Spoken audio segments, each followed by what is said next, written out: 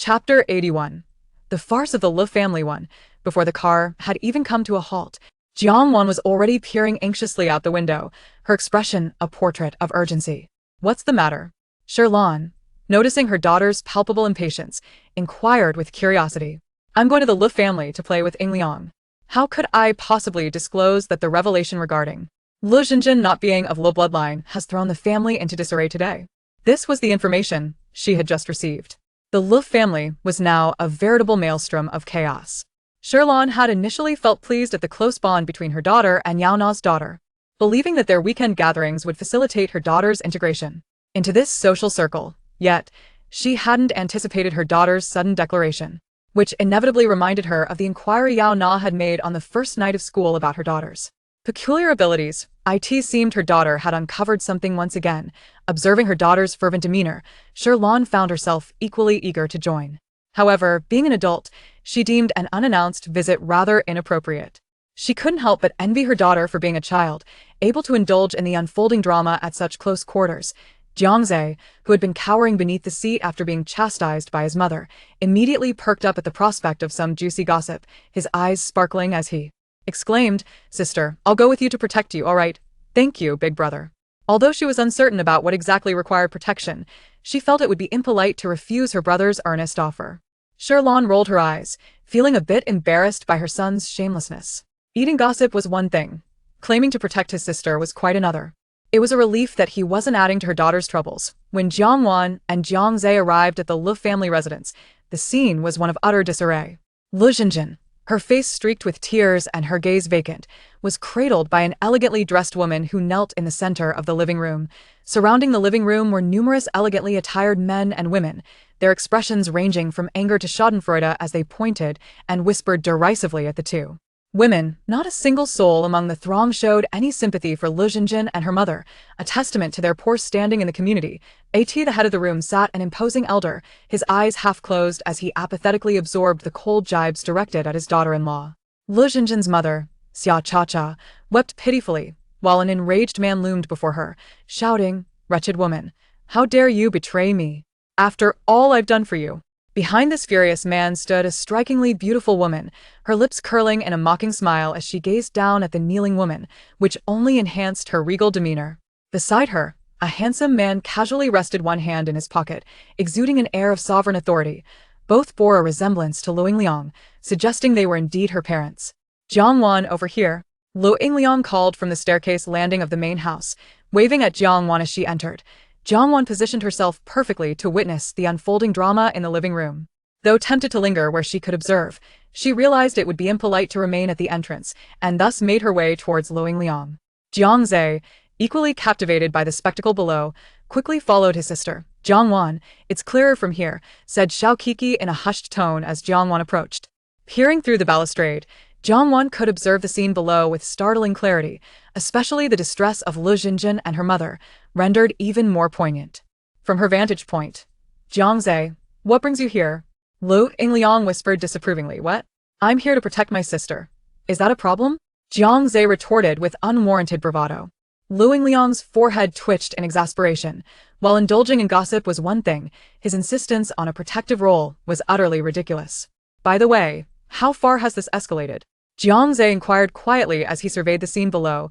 Jiang Wan's eyes sparkled with curiosity as she glanced at Xiaokiki. "It has reached the point where everyone is aware that Lu Xinjin is not of the Lu bloodline. The paternity test is right there on the table next to the elder," Xiaokiki whispered, gesturing discreetly. Jiang Wan looked over and indeed spotted several sheets of paper on the table. "You missed the earlier commotion. Uncle Lu gave Lu Xinjin's mother a thorough beating. Just look at her face." Shuning pointed out the swollen visage of Lu Xinjin's mother.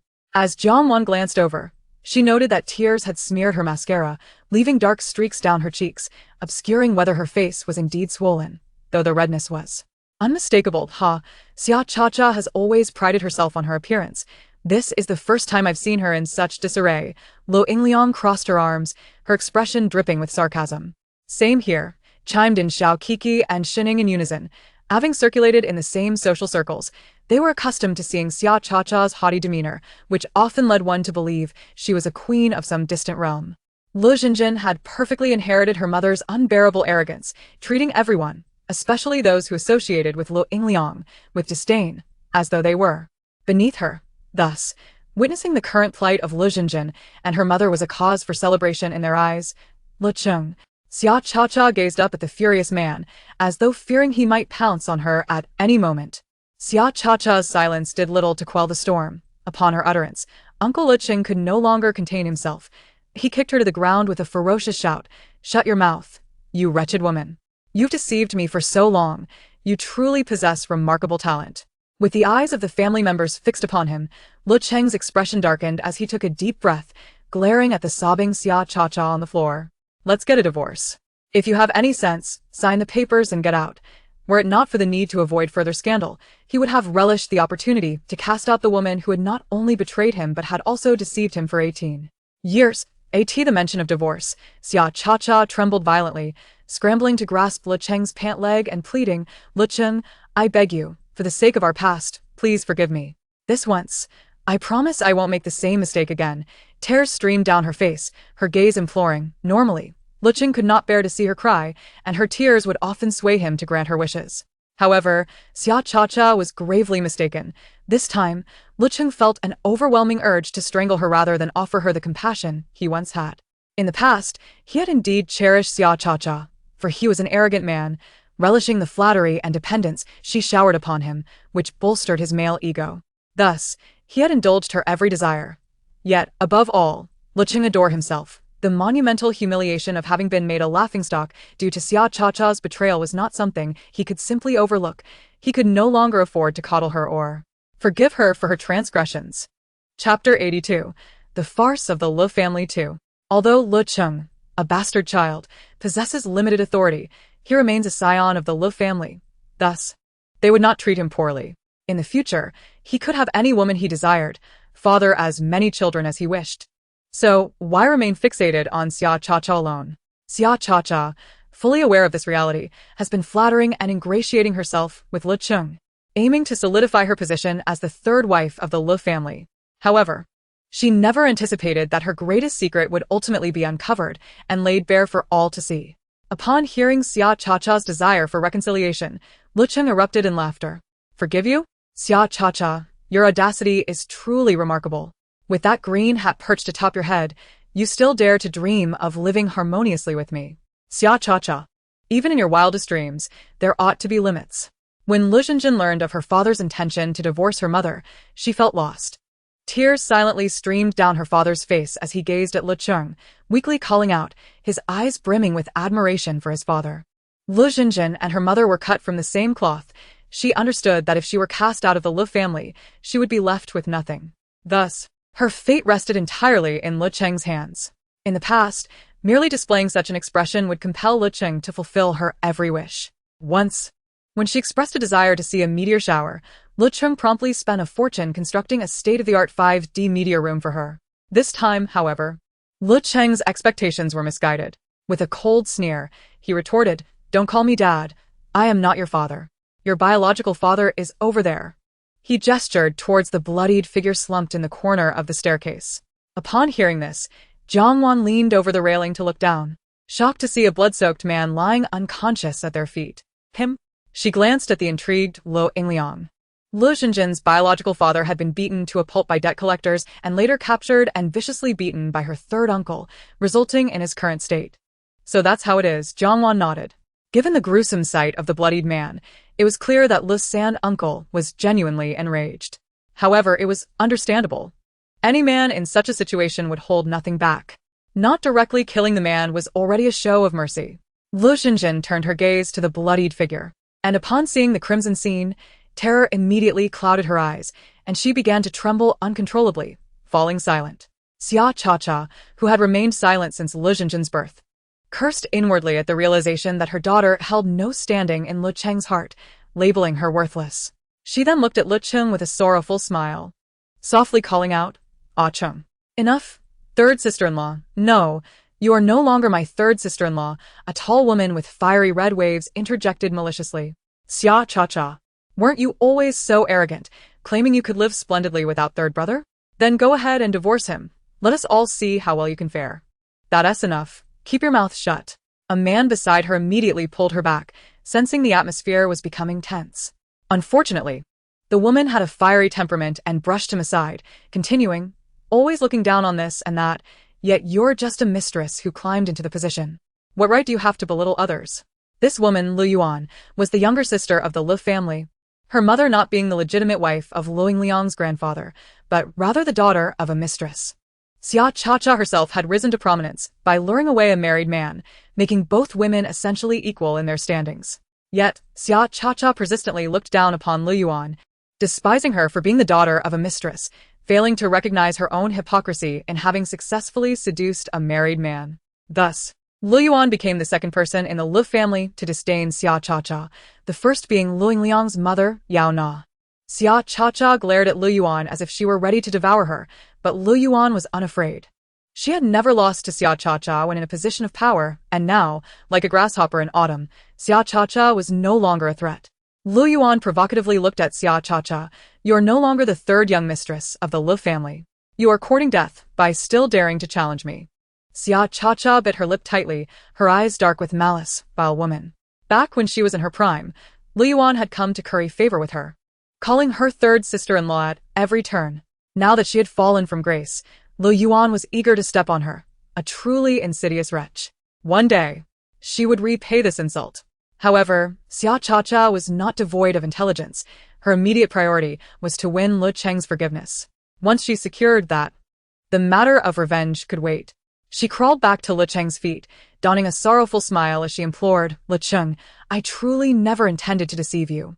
When we were together, I was not involved with any other man. It was just that one time you were preoccupied with work I attended a gathering with friends, and we drank. After that, I am unsure what transpired.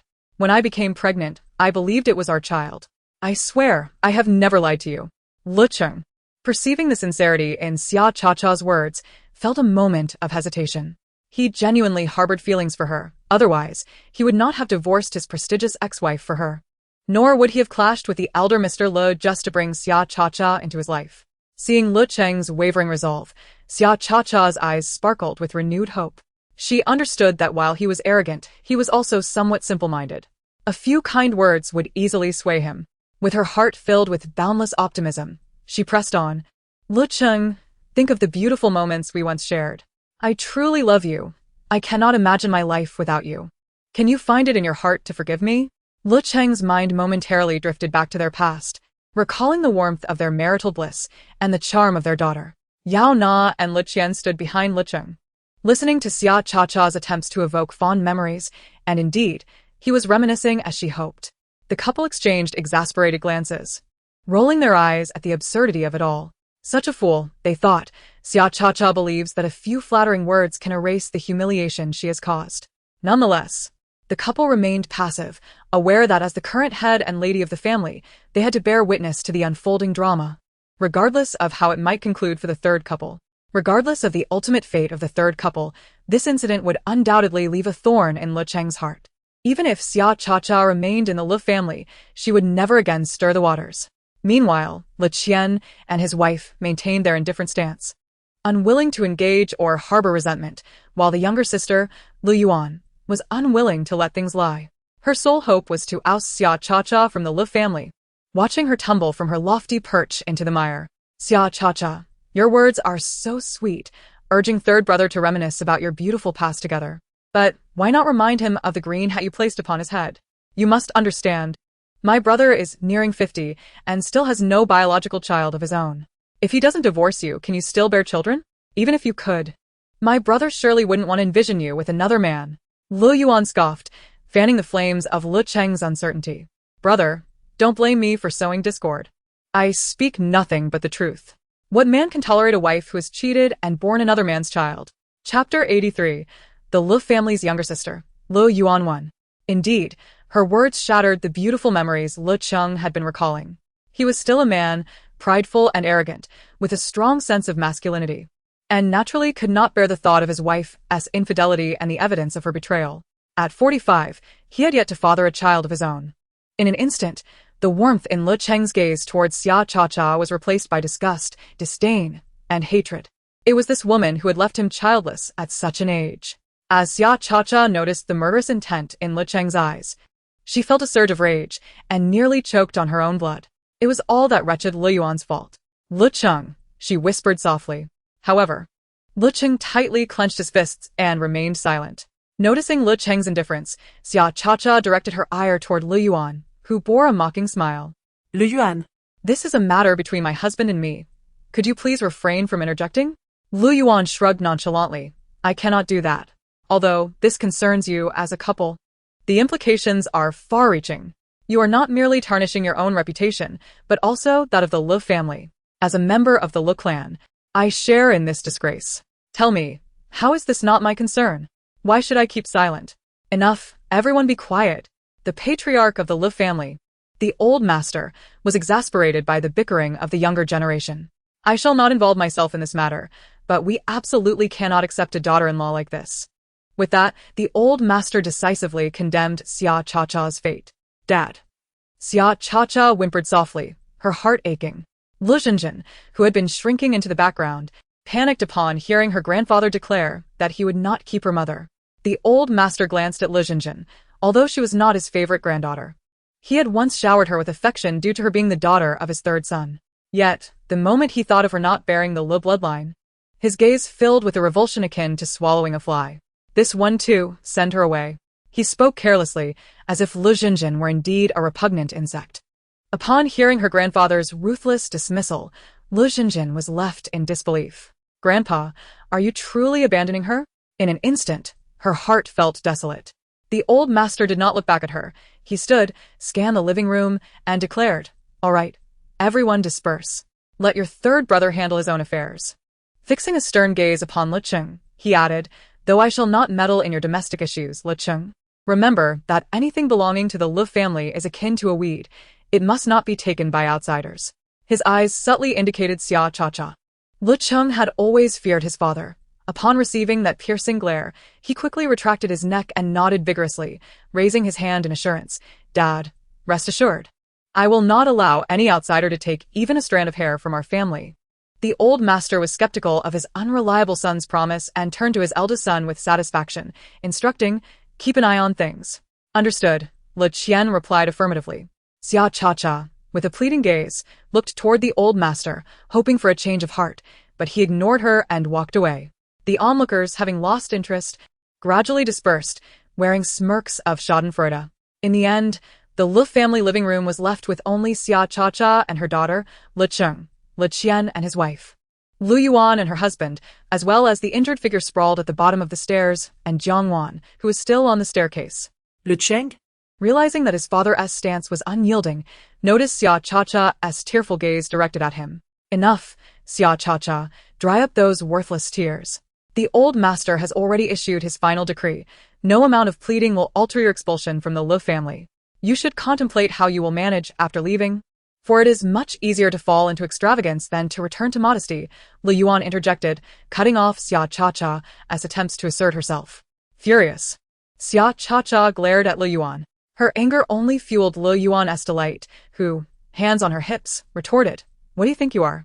Do you still believe you are the third wife of the Lu family? Daring to glare at me? If you do, I might just gouge your eyes out. She mimicked the action of gouging, emboldened by past support. However, now, stripped of her backing, Xia Cha-cha felt a shiver of fear in the face of Lu Yuan's fierce expression. Lu Yuan reveled in Xia Cha-cha's trepidation, continuing with a smug smile. You are no longer a member of the Lu family, so please recognize your place. From now on, when you see me, refer to me as Miss Lu Si. With an air of superiority, she looked down on Xia Cha-cha, relishing the fact that the once haughty woman had now plummeted from her lofty perch. All right, little sister. It's getting late. You should return and rest. Lu Qian interjected, stepping in front of Lu Yuan to shield her from Xia Cha-cha's glare. Eldest brother. Lu Yuan adopted a combative stance with everyone, but when faced with her elder brother, her demeanor instantly turned respectful. Not only was Lu Qian the current head of the Lu family, but he was also the son of her beloved aunt, a genuinely kind-hearted woman. Where other women might mistreat their husband's illegitimate daughter, her aunt had treated Lu Yuan as her own, showering her with affection. Thus, while she might confront anyone else, she would never raise her voice at her older brother, always standing unconditionally by his side. Take your sister back, Lu Qian instructed, patting the brother-in-law, Zhuang Dong, who had been standing protectively beside Lu Yuan. All right, brother, Zhuang Dong replied, wrapping his arm around his wife's waist and guiding her out of the Lu family residence. Though Lu Yuan was dissatisfied, she had no choice but to comply with her elder brother's wishes as she left, teetering on her 10-centimeter stilettos. Wow. That ant is so cool, Jiang Wan exclaimed, her eyes sparkling as she admired Lu Yuan's retreating figure. She idolized such strong and stylish women and dreamed of becoming like them one day, though her shy personality made her doubt she could ever achieve that cool, confident demeanor. Seeing her aunt praised, Lu Yingli proudly raised her chin. Of course, my little aunt is super cool. Although Lu Yuan was an illegitimate daughter, she held great respect for the Lu family due to her grandmother, and she showered her niece with love, always ensuring that whatever her little aunt possessed, she would also receive a share. This singular attention led to Lu Jinjin's envy, causing her to often speak ill of Lu Yuan behind her back. Yes, I also like Aunt Lu Yuan, smiled Coco, leaning on the railing. So, do I, chimed Shining. Chapter 84. The Lu family's little aunt, Lu Yuan. Lu Yuan embodies the spirited, decisive, and passionate woman who dares to love and hate, serving as an idol for many girls. I like her so much. She is so cool, Jiang Wan gushed, cupping her cheeks in admiration. I am truly grateful for your fondness towards me. I also adore such a lovely girl like you.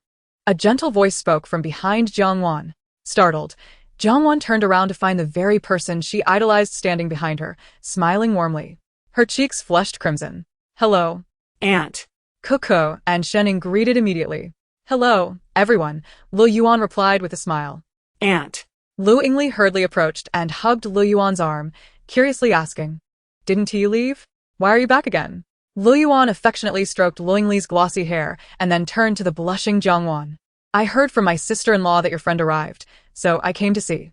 In truth, she had heard that Jiang's family had found their biological daughter at the old residence, and her curiosity had driven her to return despite her husband's objections. Little did she expect to hear someone praising her for being cool and stylish upon her arrival. Although she knew little about Jiang's biological daughter, the fact that she was brought back by Lu Yingli assured her of the girl's good character. The clear innocence reflected in Jiang Wan's eyes endeared her to Lu Yuan, and it certainly had nothing to do with the compliments about her being cool and stylish. Absolutely not. Hello, Jiang Wan stammered, her fingers fidgeting as she felt flustered. Although she had not spoken ill of anyone, being caught discussing someone behind their back made her anxious. Call me aunt just like Yingli does, Lu Yuan said affectionately. Casting a glance at Jiang Zhe, who leaned casually against the railing, Lu Yuan couldn't help but wonder internally. Are they truly fraternal twins? Their personalities differ too vastly. One was exuberant and boisterous to the point of being destructive, while the other, Jiang Wan, was quietly obedient, resembling a beautiful Barbie doll. Lu Yuan looked back and forth between Jiang Zhe's devil-may-care grin and Jiang Wan's sweet, radiant smile, feeling a pang of envy. How she longed for a pair of delightful children like them. Her hand instinctively brushed over her abdomen, a fleeting flash of disappointment crossing her eyes. Unfortunately, despite being married to her husband for 5 years, they had yet to conceive. They had consulted numerous prestigious hospitals, and both had been declared perfectly healthy, yet still, no child had come, leaving them disheartened and cursing the unfairness of fate. Others, who did not desire children, seemed to conceive effortlessly, only to terminate their pregnancies, while they, with sincere hearts wishing for a child of their own, faced incessant disappointment. How could one not resent the capriciousness of destiny? You little girl, didn't you leave? Why are you back again? Yao Na hurried over, playfully tapping Lu Yuan's forehead. Sister-in-law. Upon Yao Na's arrival, Lu Yuan promptly cast aside her beloved niece, affectionately wrapping her arms around Yao Na's, playfully calling out. Typically, the relationship between a sister-in-law and a sister-in-law would be as distant as 2 parallel rivers. And in less fortunate cases, they would be sworn enemies. Yet, the bond between Yao Na and Lu Yuan resembled that of close sisters, deeper than usual familial ties. There was a 10-year age gap between them, and it was Lu Yuan, the younger sister-in-law, who had played a pivotal role in bringing Yao Na and Li Qian together. At the age of 15, Lu Yuan was quite the nonconformist, enamored with a rebellious style, dressing in a manner that was neither human nor ghostly. She was a motorcycle enthusiast, racing around tracks even before reaching adulthood. One day, in a fateful encounter, she collided with Yao Na's sports car. Subsequently, both ended up at the police station, and since Lu Yuan was underage, her parents had to come to retrieve her. Naturally, it fell upon her older brother, Li Qian, then 26, to rescue her. Yao Na, who looked much the same as she did now, had merely grown more composed, reserved and graceful over the years. Her charm even more pronounced. It was this stunning beauty that had caused Lu Qian, accustomed to various beauties, to fall head over heels at first sight. The mischievous Lu Yuan quickly took on the role of matchmaker, and under her enthusiastic guidance, Lu Qian and Yao Na gradually came together, eventually welcoming their precious daughter, Lu Yingliang, into the world. Thus, the relationship between Yao Na and Lu Yuan transcended that of typical sisters-in-law, resembling the closeness of true sisters. Adong said you ran so fast in those high heels that he couldn't keep up, Yao Na teased, pinching Lu Yuan's youthful, collagen-rich cheeks. Haven't I told you? You mustn't wear such high heels. Have you forgotten that you're trying to conceive? She shot Lu Yuan a stern look. Lu Yuan pouted. A look of grievance on her face, but I'm not pregnant yet. And whether I wear them or not, it doesn't change the fact that I can't conceive. Why should I deny myself the allure of beautiful heels that uplift my spirit? Jiang Wan, standing nearby, nodded in agreement. Exactly. Even if one is pregnant, they shouldn't wear high heels, especially running around so swiftly that it's even more dangerous. The three little ones in the belly wouldn't be able to bear it. Jiang Wan, obediently listening, recalled Lu Yuan's situation, knowing she was in the early stages of pregnancy, and couldn't help but internally voice her concerns. As Jiang Wan's thoughts echoed aloud, a sudden silence enveloped the staircase on the second floor. Even Yao Na, who had been reprimanding her younger sister, paused in her tracks, while Lu Yuan stood frozen, bewildered. All eyes in the room, including those of the amused onlookers, Xiao Ke, Shining, and the neglected Lu Yingliang, as well as the silently observing Jiang Zhe, turned towards Jiang Wan. Jiang Wan, what did you just say? Who's pregnant? Under the scrutiny of everyone, Jiang Wan felt a wave of panic wash over her. Brother, help. Why is everyone staring at me? Did I say something wrong? Though she maintained a facade of calm, her heart raced with confusion. Jiang Zhe, suddenly alert, cleared his throat, his gaze warning the others to avert their attention from his younger sister. Once he saw that Lu Yingliang and the others had shifted their gaze, he continued, Sister, this is Mom's close friend, Aunt Yao Na, the mother of Lu Yingliang. Yao Na looked upon Jiang Wan with affectionate admiration, exclaiming, This is Jiang Wan. Isn't she lovely?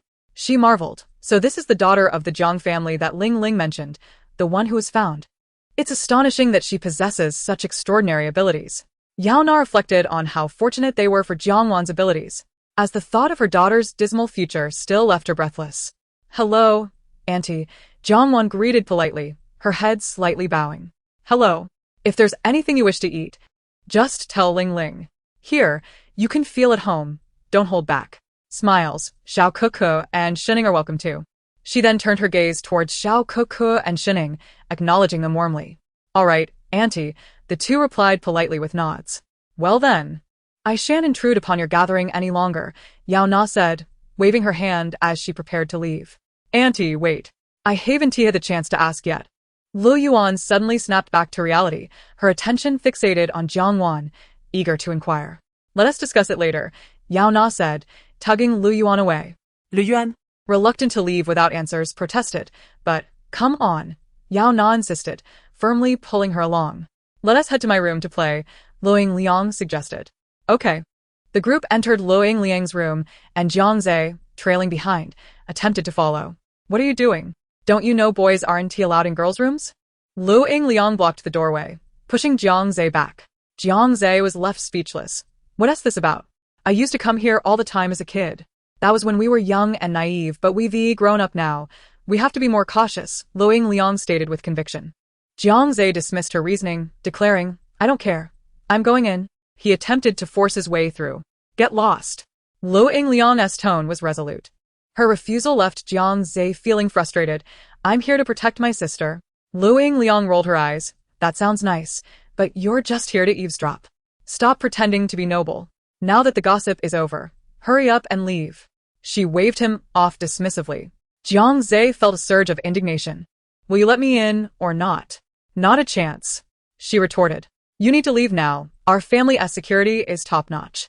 Jiang Wan will be perfectly safe here, and I'll personally ensure she gets home tonight, all right?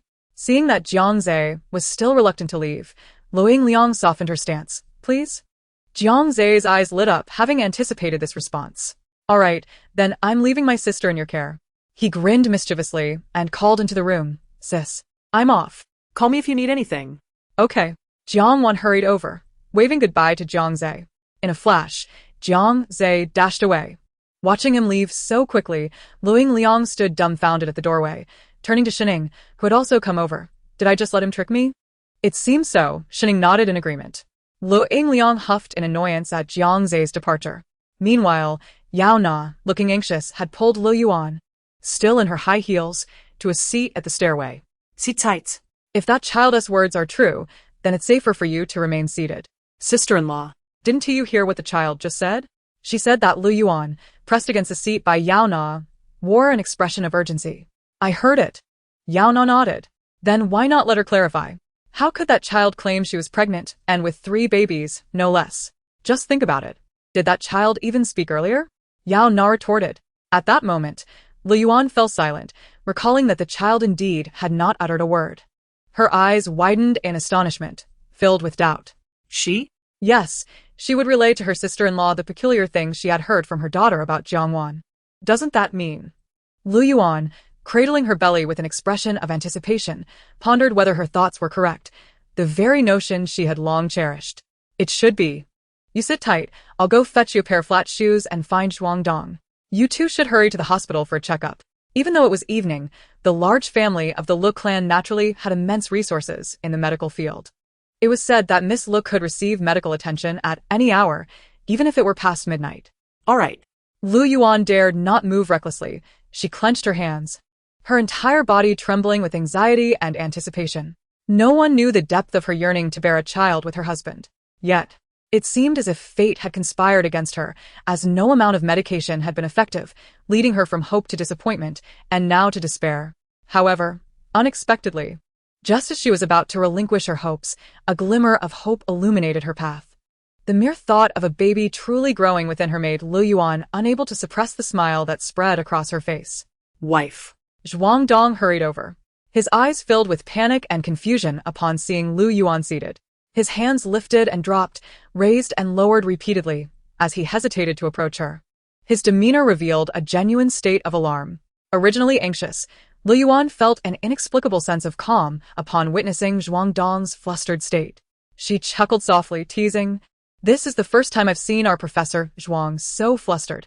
Zhuang Dong was a professor, renowned in the university's mathematics department, having received numerous prestigious awards. Far from the mediocre professors often reported online.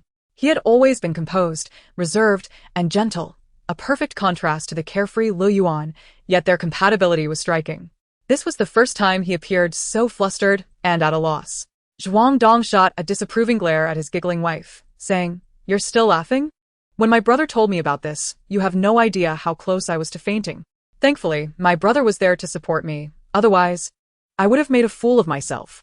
Lu Yuan, bubbling with happiness like a little girl, often gazed at her beloved husband, wondering if heaven had seen her with such a loving partner and thus decided to take back her baby. Yet she thought, as long as her husband was by her side, the absence of a child was inconsequential, though it pained her to see her kind-hearted in-laws. They were so eager for grandchildren, their eyes filled with envy whenever they saw other families' children, yet they never pressured her. Instead, they comforted her, saying it was perfectly fine not to have children. After all, there's a saying that one can enjoy life without descendants. This left Lu Yuan feeling deeply guilty. "The hospital has been contacted. You can go now for the most comprehensive examination." Yao Na approached with her phone. "Lu Yuan, can you walk by yourself? Or should I find someone to assist you?" She extended the flat shoes to Lu Yuan. Just as Lu Yuan reached out to take them, Zhuang Dong swiftly grabbed the shoes, kneeling to help his beloved wife put them on. Every movement was executed with utmost care, as if she were a priceless porcelain piece, cherished and protected. Yao Na raised an eyebrow at Lu Yuan, who radiated happiness, her smile beaming brighter than ever. How she adored her husband. She gazed dreamily at Zhuang Dong's handsome face. Yao Na couldn't help but feel a pang of envy. Was she really so free to flaunt her affection in the absence of her own husband? "Can you walk? May I assist you?" After helping his wife into her shoes, Zhuang Dong asked, concern etched on his face. "I'm fine. I can walk," Lu Yuan replied, playfully stamping her foot. Chapter 86. Lu Jinjin and her mother finally went offline. Zhuang Dong was taken aback. "No stomping. Take it slow." He carefully supported Lu Yuan into the elevator, gently guiding her out of the Lu family mansion, and only when they were seated in the car did he release a long sigh of relief. This had been the longest journey he had ever undertaken, leaving his back drenched with sweat. Lu Yuan, seated beside him, tenderly grasped her husband's arm, and Zhuang Dong immediately held her hand tightly, their eyes brimming with endless affection. They had known each other for 16 years, dated for 10, and been married for 6. They had devoted more than half their lives to one another, yet they continued to love each other deeply, and in the future, that love would persist. Meanwhile, Jiang Wan was enjoying a delightful evening with the other 3 in Lu Yingliang's room, laughing and chatting merrily. Once the fruits were finished, Lu Yingliang went out to fetch another platter. "What's the matter? Found some money? Why are you so happy?" Shen Ying inquired, noticing Lu Yingliang's smile stretching almost to her ears. "What good news has you grinning like that?" Xiao Kiki, reclining on the bed with her legs bent and swinging her delicate feet, asked. "Hee, good news. I overheard my parents discussing the destination for that mother-daughter pair." Lu Yingliang beamed. "Wonderful. The annoying people will no longer appear before us. It feels like the air at home has become fresher." "Wow. What's the outcome?" Upon hearing it was about Lu Jinjin, Xiao Kiki immediately perked up, sitting up with expectation. "My parents said they would send them abroad, leaving them to fend for themselves." My third uncle disagreed. He has many acquaintances abroad, and if they were seen by friends, it would be embarrassing. He wants to send them to a remote area where no one knows them. No matter which option. It was fine as long as Lu Jinjin never appeared before her again. "I agree with your third uncle. We will be traveling abroad in the future." What a downer it would be to run into Lu Jinjin. Shening immediately chimed in. I second that." Xiao Kiki raised her hand in agreement. Jiang Wan simply smiled faintly, bearing no significant animosity towards Lu Jinjin, having hardly met her. When Lu Yingliang heard Xiao Kiki and Shening's remarks, she pondered and nodded. A remote area sounds good. After having dinner at the Lu family, Jiang Wan returned to the Jiang household, arriving home close to 8 p.m. At that moment, Jiang Zhe had already returned and was being grilled by Shirlan about the happenings at the Lu family. Faced with the queen of the household, Jiang Zhe promptly shared everything he knew about the gossip in great detail. Shirlan was delighted with the juicy tidbits, while Jiang Zhe spoke until his throat was dry. Once the useless younger son had served his purpose, Shirlan mercifully released him to rest. Jiang Zhe trudged back to his room, his head hanging low, feeling utterly defeated. Seeing him, Shirlan shook her head in disappointment. He truly was of no use. However, once he entered his room and shut the door, Jiang Zhe let out a heavy sigh, instantly revitalizing himself. He leaped onto his bed and began calling his friends. "Hurry up, let us game." Meanwhile, upon returning home, Jiang Wan was immediately lavished with a different kind of attention. Shirlan constantly fussed over her, and once she confirmed her daughter was well, she promptly sent her off to rest, treating her with a warmth entirely unlike her demeanor towards Jiang Zhe.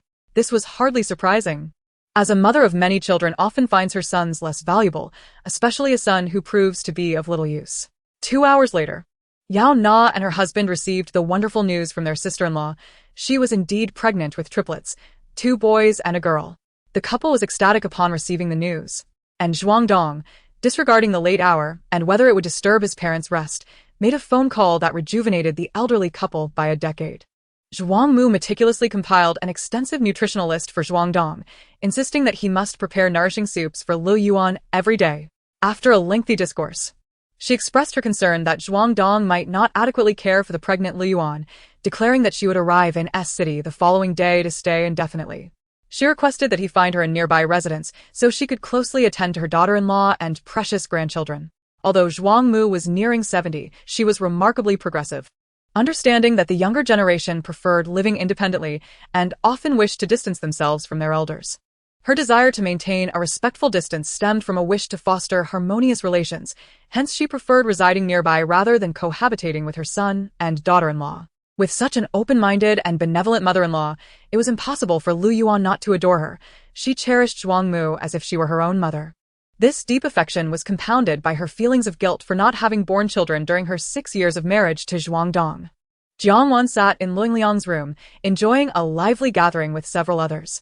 Initially intending to leave soon since the tumultuous events at the Lu family home had concluded, she found little reason to linger further. "I'm not leaving. This is my home. What reason do I have to depart?" Iam le Zenzin. A child of the Lu family, their daughter. "Dad, Dad, it's me, Zhenjin. Do you truly not want me anymore? Grandpa, you have always favored me. Please. Save me. Jiang Wan was perusing Luing Liang's belongings when she was suddenly jolted by the heart-wrenching cries of Lu Zhenjin. Exchanging glances with her companions, Shui Kiki remarked, "That's definitely Lu Zhenjin's voice." Their eyes brightened, and they rushed to the balcony. Luing Liang's room featured a modest outdoor balcony that provided a clear view of the Lu family's ancestral estate. Standing at the railing, Jiang Wan and her friends observed as servants relentlessly dragged the tearful Lu Zhenjin away. How amusing, Shui Kiki scoffed. The situation is already resolved, yet she remains undeterred. Just as Lu Zhenjin claimed, Grandpa has always favored her. Perhaps if she calls out to him enough, he will relent and take her back, Luing Liang mocked. I believe she simply cannot bear to part with the family wealth. After all, once expelled from the Lu family, her days of lavish spending would come to an end. Shui Kiki added, snatching a few sunflower seeds from Shunning's hand, munching as she spoke. Meanwhile, Jiang Wan silently observed as Lu Zhenjin was unceremoniously discarded like refuse. Her heart stirred with melancholy. She recalled the proud young woman who had once resembled a graceful swan, now utterly transformed.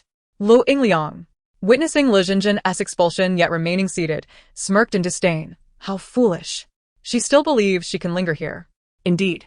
Lu Zhenjin sat at the entrance for barely 2 minutes before security arrived to escort her away. Unbeknownst to her, something she said angered the security guard, resulting in a swift slap before being forcibly removed from the premises, cast far from the Lu family home. Ah, what a relief. The insufferable Lu Zhenjin is finally gone, Shui Kiki exclaimed, stretching in delight after finishing her sunflower seeds. I'm quite pleased as well, Shunning nodded. Likewise, Luing Liang chimed in. Jiang Wan smiled. How wonderful. Ing Liang's life-threatening concerns have truly been alleviated.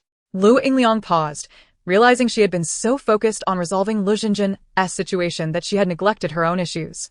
In contrast, Jiang Wan's initial thoughts were of her safety, which touched Luing Liang and deepened her admiration for Jiang Wan. Chapter 87. Jiang Family's Young Uncle. Jiang Zhao.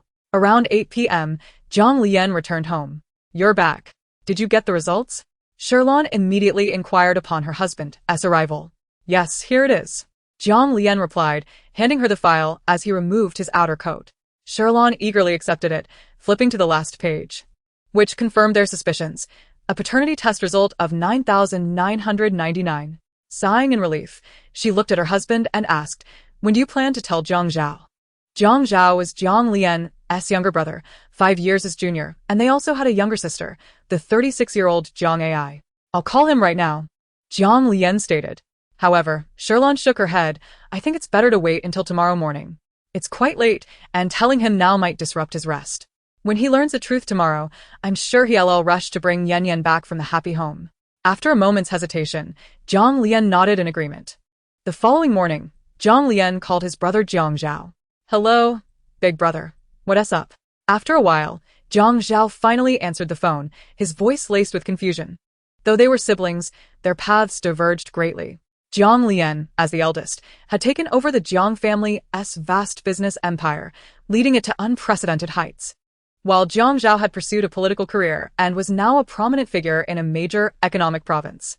Despite his busy schedule, he could not ignore his brother's call, not only because of their familial bond but also due to Jiang Lian being his steadfast support. Little brother, I hope you're prepared for what I'm about to reveal, Jiang Lian said, his tone grave. Prepared? Brother, what do you mean?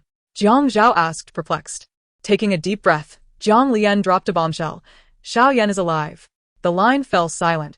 And if Jiang Lian hadn't seen the time still ticking on his phone, he might have thought his brother had hung up. A cacophony of crashing sounds echoed from the other end. What are you talking about? You clearly saw the child's clothes. Jiang Zhao's voice trembled with emotion. Yes, we all saw the clothes, but who actually found the child's body? Everyone claimed he was swept away by the sea, yet no body was ever recovered, right? Jiang Zhao fell silent, and Jiang Lian pressed on. That child is the spitting image of you. If it's not Xiao Yan, then who is it? Your illegitimate child? Jiang Zhao exploded with rage, shouting, You're talking nonsense. I would never betray Nana. I only plan to marry her and have children. Yun Na was Jiang Zhao's wife, the object of his affection since high school, and his devotion had remained steadfast for over 20 years. Despite the allure of the outside world, he maintained his pure heart, knowing a beloved wife awaited his return. So, you don't think there is something off about this situation? Jiang Zhao fell silent again, and after a long pause, he finally asked, "Brother, is the child well?" "He seems quite well, in fact. To my eyes, he appears exceptional. However, he is truly just like you, not just in appearance but in temperament. He has that same stubbornness you had as a child." Jiang Lian chuckled. Jiang Zhao had always been a headstrong child, wanting to play with others yet stubbornly refusing to admit it, which had amused Jiang Lian to no end, often teasing him until their grandmother chased him away. Stop. "You're making me angry," Jiang Zhao retorted. "Fine, I won't say anything more. It's not like I'm allowed to speak the truth," Jiang Lian scoffed. "What about him?" Jiang Zhao hesitated for quite some time before finally inquiring. "It is quite delightful. That orphanage is where our precious Bower once resided, a place that fondly recounted the myriad joys of a happy home. Therefore, upon my return yesterday, I promptly sought a paternity test. Now, I find myself pondering, when will you return to S City to bring Yan Yan back? This is what weighs most heavily on his heart. Although the happy home is an admirable orphanage, it remains a sanctuary for children devoid of parental affection. It is utterly pitiful for Yan Yan to continue residing there. As the head of a major economic province, Jiang Zhao has visited numerous orphanages and is well aware of their circumstances. The mere thought of his son enduring such hardship, lacking parental love and having to fend for himself, causes his heart to twist in agony. Yet he is compelled to make a resolute decision. "Elder brother, I have resolved not to bring Yan Yan back for the time being." Jiang Lian was taken aback by his brother's choice and inquired with astonishment, "Why?" Initially, Yan Yan's misfortune stemmed from his own oversight, but now the perpetrator remains elusive. He fears that 3 years have elapsed since his son's endangerment, yet he has yet to uncover the mastermind behind it all. It feels as though an intricate web is being cast around him, and a single misstep could lead to his utter ruin. His younger son has already suffered once due to his negligence. He cannot permit such a calamity to befall him again. A cold glint flickered in Jiang Zhao's eyes. The enemy's actions matter little to him, but his family is his inviolable boundary. Jiang Lian understood that, despite his brother's seemingly illustrious life, danger lurked in every corner. He, too, wished to prevent any further misfortune from befalling the nephew he had only just managed to reclaim, and thus he nodded in agreement. "Very well. If you choose not to bring him back, I will respect your decision. However, in due course, I shall find a suitable pretext to bring him back to the Jiang household for care, for he is, after all, the young master of our family who deserves to be nurtured in luxury." "Thank you, elder brother," Jiang Zhao expressed gratefully. "Enough of this. We are brothers, after all. However, you must consider how to broach this matter with Nana. After Yan Yan's incident, she was the one who found it hardest to accept. Yunna, Like Shirlan before her, struggled to come to terms with the loss of a child.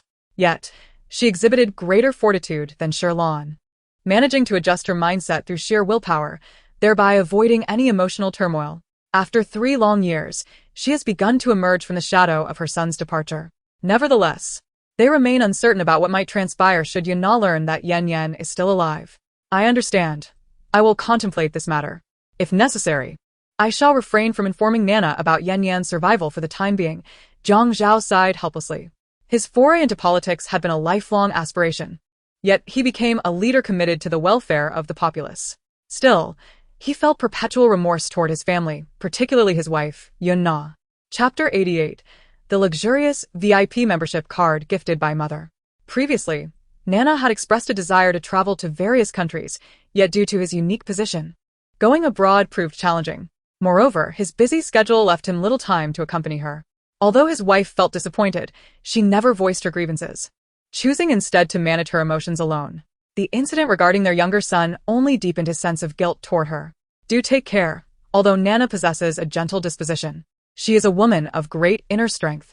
If she discovers that you have concealed Yan Yan's existence from her, you shall face her wrath." Jiang Lian warned his brother to tread carefully. Jiang Zhao offered a wry smile. "Yes, I am aware." He understood his wife's character better than anyone, and thus wished to keep the truth of their younger son's survival from her for as long as possible. He feared that if the enemy were to redirect their gaze toward his wife and child once more, it would drive him to madness. "Very well then. I shall end the call." With that, Jiang Lian hung up, realizing that having notified his brother, there was little more to discuss between the two men. Seizing the opportunity to remain at home today instead of heading to the office, he resolved to seek warmth and affection from his wife. Ever since their daughter returned, his standing in her eyes had plummeted. He needed to take advantage of her absence today to reaffirm his presence in his wife's heart. Otherwise, he might soon find himself in the same predicament as Jiang Zhe. Early in the morning, Jiang Wan excitedly adorned herself with stunning attire, bedecked in designer labels and exquisite jewelry, for they were headed to the premier shopping destination in S City. Shirlon gazed at her beautifully dressed daughter with a beaming smile. "Oh, my bower is absolutely breathtaking," Shirlon exclaimed, taking Jiang Wan's hand with eyes full of affection. "It is no wonder she is my daughter." "Mother," Jiang Wan playfully chided, feeling a touch embarrassed. "Is it not a bit too direct to praise me so?" "My bower is indeed stunning. I never speak falsehoods," Shirlon insisted, holding her daughter's hand tightly. As Jiang Lian descended the stairs, he was met with the sight of the affectionate mother-daughter duo, both radiating joy.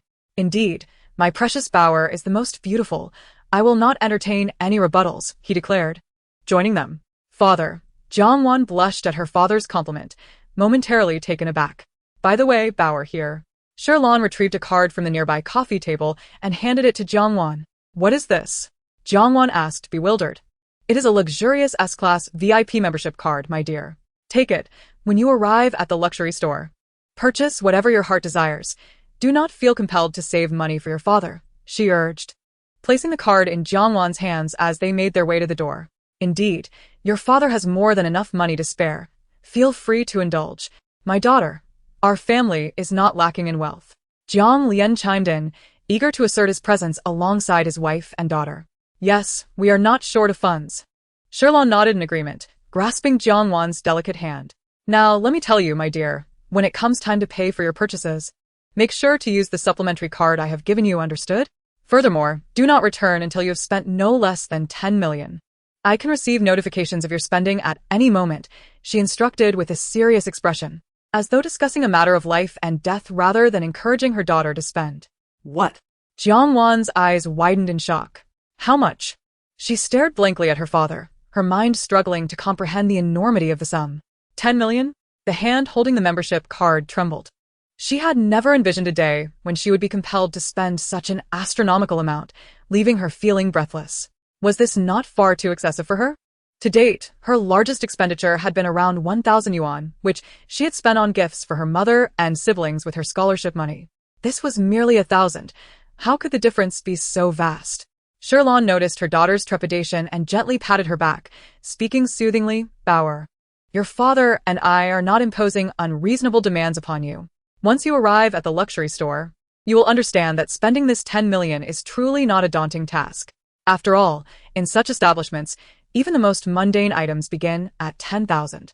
If it were not for the concern of frightening her daughter, Shirlon would have aimed for even higher spending targets. Observing her daughter in a daze, she couldn't help but feel a wave of frustration toward Jiang Zhe, who was still fast asleep upstairs. If that 10 million were to be entrusted to Jiang Zhe, he could squander it in mere minutes. "Very well, we shall take it one step at a time. For now, let her acclimate to the concept of 10 million. And subsequently, she will not bat an eye at even greater sums." Lost in thought, Jiang Wan was escorted into the car by Shirlon, who planted a kiss on her forehead. "Have fun, my dear." She waved goodbye as Jiang Wan, feeling stiff and awkward, returned the gesture. With her other hand gripping her purse tightly, she felt a whirlwind of confusion within her. "Oh my goodness, my parents' spending habits terrify me." Sitting in the car, Jiang Wan repeatedly called out in her mind. While maintaining a composed exterior, her heart raced with conflicting emotions. Those are your own parents. You must simply endure it. Moreover, this has always been your family's usual spending philosophy. It will take some getting used to. "All right then. I will strive to adapt," she resolved, clenching her fist and rallying herself with newfound determination. Shirlon, upon hearing her daughter's innermost thoughts, smiled gently.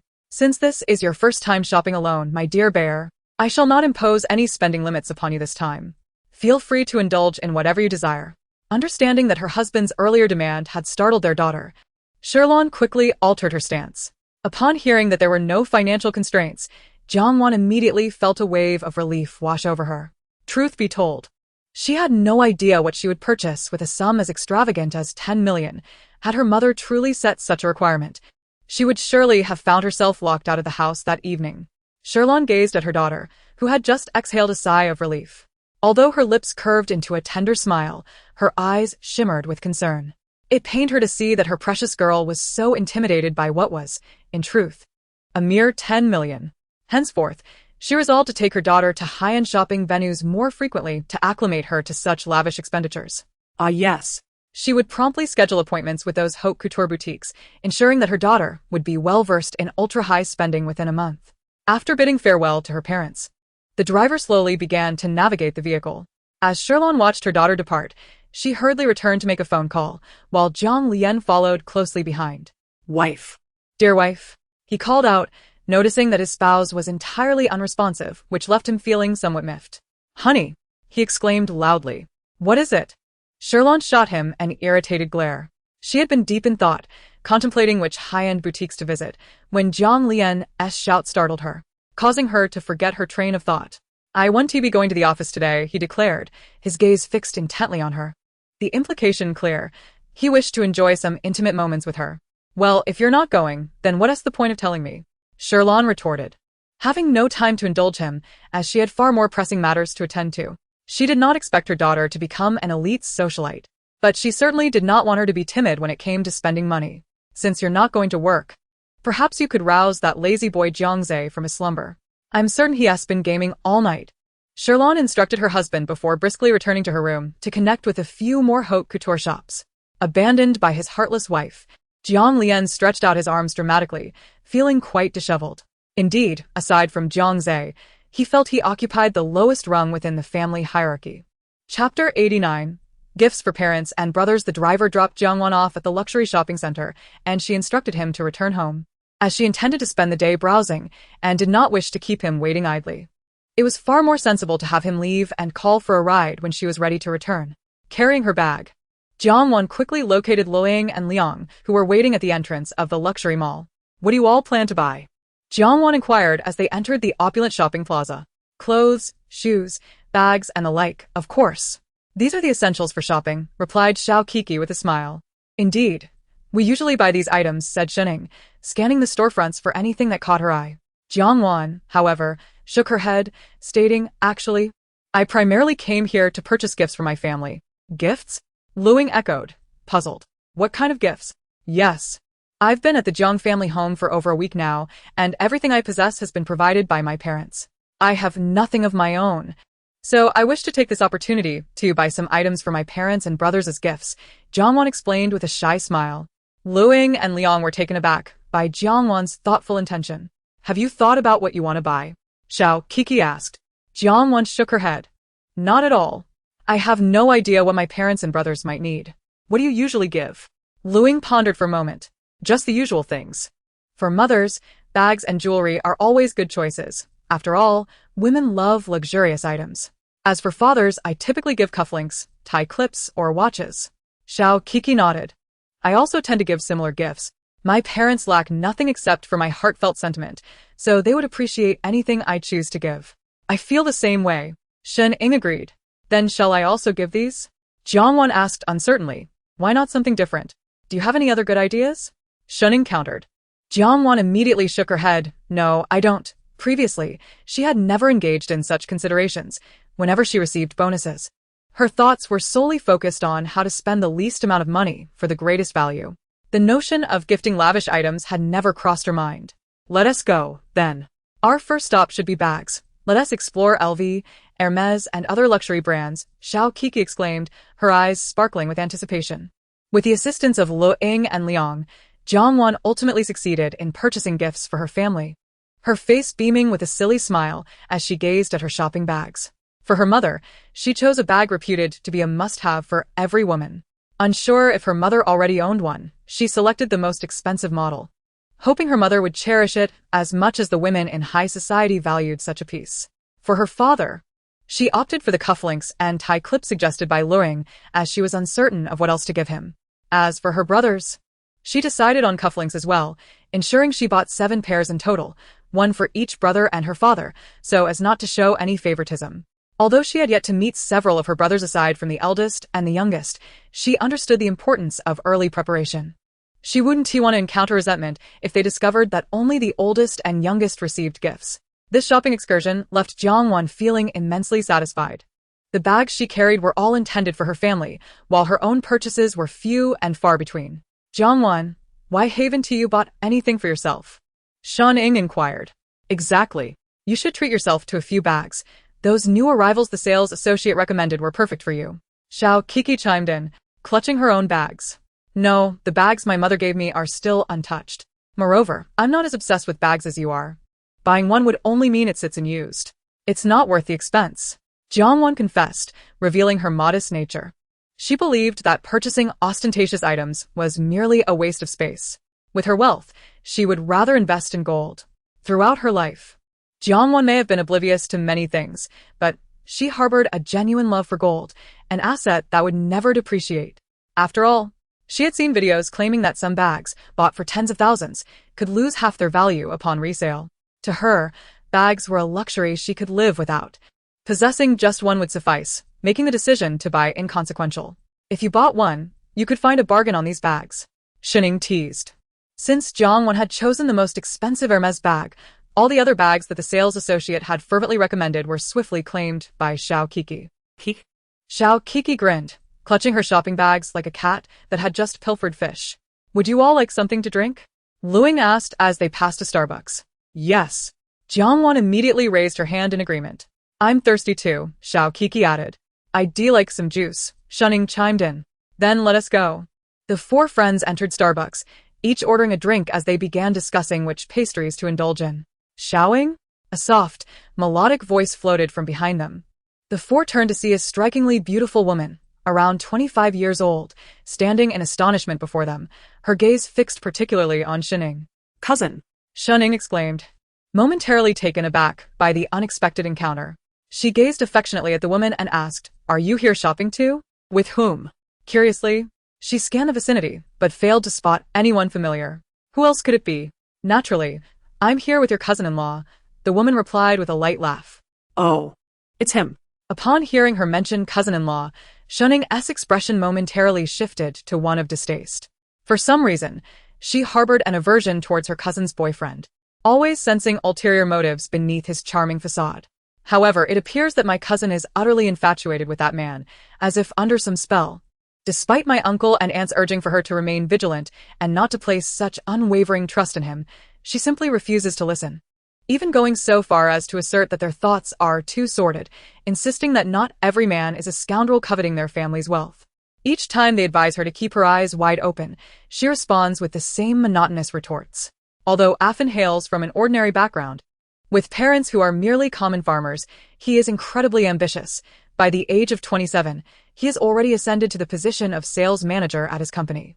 Despite the company's modest monthly earnings of 100,000, he has managed to secure a loan for a modest home. Moreover, he is exceptionally filial, sending most of his earnings home to his parents and using the remainder to pay off the mortgage, while saving a small portion for unforeseen circumstances and generously showering her with various gifts and surprises. Whenever anyone expresses doubts about Shunning's cousin, Jiang Xingyu, she employs her well-rehearsed rebuttals.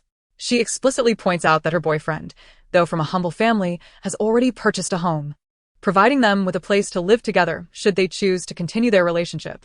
Typically, parents prioritize a man's possession of property, and he meets that criterion. Next is his occupation. As a sales manager, he is not a novice nor a low-end laborer, which indicates his capabilities. Lastly, his economic foundation is solid, with a monthly income of 100,000. While this may seem modest to those from affluent backgrounds, it is a testament to his hard work and determination, proving his exceptional character. Furthermore, there is foresight. In today's society, relying on others is often fraught with peril, especially when financial matters arise, turning even the best of friends into adversaries.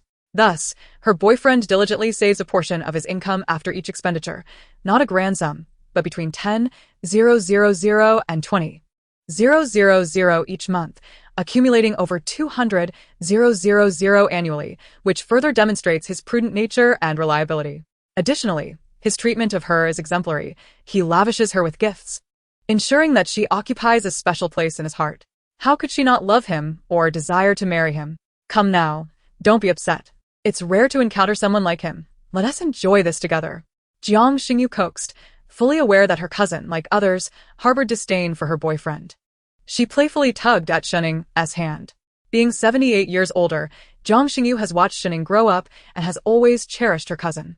During Shen Ying's most playful years, Jiang Xingyu chose to reside with her family, insisting that unless her cousin returned home with her, she would consider her cousin's home her own. Reluctantly, her parents had to leave their daughter in the care of the younger sister-in-law, as they could not bear to separate their 2-year-old child from her parents. Thus, throughout their lives, Shenning and Jiang Xingyu have shared an unbreakable bond. Despite the age gap, Jiang Xingyu constantly thought of Shenning whenever she came across something delightful, save for advising her to find a new boyfriend. While Shenning initially hesitated to sit with her cousin, she would have preferred to be close to her, were it not for the presence of the man who irked her so profoundly. However, before she could voice her refusal, she noticed Jiang Wan gazing intently at her cousin, as if her cousin's face had sprouted flowers. With a slight roll of her eyes, she relented. All right, let us sit together, signaling to Lu Yingliang and Xiao Kiki. The two exchanged knowing glances, realizing that Shen Ying likely sought to glean insights about her cousin's sentiments from Jiang Wan. If there were any juicy tidbits about her cousin's boyfriend, Jiang Wan would surely spill them. Upon hearing her cousin's willingness to sit together, Jiang Xingyu was pleasantly surprised, having expected another rejection. Her heart brimmed with joy as she eagerly led Shenning to find a seat. Sister, we're both girls. Let us sit together.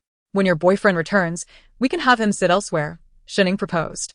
Although she agreed to sit with her cousin, it did not imply that she was willing to share a table with that man. Until she was convinced of his character, she would adhere to her instincts, resolutely resisting any proximity from him. All right, Jiang Xingyu nodded, somewhat helplessly. Ever since her cousin began dating that man, he had monopolized her attention, and now, seeing her cousin extend such courtesy, Jiang Xingyu was elated, ready to acquiesce to any of her cousin's demands. Afin, being kind-hearted, would surely support her decisions, especially since he had encouraged her to maintain close ties with her cousin to preserve their familial bond. Jiang Wan and the others quietly nibbled on their food. And then Shenning, with a twinkle in her eye, inquired, Sister, where has your boyfriend gone? It's been quite a while since we last saw him. Isn't he usually quite attached to you? I'm not sure. Afin received a phone call and hurried off, only mentioning that he had something to attend to and would be back shortly. Jiang Xingyu replied, equally puzzled about what could warrant such urgency. Sister, what did you and your boyfriend buy while shopping? Shen Ying asked curiously, eager to uncover any revealing secrets about her cousin's relationship. Jiang Xingyu, having her attention diverted, beamed as she responded. Well, it's Sunday, and since Afin had the day off, he took me shopping. Look. She extended her hand for Shenning to see. Her fingers were long and fair, clearly well cared for, suitable for modeling, adorned with pink stones that sparkled, exuding an aura of luxury. What a lovely ring, Shenning remarked, somewhat oblivious.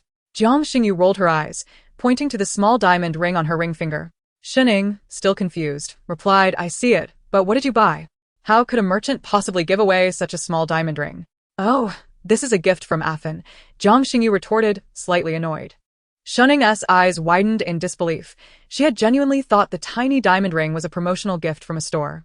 To her astonishment, it was indeed a present from her cousin's boyfriend, a minuscule diamond ring that could only be seen with a magnifying glass. Did he buy you anything else? Surely. It can't just be this tiny ring. That seems rather stingy, she mused. Their uncle is a billionaire, and as the only daughter, Jiang Xingyu had been spoiled since childhood. Surrounded by countless luxury bags and jewelry worth thousands, yet she had never shown such affection for any piece before.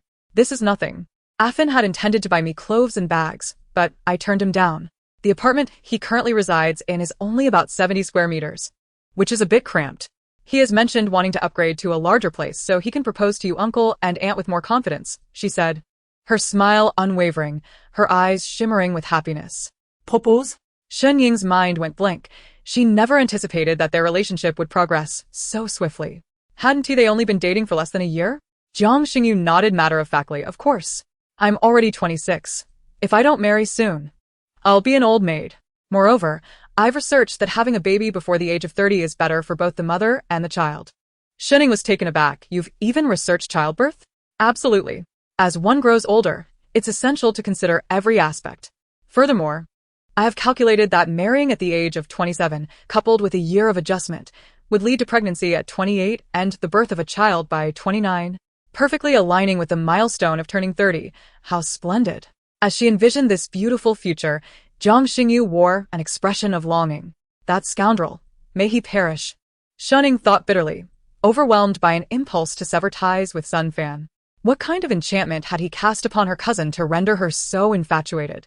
She yearned to pry open her cousin's mind to see if it were filled with straw, marveling at how naive and sweet she appeared. Shunning was so exasperated that she didn't even wish to converse with her cousin, biting into her cake in frustration, her gaze inadvertently locking onto Jiang Wan, who was staring intently at her cousin. Chapter 91. Jiang Wan exposes Xunying's cousin Sea King boyfriend, who may bring her to ruin. Xunying narrowed her eyes, a knowing smile curling her lips. Jiang Wan, allow me to introduce my cousin, Jiang Xingyu. She is in the same class as your third brother, Xunying declared, emphasizing her cousin's name. As for Luo Yingliang and Xiao Kiki, having grown up together, they were already familiar with Jiang Xingyu and required no introduction.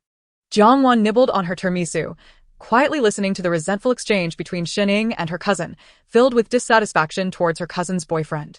Piquing her curiosity about the nature of this man who inspired such animosity in Xunying, thus she gazed intently at Jiang Xingyu. To her surprise, Xunying had introduced her cousin to her. Immediately swallowing the cake in her mouth, Jiang Wan flashed a bright smile at Jiang Xingyu, greeting her with, "Hello, Sister Jiang." "Hello, hello," Jiang Xingyu replied, momentarily dazzled by Jiang Wan's exquisite beauty, truly a lovely child. Yet, there was something familiar about the girl's visage. Ah. Littling mentioned that you are in the same class as my third brother, Jiang Xingyu inquired curiously. Xunying, eager to learn more about Guifan, interrupted her cousin. Cheerfully addressing Jiang Wan, "Jiang Wan, let me tell you, my sister's boyfriend is named Guifan, and she absolutely adores him. We often wonder what kind of spell he has cast on her to make her so enamored. It's truly unbelievable." She shook her head, clicking her tongue in disbelief. Indeed. Jiang Wan nodded silently, glancing at Jiang Xingyu, who appeared somewhat surprised, unable to fathom why she was astonished. Jiang Xingyu, bewildered, questioned why her cousin would share details about her boyfriend with friends. However, before she could ponder further, a voice interjected, "He is quite a good boyfriend. When she is unhappy, he knows how to cheer her up, gifts her with presents when he receives his salary, and remembers all their anniversaries, preparing thoughtful gifts for each one." Jiang Wan nodded in agreement. Jiang Xingyu paused, momentarily taken aback, but did not dwell on it, instead feeling touched by all her boyfriend had done for her. Meanwhile, Xunying glared furiously at the glass cabinet behind Jiang Wan. She dared not direct her ire towards Jiang Wan, fearing an uncomfortable confrontation. Xunying was genuinely angry. Why was Jiang Wan defending that despicable man? "Yes, my boyfriend is truly wonderful. He remembers all my preferences and all our anniversaries, and he thoughtfully buys me things I casually mention. He is absolutely fantastic," Jiang Xingyu gushed, her face alight with infatuation. Xunying could no longer endure the praise.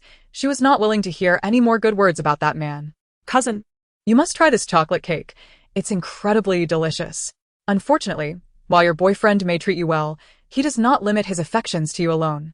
He is equally attentive to Huahua, Duo, and Ruru, remembering all their anniversaries and gifting them with things they casually mention as well.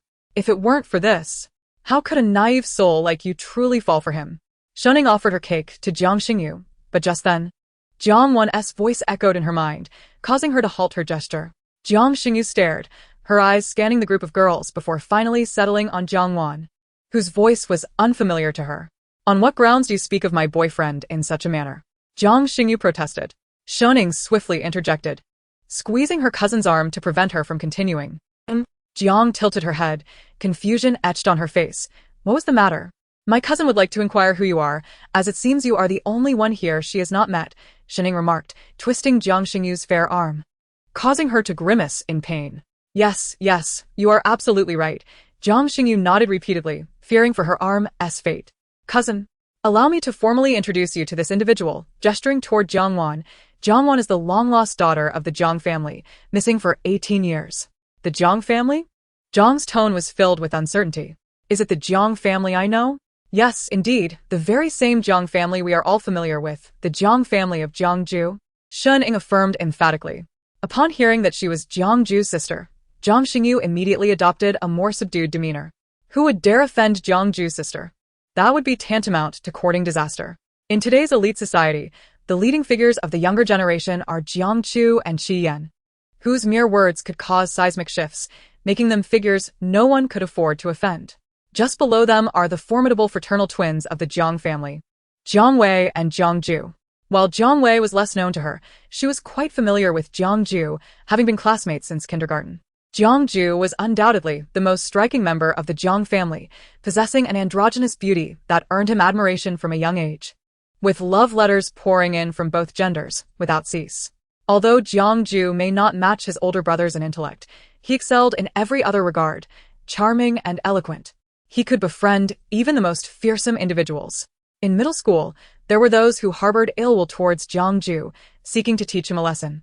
That incident became widely known, as a group of men clad in black, wearing sunglasses, appeared, an unmistakable sign of trouble.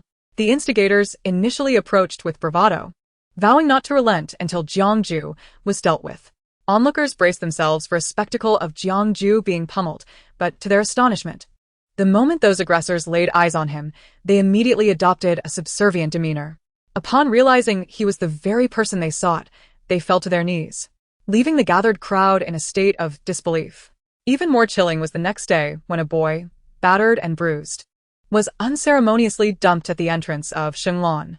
Reports indicated that this boy had been the one seeking to confront Jiang Ju.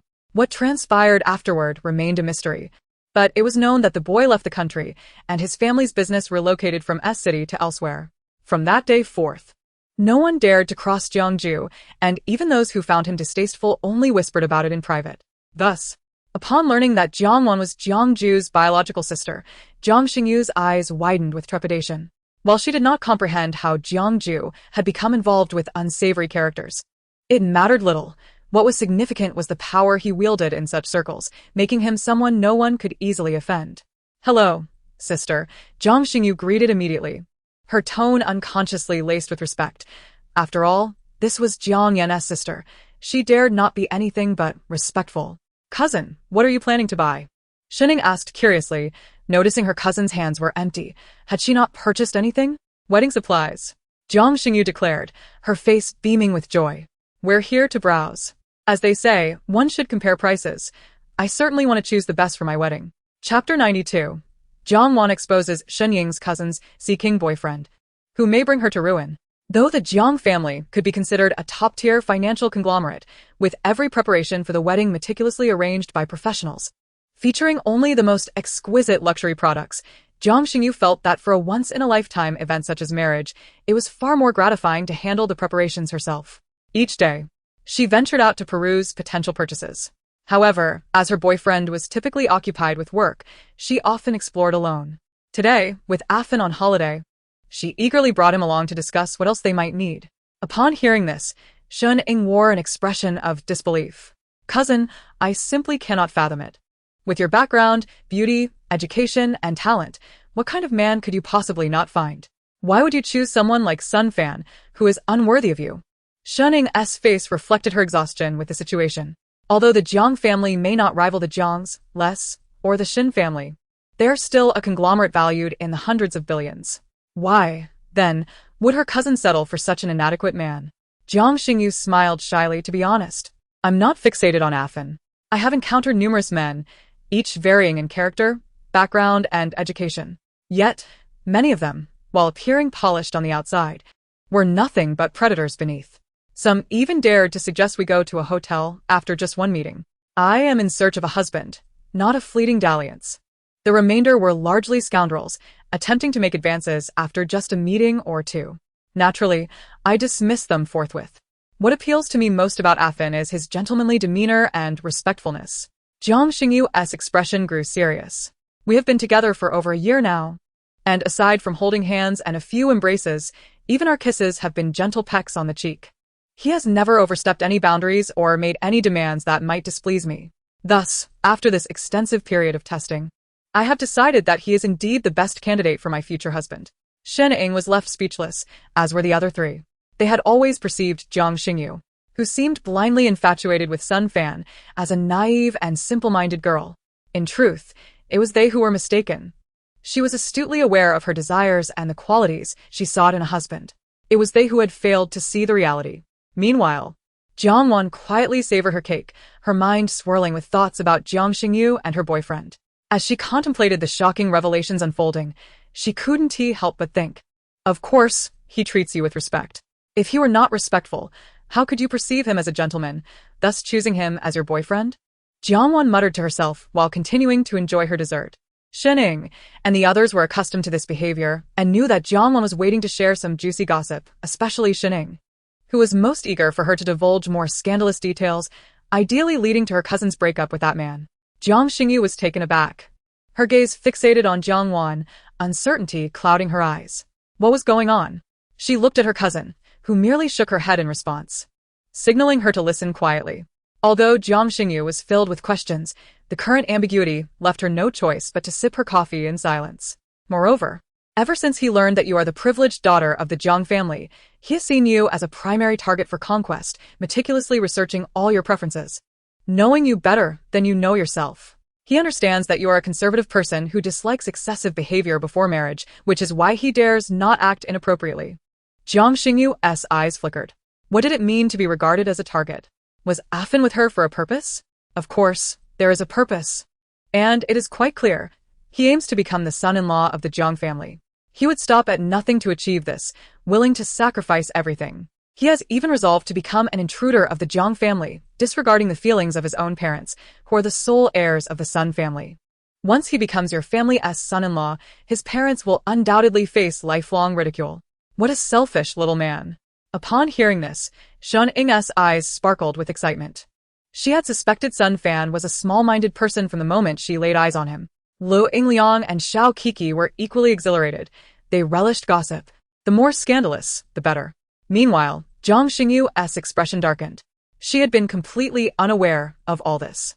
In retrospect, she had been dating Sun Fan for over a year, yet he had mentioned his parents only a handful of times, as if they were non-existent in his life. Initially, she had thought him a devoted son, regularly sending them financial support. She had even dreamt of raising their future child with similar values. No need for greatness, just kindness and filial piety. Yet now, after hearing Jiang Wan's words, she felt her previous beliefs had been a farce. Just as she began to harbor negative feelings toward Sun Fan, Jiang Wan continued with her explosive revelations, nearly causing her to choke. Jiang Jie is indeed a naive girl who only sees what she wants to see. Sun Fan has thoroughly studied her, and naturally, all his behavior aligns with her expectations, ensuring her utmost satisfaction. Sighing, Jiang Wan lamented, I truly do not know what to say to Jiang Jie. She is always satisfied with Sun Fan's respectfulness. Yet she never considers that a normal man, faced with a girl he likes, how could he possibly restrain himself? Especially after more than a year. There must be something amiss.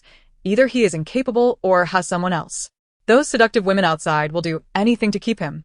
And if he is entertaining 2 or 3 of them at once, he hardly has the energy to pursue Jiang Jie, hence his respectful demeanor. It's astonishing how oblivious she is. Yet, this Sun Fan is quite a clever individual, a master of time management, managing to juggle numerous affairs while keeping Jiang Jie completely in the dark, which is quite impressive, Jiang Wan mused inwardly. As Jiang Xingyu listened, her emotions shifted from anger toward Jiang Wan to confusion about who she was speaking of, shock at the thought of her boyfriend viewing her as a target, and disbelief that he might have others on the side. Finally, she was consumed by an overwhelming rage at the realization that she had been manipulated by Sun Fan for so long. How could she endure this betrayal? Poor Jiang Jie, destined to marry Sun Fan in a month, only to have one of his lovers show up at the wedding, threatening him to reveal their affair unless he pays her off. Their heated argument culminates in the bedroom, right on Jiang Jie's wedding bed. Afterward, Jiang Jie gives birth. While Sun Fan's lover also has a child, and in a bid for wealth, she infiltrates the Jiang family as a maid. Once Jiang Jie's child is born, she swaps her child with Jiang Jie's, leaving Jiang Jie's baby abandoned, tragically frozen to death due to neglect. What a heartbreaking fate for that innocent little angel. Chapter 93. Jiang Wan reveals that Shenning's boyfriend, the philanderer, will bring her ruin. Jiang Wan dabbed at her tear-streaked eyes, mourning for the child so cruelly cast aside at birth. Jiang Xingyu's mind went blank. Her child was frozen to death. She instinctively placed a hand on her abdomen, feeling a phantom ache, unsure if it was psychological. Lu Yingliang and Xiao Kiki were quietly enjoying their snacks when they heard that Sister Zhang's future child would be met with a tragic fate. causing them both to widen their eyes in shock. Meanwhile, Shenning, gripping her spoon tightly, felt an overwhelming urge to deal with those treacherous individuals who could bring harm to others. The angelic child was not the most tragic figure in this tale. That title belonged to Sister Jiang herself. She had raised the child of her enemy, nurturing him with great care, only to have him push her down the stairs when he reached adulthood, leaving her partially paralyzed. This act was spurred by his desire to transfer the company's shares into his name, a demand Sister Jiang resolutely refused. In a fit of rage, the child turned against his once beloved mother, whom he had always manipulated to fulfill his every whim. It was utterly despicable. After Sister Jiang's incapacitation, the child coerced her into signing over the company transfer agreement, and subsequently, he poisoned her, ending her life. Tragically, Sister Jiang died unaware that the child had long known his true heritage. All the wealth she had lavished upon him had been squandered by his biological mother, and the plan to end Sister Jiang's life had been meticulously orchestrated by the trio.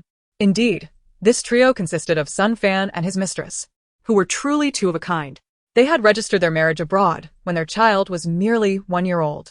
Both had been scheming to pilfer Sister Jiang's fortune while she was preoccupied with her business, leaving their child in the care of the mistress, who was the true mastermind behind their lavish spending of Sister Jiang's hard-earned money, embodying the essence of a pack of wolves and tigers.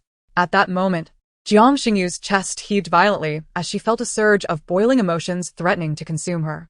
Shenning felt similarly, as if she were being scorched by flames, desperately seeking an outlet for her pent-up fury. Just then, a handsome man approached, his face etched with urgency.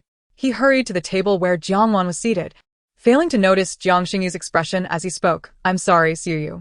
My superior just called and said there's an urgent matter at the company that requires my immediate attention." His gaze was filled with guilt as he looked at Jiang Xingyu. Jiang Xingyu cast a dark glare at Sun Fan, her hands clenched tightly. Were it not for her last shred of rationality, she would have certainly splashed her coffee across his beastly face. Indeed, it is an urgent matter, she thought bitterly. To secure his promotion, he would go to any lengths, even if it meant abandoning his superior, a 42-year-old woman known for her ruthlessness, who was now pregnant and seeking a decision from him. If he refused to marry her, his job would be at risk. Without a paycheck, how could he afford rent, support his girlfriend, and maintain his affairs? If he did marry his superior, all his carefully laid plans for a prosperous future as a wealthy son-in-law would be dashed in an instant. Thus, he rushed to his superior's residence, relying on his silver tongue to persuade her to terminate her pregnancy. Unfortunately, his superior was naive enough to heed his deceitful words, resulting in a botched abortion at a clandestine clinic he had recommended, leading to severe complications that rendered her unable to conceive again.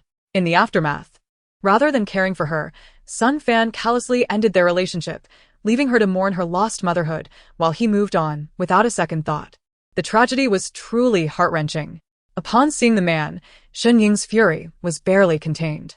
After hearing Jiang Wan's thoughts, her icy stare bore into Sun Fan, as if she were ready to pounce and end him right there. Indeed, Shen Ying harbored such intentions. The mere thought of her cousin being harmed by this scoundrel ignited a blazing fire within her. With her eyes fixed on Sun Fan, she grasped her coffee cup, ready to hurl it at his heartless face. However, Jiang Xingyu swiftly restrained her. "What is wrong with you?" Sun Fan asked, bewildered by Shen Ying's glare. Shen Ying shot a furious look at her cousin, questioning why she would still protect him at such a moment. Yet Jiang Xingyu disregarded her cousin's rage and turned to Sun Fan, speaking with a calm gentleness. "It's all right. Since your superior has summoned you, you should hurry along. Don't let your important matters be delayed." She emphasized the words superior and important matters. Sun Fan, not a fool, recognized the implications in Jiang Xingyu's tone but chose not to delve deeper, confident that the secrets he had kept from her for a year could remain concealed indefinitely. He was merely annoyed that Jiang Xingyu was upset over his last-minute change of plans to go shopping with her. With his hands clasped together in a gesture of apology, he said, "I'm sorry, Xiuyu. It was my fault for agreeing to go shopping with you and then changing my mind. You have every right to be angry. But you know how much I want to climb higher in my career to be worthy of you. I must continue to please my superior." Indeed. "You have gone so far as to please your superior in bed. That is truly unprecedented." Jiang Wan interjected, savoring her Black Forest cake and chocolate millefeuille, feeling elated amidst the gossip. Jiang Xingyu, suppressing her desire to confront Sun Fan, forced a smile and said, "All right, I understand. You should hurry off to your important matters." Sun Fan, pleased with Jiang Xingyu's understanding, replied, "Don't worry, Xiuyu. Once I become a manager, I'll have plenty of time to accompany you. We'll go to France for a month, just as you've always wanted." He made this promise with fervor. All right, Jiang Xingyu nodded noncommittally. Content, Sun Fan departed. Sister. Why did you stop me just now? That scoundrel deserves to be met with a swift demise. As soon as Sun Fan left, Shuning glared furiously at her cousin. You can't possibly still have feelings for him, can you? She exclaimed incredulously. You aren't planning to stay with him, are you? Enough. You're just a child. Don't worry so much. It'll only stunt your growth, Jiang Xingyu said, ruffling Xinying's hair. Sister, please, Shuning protested. Enough. I have my own plans regarding this matter. Now, you two enjoy your meal. I have to leave. With that, Jiang Xingyu bid farewell to Jiang Wan and departed. Once outside, Jiang Xingyu revealed a chilling smile. Ah, Sun Fan, you think you can toy with me, Jiang Xingyu? Prepare yourself for the whirlwind of my vengeance. With Jiang Xingyu's departure, the shopping trip came to an abrupt end. Shining, upon learning of her cousin's grim future, lost all interest in continuing their outing. And both Lu Yingliang and Xiao Kiki shared her sentiments. They cherished Sister Jiang, who had often brought them delicious treats and gifts. And they wished for nothing but her well-being. Curiosity stirred within them regarding how Sister Jiang would handle this predicament. Shuning, in her impatience, failed to see the strength of her cousin. They all knew that Sister Jiang was not someone to be easily deceived. A foreboding sense of an impending storm lingered in the air, signaling that explosive revelations were on the horizon. Chapter 94. The gift from fifth brother. Upon returning home from shopping, Jiang Wan scanned the room, her eyes flickering with disappointment at not finding the person she was hoping to see. Who are you looking for? The angel advocate. Noticing his sister's forlorn expression and gently patting her head, fifth brother said he was coming back. Jiang Wan replied, her anticipation palpable. She had been looking forward to Sunday for days, hoping to finally meet fifth brother upon his return, only to feel let down. Though she had never seen fifth brother, Jiang Qin frequently sent selfies whenever he had the time, asking Jiang Wan to send him photos in return. Despite never having met, a strong sibling bond had formed between them. Your fifth brother called. He is on his way back and should be home shortly, Jiang Chu informed her. Wonderful. I can hardly wait to see fifth brother, Jiang Wan exclaimed, spinning in excitement. You're so happy, Jiang Chu said, feeling a twinge of discomfort. He would never admit to being jealous of the younger brother. Jiang Wan blinked her large eyes, noticing her brother's somber demeanor. What is wrong, big brother? Are you unwell? Your complexion looks rather poor, came the blunt observation. No, he is simply envious of the attention you afford to fifth brother over first brother, replied the system with piercing accuracy. The revelation of her innermost thoughts incited a desire within Jiang Chu to obliterate the entity, narrowing her eyes dangerously. Sensing the imminent threat, the system promptly retreated. System? Despite Jiang Wan's fervent calls to the gossiping system, no response was forthcoming.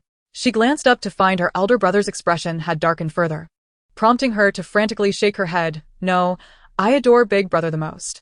Well, since fifth brother is absent, I favor big brother the most. As for whom fifth brother favored, that remained an enigma. Jiang Chu found amusement in her sister's twisted logic before she could voice her thoughts. A male voice resonated from outside. It turned out that her sister did not favor fifth brother after all. How unfortunate for him to rush back just to see their adorable little sister.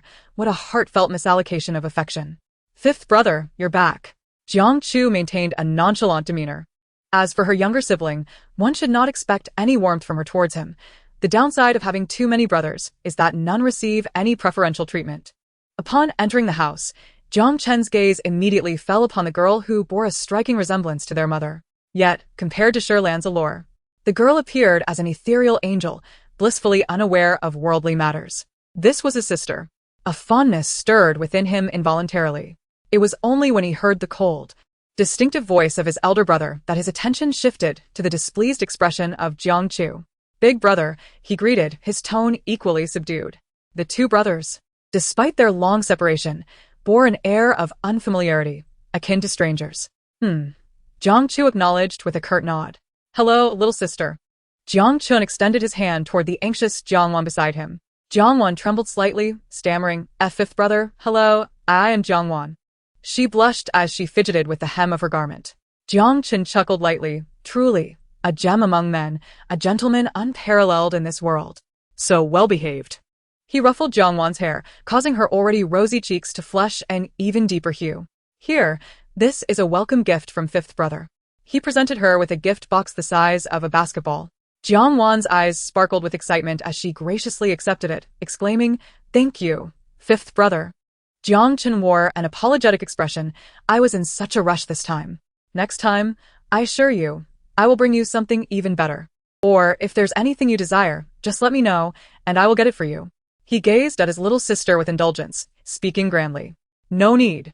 Fifth brother. Everything I want, Mom and Dad have already bought for me, and big brother and little brother also give me pocket money. I'm truly not lacking anything." Jiang Wan's sincerity shone through. "I really don't need anything more. If I received more, I wouldn't know where to put it." Indeed, her 300 square meter walk-in closet was already overflowing, crammed with thousands of clothes and shoes.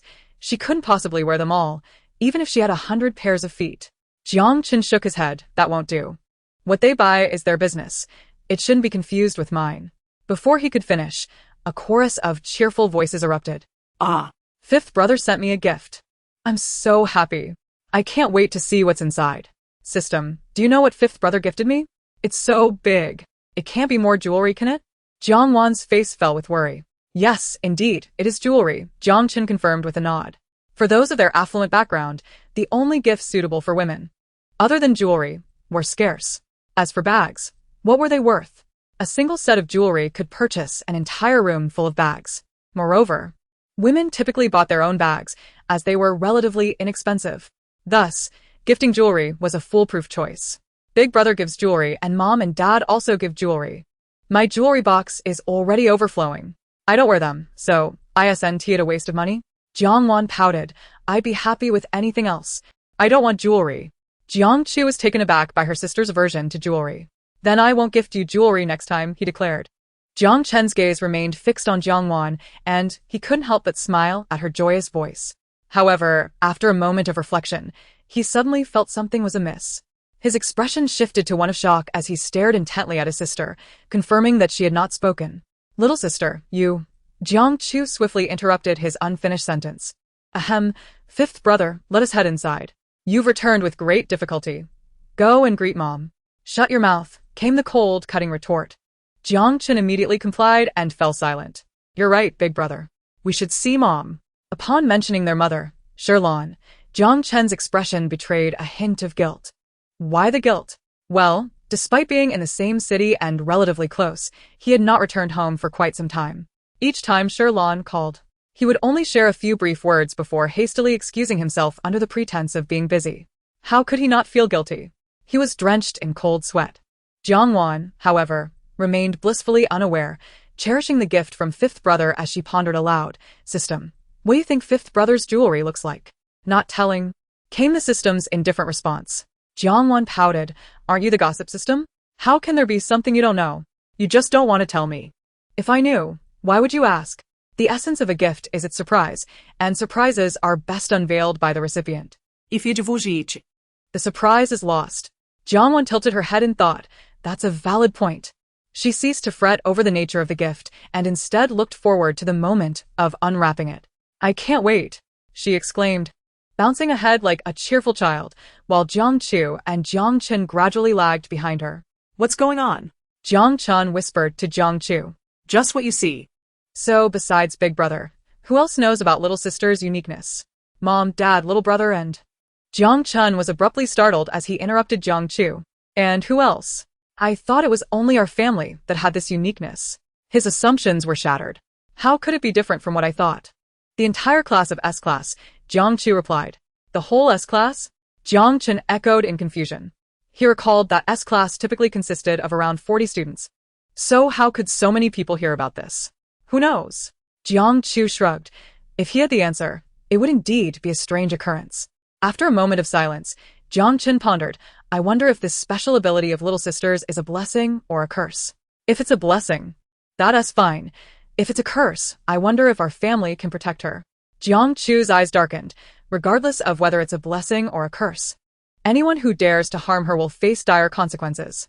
His voice bore an ominous tone. No one can touch the Jiang family. Those who dare will be prepared for a fight to the death. Jiang Chen smirked indeed. Let them come and go without return. although only 21. He hailed from the pinnacle of high society and had witnessed many unsavory matters, thus, he was no naive saint. Despite each brother having their own opinions, they stood united against anyone who dared oppose the Jiang family. Big brother, fifth brother, why are you so slow? Hurry up. Jiang Wan had already dashed into the living room, and upon turning around, she noticed that her two elder brothers, who had been following her, had only made it halfway. Immediately, she waved her hand and called out to them. Jiang Chu and Jiang Chen looked up, gazing at the beautiful girl who was beaming at them. Both chuckling softly with affectionate smiles, responding in unison, "We're coming." The two quickly made their way towards her. Sherlan was seated on the sofa, engrossed in her phone. "Mom, look who's back." Jiang Chu Edgar Lim. Then, with a cunning grin, he pulled the bewildered Jiang Wan aside, effectively isolating Jiang Chen. Sherlan looked up just in time to meet Jiang Chen's gaze. "Mom," Jiang Chen called out immediately. In most families, a son returning home after a long absence would be met with a warm embrace and heartfelt inquiries from his mother. In more dramatic cases, mothers would weep and express their grievances. Yet, was Sherlan an ordinary mother? She merely held Jiang Chen's gaze for a fleeting second before diverting her attention elsewhere, staring blankly at the empty space behind him. "Who's here?" she questioned, her expression one of confusion. "Mom, it's me." "I'm back," Jiang Chen said weakly, extending his hand.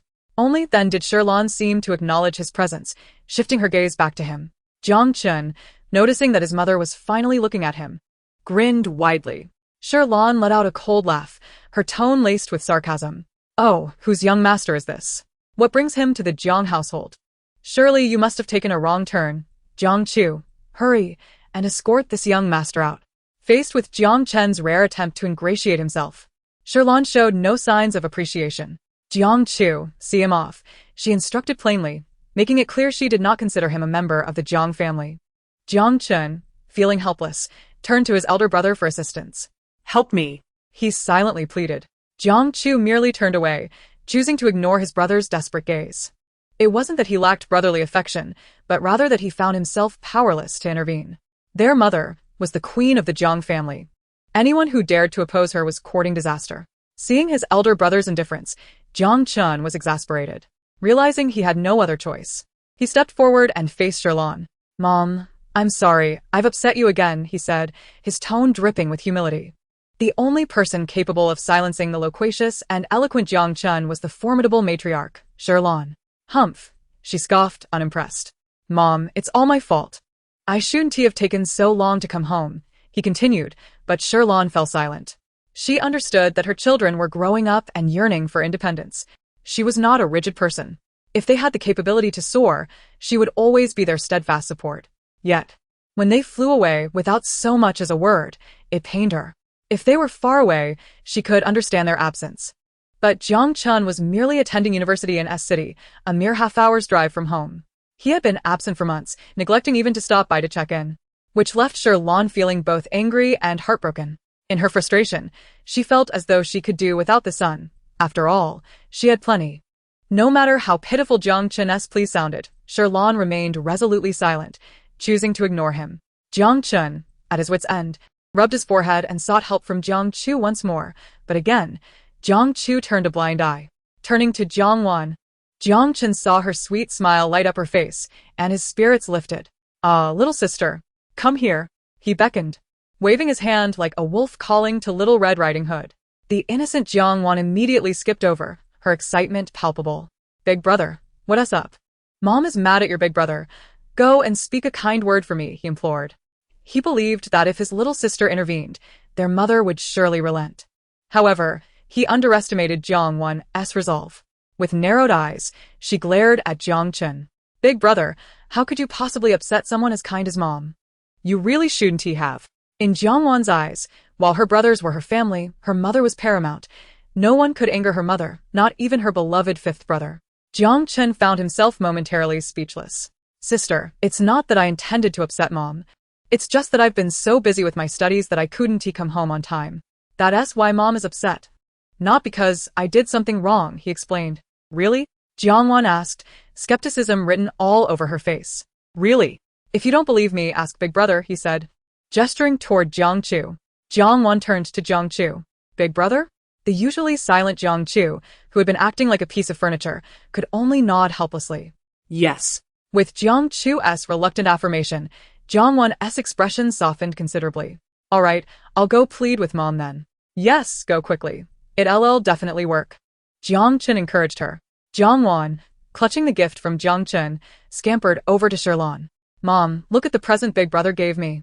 I have no idea what it is. It's so big, she exclaimed proudly. Though aware that Jiang Wan was merely acting as a proxy for Jiang Chen, Jiang Chu couldn't help but feel a twinge of jealousy at his sister's enthusiasm. It was as if Jiang Chen had stolen his place in her heart the moment he returned. At that moment, Jiang Chu completely forgot about Jiang Zhe's presence. Chapter 96. Jiang Wan presents gifts to parents and brothers. Mom, considering the gift from Big Brother, can you forgive him? Jiang Wan pleaded, snuggling against Sherlan's arm. Please? Her tone was sweet and sticky, instantly melting the icy demeanor of her mother. Sherlan glanced at her fifth son, her gaze deep and contemplative. He has really gotten crafty, even sending his sister as a negotiator. Jiang Chen understood the meaning behind his mother's look and offered an awkward smile. He knew that if he didn't win back her favor soon, he would be cast out of the house once their father returned. Mom. I promise I won't make you angry again, he vowed, raising his hand in a solemn pledge. Most importantly, with his little sister back, he needed to maintain his presence in the family. He couldn't risk being forgotten. Fine. I'll forgive you this once, Sherlan relented with a reluctant nod. Thank you, Mom. Thank you, little sister. Jiang Chen exclaimed, his spirits lifted as he winked at Jiang Wan, eliciting a fit of giggles from her. When Jiang Lian returned home and saw his long-absent son, he indeed glared at Jiang Chen, ready to banish him. Both he and Sherlan shared the same sentiment. They had plenty of sons, so if one didn't want to come home, they could simply forget about him. Jiang Chen quickly lowered his head and exhausted all his persuasive skills, but it was ultimately Jiang Wan who intervened and convinced Jiang Lian to spare him. Our little sister is truly my treasure, Jiang Chen said tenderly, ruffling Jiang Wan's hair with a warm smile. Hee, Jiang Wan giggled shyly. Later that evening, when Jiang Zhe returned home and spotted his long-lost fifth brother, he rushed forward to embrace Jiang Chen, refusing to let go. If one were to inquire about Jiang Zhe's closest brotherly bond, it would undoubtedly be with Jiang Chen. After all, they were only a few years apart. And while the other brothers had grown too old to play, Jiang Chen, just 4 years his senior, had been Jiang Zhe's first choice. Since Jiang Zhe learned to run, he had followed Jiang Chen like an inseparable shadow. Through kindergarten, elementary school, and even into middle school, Jiang Zhe had spent most of his time with Jiang Chen, forging an even stronger bond than with their other brothers. Wow. The bond between the little brother and the fifth brother is so adorable, Jiang Wan remarked, watching Jiang Zhe closely follow Jiang Chen. It's such a stark contrast. At school, he asked the boss, but at home, he acts like a little subordinate, and in front of the fifth brother, he turns into a clingy little wife. How endearing. Jiang Wan cradled her cheeks, gazing at Jiang Zhe with sparkling eyes. In contrast, Jiang Zhe, who had been described as adorable, suddenly froze, his fists clenching repeatedly. Ultimately, after weighing his position, he resolutely abandoned the notion of teaching a lesson to his younger sister. If he dared to act against her, he would undoubtedly be the next to be ousted from the family. All right, enough of the clinginess. It's time to eat, Sherlan said, approaching and taking Jiang Wan's hand to lead her towards the dining hall. Today, the table was laden with dishes meticulously prepared to suit Jiang Wan's palate. Ever since her return, dinner had predominantly featured her favorite foods. The meal was filled with joy, with Jiang Chen's eloquence ensuring that Jiang Wan wore a smile throughout. Finally, as everyone set down their chopsticks, Jiang Wan squeezed her small hands, cleared her throat, and, noticing the attention of her parents and 3 brothers upon her, shyly declared, I have gifts for Dad, Mom, and my 3 brothers. Upon hearing their precious daughter-sister was giving them gifts, the entire Jiang family looked at Jiang Wan with bright eyes, causing her cheeks to flush even more. She dashed into the living room, retrieving a bag she had prepared in advance, distributing the gifts one by one to her parents and brothers. Dad, Mom, Big Brother, Fifth Brother, Little Brother. I wasn't quite sure what to get you all. I based my choices on the suggestions from Ming Liang and her friends regarding gifts for family. Please let me know if you like them, and if not, feel free to tell me what you would prefer. I can exchange them after school tomorrow. When she made her purchases, she had informed the shop staff that if her family members were dissatisfied, they could return or exchange the items. Indeed, refunds were permitted. While typical malls may allow exchanges without refunds, top-tier luxury stores often cater to wealthy clientele, providing extensive customer rights to retain their affluent patrons. Moreover, Jiang Wan had shopped alongside the affluent Ing Liang and her friends, so her status was unmistakable. Thus, the staff treated her exceptionally well, offering significant discounts. Jiang Wan gifted Sherlon a set of sky blue jewelry, simple yet exquisitely designed. The necklace featured a teardrop-shaped sapphire encircled by numerous small diamonds, with matching earrings, a ring, and a bracelet, all echoing the teardrop motif and adorned with a halo of sparkling diamonds that glimmered under the light. Wearing this opulent set of jewelry exuded both regal elegance and the gentle charm of a young woman. When Jiang Wan first saw the price of the jewelry, she was taken aback. No wonder her father had tasked her with a minimum spending of 10 million. Initially, she thought it was far too much to spend, yet this jewelry alone exceeded that minimum by several multiples. After much contemplation, she ultimately decided to purchase it, as it was a gift for her mother. And she felt no remorse. For her father, big brother, and fifth brother, she chose luxurious cufflinks, befitting their status as they adorned the sleeves of expensive suits. Although Jiang Wan had contemplated buying watches, having seen numerous videos suggesting that men cherish luxury timepieces as much as women adore jewelry, her attempts to purchase from high-end watch boutiques had proven futile. Each store required a substantial spending threshold for such exquisite items, and having never set foot in a luxury store, she lacked the purchasing authority. While she dismissed cheaper options, her friends, Ing Liang and the others, offered to leverage their privileges for her. She declined, believing it would diminish the significance of her gifts to her father and brothers. She felt that the value of the gift should reflect her own capabilities. To her little brother, she gifted a safety pendant, appropriate for a student who typically does not wear suits, allowing it to be worn daily around his neck. Each family member was delighted with Jiang Wan's gifts, and though they had used their own money, it mattered not. It was the thought that counted. After dinner, the 6 members of the Jiang family sat in the living room, engaged in casual conversation. Jiang Lian and Sherlon sat together, while the 4 children huddled close, intently listening to Jiang Chen recount the peculiar cases he had encountered. Although he was not yet a lawyer, but merely an apprentice, his mentor was renowned in the legal field, known as the God of Law, Andy. Moreover, Jiang Chen was among An's most favored disciples, granting him access to significant cases that were far from trivial, each involving complex entanglements. The pursuit of financial goals was merely the surface. Deeper aspirations lay beneath. Jiang Wan listened with alternating astonishment and laughter, and the Jiang home soon resonated with joyous laughter. After Jiang Chen concluded his previous case narrative, Jiang Wan, thoroughly engrossed, yearned for more. Chapter 97. Jiang Chen spoke about the divorce case he was handling. Fifth brother, do you have more stories? Jiang Wan eagerly inquired. Yes, there are many more. If my dear wants to hear, I will share them all, Jiang Chen replied, gently ruffling Jiang Wan's hair. That's wonderful, she exclaimed in delight. Fifth brother, will you be able to stay longer this time? Jiang Zhe asked expectantly. Jiang Chen's expression, once normal, immediately stiffened as he glanced at their mother. Sherlon appeared unfazed, showing little concern for when Jiang Chen would leave. Noticing the look from his youngest brother, Sherlon met his gaze, as if to say, What are you looking at? You can leave whenever you wish. His presence here is of little consequence. Jiang Chen was uncertain of his mother's stance and feared that if he mentioned leaving soon, her reaction might be explosive. Speak up. When will you leave? Jiang Lian inquired, recognizing the shift in his son's demeanor, understanding he would not linger long. However, the timing of his departure remained uncertain. Jiang Chen shot a glare at Jiang Zhe, who had unwittingly spoken out of turn, and awkwardly cleared his throat. I'll be leaving shortly. Seeing Jiang Lian and Sherlon's expressions darken, he quickly added, Mom and Dad, it's not my fault. My teacher's case is quite complex and involves many parties. As one of his most valued students, it's an honor to accompany him throughout. Yet, as he spoke, he noticed his mother's previously softened expression darkening again, and his voice dwindled to a whisper. I'm sorry. The Jiang couple fell silent, and the living room was enveloped in a heavy stillness. Jiang Wan sensed the unusual atmosphere. Her small face taut as she glanced between her parents and fifth brother, eventually resting her gaze on her little brother, who was striving to minimize his presence. What's going on? She inquired with her eyes, her heart racing in a silent scream. This atmosphere is so strange, it's frightening. Stay calm, came the steady voice of her little brother. Jiang Wan rolled her eyes. How could she remain calm amidst this tension? Upon hearing her daughter's silent plea, Sherlan's lips curled into a slight smile, her mood lifting in response to Jiang Wan's emotional state.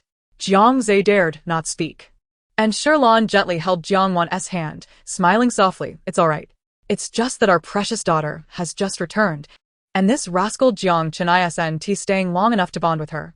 That's why mommy is a bit upset.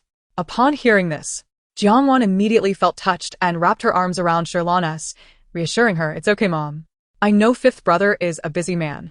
I'm not a child anymore. Even if we're apart, our sibling bond won't weaken because of distance, right, fifth brother? Jiang Wan turned to Jiang Chen.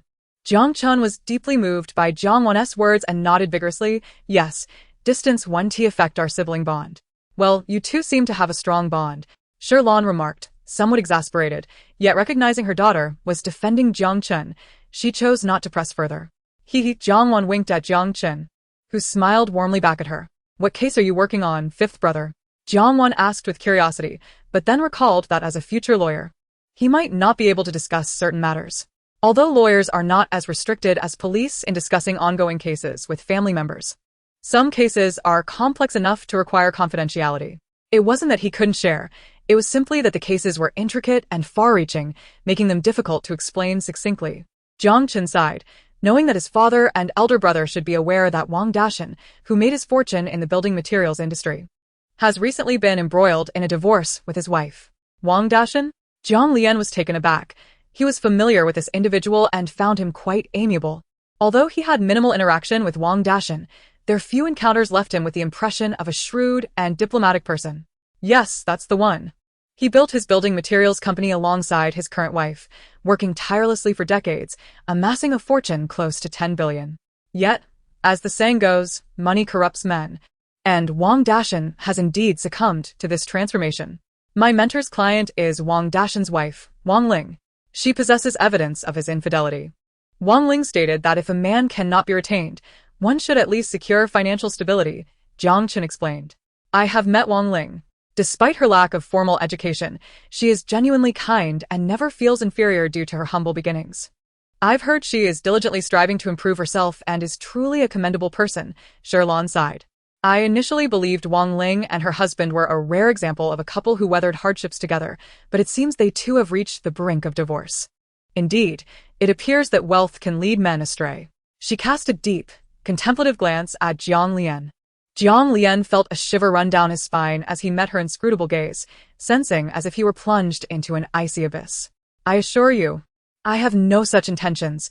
My loyalty is unwavering, he immediately declared, raising a hand in promise. He pondered the absurdity of straying from a loving family, recalling the allure of his own wife, whose beauty and charm were unparalleled. As thoughts of her enchantment flooded his mind, his gaze toward Sherlan ignited with fervor, causing her to blush profusely, her mood instantly transforming. She shot him a reproachful glare, admonishing him for his impropriety in front of the children. Jiang Lian glanced at their children nearby. His daughter was blushing and gazing at them with wide, sparkling eyes, while their three sons displayed varying expressions. Jiang Chu remained impassive. Jiang Chen smiled warmly, and Jiang Zhe merely scoffed. Jiang Lian dismissed any concern, reveling in his affection for his wife, unbothered by any implications. Wow. Mom and Dad have such a great relationship. This dog food is quite filling. Jiang Wan mused, patting her stomach. Looks like I won't need breakfast tomorrow. Upon overhearing his daughter's thoughts, Jiang Lian rubbed his nose, feeling a rare twinge of bashfulness. I've also heard some rumors recently. It appears that Wang Dashan's mistress is pregnant, which is why he is hastily seeking a divorce, Jiang Chu added. Indeed, the mistress's pregnancy is the catalyst for Wang Dashan's desire to part ways with Wang Ling. Given that he is nearing 40 and has no children with her, he has long desired a child. Consequently, he has been covertly transferring their joint assets under various reasonable pretenses, making it challenging for us to investigate, Jiang Chen lamented. Jiang Lian remarked, Wang Dashan seemed quite decent. It's shocking to discover he harbors such unscrupulous intentions. The so-called wife of hardship has undoubtedly endured trials alongside him. Even in divorce, she deserves fair treatment. A true man should ensure equitable distribution of assets, yet Wang Dashan seeks to hoard everything for himself. What a disgraceful reflection on men. Jiang Chen nodded in agreement. Indeed. While I am not well acquainted with him, I have encountered him a few times and found him to be quite personable. It is astonishing to uncover such a sordid reality beneath his seemingly polished exterior. Jiang Chen recalled his surprise upon learning that his mentor's case involved Wang Dashan, initially thinking it unjust for him to suffer losses, only to later discover the shocking truth. Brother, what are you planning to do when you return? Are you leaving tomorrow morning? Jiang Wan tugged at Jiang Chen's sleeve, reluctant to part ways. Chapter 98. Will brother be killed? Jiang Chen looked regretful. I wish I could. But today is Sunday and my mentor has several assistants. We are scheduled to investigate the assets Wang Dashan has transferred. However, I have prior commitments today, so they will cover for me. We've agreed to meet at Wang Ling's residence at 8 to verify the evidence, and we will submit it to the court tomorrow. Awaiting judgment. Once this matter concludes, I will have time to accompany you wherever you desire. All right, Jiang Wan pouted slightly. Feeling a bit dissatisfied but understanding the urgency of the situation, she eventually nodded in agreement. Jiang Chen affectionately ruffled her hair, his expression tender as he recognized his sister's thoughtful nature. He cast a glance at Jiang Zhe, who was sprawled out casually, sighing inwardly at the stark contrast between him and his sister, who had shared nearly 10 months in their mother's womb. Jiang Zhe raised an eyebrow, catching Jiang Chen's glance. Jiang Chen began recounting several high-profile cases he had encountered, leaving Jiang Wan utterly astonished. She had never anticipated that her brother had been involved in such extraordinary and bizarre cases, far exceeding anything she had witnessed over the years. There were tales of individuals committing patricide and matricide merely to inherit family wealth to marry their beloved, only to be abandoned by the very partner they sought to enrich. In the end, the male party found himself suing the female for restitution, leading to both being imprisoned, he facing the death penalty, while she received a lengthy sentence for fraud. Another account detailed a couple's divorce, with both fiercely contesting their shared assets. Ultimately, they were awarded equal shares, which should have been a perfect resolution. But the husband's portion was given to his mother, who promptly abandoned him to follow his ex-wife, leaving him utterly destitute. Jiang Wan listened in disbelief, exclaiming, "The world is truly full of wonders." The Jiang family conversed until past 8 o'clock, and as Jiang Chen noted the time approaching his meeting with his mentor, he suggested they take their leave. Jiang Wan was most reluctant to part with her brother, yet she had no choice but to let him go. Standing by the car, Jiang Chen watched his little sister, who was pouting and gripping his clothing tightly. He chuckled softly. All right, be good. After the day after tomorrow, once I finish my work, I will be free to spend time with you. Although they had only just met, the bond of blood made them feel remarkably close, devoid of any awkwardness. Okay. Jiang Wan finally released her grip. As the car started, Jiang Chen waved goodbye to his little sister, who appeared as if they had been separated for years, eliciting a pang of envy from the observing Jiang couple and Jiang Chu and Jiang Zhe. Haven't they just met? How could their bond deepen so quickly? As Jiang Chen drove away, Jiang Wan dejectedly lowered her head. I hope my brother's case resolves quickly, she thought, contemplating whether she might uncover any useful leads related to Jiang Chen's cases. However, as soon as she glimpsed the words displayed before her, her expression changed dramatically. Brother! Jiang Wan's face turned pale as she sprinted toward the moving vehicle. In a flurry, she dashed past her bewildered parents and brothers, calling out desperately. Sherlan was the first to rush toward Jiang Wan. Since they were in the villa's courtyard, Jiang Chen had not been driving quickly. When Jiang Wan caught up, he noticed her approach and immediately slammed on the brakes, opening the window. Little sister? He queried, perplexed. Upon seeing her brother, the floodgates of her tears burst open. Brother! Brother! Jiang Wan grasped his clothing through the window, calling out frantically. Jiang Chen stared in shock at his weeping sister. Calm down, little sister. I'm here, I'm here. He grasped Jiang Wan's hand tightly, noticing its tremors, and his pupils constricted in concern. What happened? Little sister. At that moment, Sherlan rushed over and, upon seeing her daughter in tears, shot a furious glare at Jiang Chen. What have you done to your sister? After expressing her concern, she gently embraced Jiang Wan, soothingly saying, Don't cry, dear. Did your fifth brother bully you? Tell mommy, and I'll teach him a lesson. Upon hearing his mother's reproachful words, Jiang Chen, who had just exited the car, immediately raised his hand in protest, exclaiming, Mom, you are unjustly accusing me. I haven't done anything. My little sister has been crying ever since she stopped me, and I am just as bewildered. Looking at his little sister's tear-streaked face, all feelings of grievance dissipated, replaced by a profound sense of compassion. He softly inquired, Sister, what troubles you? Speak to your fifth brother. If I've done something wrong, just tell me, and I will amend my ways. Yes, dear, You can tell mommy, and she'll support you, Sherlon added, cradling Jiang Wan. However, Jiang Wan shook her head, sniffled, and with a heavy nasal tone, replied, "It's not fifth brother's fault. It's mine." Gazing at her fifth brother's worried expression, memories of what she had witnessed at Tong Tong's flooded back, and fresh tears cascaded down her cheeks. I don't want fifth brother to leave. She clutched Jiang Chen's shirt tightly, as if fearing that he would vanish the moment she let go. How could I possibly reveal that the seemingly normal divorce case has entangled a murder inquiry? And it's not just Wang Ling, the wife in the divorce case, who has perished. Fifth brother coincidentally arrived at Wang Ling's residence, just as Wang Dashan committed murder, leading to his own demise at the hands of Wang Dashan and his mistress. Thus, I must ensure fifth brother stays with me tonight no matter what. Jiang Chen, initially filled with worry, was momentarily taken aback, his mind blank as he stared at his little sister, bewildered. What? He will die. Meanwhile, Sherlon and Jiang Lian, who had just rushed over, were equally startled by Jiang Wan's heartfelt confession, shadows of concern flickering in their eyes.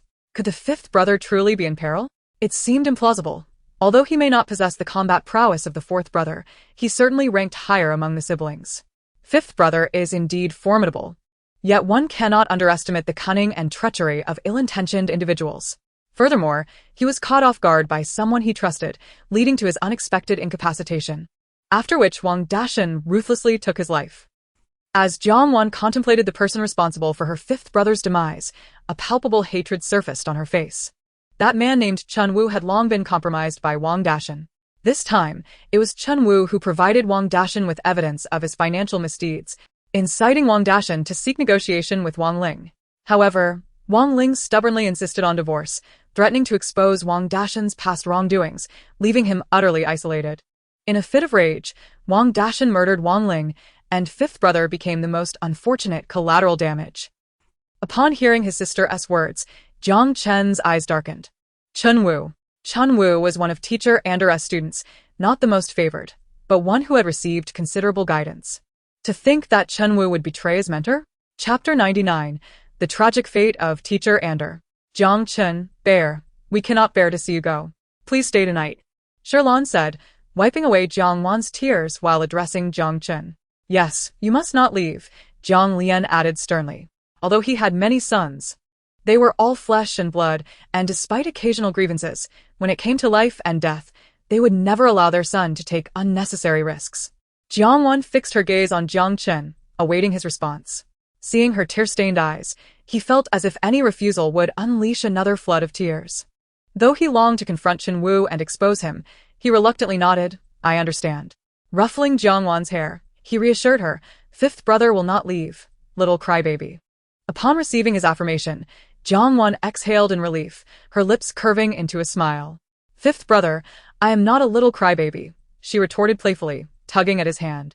Since fifth brother is staying, shall we return indoors? Sherlon inquired, noticing her daughter's mood stabilizing. Jiang Wan glanced at Jiang Chen, who nodded. Fifth brother will park the car first, all right? Sure, Jiang Wan replied, her head nodding halfway when Jiang Lian interjected, what are we waiting for? There's no time to waste on parking, let Jiang Zhe handle it. We need to go inside and see how our bear has been crying. Her eyes are all red.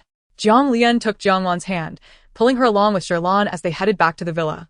As Jiang Wan was led away by her parents, she glanced back at Jiang Chen. I'm coming, he called out, swiftly following them.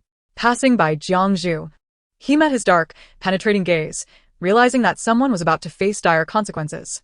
Indeed, while Jiang Zhu, like Jiang Lian and Sherlon, might feel indifferent about having a surplus of brothers, when the moment arose that someone threatened them, he would transform into a fearsome guardian. As Jiang Chen entered the house with his parents and little sister, Jiang Zhu walked in the opposite direction, pulling out his phone to call someone, emanating an aura of dread that would send chills down anyone's spine. Jiang Zhu was genuinely furious. Wang Dashan's path to wealth had reached its end. Meanwhile, Jiang Zhe, left behind, stared blankly at the departing figures, muttering his dissatisfaction. After all, he was the sixth son of the Jiang family, the one with the least standing. No matter how powerful he appeared outside at home, he was the one who had to bow and scrape. Resigned, Jiang Zhe got into fifth brother's car and drove it to the parking lot. Is it alright if fifth brother makes a phone call? Right where you can see him? Jiang Chen suggested to Jiang Wan, who was still clutching his shirt.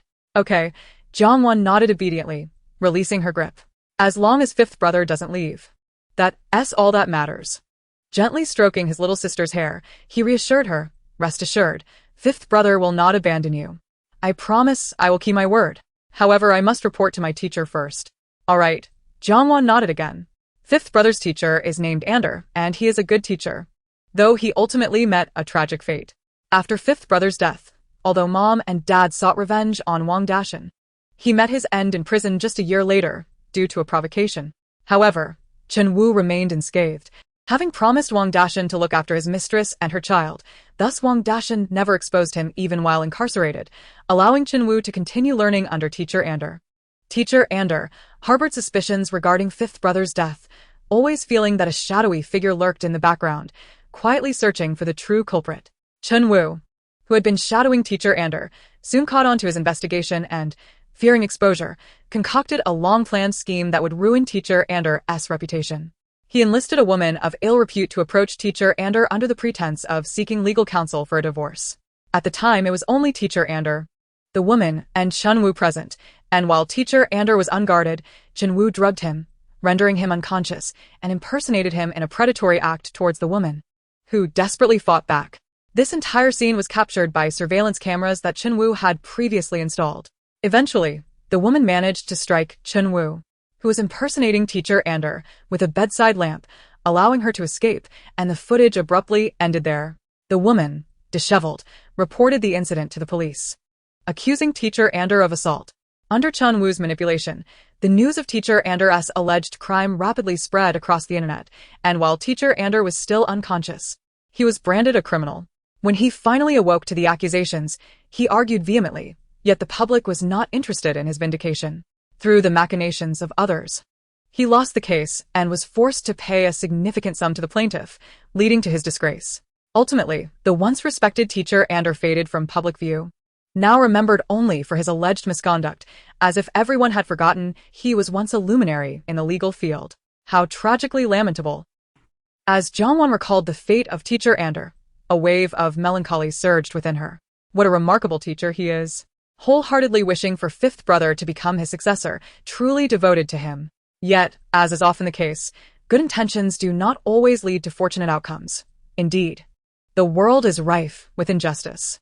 As Jiang Chen listened to his younger sister's heartfelt reflections on their teacher's tragic fate, he appeared calm on the surface, while turmoil churned within him. His fists clenched tightly, and he thought to himself that were it not for his scant self-control, he would undoubtedly rush out to inflict harm upon Chen Wu to vent his frustration.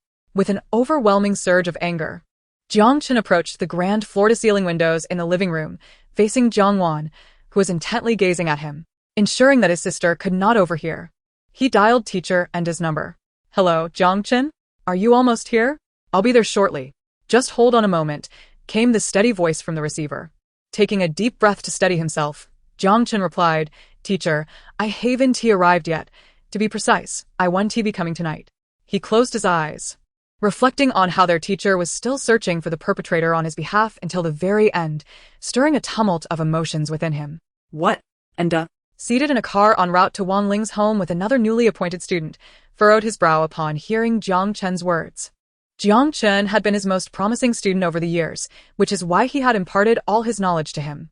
This time, he had hoped to expose him to different kinds of cases to enhance his experience. Jiang Chen had been eager to learn, yet now, at such a critical juncture, he was opting out, which left him to feeling both dissatisfied and irate. The opportunity that others would beg for was carelessly discarded by him, making him to feel as though his goodwill was being taken for granted. Jiang Chen, naturally, detected the discontent in his teacher's tone but remained unperturbed, calmly inquiring, Who are you with, teacher? At that moment, it should have been Yufeng, the teacher's second favorite student after Jiang Chen. Yufeng? Ander replied. Somewhat puzzled by his student's query. Just as Jiang Chen had surmised, he then spoke. Teacher, what I am about to say may sound preposterous, yet it is utterly true. Please listen. Chapter 100. Jiang Chen's presence brings Jiang Wan peace of mind. Rarely had Anda heard his most esteemed student adopt such a tone, typically gentle yet now serious. He raised an eyebrow. Go on. However, Anda dismissed it internally. After over 30 years in the legal field, he had witnessed countless unbelievable occurrences, and nothing had ever truly shocked him until now. Teacher, my younger sister, who was lost for 18 years, has been found. She possesses a unique ability, and we can hear her. Jiang Chen succinctly conveyed his sister's uniqueness, his own imminent peril, and the matters Enda would soon face. Enda rubbed his aching temples, acknowledging that he had perhaps been too dismissive. This was indeed the most astonishing circumstance he had encountered in his over 50 years of life. Jiang Chen, are you certain? Enda asked, uncertainty lacing his voice. Was it possible that this child, pushed too hard, was losing his grip on reality? If you're feeling overwhelmed, take a few days to rest and relax, he added, genuinely concerned that Jiang Chen's mental state might spiral out of control, jeopardizing his promising future. Jiang Chen's expression momentarily turned vacant before he forced a smile, aware that no one would believe his truth. Teacher, I assure you, this is indisputable. My parents can vouch for it.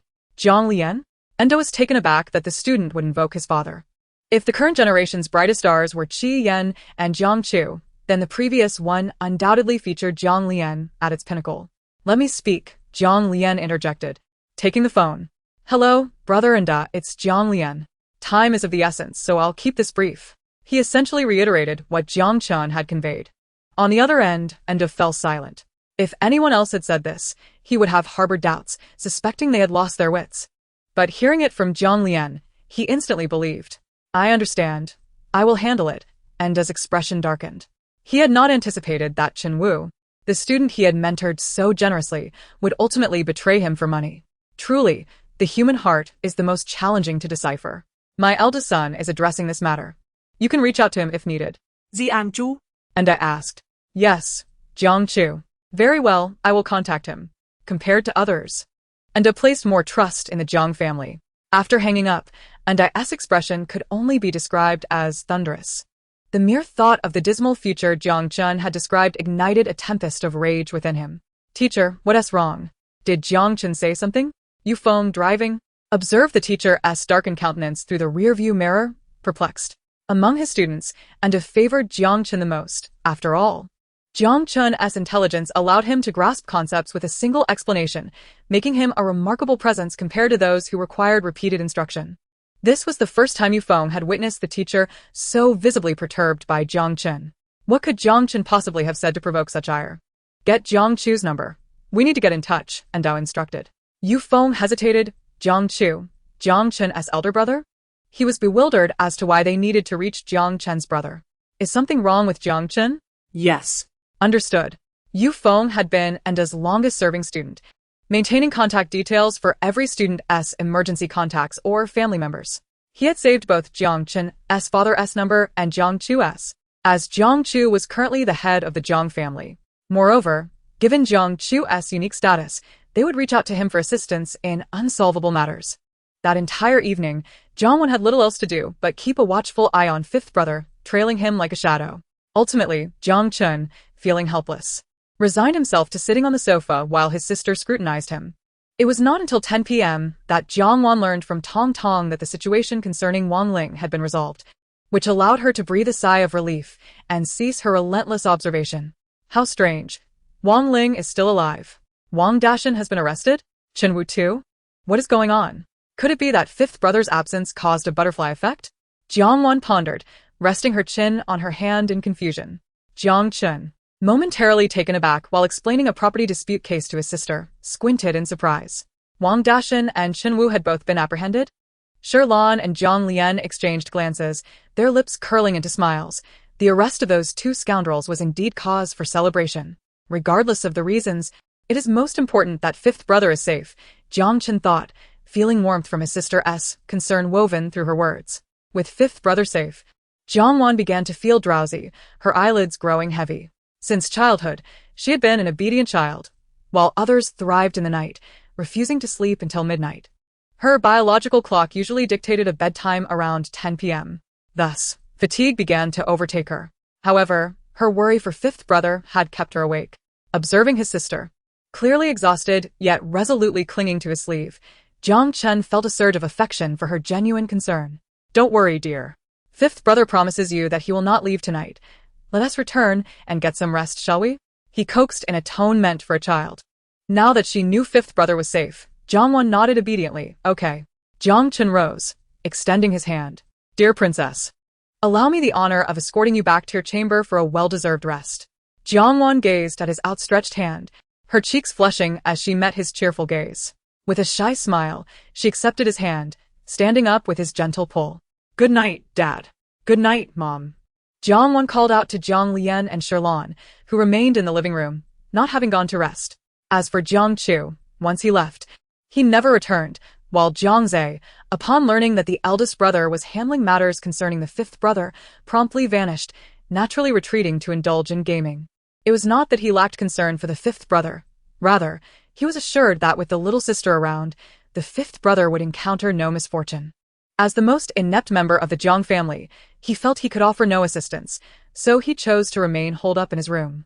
All right, Bauer, good night. Sweet dreams. Sherlan waved at Jiang Wan. Good night, Bauer, Jiang Lian added. In contrast to his daughter's affectionate nature, Jiang Chen merely uttered a bland, I'm leaving, before departing with the little sister. Sherlan glared at Jiang Chen's retreating figure, finding his demeanor quite exasperating. Having said that, she shot a disapproving look at her husband, who was attempting to diminish his presence beside her. Jiang Lian, resigned, rubbed his nose, fully aware that whenever their son erred, it was he, as the father, who would bear the brunt of the consequences. Let us go home and get some rest, Sherlan declared, standing up and calling out to Jiang Lian. With their son's crisis averted, her heart finally felt at ease. All right. The couple returned to their room, where Sherlan proceeded to freshen up while Jiang Lian was preparing his sleepwear when suddenly, his phone rang in the dead of night. Approaching the bed, he glanced at the screen to find it displaying Director Ji. Jiang Lian raised an eyebrow. Well, what brings the esteemed director to call a humble citizen like me? He jested as he answered the phone. The esteemed director was Gao, the chief of the police station and the father of Jian. They had grown up together. Though Jiang Lian had always preferred a business career over politics, believing that a self-serving merchant suited him far better than a high-ranking official with lofty ideals. Conversely, Gao had aspired to serve the public from a young age. I am here to express my gratitude. What on earth? Jiang Lian was taken aback. Has old Ji turned into a fool from overwork? You heard me correctly. I am here to thank you. Your youngest daughter is truly a remarkable child, he reflected. Who told you that? My son. Ji and Jiang Lian recalled that Jian and his daughter were classmates, so it was only natural for him to be aware of her exceptional qualities. My Bauer is undoubtedly the finest girl. No one can compare. She is beautiful, gentle, kind-hearted, and dutiful, unmatched by anyone, he said with a proud demeanor, his tone saturated with boastfulness, eliciting a twinge of envy from Gao, who had no daughters of his own. Only two sons, Ji Ping and Jian. Why do all the good things seem to fall into Jiang Lian's lap? He thought jealously. And what happened next? Jiang Lian inquired. Thanks to your daughter, we apprehended the trafficker, old lady Li, and through her, we uncovered a large trafficking ring, arresting over 100 individuals and rescuing dozens of innocent young girls. The traffickers had defined roles. Old lady Li operated at the bottom, tasked with identifying targets and incapacitating them. Others would then transport the victims out of a city. Once someone leaves a city, rescuing them becomes exceedingly difficult. Thankfully, we learned about old lady Li from your daughter, which enabled us to swiftly apprehend those villains. Gao spoke with palpable disdain, as he harbored a deep-seated hatred for traffickers and predators. Congratulations to our esteemed Director Ji for cracking such a significant case, Jiang Lian commended. Gao responded with a jubilant tone. Yes, indeed. Old Jiang, do let your daughter visit the police station sometime. Uncle Ji would like to get to know her. Jiang Lian rolled his eyes, finding Gao's shamelessness in referring to his daughter as our daughter quite distasteful. Get lost. She is my daughter, not yours. Gao retorted. What is this yours and mine? We've grown up as brothers. Do we really need to distinguish between yours and mine? Your daughter is essentially my daughter too. Old Jiang, once I wrap up this busy period, I plan to bring a generous gift to meet your daughter. No need for you to come. Stay away. Jiang Lian snapped, but before he could finish, the call was abruptly ended. Director Ji. Jiang Lian muttered through clenched teeth, gripping his phone in frustration. What's all the shouting about? Sherlan emerged from the washroom, towel in hand, drying her hair. Director Ji called, expressing gratitude for Bauer. Jiang Lian explained as he took the towel from her, gently drying her hair. Gratitude for Bauer? Sherlan inquired, her curiosity piqued. It appears Bauer has once again stirred up a commotion. According to Director Ji, they captured a trafficker's accomplice and, following the leads, apprehended a massive trafficking ring with over 100 members, he relayed. Sherlon was taken aback. A trafficking ring with over 100 people? It seems our city is not so peaceful after all. It's never truly peaceful anywhere. Wherever there are people, there are interests. For the sake of profit, these individuals will stop at nothing, Jiang Lian remarked, unperturbed. The greed of humanity, he believed, was an unchanging constant. Sherlon contemplated his words, realizing that aside from concerns regarding their daughter, her life had been remarkably smooth, causing her to forget the darker aspects of human nature. Since the police are so efficient, as ordinary citizens, we should also show our appreciation. Perhaps we could consider donating some funds or supplies to the police, she suggested. Very well. I'll look into it tomorrow, he agreed, pulling out a hairdryer to dry his wife's hair before they finally retired for the night. Early the next morning, Jiang Wan hurried to the fifth brother's door. Even though she was aware of his safety, she still felt anxious until she saw him. Jiang Chun, generally waking around 6, was already up, exercising in his room when he heard movement outside his door. Initially, he paid it no mind, but when the noise ceased abruptly, he found it peculiar. A thought suddenly crossed his mind. Could it be the little sister? Drenched in sweat, he strode to the door and opened it to find Jiang Wan, clad in her pajamas. She stood hesitantly at his door, contemplating knocking but worrying that the fifth brother might still be asleep, raising her hand only to lower it repeatedly. She resembled a deflated balloon, ultimately refraining from knocking. She stood silently, awaiting Jiang Chun to open the door. To her surprise, the door swung open moments later. Seeing her brother covered in sweat, Jiang Wan looked at him with admiration, pondering how early he must have risen to work up such a sweat. Noticing his little sister still in her pajamas, hair tousled, and her anxious eyes, Jiang Chun understood. She was there to check on him. With a gentle smile, he lightly tapped her forehead, reassuring her, "Don't worry. I promise I won't break my word." Jiang Wan shyly smiled and waved her small hand. "Good morning." Fifth brother. Jiang Chun gazed tenderly at his little sister, and despite himself, he couldn't resist playfully tousling her hair, making it sway side to side. "Fifth brother?"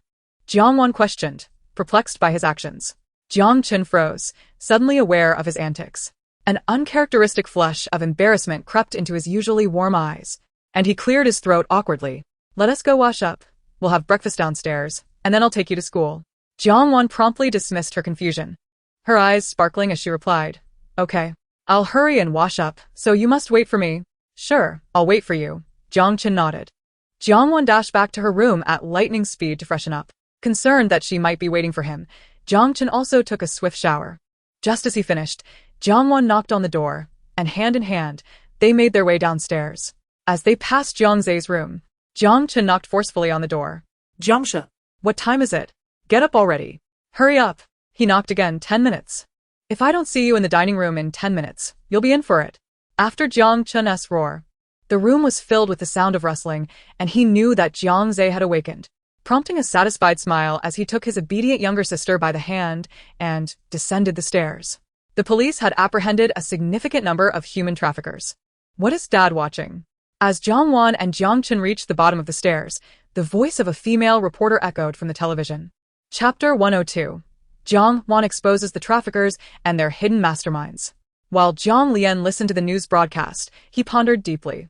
Upon hearing his daughter's voice, he looked up to see her sweet smile and immediately returned the gesture, asking with concern, "My dear, it's only 6 o'clock. Why are you awake so early? Shouldn't you sleep a little longer?" Jiang Zhe, that mischievous boy, would never rise before 7 on a usual day. "It's not too early, Dad. I couldn't sleep. And besides, early to bed and early to rise is good for your health." Jiang Wan replied softly. "Indeed, early to bed and early to rise is beneficial." Jiang Lian nodded vigorously, then inquired if Jiang Zhe was awake yet, looking at Jiang Chun. Jiang Chun nodded, confirming he had called him. "That's good." Jiang Lian expressed his satisfaction. At least the fifth one isn't entirely useless. He can manage Jiang Zhe's mischievousness. The news continued to report that the police had captured over 100 traffickers through the apprehension of a suspect named Li. Jiang Wan listened intently. Wow. Uncle Hat is truly remarkable. He has swiftly eradicated those villains, saving countless innocent families. How impressive! She praised internally as she enjoyed her breakfast. Jiang Lian chuckled helplessly. acknowledging that the police's rapid action against criminals was largely thanks to Jiang Wan's discovery of Old Lady Li. Where's Mom? Jiang Wan asked curiously after sipping her porridge and noticing her mother's absence. She's coming, Sherlon approached with her phone, first caressing Jiang Wan's fair little face before saying, "My darling has become even more beautiful. Mom is even prettier. When we go out together, everyone says we are sisters." Jiang Wan replied with a beaming smile. She spoke the truth. Although Sherlon was over 50, she appeared remarkably youthful, showing no signs of aging. Anyone seeing them together would surely think they were sisters. Pleased by her daughter's compliment, Sherlon smiled broadly. "Only my daughter knows how to flatter." She then planted a kiss on Jiang Wan's cheek. After his wife took a seat, Zhang Lian turned off the television after the news concluded and remarked, "Didn't you just ask what Dad was watching?" It was a report about the police capturing a large group of traffickers. What is happening in today's society? Why is it that we hear such crime news every day? Zhang Lian shook his head.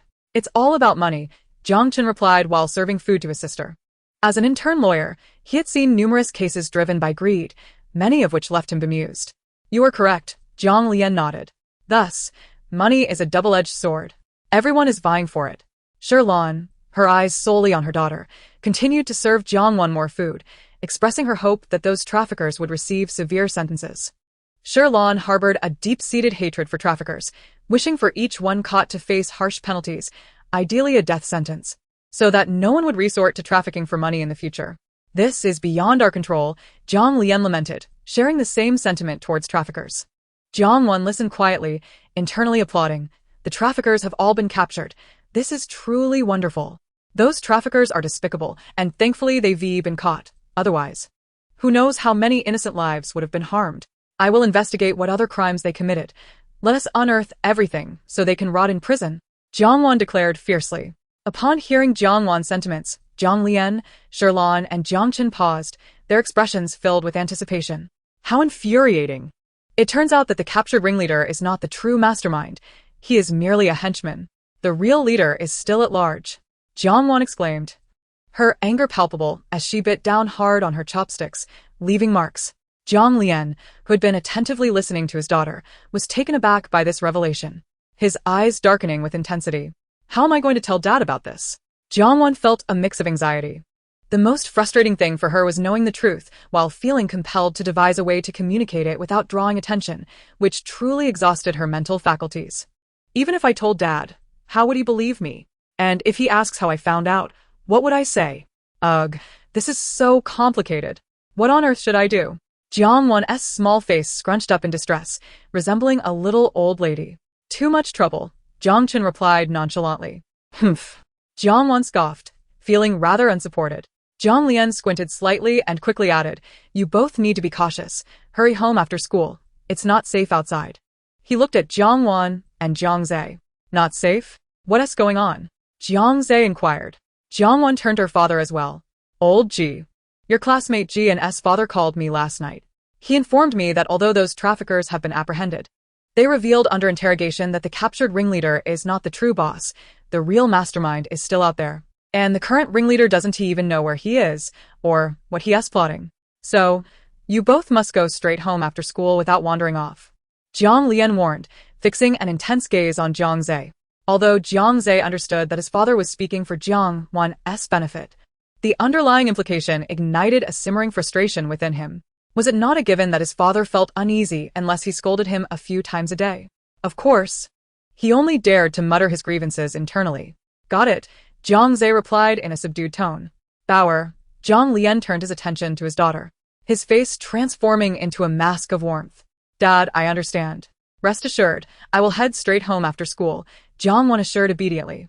"That's wonderful. It's great to know that the police have already identified the hidden mastermind. Otherwise, I would have to come up with excuses. And just thinking about it gives me a headache," Jiang Wan thought, her relief palpable.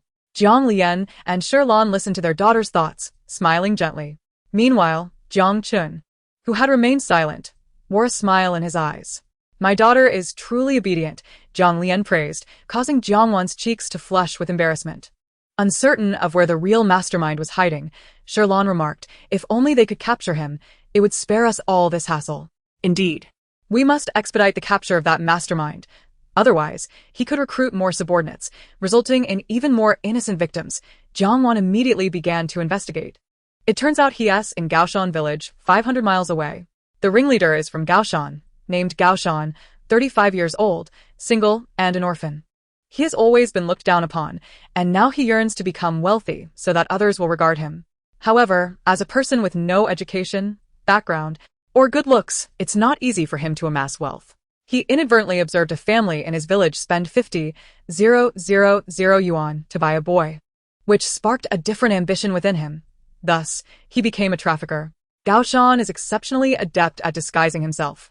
He presents a friendly demeanor while harboring deep-seated insecurities and darkness within, making him a dangerously ruthless individual. I hope the police remain unharmed when they confront him in the future. Upon hearing this, Zhang Lian's eyes gleamed with admiration. My daughter is truly remarkable. He picked up his phone and discreetly sent a message to old Ji. Gao Jiatan, Gaoshan, single, orphan, appears kind but is malevolent. Proceed with utmost caution. After sending the message, he silenced his phone, preferring not to be disturbed while with his family. Chapter 103.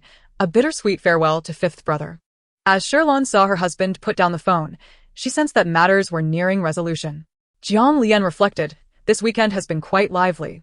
Jiang Wan looked at her father in confusion, as did Shirlan. Their weekend had indeed been bustling, having first visited the happy home, then witnessed the commotion at the Lu family, followed by Jiang Chen's matters. Yet their family was unique. Who else could claim such liveliness? What else is there? Shirlan inquired. Old Yuan has divorced. It is said that the divorce proceedings were conducted in a rather clandestine manner at the last moment on Friday, presumably to keep it under wraps. However, as the saying goes, there are no secrets that can remain hidden forever, and within 2 days, the news had spread far and wide. Old Yuan? Shirlan was taken aback. Although she harbored no fondness for old Yuan's wife, she had never imagined they would part ways. Indeed, it was rumored that old Yuan's wife had transferred all her shares in the Yuan group to her brother. That very brother, having fallen into a gambling trap, had intended to sell the shares, but fortunately, this was averted just in time. Otherwise, the consequences would have been dire. Jiang Lian shook his head as he spoke. Shirlan couldn't help but shake her head in response, lamenting the woman's lack of discernment. No matter how much she dotes on her brother, she should never relinquish the family business shares to anyone, much less allow them to be sold. Doing so would effectively push her husband to the brink. Jiang Wan blinked her big eyes, finally grasping that this was a matter concerning Yuan Mu's family. It was truly unfortunate for Yuan Mu, Shirlan thought with a glimmer of sympathy in her eyes. Who says otherwise? The brunt of parental mistakes often falls upon the children, Jiang Lian sighed. The sound of hurried footsteps approached, growing louder. Who has divorced? Jiang Zhe appeared, his expression filled with confusion. Moments ago, he had only caught wind of the word divorce while upstairs, but he hadn't heard who it concerned. Little brother. It's Yuan Mu's parents, Jiang Wan replied. His parents divorced so quickly. Jiang Zhe exclaimed in astonishment. Yuan Mu's father is remarkably swift. Decades of marriage ended just like that. It's for the best. Let it be. Children shouldn't meddle in adult affairs. Now let us eat. Jiang Lian glared at Jiang Zhe. Oh, Jiang Shi muttered, silently consuming his meal while contemplating that if he didn't inform Yuan Mu, he would eventually learn the details anyway. Jiang Wan, too, was eager to hear the story from Yuan Mu himself, and thus refrained from probing further. As their parents had said, it was a pity for Yuan Mu. He truly was a fine young man. One could only hope that their divorce would not inflict too much harm upon him. After the three siblings departed, Jiang Lian's phone incessantly lit up. Shirlan noticed, but was puzzled as to why her husband wasn't answering. Who is it? Why aren't you answering? Who else could it be but old Ji? Jiang Lian replied with irritation. He regretted having disclosed the mastermind's whereabouts to old Ji. Then answer it. If they're calling so persistently, it must be important. Upon hearing this, Jiang Lian reluctantly picked up the phone. What do you want? Before he could finish his question, the other party interjected, Old Jiang, where did you get this news? Wait, is our daughter the one who told you? I cannot thank you enough. We're at our wit's end over this issue, and you've just delivered us a tremendous piece of good news. Rest assured, once we resolve this matter, brother will treat you to drinks. A hearty laugh followed. Get lost, who's your daughter? That's my daughter. And who are you calling brother? I'm clearly older than you.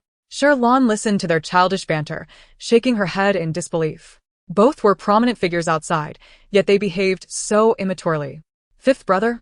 Jiang Wan said, reluctantly holding onto Jiang Chen's hand at the entrance of Shenglan School. Go to class. If fifth brother has time, he'll come home. Jiang Chen chuckled, affectionately ruffling his sister's hair. Blood relations are indeed wondrous, despite not having seen his sister for over a decade. His fondness for her upon reuniting made him willing to offer her anything. All right, Jiang Wan pouted. Jiang Zhe, standing nearby, rolled his eyes, thinking it unnecessary to be so emotional over a mere parting.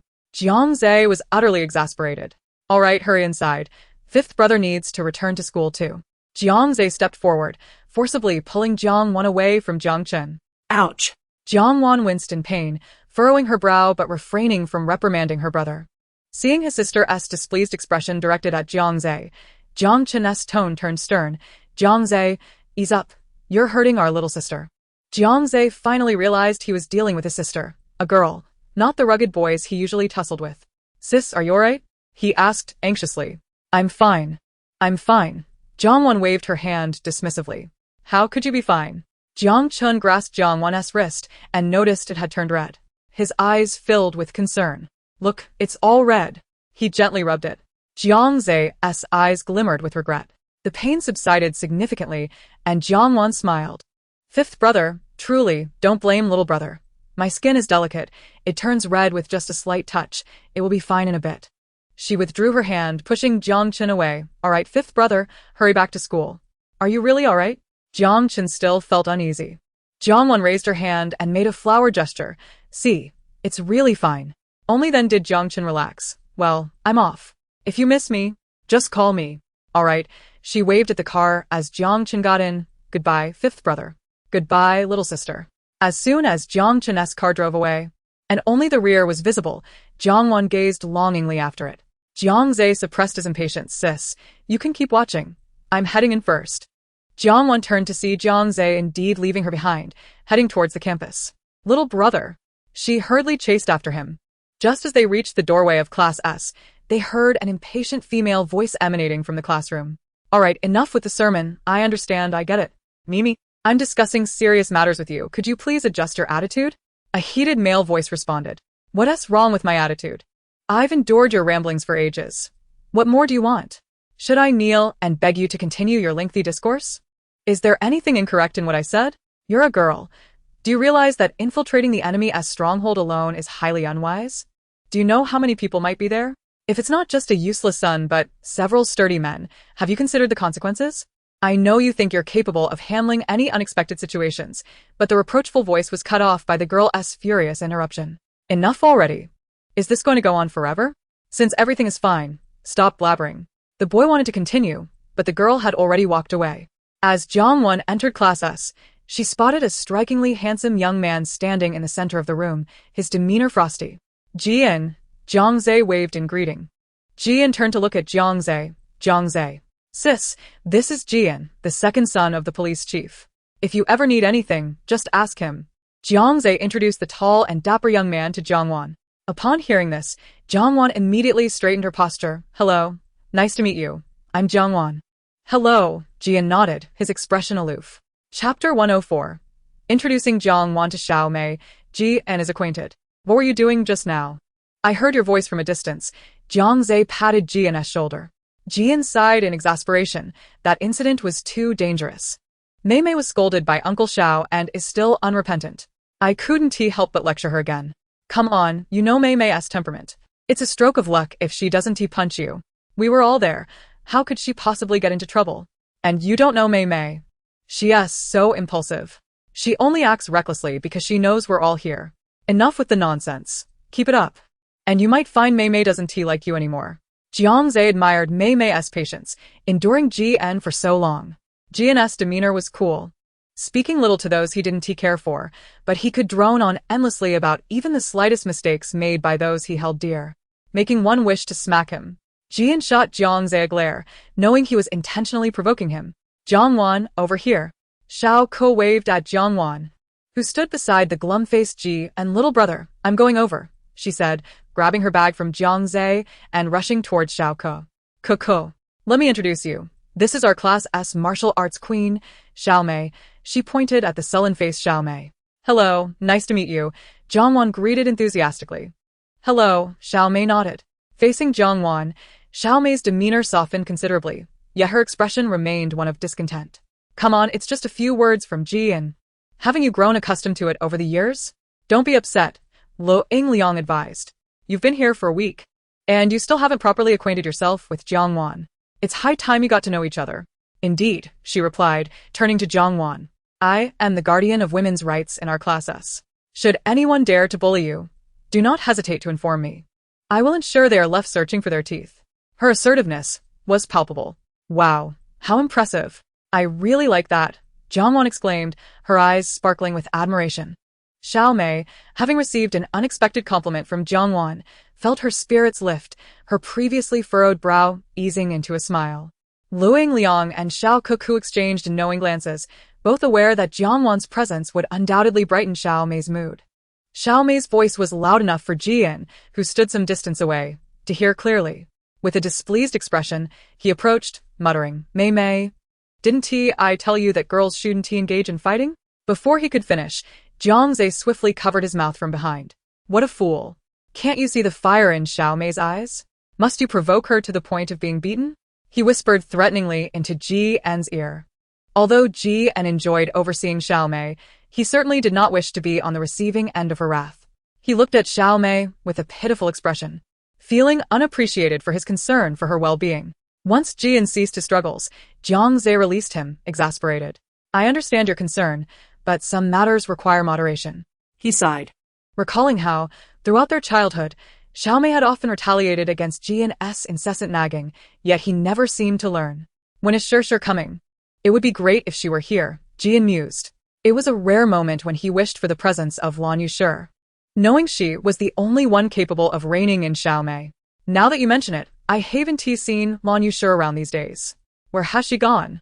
Jiang Zhe inquired, oblivious to the absence of the girl, as he rarely paid attention to the female students. "A prominent figure in the calligraphy world has arrived in S City, and grandfather Lan took Shir to pay a visit," Jian explained. "Didn't you inform Lan Yushi about Xiao Mei's reckless intrusion into a den of villains?"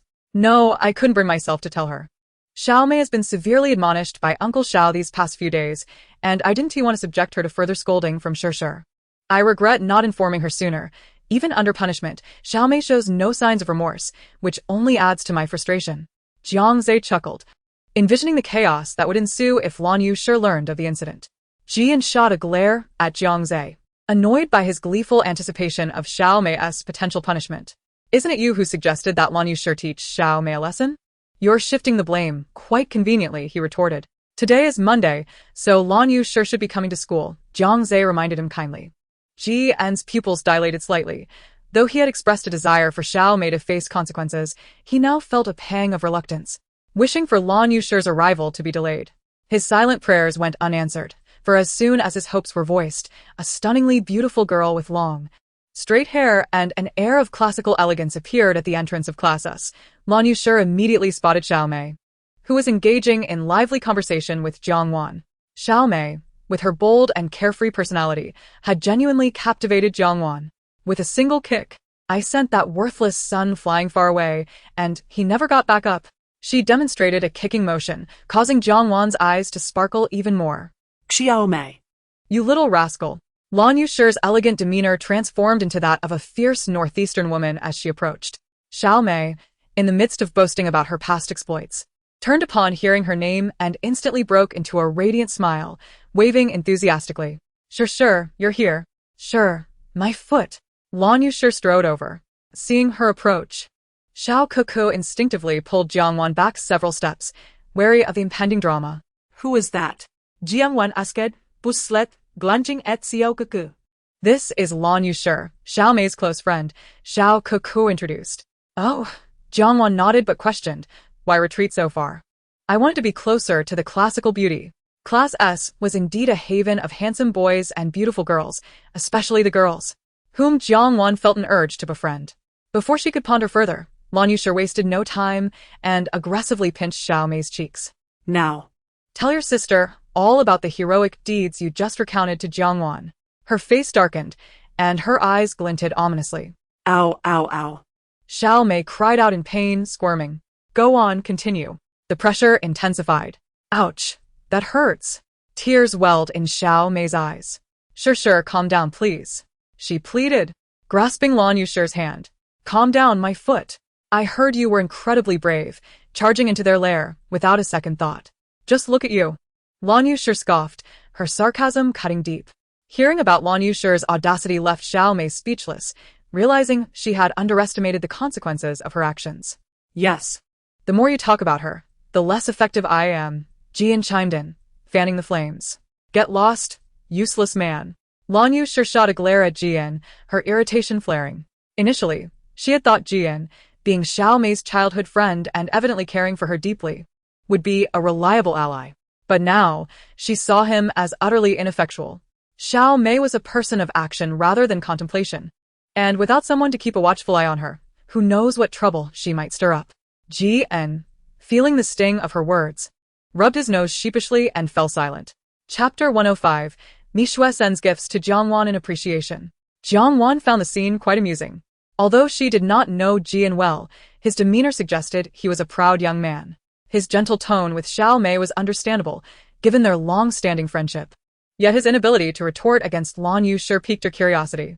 Xiao Koko, noticing Jiang Wan's intrigue, leaned closer and remarked, Are you curious why Shir is so formidable? Look at those two. She pointed at Xiao Mei, who was now ingratiating herself with Lan Yushi, and Jian, who was silently nursing his hurt pride. They seem quite fearful of her, don't they? Jiang Wan nodded emphatically. Shir is related to Jian's mother, so they grew up together. Being several months older, she has always acted as a protective older sister to them, Xiao Kuku explained. Don't let her elegant appearance fool you. She has a fiery temper. Anyone who crosses her path will hear about it, and she speaks her mind without reservation. She continued, clarifying the misconception of Lan Yushi's character. Jiang Wan nodded, observing the powerful aura of the classical beauty as she reprimanded her friend. Sure. My hands are swollen from copying characters these past few days, Xiao Mei lamented, extending her hand in a pitiful manner. Though Lan Yushi recognized Xiao Mei's dramatics, she couldn't help but feel a twinge of sympathy. All right, let me massage them for you, she replied, rolling her eyes in mock annoyance. As a practitioner of calligraphy, Lan Yushi knew precisely how to ease the pain in Xiao Mei's wrists, her technique skillfully alleviating the discomfort. Sure, you're the best. I love you the most. Xiao Mei snuggled against Lan Yushi's shoulder, her demeanor softening. Keep it up. Lan Yushi retorted, though secretly enjoying the affection. The simmering anger within her gradually dissipated, leaving only exasperation toward Xiao Mei. Seeing that Lan Yushi was no longer angry, Xiao Mei turned to Jian, who was out of Lan Yushi's sight, and playfully winked, eliciting both amusement and annoyance from him. Jiang Wan. Mishue burst into Class S, her gaze immediately locking onto Jiang Wan, who was conversing with Xiao Koko. Jiang Wan turned to see Mishue striding towards her, waving enthusiastically. Good morning, Mishue. Mishue handed Jiang Wan a gift box. What is this? Jiang Wan inquired, puzzled, not accepting it, as she did not comprehend the intention behind it. It's a gift for you. Mishue firmly grasped Jiang Wan's hand and pressed the box into her palm. Ha! Jiang Wan exclaimed in confusion. Why are you giving me a gift? Mishue hesitated momentarily. She wished to express her gratitude for Jiang Wan saving her. However, how should she articulate that? Unconsciously, her gaze drifted towards Luoying Liang. Noticing Mishue's uncertainty, Luoying Liang spoke up, Jiang Wan, just accept it. Mishue definitely welcomes you to our S-Class family. Isn't that right, Mishue? Indeed, we're delighted to have you, Jiang Wan, Mishue sincerely affirmed. Deep within, she felt overwhelming gratitude towards Jiang Wan. Had it not been for her rival, Mishue would have been in a much darker place, unable to enjoy such carefree travels abroad.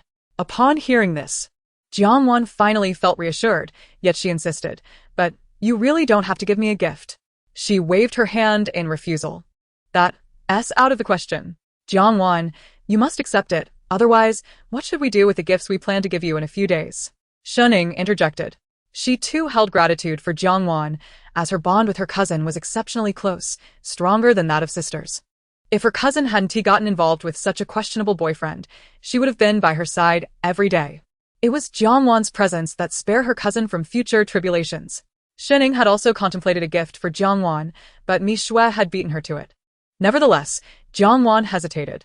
Alright, just take it. If you don't, Don't you think it implies you don't consider me a good friend? Mi Shui glared at Jiang Wan with a displeased expression. Jiang Wan's eyes widened as she shook her head vigorously. No, no, no. We are good friends. Then, that is settled. It is customary among friends to exchange gifts, Mi Shui remarked, tapping the gift box resting in Jiang Wan's palm. Fine. After a moment's indecision, Jiang Wan accepted the gift. When the class bell rang, Jiang Wan obediently took her seat, yet today was unlike any other. She found herself utterly unable to concentrate, her mind wandering incessantly. Even the math teacher, who was lecturing at the podium, had glanced her way thrice. Jiang Wan, le yang liang nu jet Jiang Wan es arme. Pulling her from her reverie. Ha! Jiang Wan looked at Luang Liang, bewildered. Teacher Kai is watching you again. Stop zoning out, she whispered. Jiang Wan jolted, meeting the teacher's disapproving gaze, and immediately tried to focus on the lesson. However, with so much on her mind, she could barely hold her attention for a few minutes before drifting off again. This time, she cleverly made notes on her paper, ensuring the teacher could not discern her distraction. Biting the cap of her pen, her face contorted in anguish as her gaze involuntarily strayed towards Lan Yushi, who sat 2 desks away beside Xiao Mei. How am I supposed to tell Lan Yushi to steer clear of that person named Luo Yang? If I bring it up out of the blue, she will surely think I'm insane. And if she asks how I know Luo Yang, what should I say? Why am I the only one with this gossiping dilemma? Is there no one who can help me with my troubles? Jiang Wan's thoughts swirled in a tempest of frustration. Each moment like this was a time of madness for her. Just then, her inner turmoil echoed through the classroom, causing a hush to fall. All attention was drawn to the teacher at the podium. Xiao Mei's expression shifted dramatically as she turned to question Jiang Wan. But her words were abruptly silenced when Lan Yushi covered her mouth, ordering her to be quiet. After a scolding glare from Lan Yushi, Xiao Mei settled down. But she still muttered, "But quiet now." Lan Yushi rolled her eyes. She was the person involved and felt no urgency, so why should Xiao Mei? Xiao Mei pouted in a display of grievance, feeling that her concern for Yushi had gone unappreciated. Lan Yushi, amused by Xiao Mei's exaggerated expression, playfully tapped her cheek. Be good. This had become their customary gesture of reassurance. Almost instantly, Xiao Mei brightened up. Having calmed one, there was still another. Turning to the back, she noticed Jian, whose eyes radiated a fierce intensity. Silence. A threatening glance sent Jian's bristled demeanor settling down. Lan Yushi cast a sidelong glance at Jiang Wan, noting the turmoil etched on her face. Luo Yang. Lan Yushi was a student in a calligraphy class run by a revered master. And Luo Yang was also a student there, having joined 2 years prior, thus becoming her senior. Since her enrollment, Luo Yang, as a senior, had been particularly attentive towards her, earning her trust. Chapter 106. Lan Yushi will be deceived by a scoundrel. Her future will be grim. But what was wrong with Luo Yang? She had never sensed anything amiss. Even when they were alone, Luo Yang had always behaved as a true gentleman, never once crossing any boundaries. So, why should she distance herself? As Lan Yushi pondered, she was abruptly met with Jiang Wan's next revelation. That Luo Yang is nothing but a two-faced scoundrel, a hypocrite. If one possesses talent and ambition, they should endeavor earnestly. Success will eventually follow. Yet this Luo Yang is fixated on underhanded schemes. Witnessing his dorm mate being lavished with 100,000 yuan in pocket money monthly by a wealthy benefactor, he was consumed with envy, simultaneously deriding his roommate as a useless pretty boy. This is the mark of a true villain. He desires both wealth and a good reputation. Yet his attempts to find suitable targets have been in vain, as his affluent peers disdain him. Relying on the meager wages from 3 jobs, he finally gained entry into the calligraphy class, where he sought to refine his own demeanor while secretly targeting Lan Yushi. Thankfully, he had always maintained a gentlemanly facade, refraining from any inappropriate jokes with the girls. Thus his deliberate approach went unnoticed by Lan Yushi, who perceived it as commonplace. In order to get close to Lan Yushi, Luo Yang even requested to form a study group with her, and the master, unaware of his ulterior motives, naturally consented, thinking he was merely looking after a junior. Over the course of a year, Luo Yang earned Lan Yushi's profound trust, and now the time had come for him to execute his scheme. Today, as Lan Yushi returned from class, she needed to traverse a secluded path, for she wished to avoid being seen leaving in her luxury vehicle. Luo Yang orchestrated a plan, blocking her family's driver from approaching the path Lan Yushi would traverse, while simultaneously arranging for someone to follow her. As Lan Yushi sensed someone trailing her, fear propelled her to flee. Alas, She had already fallen into the meticulously laid trap of Luo Yang, and no matter how desperately she tried to escape, freedom eluded her grasp.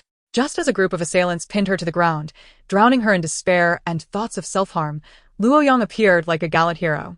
He valiantly engaged in combat with the assailants, gaining the upper hand and driving them away. Although he emerged seriously injured, he continued to console the traumatized and hollow-eyed Lan Yushi.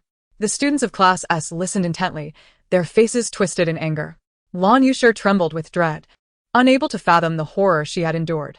Xiaomei wrapped her arms around Lan Yushi's waist, holding her tightly, burying her head in Lan Yushi's shoulder, her eyes glistening with frost. Luo Yang. Meanwhile, Jian, standing behind them, bore a grim expression.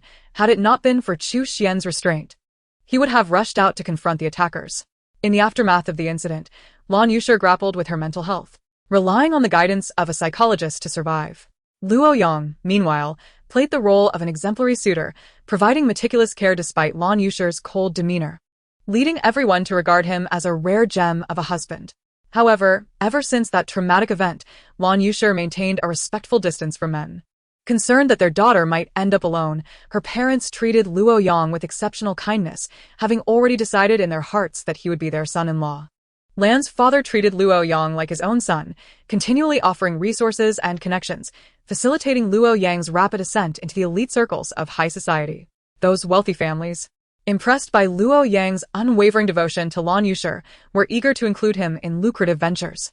Thus, Luo Yang's promising future was crafted by the Lan family, who mistakenly believed him to be a rare find, unaware that he was merely a wolf in sheep's clothing. Lan Yushi, understanding her parents' concerns, forced herself to accept Luo Yang, even though she did not love him, for she realized that no one else would overlook her past humiliation. Consequently, they wed swiftly. After the marriage, the Lan family spared no effort in paving the way for Luo Yang, enabling the 30-year-old to become a figure of admiration in high society. Yet, Luo Yang, with a facade of charm concealing a heart of malice, reveled in his success while the Lan family was maliciously ensnared, facing bankruptcy. When Lan Yushi sought Luo Yang's assistance to help her family through this crisis, an endeavor he was fully capable of, he turned a blind eye, for he was the architect of their downfall. He callously disregarded Lan Yushi's pregnancy, bringing his mistress and their 4-year-old illegitimate child into the home that rightfully belonged to Lan Yushi. As Lan Yushi exhausted herself fighting for her parents' welfare, she tragically suffered a miscarriage, while the wretched Luo Yang was indifferent, choosing instead to celebrate his mistress's child's birthday. Following the collapse of the Lan family and the imprisonment of her parents, who succumbed to the unbearable pressure, Lan Yushi, having lost her beloved parents, could no longer bear the weight of her sorrow and departed from this world on a sunlit afternoon. The arrangements for her and her parents' funerals were handled by Xiaomei, who, despite her own grievous injuries, returned to their homeland to oversee the proceedings. How lamentable it is that once, 3 childhood friends, innocent and carefree, now only Xiaomei remains, with 1 foot already buried in the earth. The students of Class S, upon hearing Jiang Wan's heartfelt reflections, turned their incredulous gazes toward Lan Yushi and Jian, particularly regarding Jian, their expressions laden with astonishment. They had come to understand the reasons behind Lan Yushi's demise. But what of Jian? Lan Yushi had died at 30. What fate awaited Jian? The two involved, Lan Yushi and Jian, exchanged glances, each reading the disbelief mirrored in the other's eyes. Truly, they were cousins, united in shared suffering. Xiaomei, grasping Lan Yushi's hand, trembled slightly, her gaze toward Jian filled with a complex light, with tears forming in the corners of her eyes. Both Shi and Jian would eventually depart from her life. Chapter 107. Jiang Chen visits Chenwu. Shi and Xiaomei gazed at Lan Yushi, terror filling their eyes as they struggled to imagine life without Shi and Jian. It will be all right. Lan Yushi reassured her, embracing Xiaomei. Nothing has happened yet, and now that I understand the circumstances, I will not allow myself to be ensnared. Everything will change. A glint of ruthless determination shone in her eyes. Although Lan Yushi was not a paragon of virtue, she had never engaged in wrongdoing, however. Since others sought to conspire against her, they should not blame her for ensuring their suffering. Indeed, nothing has happened yet. Xiaomei nodded with conviction. This time, she would ensure that Shi did not suffer the same fates as recounted in Jiang Wan's reflections. Yet, could Shi's fate be avoided? Turning to Jian, whose eyes were dark as ink, she sensed Xiaomei's unease and concern. Jian, suppressing his own turmoil, offered her a gentle smile, silently assuring her that everything would be fine. Xiao Mei bit her lip, though anxious, found comfort in Ji An's calmness, nodding slightly in response. Regardless of what the future held for Ji An, she vowed to protect him, as well as Shirshir. Sensing the tightening of the arms around her, Lan Yushir smiled wryly, amused by Xiao Mei's overprotective nature. Alas, my gossip system, could you not share the burden with someone else? It is quite exhausting to bear the truth alone.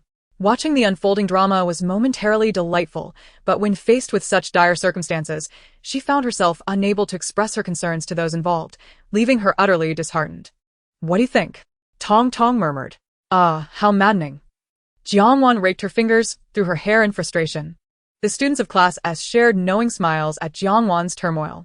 Indeed, this class could not do without Jiang Wan, otherwise, it would surely fall apart. Hearing Jiang Wan's heartfelt concerns for her, Lan Yushir felt a warm glow, touched by the attention, despite not being particularly close to her. As she noticed Jiang Wan's hair once again in disarray, she contemplated how to subtly communicate that she was aware of Luo Yang's true nature and would remain vigilant against him. After parting ways with his sister, Jiang Chun returned directly to the law firm, only to find teacher Enda absent, and the others also away, leaving only Yu Feng diligently at work. Senior brother, where's the teacher? He inquired, glancing toward the teacher's office, which was disappointingly empty. Yu Feng, engrossed in his work, had not noticed Jiang Chen's entrance until the sudden sound startled him. Upon recognizing Jiang Chen, he exhaled in relief. You're looking for the teacher? He's at the police station. With that, he returned to his tasks. After writing a single character, he suddenly paused, his gaze fixed on Jiang Chen, a complex expression crossing his face. Jiang Chen, do you think people can change? This question had plagued him throughout the night. They had endured numerous hardships to reach their current achievements, yet for the sake of mere money, they had relinquished their humanity, a thought that pained him deeply. Jiang Chen paused, realizing Yu Feng was referring to Chen Wu, knowing that they had worked together for 5 years, facing trials that had forged a bond stronger than that of brothers. People change, even without the lure of money. Simply by being human, we are constantly evolving, seeking countless solutions to even the smallest problems. Upon hearing Jiang Chen's response, Yu Feng fell silent, his eyes reflecting sorrow. Did anything happen between you two last night? Jiang Chen suddenly asked. Yu Feng was still enveloped in a dreamlike sensation as he recalled the events of the previous night, fervently nodding as he spoke. Indeed, it was a significant affair. You have no idea. After the teacher concluded the call you made, we proceeded to Wang Ling's residence, where, to our astonishment, Wang Dashan was present as well, along with his mistress, Xiao Yu and Chen Wu. As he mentioned Chen Wu, he fixed a penetrating gaze on Jiang Chen, who had already anticipated this revelation, thus maintaining a stoic demeanor. Unable to glean anything from Jiang Chen's expression, Yu Feng continued, recounting that there were several individuals there who appeared to be highly skilled practitioners, who subdued Wang Dashan, Xiao Yu and Chen Wu, while Wang Ling looked on in sheer terror. Among that group, a figure who seemed to be the leader engaged in a private conversation with the teacher, the specifics of which remained unknown to me. All I remember is Chen Wu incessantly pleading for the teacher to save him, claiming his innocence, yet the teacher remained indifferent. As a senior brother, I felt compelled to assist my junior brother, but the teacher restrained me, and when I inquired about the reason, he revealed, with sorrowful eyes, that Chen Wu had long since betrayed him, having sold out the teacher for the riches promised by Wang Dashan. At this juncture, Yu Feng's eyes brimmed with tears.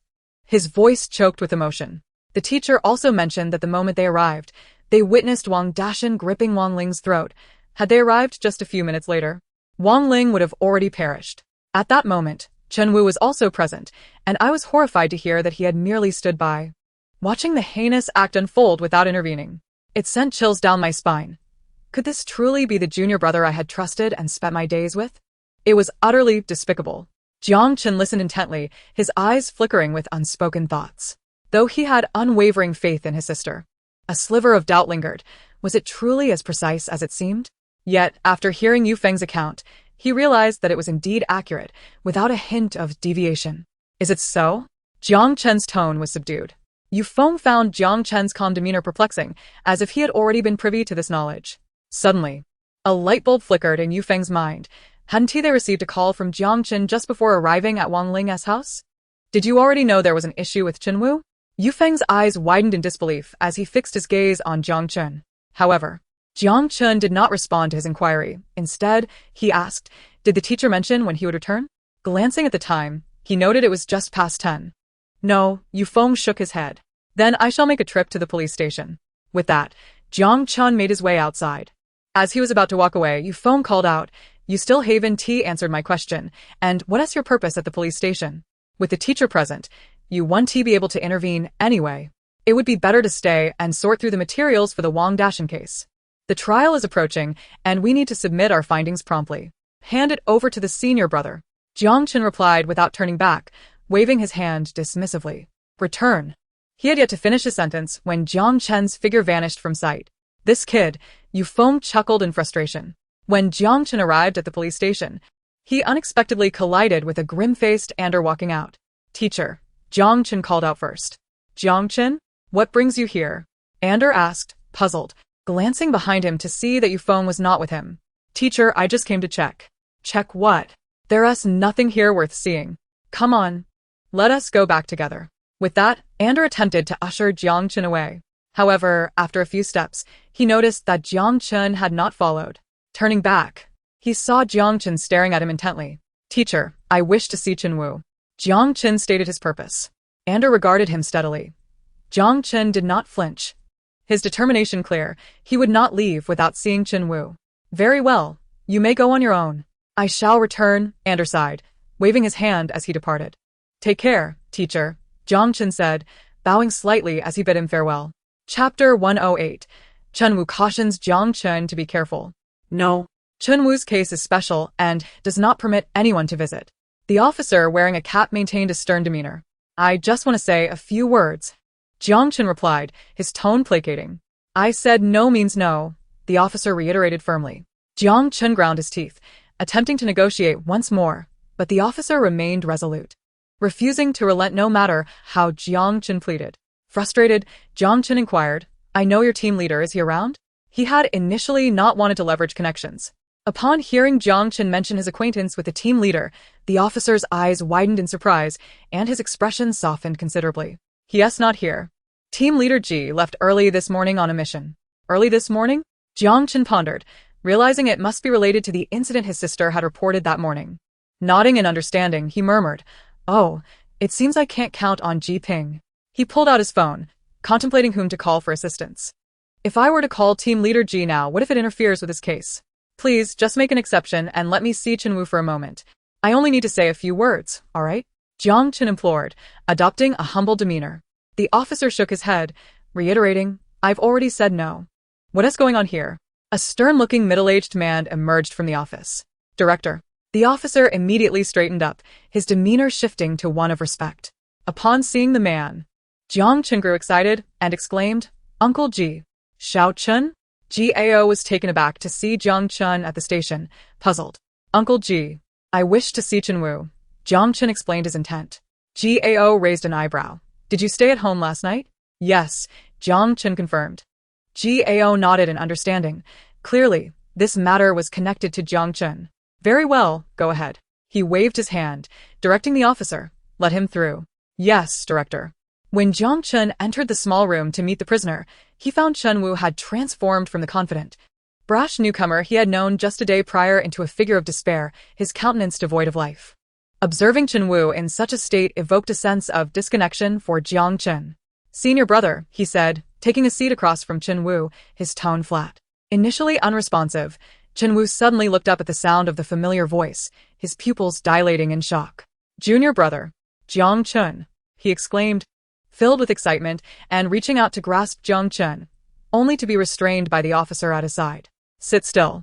Chen Wu, held in place, could only comply, his eyes anxiously darting behind Jiang Chen, desperately asking, Is it just you? The teacher isn't here? In that moment, Chen Wu longed to see Ander. Perhaps he could find a way to extricate him from this predicament. Jiang Chen shook his head. There's no one else, only me.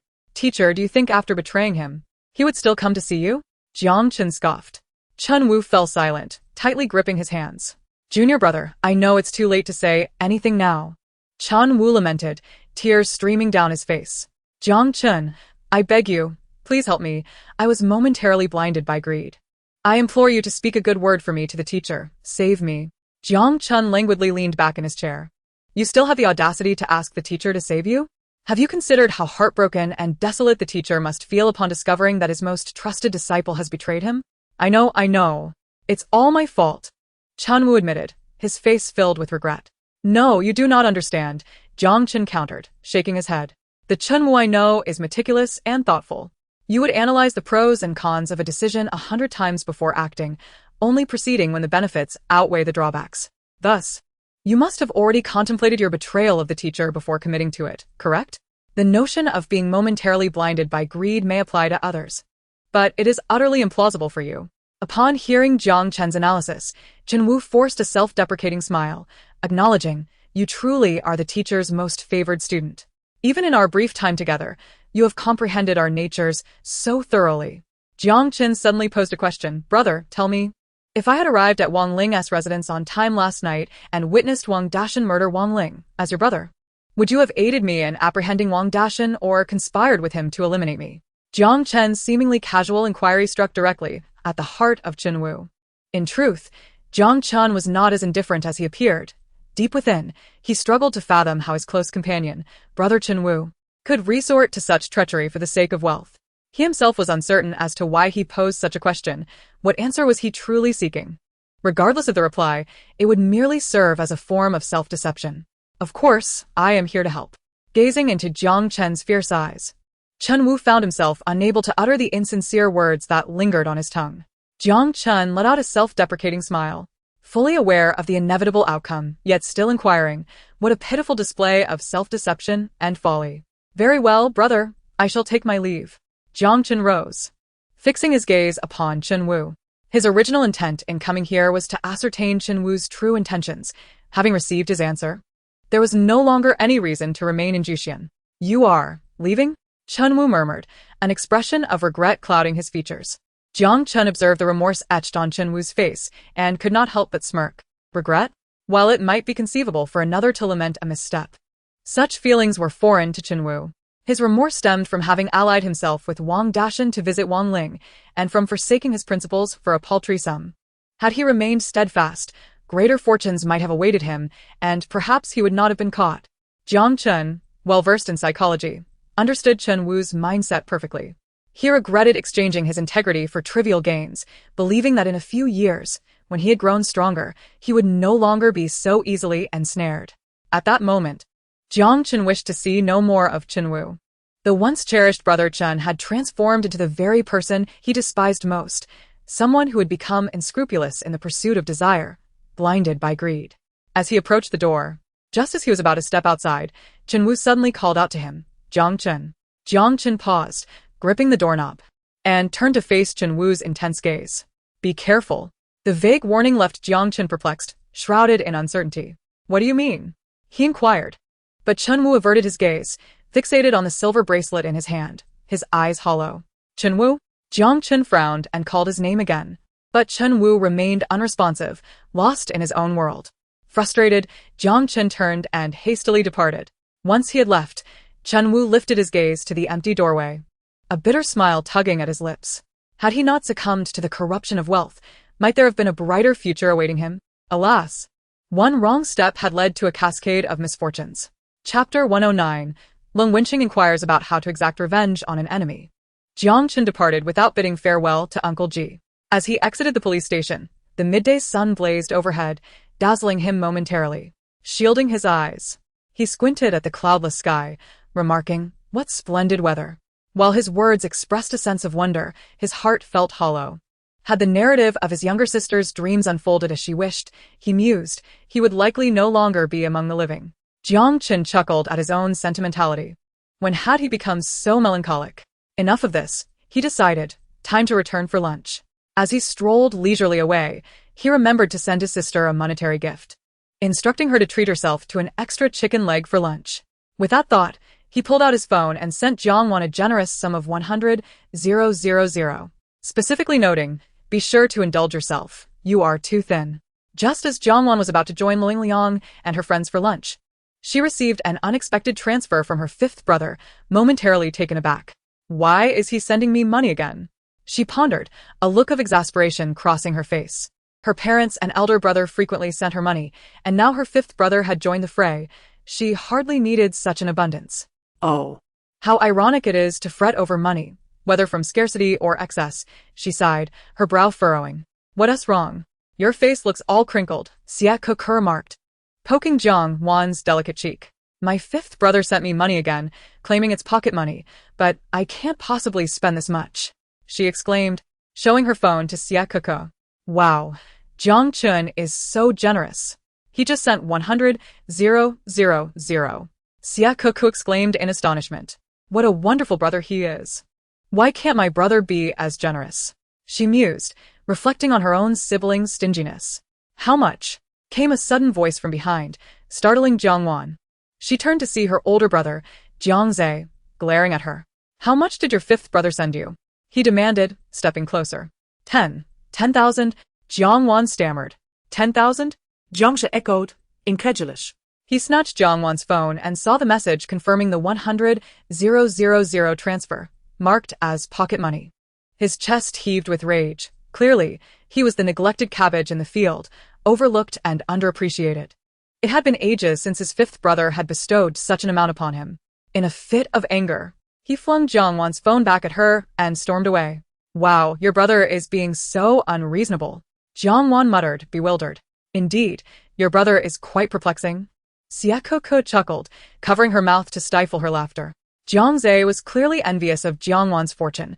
He had lost his standing and deserved his fate. Lu Yingliang was equally amused. Seeing Jiang Zhe humbled brought her great joy.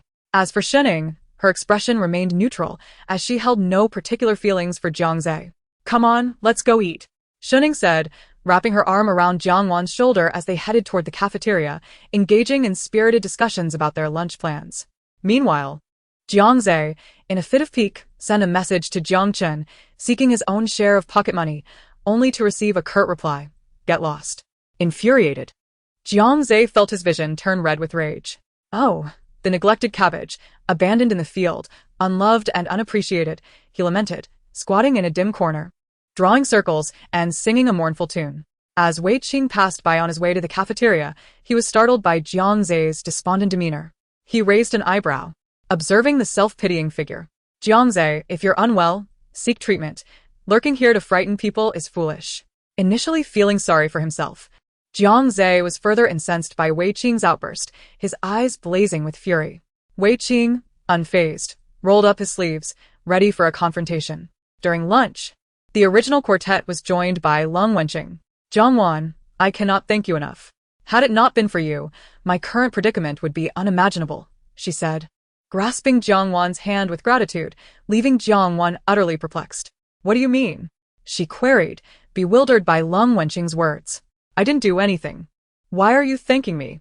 Thankfully, you called out to me at that moment. Otherwise, the consequences would have been dire. Jiang Wan's eyes widened in shock. Why would she say such a thing? How did she know that her future might be bleak? Qing, why would you say that? Qu'est-ce qu'il dit, interjected. Voicing Jiang Wan's confusion.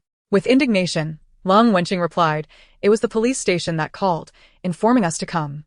The elderly lady apprehended by the police was a trafficker. Initially, she stubbornly refused to divulge any information, but her utterly useless son, upon being vociferously questioned, revealed everything. It turned out that their target was me. Had I ventured there, I would have been abducted and rendered unconscious, subsequently sold to the mountains, where my fate would have been nothing short of a living hell. I pounded my fists on the table in frustration. Why would they target you? Shening inquired, with a shadow of menace in her eyes. Lung Wenqing gritted her teeth and replied, it's Qi Yuan. She envies me and wishes to see me suffer. Jiang Wan secretly breathed a sigh of relief. Thank goodness you did not go there and thus escaped a calamity. So, I owe you my gratitude, Jiang Wan. If you hadn't called out to me, I might have already sought death. She embraced Jiang Wan with great affection. Jiang Wan forced a smile. Surely not. Yet internally she mused, indeed, had you been sold to the mountains to become the wives of two men, how could you possibly accept such a fate? You would have contemplated ending your life multiple times, but fate intervened and saved you. Those two men bound you daily to prevent you from taking your own life. It is precisely for this reason that you managed to survive an additional decade. Upon hearing Jiang Wan's inner thoughts, Lung Wenqing shuddered violently, fear evident in her eyes. She considered herself strong-willed, yet the despair she faced had driven her to contemplate ending her life. At this moment, her hatred for Qi Yuanyuan surged to unprecedented heights. If she could, she would send Qi Yuanyuan to the very mountain she was meant to inhabit, forcing her to experience the depths of her despair. Yet, if she did so, how would she differ from the malicious Qi Yuanyuan? Thus, how could she exact revenge upon Qi Yuanyuan? Chapter 110. Jiang Wan explodes the truth. Cutting off Qi Yuanyuan's path to prosperity. What do you think? Qi Yuanyuan wishes to see me dead. How should I retaliate against her? Luing Liang and Xiao Kiki exchanged knowing glances with Shining. No wonder there had been no whispers in recent days. It turned out that Lung Wenqing had yet to devise her plan for revenge against Qi Yuanyuan. If it were me, I would send Qi Yuanyuan to the very mountain she intended to sell you into, allowing her to experience all that you endured. This was Xiao Kiki speaking. Though she possessed an enchanting and sweet visage, her heart was anything but sunny. Anyone who dared to wrong her would receive 1,000-fold retribution. I share the same sentiment. Shining added. Lu Yingliang immediately raised her hand. They were not naive souls who would spare their enemies simply because they had escaped harm. They were far from being foolishly forgiving. Although they harbored no malicious intent, their desire for vengeance was extraordinarily potent. To their surprise, Xiao Kiki and the others echoed her thoughts, and Long Wenqing's eyes sparkled with delight. Truly, great minds think alike. I initially contemplated such a course of action, but alas, it would amount to a crime. What then? Xiao Kiki shrugged, while Lu Yingliang and Shining shook their heads. Jiang Wan, what do you think? Long Wenqing turned to the perpetually silent Jiang Wan, her gaze fixed intently upon her. I have no idea. Jiang Wan replied, shaking her head. Yet, inwardly she was murmuring. I believe the best form of revenge would be to let Qi Yuanyuan be tantalizingly close to her most coveted desires, only for them to shatter like fragile bubbles upon contact. That would be the ultimate retribution against her. Who could withstand such a crushing blow? Experiencing the heights of paradise only to plummet into the depths of despair? In 35 days, the Qi family will receive notification for the demolition of their ancestral home in the countryside, as a factory is set to be established there. The compensation will be substantial, with the Qi family's property being quite expansive, amounting to approximately 20 million yuan. Originally, after Lung Wenqing was trafficked, the Qi family became wealthy due to this windfall. And Qi Yuanyuan ascended to the status of a wealthy heiress, living a life of luxury and indulgence, free from the burden of Lung Wenqing. Each day was filled with shopping, beauty treatments, and afternoon teas with other privileged girls, all while forgetting the miserable existence that Lung Wenqing had endured as a form of retribution. If it were me, I would send someone to purchase the Qi family's ancestral home in advance, negotiating with Qi Yuanyuan's father, who desperately needs funds to invest in a so-called lucrative business that Qi Yuanyuan's mother vehemently opposes. The original trajectory of events allowed the Qi family to seize this immense fortune only because no one had previously considered purchasing their dilapidated ancestral home.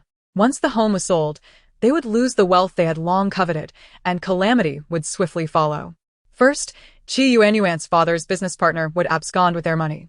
And then the news of the substantial compensation for the demolition of their ancestral home would spread. Before the Qi family could revel in their newfound fortune, they would learn that their ancestral home had changed hands. Qi Yuanyuan's mother would be overwhelmed and nearly succumb to a heart attack upon hearing the news, draining their savings for medical expenses. After her recovery, the Qi family would find themselves destitute, with the morally bankrupt couple arguing daily.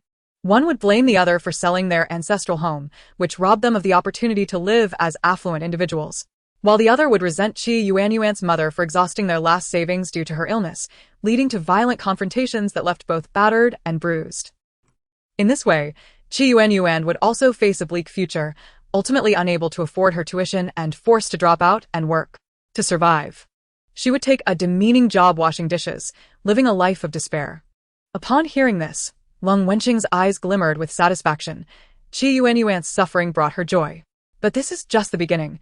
Qi Yuanyuan's trials will not conclude so swiftly. After the Qi family attain their wealth, they would allow their daughter to squander it recklessly. For she is their beloved child. They would hope that by making her more attractive, she would attract a suitable partner, as the Qi family, with only 20 million yuan, hardly qualified as a true aristocracy. Once the Qi family fell into financial ruin, they would inevitably turn their attention back to Qi Yuanyuan. The Qi couple were utterly deranged, treating their daughter as mere livestock on a butcher's block, selling her to the highest bidder.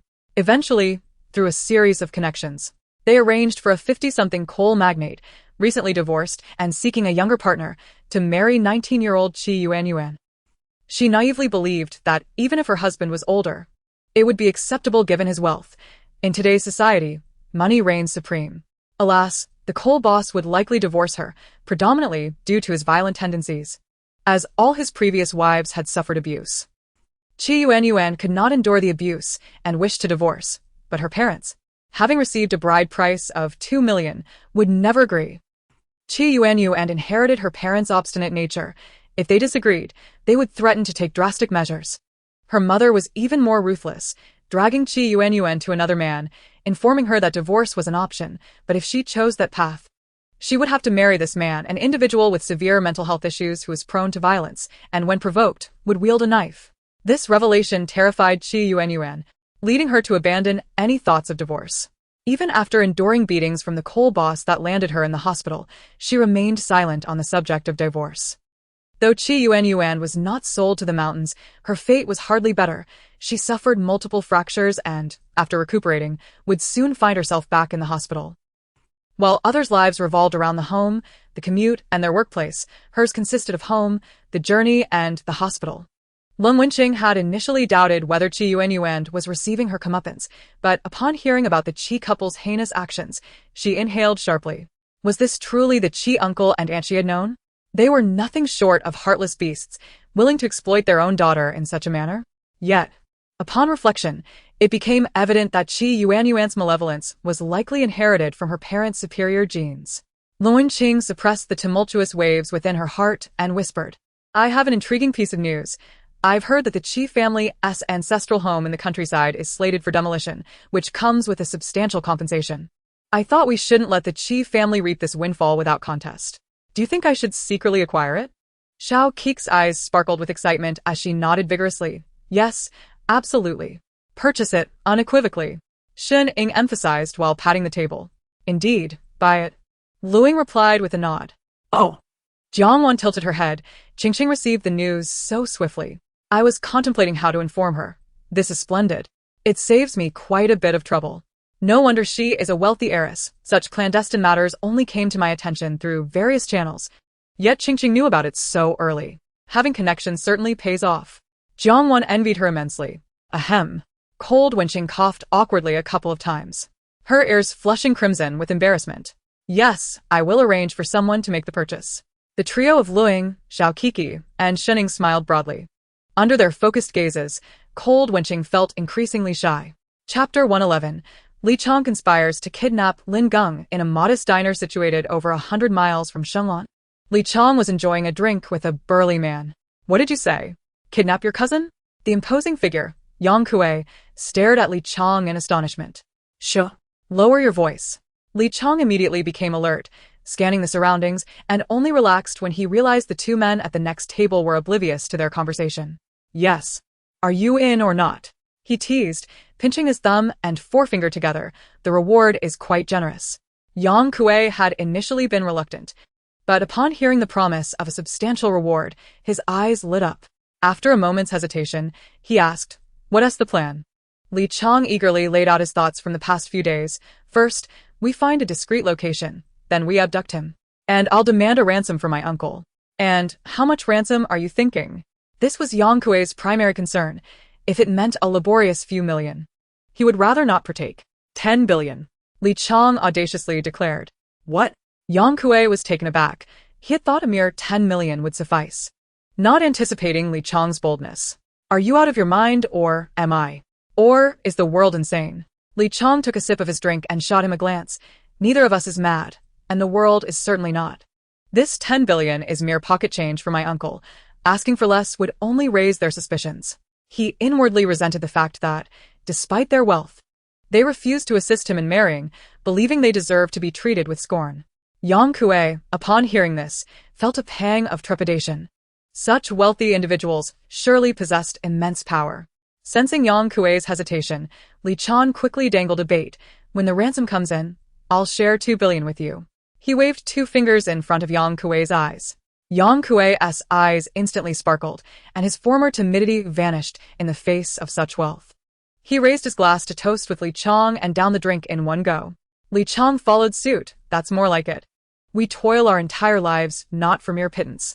Once we secure this fortune, we can enjoy fine wines and exquisite feasts, drive luxury cars, reside in magnificent homes, and be surrounded by beautiful women. What a splendid life awaits. Listening to Li Chong's dreams, Yang Kue felt as if he had reached the pinnacle of life. You're right. I should start planning on how to spend the money even before it arrives. Meanwhile, the two men at the adjacent table exchanged glances, disdain evident in their eyes. With that level of intelligence, they think they can pull off a kidnapping? Truly, it's laughable. Unbeknownst to them, these two fools were indeed embarking on a successful path, and, just as they envisioned, they would soon reach the apex of their lives, though it would not be long before they fell into the depths of despair. One of the men at the dining table pulled out his phone, sending a video to someone named Xiao Yi, before returning to his meal in silence. Far away in Shenglong, Lin Geng was dining with Jiang Zhe and others when he received a video. After watching, his expression darkened. What else wrong? Has your first love run off with someone else? Yu Fong teased, inheriting Lin Geng's sarcasm. Shut up. Lin Geng shot him a glare, then turned to Yu Fong, offering his phone. What is it? Yu Fong did not take it. Jiang Zhe, Lin Geng placed the phone before Jiang Zhe, opening the video. It displayed Li Chong and Yang Kue's plan to conspire against Lin Geng. Indeed, the two men quietly dining beside Li Chong had been sent by Lin Geng to surveil him. The oblivious Li Chong had been monitored for days without a hint of awareness, proving that their previous success in harming Lin Geng had been sheer luck. After watching, Jiang Zhe sipped his drink and asked, what do you plan to do? Observe how things unfold. Lin Geng shrugged. However, I suspect they might use some kind of drug to incapacitate me, and I need to strategize on how to remain alert. Otherwise, I would be akin to a lamb awaiting slaughter. Yu Fong had also finished watching the video. You should consult Luo Ming. His family runs a private hospital and will surely know of an antidote. Lin Geng smacked his forehead, right? How could I forget about that guy? I'll go find him now. With that, he dashed off. Forgot your phone. Yu Fong called after him, but Lin Geng had already vanished without a trace. How come you're not this quick when running laps for old Shin? Yu Fong remarked, shaking his head. Someone give it back to him. Lin Geng found Luo Ming in the pharmaceutical laboratory. Luo Ming's family owned a private hospital, and he had inherited his parents' medical talents, enjoying the study of various drugs from a young age. Consequently, his father had spared no expense in establishing a well-equipped laboratory in Shenglong, stocked with tens of thousands of medicinal concoctions from both traditional and modern medicine, clearly illustrating a devoted father's affection. Ming. Upon seeing Luo Ming, Lin Geng rushed forward as if he had not seen a long-lost relative, his voice trembling with excitement. Luo Ming, engrossed in analyzing drug components, recoiled in distaste, regarding Lin Geng as if he were a filthy germ. Get to the point. Don't gross me out, Luo Ming snapped, clad in his lab coat. All right. I need your help. Lin Geng quickly summarized Li Chong's malicious intent. Fine, wait here. Luo Ming rummaged through the cabinet filled with various medications and extracted a small vial. Take one of these beforehand. No matter how potent the sedative, you'll remain alert. Lin Geng's eyes gleamed like the sun. Brother, your kindness is beyond words. He accepted the vial, clasping his fists in gratitude. All right, go. Don't disturb me again, Luo Ming said with evident disdain, as his experiment had been interrupted, necessitating a complete recalibration. Not offended by the disdain, Lin Geng left with the medication, cheerfully waving goodbye as he departed without a trace. After lunch, Jiang Wan and the others returned to class, only to find Xiao Mei and Ji and surrounding Lan Yusher, discussing something animatedly. The group curiously approached. What's going on? Shining inquired. Xiao Mei turned. It's about Shirshir. She mentioned recently that Ro Yang from the calligraphy class has been acting strangely. Xiao Kiki, aware that the performance had commenced, quickly asked, What's so strange? Do tell. Lan Yusher replied immediately. He has been looking at me with unusual intensity lately. He used to gaze at my sister, but now it seems his interest has shifted. Of course. You've turned 18. You're now an adult, eligible for romance. He must be eager to make his move before someone else does. Jiang Wan mused silently. Thus, Mei Mei and I have decided to act as her bodyguards whenever she attends the calligraphy class, starting today. We're concerned that something untoward might occur. Jian stated. Chapter 112, Moon Pin Zai. This is excellent, this is splendid.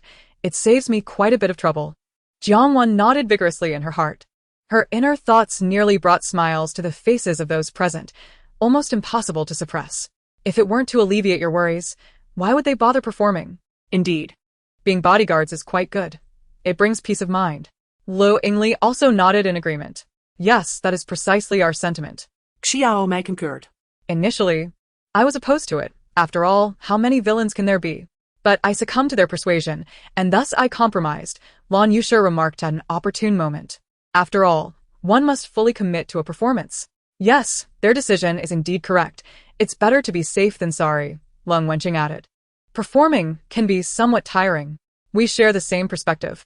I support this, Jiang Wan declared, extending her small hand. We have been waiting for your support. A shared smile passed among the group. That evening, Jiang Wan was seated in the living room chatting with Sherlan, primarily recounting some of her past embarrassing moments, which sent Sherlan into fits of laughter.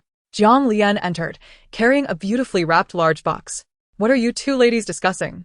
I could hear your laughter from outside. He placed the gift box on the table. Daddy, Jiang Wan beamed, waving her small hand at Jiang Lian. Let us see what Daddy has bought for you. Jiang Lian patted the gift box. What is it? Jiang Wan leaned in to examine the words on the box. Moon Pinjai. Moon Pinjai? Her voice elevated by several octaves. She recalled that she and Xinwan used to adore browsing the online rankings of the top 10 luxurious delicacies in S City, where the pastries from Moon Pinjai consistently held the top position. While other cities recognized Michelin stars, the residents of S City only acknowledged Moon Pinjai. A single small pastry from Moon Pinjai could cost hundreds or even thousands, and she and Xinwan would often joke that the owner was brazenly robbing people. They would always say that if they became wealthy, they would treat each other to a feast at Moon Pinjai. Jiang Wan never expected that her long-cherished dream would be laid out before her, ready for her to indulge at will. Sherlan joined in. Is Chuyu back? Huh? Jiang Wan looked at her mother in confusion. Chuyu is the owner of Moon Pinjai. She has recently been abroad, which is why we Haven Tea had any of their delicacies at our table.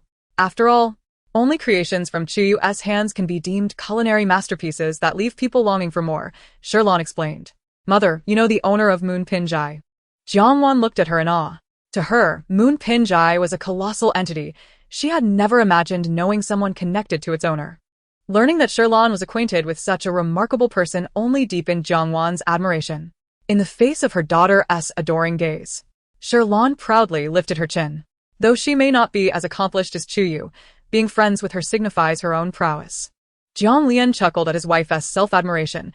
As long as she was happy, that was what mattered. Upon opening the box, they revealed 3 layers. The first layer contained 12 exquisitely shaped pastries representing the 12 zodiac signs. The second layer showcased pastries adorned with scenic designs, while the third layer boasted 8 small cakes that immediately ignited one's appetite. Wow, they are magnificent. Jiang Wan's eyes sparkled with delight. Babe, try one. They are exceptionally delicious, Sherlan urged lovingly upon seeing her daughter's eager expression. All right. Jiang Wan deliberated, each piece looking so appealing that she wanted to taste them all. Finally, she picked up a crescent-shaped cake decorated with a lotus flower, took a bite, and her eyes widened in astonishment at the exquisite flavor, savoring it with sheer bliss. So delicious, she exclaimed, praising while taking another bite. How fortunate I am to savor such luxurious delicacies meant for the wealthy in my lifetime. Sherlan initially watched with a smile as her daughter relished the pastries. But upon hearing Jiang Wan's inner thoughts, her expression darkened, filled with poignant tenderness. The very food that Jiang Zhe took for granted was the long-desired treasure of her beloved daughter. It was heart-wrenching. Jiang Lian noticed his wife's sudden melancholy and approached her, offering silent comfort by holding her hand. Sherlan smiled gently at him. The couple shared a moment of affectionate intimacy, while Jiang Wan continued to savor the delightful treats. Truly, Moon Pinjai lives up to its reputation. Though I cannot articulate it, the taste is so delightful that it makes me want to swallow my tongue whole. Reluctantly, she took another piece to savor. Truly delectable. Jiang Wan turned the lid of the pastry box over and over in her hands. Moon Pinjai. ISNT there a boy in class S, who is the son of the owner of Moon Pinjai? I think his name is, what are you all eating? Jiang Zhe sauntered in, swaying his phone. Big brother, come try the pastries from Moon Pinjai. Jiang Wan exclaimed, raising the pastries as if presenting a treasure. Jiang Zhe frowned. I don't like them. You can have them. Jiang Wan tilted her head in confusion. How could Big Brother not appreciate such a delightful treat? He is truly ungrateful. My greatest wish used to be to taste Moonpin Jai's pastries just once. She happily took another piece, thinking, since Big Brother won to eat, I'll gladly take them all for myself. Seeing his little sister silently chastising him, Jiang Zhe shot her a glare. But his irritation was quickly extinguished by a sidelong glance from Jiang Lian. He ground his teeth and sank into the sofa. Don't mind your brother. It's just perfect that our darling gets to enjoy it all, Sherlan said, not even glancing at Jiang Zhe, her gaze tenderly fixed on the delighted Jiang Wan. Indeed, I want to eat, Jiang Zhe shook his head. After over a decade of eating various things, one inevitably grows weary. Then I shan't be polite, Jiang Wan chuckled, picking up a small cake shaped like a rabbit and placing it in Sherlan's hand. Mom, let us share. Since Big Brother won to eat, we can divide the goodies between us. No, Mother, okay, Mommy will eat. Sherlan initially intended to decline, but quickly changed her mind upon realizing it was a gift from her daughter. Babe, eat slowly. Daddy will buy you a box every day, ensuring you never tire of it, Jiang Lian said. Sherlan nodded. Yes, I'll have your father buy you some daily. Your Aunt Chi just returned from abroad. Otherwise, I would have gotten you some much earlier. Upon hearing that she could enjoy such delightful treats every day, Jiang Wan's eyes sparkled like the sun, nodding vigorously. All right. Jiang Lian and Sherlan looked on with satisfaction as they watched their daughter relish the pastries. Even if they themselves didn't tea partake. Jiang Zhe, feeling bored, sat on the side and asked, dinner time is approaching. Why hasn't Big Brother returned yet? Ever since his little sister was found, Big Brother was always home in time for dinner. Sherlan then shot her younger son a glance. I don't know. She replied coolly. Yes, Mom, could Big Brother be delayed by something? Let me call him. Jiang Wan pulled out her phone, ready to dial. It's fine, your brother. The workaholic is surely caught up with company matters. Don't worry about him. Sherlan gently waved her hand, her tone soothing. Chapter 113, Jiang Chu takes action against the Li family. Jiang Zhe ground his teeth, feeling cold indifference directed at him while warmth was reserved for his little sister. Indeed, having more children meant less affection for each. Jiang Zhe curled up on the sofa, engrossed in his phone, as it was the only source of warmth in this chilly home. Abruptly, he stood up, staring at his phone screen in disbelief. His sudden movement startled Jiang Wan and Jiang Lian, who were nearby. What's wrong? Are you trying to scare us? Sherlan glared. Jiang Zhe looked dazedly at his mother. I know why Big Brother hasn't he returned yet. What? Jiang Lian asked. Jiang Zhe turned his phone towards his parents. Li Wenchao's sports car caught fire. He likely didn't he survive. As he idly scrolled through the local posts on Douyin, he unexpectedly stumbled upon a burning sports car. Intrigued, he clicked on the post, only to realize that the car appeared increasingly familiar. It wasn't until he read the title, which suggested that it belonged to Li Wenchao, the heir of the Li group, that he comprehended why it seemed so recognizable. It was indeed Li Wenchao's vehicle, a gift presented to him by the elder Mr. Li when Li Wenqi was confirmed to be incapacitated and Li Wenchao was being groomed for prominence. His gaze shifted to his younger sister. He recalled her ominous prediction that Li Wenchao would not live long. Little did he expect that this prophecy would manifest in a mere matter of days. The third branch of the Li family had indeed taken decisive action. What? Jiang Lian was taken aback. He seized Jiang Zhe's phone and scrutinized the news report displayed upon it. The report detailed that Li Wenchao's sports car had unexpectedly lost control, resulting in a rollover. Li Wenchao was unable to escape and became trapped within the vehicle. Though a good Samaritan rescued him, the delay had led to severe injuries, and he was now in critical condition at the First People's Hospital. Jiang Lian glanced at his wife, realizing that Jiang Chu was genuinely poised to seize a significant portion of the Li family's wealth. The commercial legacy of their eldest son would inevitably be rewritten with the impending decline of the Li family. In the room of the third branch of the Li family, a heated argument between father and son was unfolding. Wenqi, Li Wenchao is finished, but you are still alive. Our family has not yet lost, declared Li Rong, his father, who had completely lost his sanity. His eyes were bloodshot as he gripped Li Wenqi's shoulders tightly. As long as someone supports our third branch, we will not be expelled from the family. Aren't you and Jiang Zhe close friends? Call him and plead for his assistance in securing support from his brother. His lust for power had reached an obsessive level, and he would stop at nothing to ascend to the throne. Dad, Li Wenqi stammered, fear evident in his eyes as he gazed at his frenzied father. He had an instinctive feeling that his cousin's accident was somehow linked to his father's machinations, yet he dared not delve deeper into that dreadful thought. You need not concern yourself with that. Just know that you are the last male heir of the Li family. The Leaf family shall undoubtedly belong to our third branch, to us father and son. He forcefully took Li Wenqi's phone from the bedside table and thrust it into his hand. Hurry, call sixth young master. Our family's ascension depends on you. Li Rong's eyes gleamed with urgency. Li Wenqi, filled with rage, violently swatted away his father's hand and shouted, I will not call. Do not expect me to bow to Jiang Zhe. I would rather die than submit. He was not the type to debase himself. The moment Jiang Zhe came to visit, ostensibly to offer his condolences, but in reality to humiliate him, Li Wenqi had vowed that he would never yield to Jiang Zhe, no matter the circumstances. A resounding slap struck Li Wenqi's defiant face. He stared in disbelief, his eyes wide open. His father, who had always indulged him, had struck him? Before he could process the shock, Li Rong's furious roar pierced his ears. Do you still think you are the revered prince of the Li family? You are nothing but a worthless wretch. Everything you possess is given by me. If I command you to call, you will obediently do so. Or I shall leave you to fend for yourself. He spat, filled with venom, and shoved the phone back into Li Wenqi's grasp. Call him. Now. Trembling in fear, Li Wenqi saw the intensity of his father's gaze deepen. Suppressing his humiliation, he clenched his fists, pressed his lips together, and began dialing Jiang Zhe's number. Meanwhile, Jiang Zhe was meticulously reviewing the report concerning Li Wenqi's accident when his phone rang. He raised an eyebrow at the incoming call but chose not to answer. Jiang Wan, delicately savoring a beautifully crafted chocolate cake, noticed her brother's disinterest in answering the persistent call and curiously inquired, Why aren't you picking up, brother? Both Zhang Lian and Shirlan turned their attention to their youngest son. It's Li Wenqi, Zhang Lian remarked, puzzled by the timing of the call. However, Zhang Lian quickly deduced the purpose behind the call. Following Li Wenqi's accident, the second branch of the Li family had fallen from grace, leaving only Li Wenqi, the sole heir of the third branch. Despite his incapacitation, he was still alive. If Li Rong wished to maintain his influence, he would need assistance, likely turning to their Jiang family for support. Shirlan scoffed. How naive of him to think his eldest son could help. With such a substantial portion of the Li family's wealth at stake, everyone will be tempted. Why would the Jiang family offer their aid? Indeed, he is quite deluded. Jiang Lian shrugged. I won't answer. Jiang Zhe prepared to end the call. No, we must take this call. Let us see what Li Rong promises in terms of benefits. Jiang Lian stopped his son. Jiang Zhe raised an eyebrow. Very well. He answered the call, Wenqi. What can I do for you?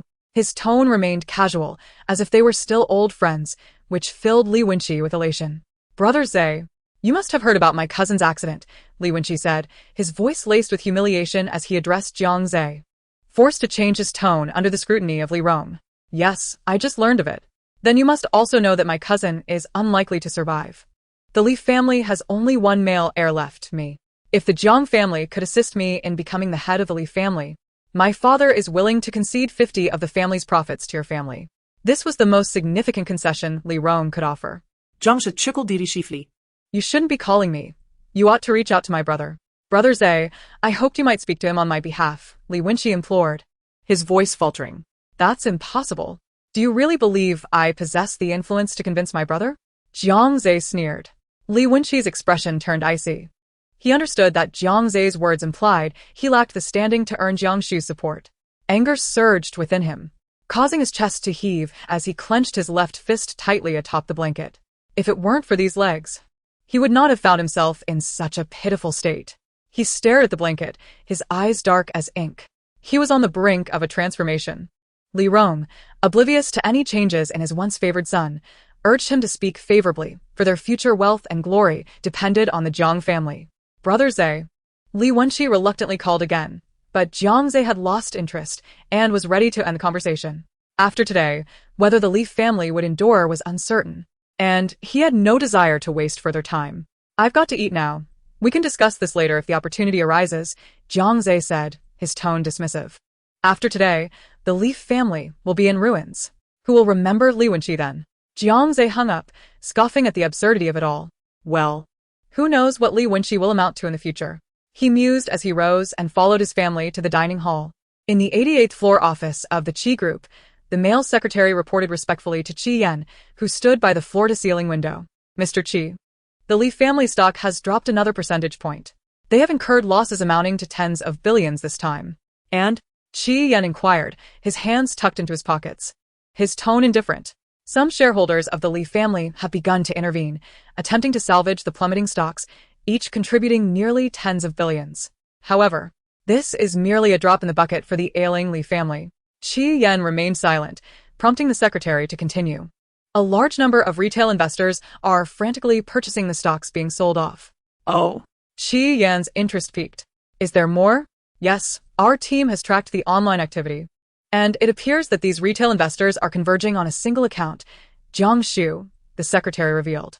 Qi Yan smiled. I knew Jiang Shu couldn't resist such a substantial opportunity.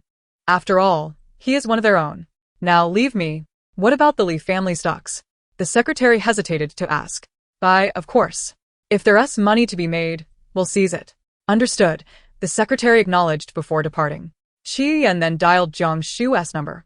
Reclining in a genuine leather rocking chair like an elderly gentleman, Jiang Chu heard his phone ring. Upon glancing at the screen, he smiled upon seeing it was Qi Yan. He answered the call, saying, "It seems you are already aware."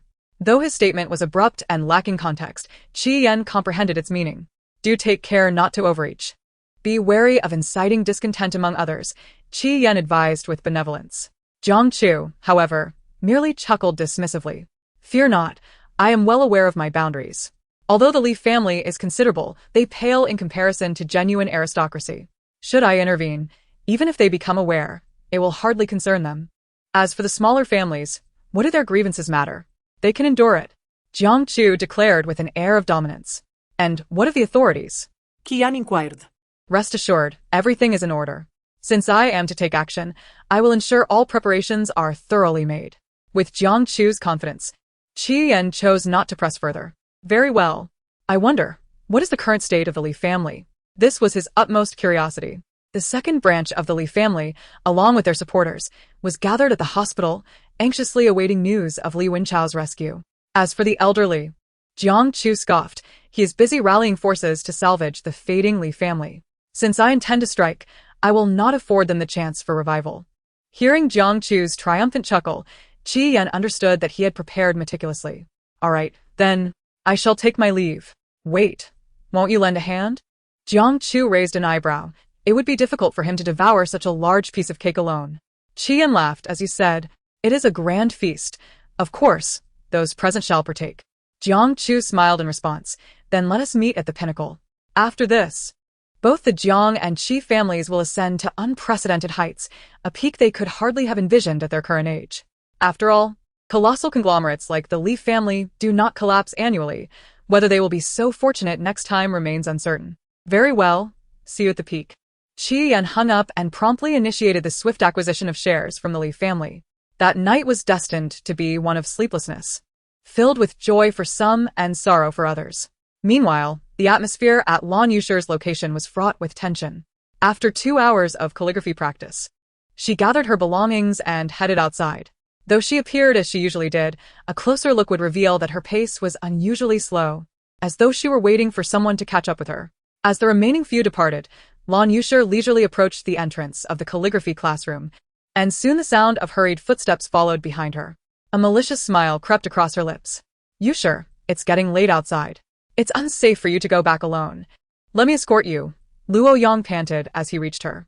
No need, senior. My family is waiting for me outside. I will be safe returning home. So please do not worry. Lan Yusher shook her head, declining his offer. Besides, your residence is not nearby. You should also be cautious on your way back. With that, she began to walk away. Luo Yang pursued her, saying, I'm a strong man. It's no trouble at all. I've heard this area is unsafe at night. It's all right. My friend is coming to pick me up.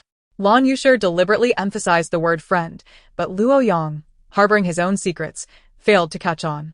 All right then, if your family has arrived, do take care. Luo Yang offered a gentle smile, though his eyes betrayed no warmth. Decline.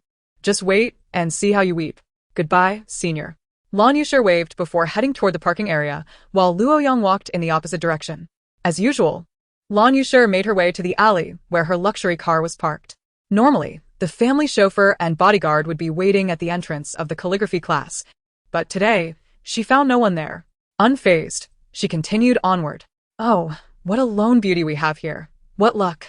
Hey, darling, come play with us. Little beauty, let me buy you a drink. 4 or 5 unruly youths with gaudy hair, clearly up to no good, surrounded Lan Yushir upon spotting her. Their lewd smiles revealing their intentions. What do you want? Lan Yushir clutched her bag tightly, her expression one of fear. What do we want? Of course. We just want to keep you company since you're all alone, one of the blue-haired ruffians jested. Yes, just to keep you company, the others echoed with lewd grins. As they approached her, Lan Yushir shed her earlier fear and smiled, saying, "Oh, you want to keep me company? How lonely it would be for just me. I have good friends here. Would you like to join us?" The ruffians, taken aback by her unexpected response, eagerly nodded, thinking that anyone who could befriend such a beauty must be equally attractive. They felt they had struck gold. "Since you say so, I shall summon them," Lan Yushir replied, her smile growing ever more charming, leaving the ruffians mesmerized and swallowing hard. Yes, yes, hurry and bring them out," they urged excitedly, emboldened by the thought of facing only a few defenseless girls. "Did you hear that? These gentlemen can hardly wait. Come out quickly," Lan Yushir called out loudly. "We're coming." Xiao Mei responded cheerfully. The sound of rapid footsteps soon followed. The ruffian's eyes widened in excitement at the prospect of multiple beauties approaching, only to be met with the sight of several towering young men among the group, causing their expressions to falter. "Brothers, we have arrived." Lin Geng strutted forward, swaying her hips and calling out sweetly. The two beside her, Ma Ji and Lu Yao, couldn't help but gag at the display, while Xiao Mei and Jian, initially fierce, were momentarily taken aback. "Keep it up, and I swear I'll make you wish you never existed," Wen Hao, with his dark hair streaked with blue, glared at Lin Geng, clenching his fists. "Count me in," added Yu Xing, who walked in behind him, cracking his knuckles. "Humph," Lin Geng retorted, feeling insulted but choosing to hold her tongue for now. "We're here." Xiao Mei stepped forward, pulling Lan Yushir from the ruffians' midst, and addressing them coolly. "So, what will it be?"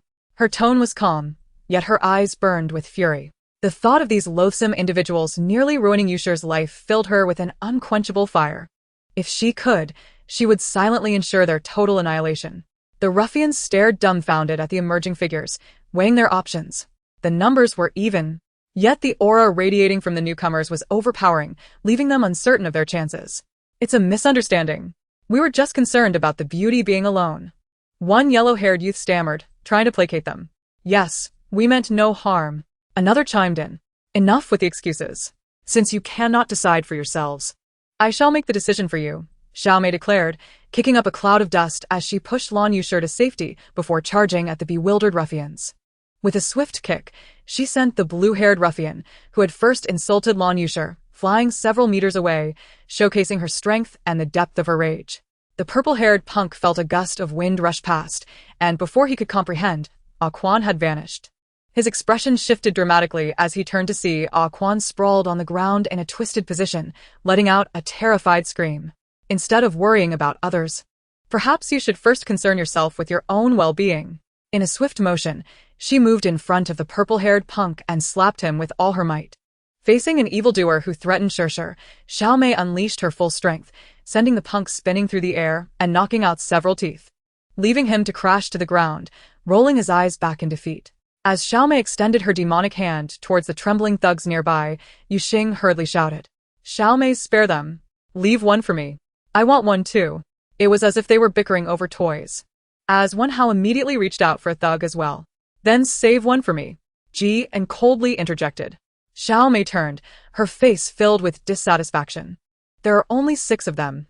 If each of you takes one, what will be left for me to play with? After all, with 2 gone, for remain, and now the 3 of you want to snatch them all. I don't want one. You can have mine to play with," Lin Geng quickly offered. His combat prowess was no match for these thugs, so he preferred to watch from the sidelines. "Useless." Xiao Mei shot a cold glance at Lin Geng before seizing the arm of a nearby thug attempting to flee, leaving his companion behind. "You're all such trash."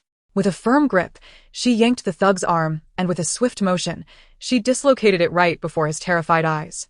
With a scream, the thug gasped, nearly losing his breath, his eyes rolling back. But in her furious state, Xiao Mei was merciless. Her rationality completely obliterated at the mere thought of this pest having touched Shirshir. If you won't behave like a decent human being, then don't expect to remain one. Her once warm eyes gradually turned icy, staring down at the thug as if he were an insect. "Xiao Mei, calm down, calm down." Lan Yushir, who had been watching from the sidelines, rushed forward to grab Xiao Mei's arm, trying to prevent her from continuing her assault. Jian, come here quickly, she shouted. Jian, who had just dispatched one of the thugs, sensed something was amiss with Mei Mei and rushed over, snatching the barely conscious thug from Xiao Mei's grip and tossing him aside. Mei Mei, he shook her vigorously. You need to calm down. Xiao Mei's icy gaze fell upon the two of them. Seeing that she was still on the brink of madness, Lan Yushi pinched her cheek. Snap out of it. Hearing the familiar voice, Xiao Mei gradually returned to her senses. Sure. Kanin? Seeing that Xiao Mei was no longer in a frenzied state, both Lan Yushi and Jian sighed in relief. Thank goodness, Xiao Mei has regained her composure. Oh, it seems you're having quite the lively gathering. Several boys from Class S, led by Lu Yao and Yu Fong, approached from a distance, with Ma Ji and Wei Qing trailing behind, dragging a few individuals along. Have you handled your side too? Lu Yao asked arrogantly. Of course, just a few weaklings. It was a piece of cake. TCH, Lin Gung scoffed. You get all puffed up just because you're chubby. This operation saw only Lan Yushi and Xiao Mei among the girls from Class S. As it was inconvenient for females to be out late at night, they split into two groups, with Xiao Mei and Ji and providing support to Lan Yushi, while Gu Nua led the other team to confront a different group of thugs who were deliberately blocking Lan Yushi's driver and bodyguard, preventing them from coming to her aid. All right, Luo Yang is about to arrive. Let's clear the scene, Gu Nua finally said. Understood. Everyone immediately sprang into action, clearing the battlefield and hauling away the unconscious thugs, ensuring that no trace of the fight remained. Lastly, Lu Yao pulled out a bag, looking at Lan Yushi. What color does Luo Yang like? Red, orange, yellow, green, blue, indigo, violet, I've got them all. Even if he likes rainbows, I've got that too. I aim to fulfill all customer requests. Red, she replied. Red symbolizes power and wealth. Luo Yang had a particular fondness for red. Great, then red it is. Lu Yao began rummaging through the bag. Give him green, Xiao Mei interjected.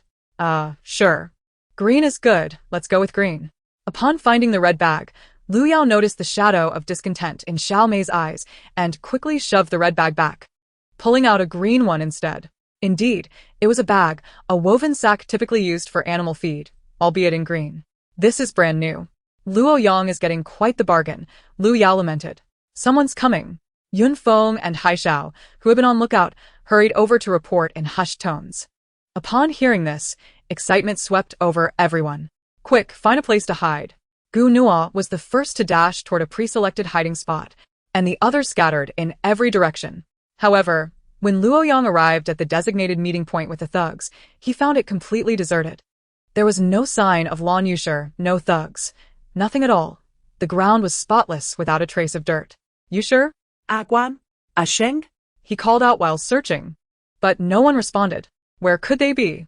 These guys wouldn't have taken my money and not done their part, would they? Luo Yang stood there, seething with anger. What a bunch of small-time crooks. Just wait until tomorrow when I settle the score with you all. His face darkened with rage. Just as he turned to leave, a green mesh bag fell over him, enveloping his upper body. Who? What do you want? He struggled desperately within the bag. Unfortunately, it was designed to ensnare him, making escape nearly impossible. Someone here wants your life. Ji An's voice was low and chilling, like a reaper emerging from the depths of hell. Attack. At the command, Lu Yao, Lin Gung, and the others surrounding Luo Yang unleashed a relentless barrage of punches and kicks. Each boy bore a deep-seated hatred for Luo Yang, and as they struck, they showed no mercy, landing blow after blow that elicited continuous cries of pain from him. Meanwhile, Lan Yushi and Xiao Mei stood by, watching with smiles as Luo Yang's cries echoed like a pig being slaughtered. It's just like the sound of a pig being slaughtered, Xiao Mei remarked quietly. Indeed. Lan Yushi nodded, feeling quite pleased. Stop hitting me. Please, I beg you. Let me go. Luo Yang played dead incessantly. Yet, his desperate cries only fueled Ji An and the others to strike even harder. Eventually, Luo Yang could no longer even scream, reduced to weak whimpers. Are you feeling better? Xiao Mei asked, unsure if Shir felt any sense of relief, but she certainly did. Yes, very much so, Lan Yushi felt a sense of satisfaction. Let this scoundrel Luo Yang experience physical suffering for now. In a few days, he would face emotional torment. She was no saint. Anyone who dared to challenge her should be prepared to dwell in despair for eternity. All right, enough. After more than 10 minutes, Luo Yang has been thoroughly beaten into silence. Gu Nua called for a halt. If we keep this up, we might end up killing him. With Gu Nua's command, everyone ceased their assault. What now? Wan Hao inquired. Are we just going to leave him here? Yu Xing looked at the unmoving figure in the green bag, kicking it lightly without any response. He can't be dead. Can he? No, he just passed out, Jian assured them. He was careful. There's no way he'd let his brothers bear the burden of a homicide. That's a relief. Let's take him away and dump him at the hospital along with those thugs, Jian instructed. Are we really going to send them for treatment? That would mean all this was for nothing. Lin Geng protested, disgruntled. Why take them to the doctor? Such a waste. Jian shot him a glance. If we don't get them treated, how can we beat them again next time? Once isn't enough. I need to ensure they are perpetually injured. Lin Geng's eyes lit up at this, giving a thumbs up. You're the best. Who can outwit you in cunning? The attention of the boys was entirely captivated by the dialogue between Jian and Lin Geng, completely oblivious to the fact that Xiao Mei had quietly approached the group. Although Lan Yushi noticed her presence, she paid it no mind, assuming that Mei Mei had come merely to listen to the boys' discussion. Xiao Mei's gaze was dark and menacing as she fixated on the unconscious figure of Luo Yang, the green bag man. The mere thought that this scoundrel had not only caused Shirshi's demise, but had also fathered an illegitimate child outside, which enraged Shirshi, filled her with a seething fury that felt as if it was tearing her heart apart. Just imagining the anger and despair Shirshi must have felt made her feel utterly unwell. Her eyes sharpened, a glint of cold light flashing within them. Since he could not control his lower half, then he should no longer have it. With a swift motion, she delivered a powerful kick aimed at Luo Yang's abdomen. This kick was fueled by all her strength. After all, she had just sent a small thug flying over 10 meters with a similar strike, revealing the depth of her loathing for this scoundrel. A heart-wrenching scream erupted from Luo Yang's lips as the excruciating pain jolted him awake, curling him up like a shrimp. Mei Mei! Lan Yushi exclaimed in shock. The boys stared at Xiao Mei in disbelief. None had anticipated that she would take such ruthless action on her own. All the boys instinctively closed their legs, their faces etched with fear as they regarded Xiao Mei. From this point forward, one could offend anyone but Xiao Mei. To provoke her would lead to unimaginable pain. Xiao Mei, with an air of indifference, declared, I simply despise him and wish to ensure he has no descendants. Her words were delivered with such conviction, as if it were only natural. Everyone was left speechless. All right, the matter is settled. Let us all head home. Gu Nua waved his hand, ushering everyone away.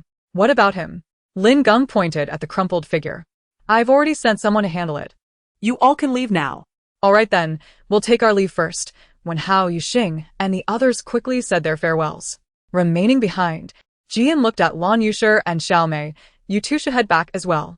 It's sufficient for me and old Gu to stay here. Fine. I'll escort Shirshi back, Jian replied.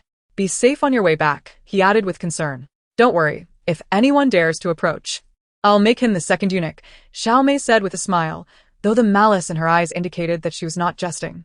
Chu Xian and Jian walked side by side toward the academic building. With a face full of regret, Chu Xian remarked, You all had quite the lively night. But unfortunately, my mother returned yesterday, so I couldn't join you. No worries, I'll bring you along next time, Jian reassured him, patting his friend on the shoulder. Speaking of which, you all are rather ruthless.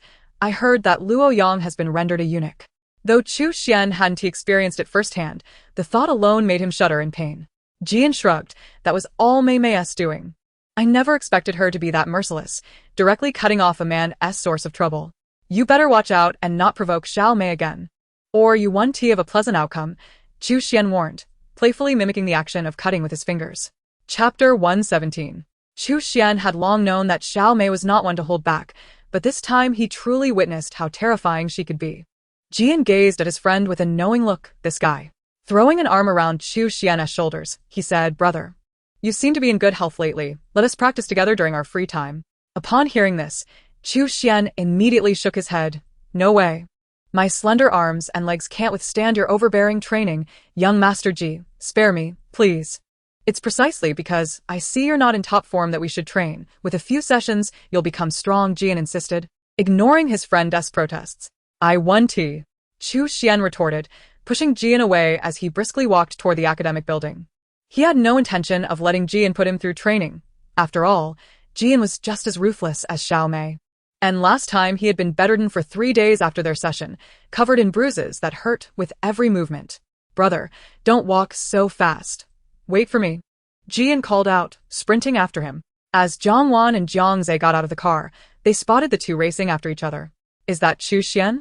Jiang Wan asked, gazing at the boy beside Jian, who exuded an air of nobility. Yes, that's Chu Xian, Jiang Zhe replied lazily, glancing at the running figure before nodding and turning to his sister. What's up with Chu Xian? Nothing. Jiang Wan shook her head, her eyes fixed on Chu Xian as she bit her lip. How should I get to know him? Just approach him however you like. With a look of utter exasperation, Jiang Zhe found her question childish. His nonchalant demeanor faltered for a moment as he noticed the dangerous aura radiating from him toward Chu Xian, who was playfully engaging with Jian. In terms of looks, Chu Xian could only be considered above average in Class S, especially with the likes of Wei Qing, whose beauty transcended gender, Gu Nua, whose cold demeanor was strikingly handsome, and Jian, who possessed an alluring, abstinent charm, alongside the rebellious yet charming Jiang Zhe. However, the innate nobility that Chu Xian exuded was something no one could replicate. It was an inherent grace that set him apart.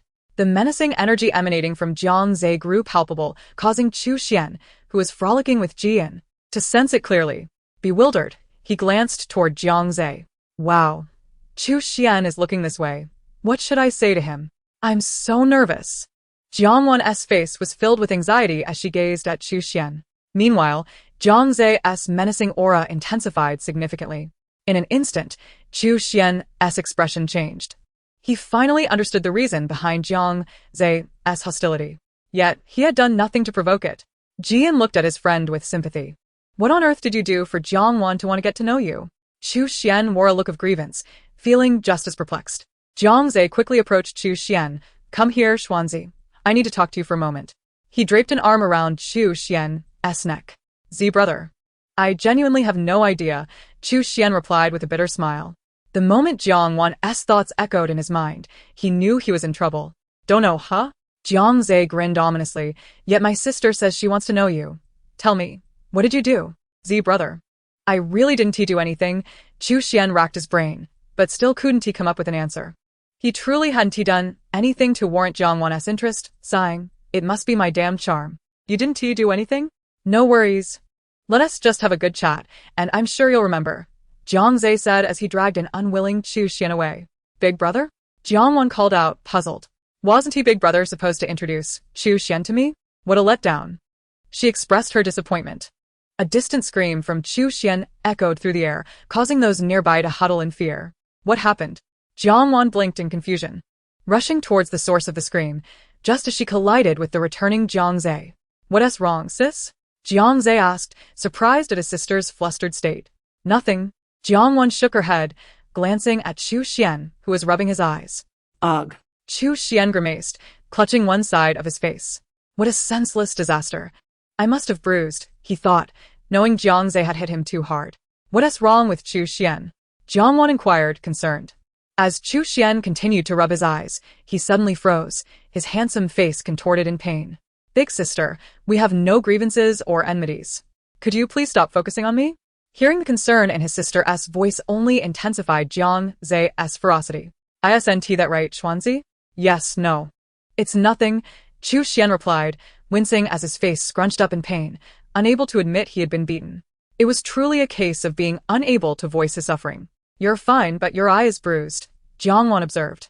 Jiang Zhe wrapped an arm around Jiang Wan's shoulders as they walked toward the academic building. It's nothing, he just accidentally tripped. Tripped? How can one trip and look like they've been beaten up? Alright, sis, stop worrying about unrelated people. Let us go before we're late, Jiang Zhe said. Fabricating a story. There was still over half an hour until class started, but for Jiang Wan, who trusted her brother implicitly, she nodded obediently. Oh, it's so late. Let us hurry. She quickened her pace. Jiang Zhe and Jiang Wan entered the teaching building, while Jian staggered over to the still rubbing his eyes Chu Xian. What a disaster you've brought upon yourself. How unfortunate. Isn't that the truth? Jiang Wan and I haven't even exchanged a word, Chu Xian declared, utterly aggrieved. To this day, he remained perplexed as to why Jiang Wan wished to become acquainted with him. Enough with the self-pity. Let's go. Class S was abuzz with excitement, for Xiao Mei was animatedly recounting her glorious exploits of the previous night to those who were absent. And just like that, I kicked one thug hard, sending him flying over 10 meters, and he was knocked out cold. Wow. The girls surrounding Xiaomei gazed at her with wide eyes filled with admiration. Then I spun around and kicked another one with style. Oh, Mei is so cool. Song Monfei exclaimed, jumping with excitement, her enthusiasm eliciting laughter from those nearby. As Jiang Wan approached the door of Class S, she was greeted by the cacophony within. Her eyes lit up. Such a lively atmosphere surely indicated something noteworthy was afoot. She eagerly abandoned Jiangze and dashed into the classroom, just in time to witness Xiaomei demonstrating how she had dealt with that scoundrel Luo Yang. Wow, that's ruthless. What Xiaomei did was not just a lesson, it was utterly devastating. Standing behind the other girls, Jiang Wan listened intently to Xiaomei's account while simultaneously researching Luo Yang's fate in the system, only to be met with shocking news. Luo Yang has been rendered a eunuch. Unbeknownst to Jiang Wan, the girls around her and the others in Class S abruptly ceased their chatter upon hearing her thoughts. All eyes turned to her, standing amidst the group of girls as they paid her rapt attention.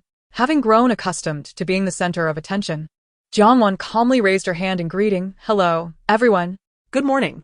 Chapter 118. The revelation of Luo Yang's fate left everyone in shock. Jiang Wan had become so accustomed to the attention from her classmates in Class S that she hardly noticed it anymore. At first, she felt shy and embarrassed when they gazed at her, but after being scrutinized at least 7 or 8 times a day, it was impossible for her to remain composed. Meanwhile, the students of Class S were fixated on Jiang Wan, eager to comprehend the implications of her thoughts regarding Luo Yang's fate. They turned back to Xiaomei, who shrugged, and their pupils dilated as they gasped in realization. Yes, it was indeed the meaning they had all suspected. Several boys from Class S, known for their penchant for trouble and who had been absent the previous day, such as the mafia heir He Yan, the motorcycle enthusiast Hai Xiao, and the boisterous Bai Feng, instinctively took a few steps back, awkwardly crossing their legs. They had always known Xiaomei was fierce, but never had they anticipated her capacity for such terrifying ruthlessness. The boys glanced at the indifferent Jian, their eyes filled with sympathy. This guy is in for a rough time. If he strays, Xiaomei will have him on the ground in no time. Jian coolly lifted his gaze and smirked at the pitying looks directed at him. What a bunch of fools. Jiang Wan, you've arrived. Lan Yushir exclaimed upon spotting Jiang Wan, immediately donning her warmest smile and approaching to link arms with her. In that moment, Lan Yushir's gratitude towards Jiang Wan was profound. Had she not known of the impending threat against her, she would have been utterly defenseless against those ruffians from the night before, merely a fish on the chopping block. In that instant, Lan Yushir felt a surge of thankfulness towards fate and the Jiang family. Had they not brought Jiang Wan back, she would likely be teetering on the brink of despair. Sure, Jiang Wan said, slightly bewildered by Lan Yushir's sudden closeness. What's going on? Why is Lan Yushir being so friendly with me?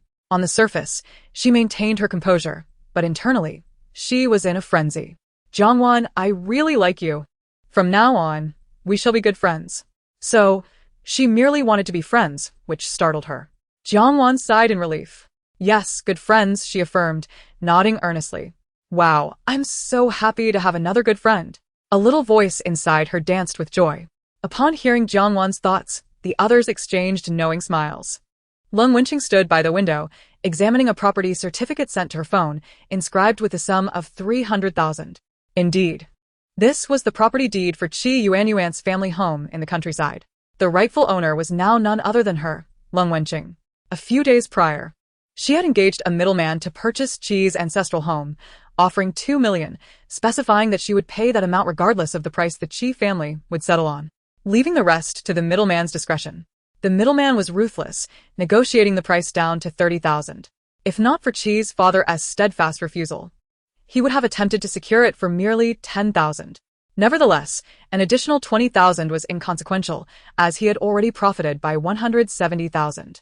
Lung Wenqing smirked. Qi Yuanyuan, may you struggle in the abyss. Lu Yingli turned just in time to catch the cold smile gracing Lung Wenqing's lips. Lung Wenqing then showed her the land certificate, and Lu Yingli smiled knowingly. It seemed Lung Wenqing's vendetta would soon be fulfilled. How fortunate it was to have Jiang Wan by their side. Although they were victims, they stood to benefit the most. At the very least, they were alive and would have a bright and promising future. Chu Xian, what's wrong with your eyes? Bai Feng finally noticed Chu Xian, who was still covering his eyes, and inquired curiously. It's nothing. Chu Xian shook his head. If it's nothing, why are you covering them? Practicing your one-eyed function? Without regard for Chu Xian's protests, Bai Feng yanked his hand away. Upon seeing Chu Xian's swollen, panda-like eyes, Bai Feng was momentarily speechless. Oh no, Chu Xian, what happened? Who did you get into a fight with? Wait, who dared to lay a hand on you? Lu Yao frowned. Who has the audacity to hit someone from Class S? Lin Geng stepped forward, livid, declaring, Brother, I'll make him regret it.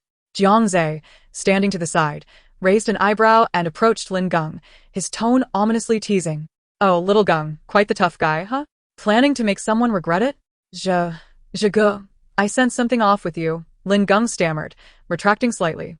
It was brother who dealt with him. Come, let me see how you made him regret it. He leaned in provocatively. Lin Geng's face paled in horror as he exclaimed, Zhige, I was wrong. I had no idea it was you who did it. If I had known, even with 100 times the courage, I wouldn't have dared to say such a thing. Oh, Jiang Zhe replied with a smirk, fixing Lin Geng with an inscrutable gaze. Zhige, you were right. He must have provoked you. You did well. Lin Geng's sycophantic tone was palpable. Chu Xian, still rubbing his eyes, felt utterly speechless. Just moments ago, he was moved to tears. Now he wished to shatter Lin Geng's infuriating grin with a single punch. Did you all come here with Chu Xian? What happened? Xiao Kiki asked Jiang Wan. Jiang Wan shook her head, still bewildered, unsure of what had transpired. I don't know either. I just ran into Chu Xian on campus. And then brother dragged him away, and that was that. I thought he was going to introduce me to Chu Xian. What a letdown. The others sensed something amiss. Lu Yingli tentatively asked, You wanted to meet Chu Xian? Jiang Wan nodded vigorously, her eyes sparkling. Of course I want to meet Chu Xian. I haven't even spoken to him properly yet. The group exchanged meaningful glances, sympathy flooding their expressions as they directed it towards Chu Xian. No wonder he got beaten. It turns out he had caught the attention of this revered figure. As Jiang Wan's brother, it was only natural that he would be targeted if his sister desired to befriend him. Noticing the peculiar expressions on their faces, Jiang Wan tilted her head in confusion. What's wrong? Why do you want to get to know Chu Xian? Shen Ying inquired, echoing the collective curiosity of the crowd. Because he is Chu Xian. Most importantly, his mother is Aunt Chu Yu, who wouldn't he wish to be acquainted with such a remarkable figure? His mother? Everyone's gaze shifted towards the dazed Chu Xian. At that moment, Chu Xian wore an expression of disbelief, realizing that the misfortune befalling him stemmed from his own mother. Truly, what terrible luck. What's wrong with your mother? Bai Feng leaned closer to Chu Xian, whispering. How would I know? Chu Xian felt utterly wronged. He had no inkling why Jiang Wan wanted to use him as a conduit to meet his mother. Besides, even if she wanted to meet her, it shouldn't be through him. After all, Aunt Shi was his mother's savior. With just one word from her, his mother could reside permanently with the Jiang family. Chapter 119. Jiang Wan reveals that Chu Xian's mother is the owner of Yupinjai. What are you all doing? Can't you hear the class bell? Yen Duo entered Class S, clutching his lesson plan, and, seeing everyone still engaged in idle chatter, voiced his displeasure. The crowd swiftly turned to Yen Duo, causing him to wonder if he had unwittingly committed some grievous offense. What's going on? Whoosh, whoosh, whoosh. Only then did the group realize it was already time for class, promptly scattering back to their seats. Finally, the lunch hour arrived, and to everyone's surprise, Xiao Kiki was more eager than anyone else, dragging Jiang Wan outside the moment the class bell rang. Hurry up, Kiki, slow down. Jiang Wan stumbled as she was pulled along. Today, we can't afford to be slow, Lo Yingliang exclaimed, running alongside them. Why not? Is there something special happening today? Today is the 20th. Every month on the 20th, Sheng Lan invites the most renowned pastry chef, the owner of Yupinjai, to personally create desserts, Lo Yingliang explained. Jiang Wan, you've tasted Yupinjai's treats, right? They're delicious, but the portions are so small. With so many people at Sheng Lan, if you arrive late, you might miss out. Ah, I see. Upon realizing it was Yupinjai's pastries, Jiang Wan began to quicken her pace. Upon arriving at the designated dessert area in the cafeteria, they were greeted by a long queue of eager patrons, 5 rows deep. It was no surprise that Yupinjai's delicacies attracted not only girls but boys as well. Xiao Kiki swiftly dashed toward the line with the fewest people. Lu Yingliang and Jiang Wan followed suit, and soon after, more than 10 others queued up behind them. Phew, am exhausted. Having secured their place in line, Xiao Kiki finally caught her breath, clutching her rapidly beating heart. My legs ache, Jiang Wan complained, striking her thigh. She had truly exerted herself for the sake of delicious food. No worries, Just eat more later, Lo Liang reassured. Right. Jiang Wan nodded. By the way, where is Shuning? Why is one of our quartet missing? Xunying's bursting with inspiration, busy sketching design drafts. Oh, By the way, I was just curious. While you Pinjai's pastries are famous, shouldn't you have some at home? Why are you all so anxious? Jiang Wan questioned, perplexed. Shouldn't the daughters of affluent families have their fill of such luxurious delights? Why did they seem as if they hadn't tasted them in years? You may not know, Xiao Kiki began, but the owner of Yu Pinjai only produces a limited number of desserts each day, just 100. It's first come, first served. Each person can only buy one portion. We may have some at home, but that only means we get one box to share among the whole family. Each person ends up with barely a few pieces. It's simply not enough. Xiao Kiki lamented, feeling for the first time that money wasn't everything.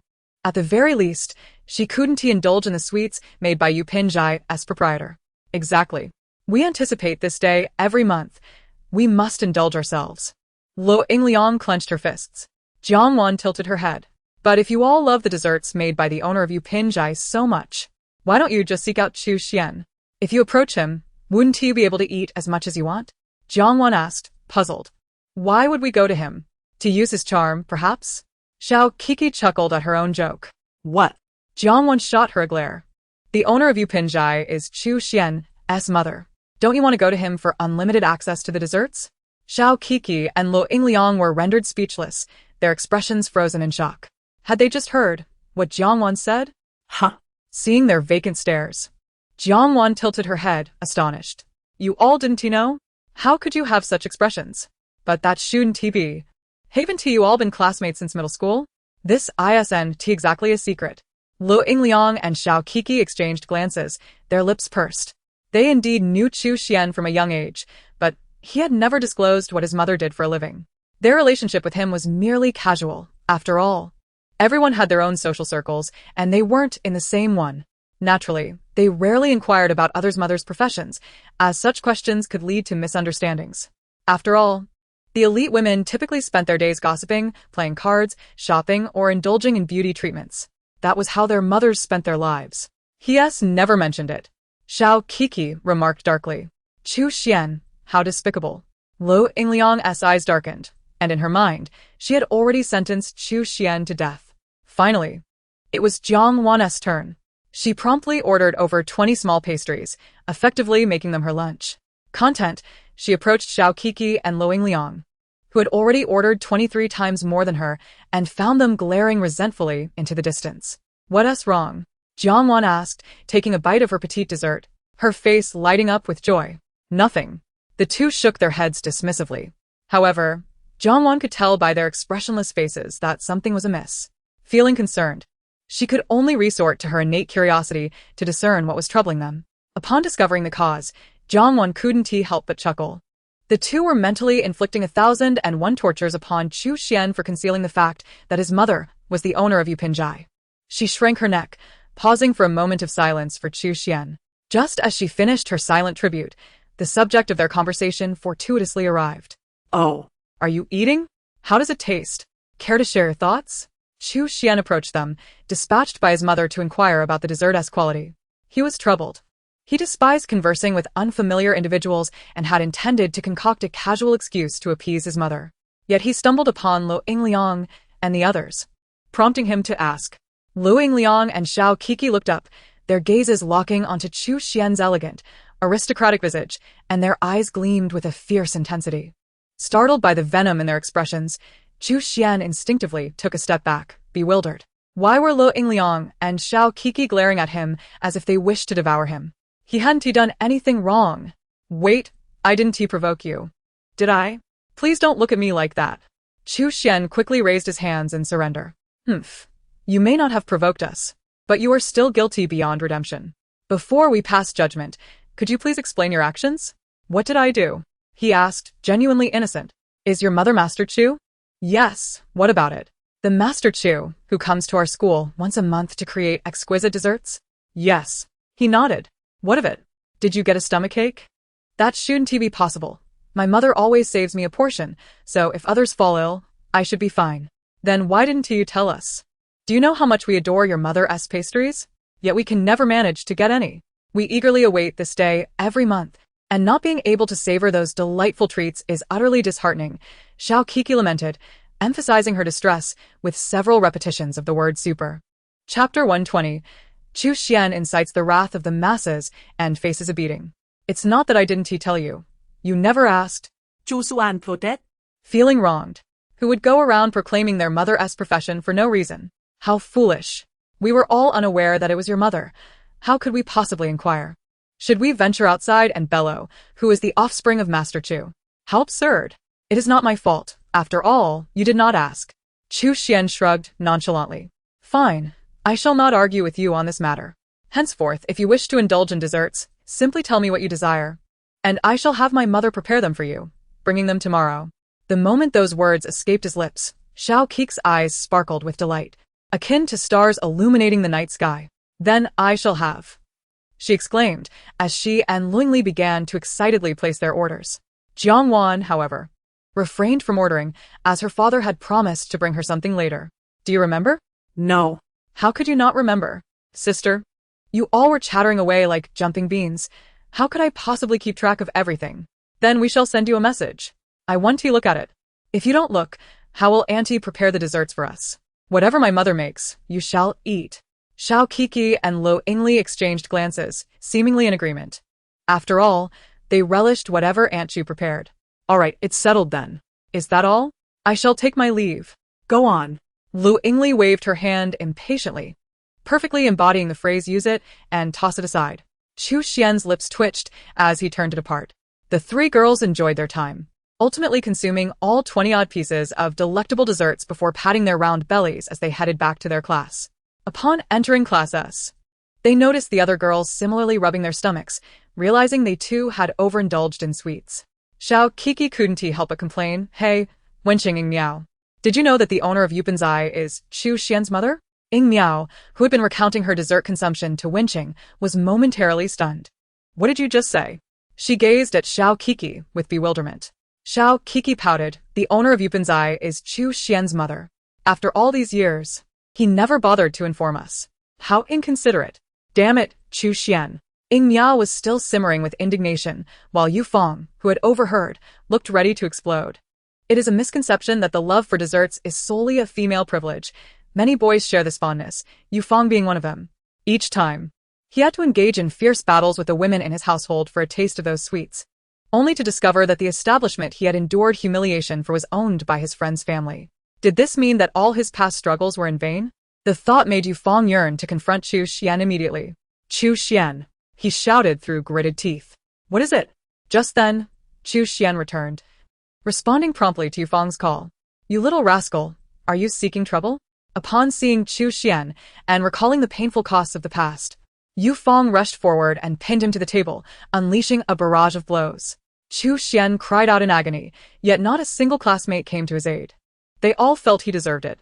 What is happening? I could hear someone screaming from afar.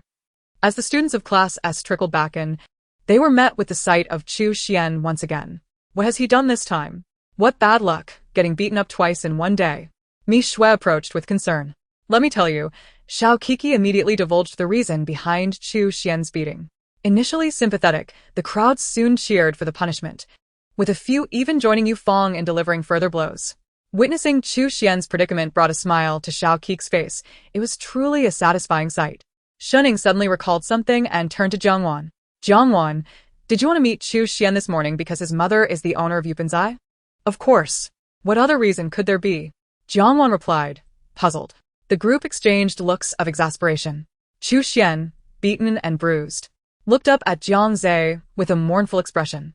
Jiang Zhe averted his gaze, looking anywhere but at Chu Xian. It was not his fault, after all. His sister was the one who wanted to meet Chu Xian. With so many outstanding boys in Class S, even Gu Nua's younger sister hadn't expressed a desire to meet him, yet she was determined to get to know Chu Xian, leaving him with no choice but to speculate. I didn't know you all were unaware that his mother is Chu Yu, the owner of Yupanzai. I assumed, being friends for so long, you would all know. Jiang Wan said, feeling a bit embarrassed. No, we had no idea. Shining shook her head. Oh. Jiang Wan nodded, glancing at Chu Xian. I believe we ought to express our gratitude to Chu Xian. After all, Upon learning that the girls in class adored his mother's desserts, he negotiated with her for quite some time before she finally agreed to come to Shinlon once a month to prepare delicious treats for the students. Without his efforts, the students at Shinlon would have to rely on their household servants to queue up for a taste, leaving it entirely to chance. The students of Class S fell silent, turning to the still slightly plump Chu Xian, who remained pinned beneath Yufeng. Yufeng also stared at Chu Xian, who managed a weak smile. All right then, I shall let you off this time. Yufeng finally released Chu Xian, standing up. The boys nearby, still brimming with anger, ceased their assault on him. As class commenced in the afternoon, although his classmates had forgiven Chu Xian, they couldn't help but feel a twinge of anger whenever they saw him. After all, it was because of him that they had endured so much hardship. Whenever the women in their families desired the limited edition desserts from Yupenzai, they had to drop everything to fight for those delicacies, often returning with numerous scratches from fierce female competitors. It took a long time to recover from such wounds, and they also faced the wrath of their mothers and sisters for failing to procure any treats. It was utterly heart-wrenching. Consequently, the students would occasionally shoot glares at Chu Xian, leaving him in a state of bemusement. Jiang Wan noticed this too. She turned her head to gaze at the boy, whose face bore a significant bruise but still exuded an air of nobility. It's hard to believe that this refined young man, Chu Xian, will transform into a universally despised figure in just half a month. Silence fell. As Jiang Wan's thoughts echoed in her mind, the previously bustling classroom fell into a collective hush. Everyone's eyes were filled with disbelief as they turned in unison to the dazed Chu Xian. Chu Xian a killer? And Chu Xian himself was equally astonished. Am I truly capable of murder? Why? Meanwhile, Jiang Wan remained oblivious to the peculiar atmosphere, her left hand gripping a pen, absent-mindedly doodling on her notebook. After a prolonged silence, the group grew anxious, yet they could do nothing but glare at her with lifeless eyes. Concerned for their friend, Ji An eagerly gestured to Luingli, hoping she would muster the courage to ask. Chapter 121. Jiang Wan reveals that Chu Xian's mother will be harmed. Unfortunately, while Luingli was also curious, she couldn't find the words to inquire. How could she approach such a delicate topic? The group waited with bated breath. Yet Jiang Wan's thoughts remained silent once more. Just when they thought all hope was lost, Jiang Wan's voice echoed again in her mind. Poor Chu Xian. Though he comes from a single-parent family, his mother's love has never waned. She is an elegant and intelligent beauty, drawing admiration from many suitors. However, Aunt Chu has consistently rejected them, fearing that having a stepfather would diminish her affection for Chu Xian. He is her everything, and she cannot bear to see him suffer even the slightest harm. Though the suitors were gentlemen and accepted rejection with grace, one particular individual, Guoshun, a wealthy construction company owner with a somewhat shady background, was captivated by Aunt Chu's poise and charisma from their very first meeting. Despite being rejected multiple times, he remains relentless in his pursuit. Once, taking advantage of an opportunity to discuss matters, Guoshun deceitfully lured Aunt Chu outside and attempted to perpetrate unspeakable acts. However, he was taken aback when Aunt Chu, displaying remarkable self-control, managed to escape. Unfortunately, her luck faltered. In her panic while descending the stairs, she missed a step and fell, striking her head and losing consciousness. Upon discovering Aunt Chu, bloodied and unconscious, Guoshun's interest waned, and he callously abandoned her in her time of peril. Ultimately, without timely medical intervention, Aunt Chu succumbed to her injuries. Guoshun, shielded by his connections and unable to be implicated in her death, roamed free, even mocking that had Aunt Chu followed him, she would not have met her tragic end. After Aunt Chu's passing, her devoted companion, Chu Xian, found it utterly unbearable. Though he maintained an outward appearance of composure, eating, drinking, and sleeping with the poise of an elegant young gentleman, internally, he had succumbed to darkness, teetering on the brink of mental collapse. After a long period of contemplation, he finally seized the opportunity to bribe a waiter at the hotel frequented by Guoshun. The waiter, Qiao Zhuang, successfully infiltrated Guoshun's room, where, caught unawares while changing clothes, Guoshun was brutally stabbed over 40 times.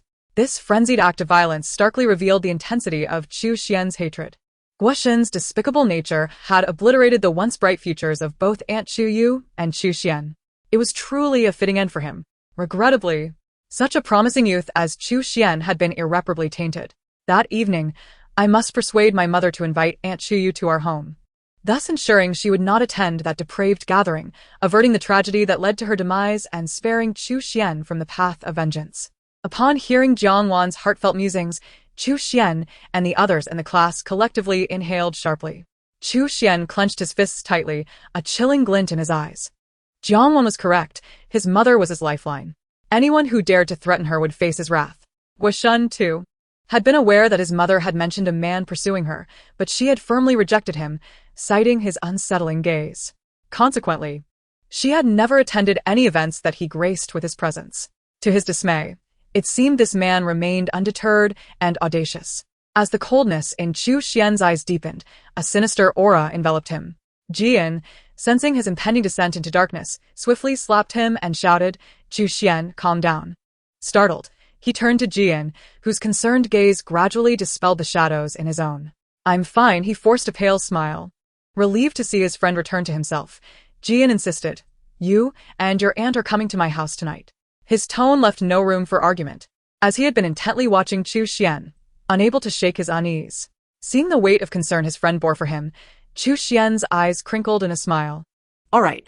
There's no place safer than the police chief's home. After class, Jiang Wan eagerly prepared to call her mother to invite Aunt Chuyu, but Jian preempted her.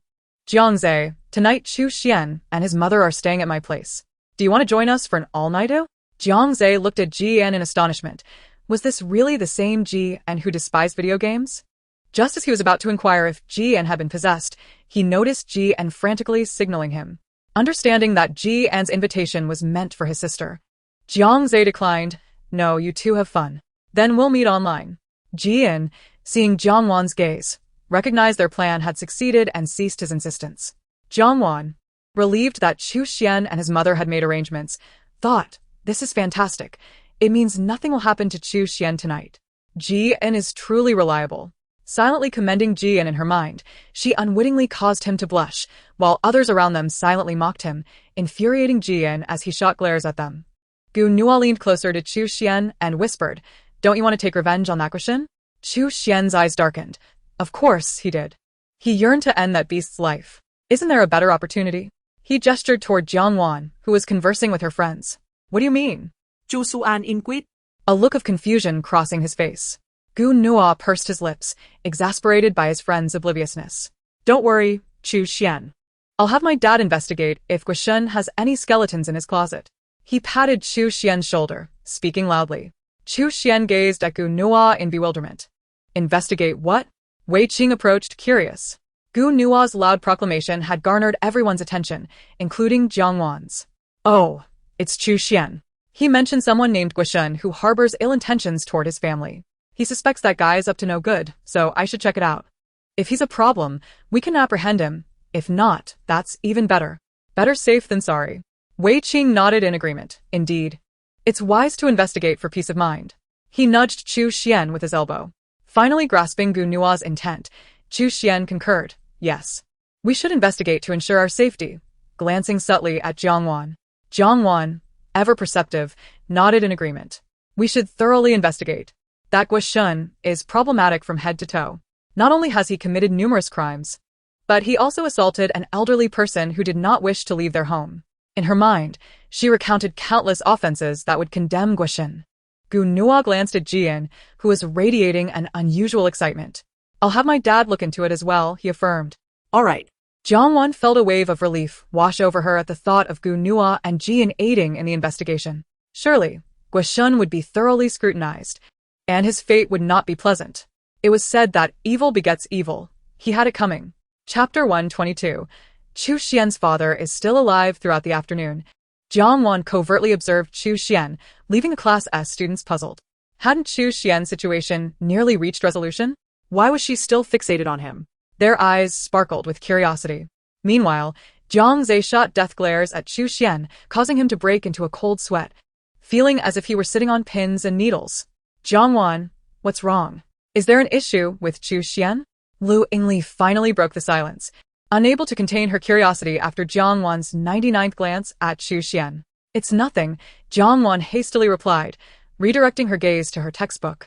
Though her mind was in disarray, "I can't possibly reveal that I'm contemplating how to tell Chu Xian that his father is still alive.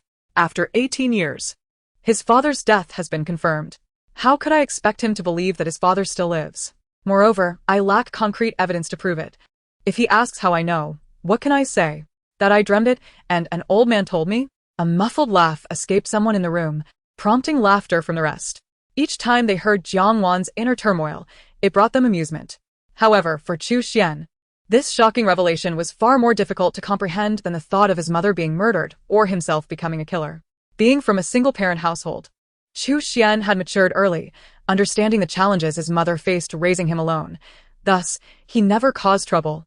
Aunt Chu Yu was unlike typical mothers. She didn't regard him as a child merely due to his age, but engaged him in discussions about all matters. When Chu Xian turned 5 and began to develop his own understanding, Aunt Chu Yu solemnly explained their family situation. They had genuinely loved each other, but during her pregnancy, Chu Xian's father had perished in a car accident while rushing home to share the joyous news. After the passing of her beloved, Chu Yu was engulfed in profound sorrow. Yet, the thought of the little life growing within her, a tangible manifestation of their love and the sole treasure left by her partner, compelled her to persevere through hardship and exhaustion, unwavering and without regret, ultimately bringing Chu Xian into the world. Thus, over the years, Chu Xian has incessantly yearned to grow stronger and mature swiftly, aspiring to be a pillar of support for his mother, wishing to alleviate her burdens. However, upon hearing that his father was still alive, his heart brimmed with resentment, overshadowing any joy. If he was indeed alive, why had he not returned? Why had he not sought out his mother, whom he professed to love deeply? Why abandon them? A fierce glint filled Chu Xian's eyes. Should that man appear before him, he would not hesitate to deliver a sound thrashing. That man was unworthy of being called a husband or a father. Jian regarded his cold and fierce friend with concern. It's nothing, Chu Xian replied, forcing a smile that was more grotesque than tears. The other students in Class S shared his worry. Anyone would be disturbed to learn that a supposedly deceased father was still alive, especially one who had been absent for 18 years, neglecting both Chu Xian and his mother. They conjured various narratives in their minds, envisioning tales of affluent young masters and impoverished maidens, of youthful romances that ended in arranged marriages, and of the rich heir who, after experiencing life among the poor, returned home only to face familial opposition, perhaps even faking his own death to escape. In each version, Chu Xian's biological father emerged as a figure of public scorn. Yet, in the next moment, Jiang Wan's heartfelt musings instilled a sense of pity for Chu Xian's father. Alas, how unpredictable life is, and how cruel fate can be. Once, such a loving couple was torn apart by the machinations of malicious individuals for 18 long years. It is truly lamentable, especially for Chu Xian's father. That once extraordinarily handsome young master, now rendered a mere shadow of himself due to an accident, crippled and disfigured, yet subconsciously remembering a great love and avoiding other women. Approaching 50, he remains alone, without even a female companion. One cannot help but admire him. Chu Xian was taken aback, as were the students of Class S. This was not at all how they had envisioned the situation. No wonder Chu Xian exudes the aura of a nobleman. It must be inherited from his father. After all, his biological father is the current head of the prestigious Li family in the capital, B city. It takes considerable prowess to manage such a vast family with a body that is nearly incapacitated. As Jiang Wan's thoughts echoed in the room, everyone stared incredulously at Chu Xian, with Gu Nua's gaze filled with disbelief.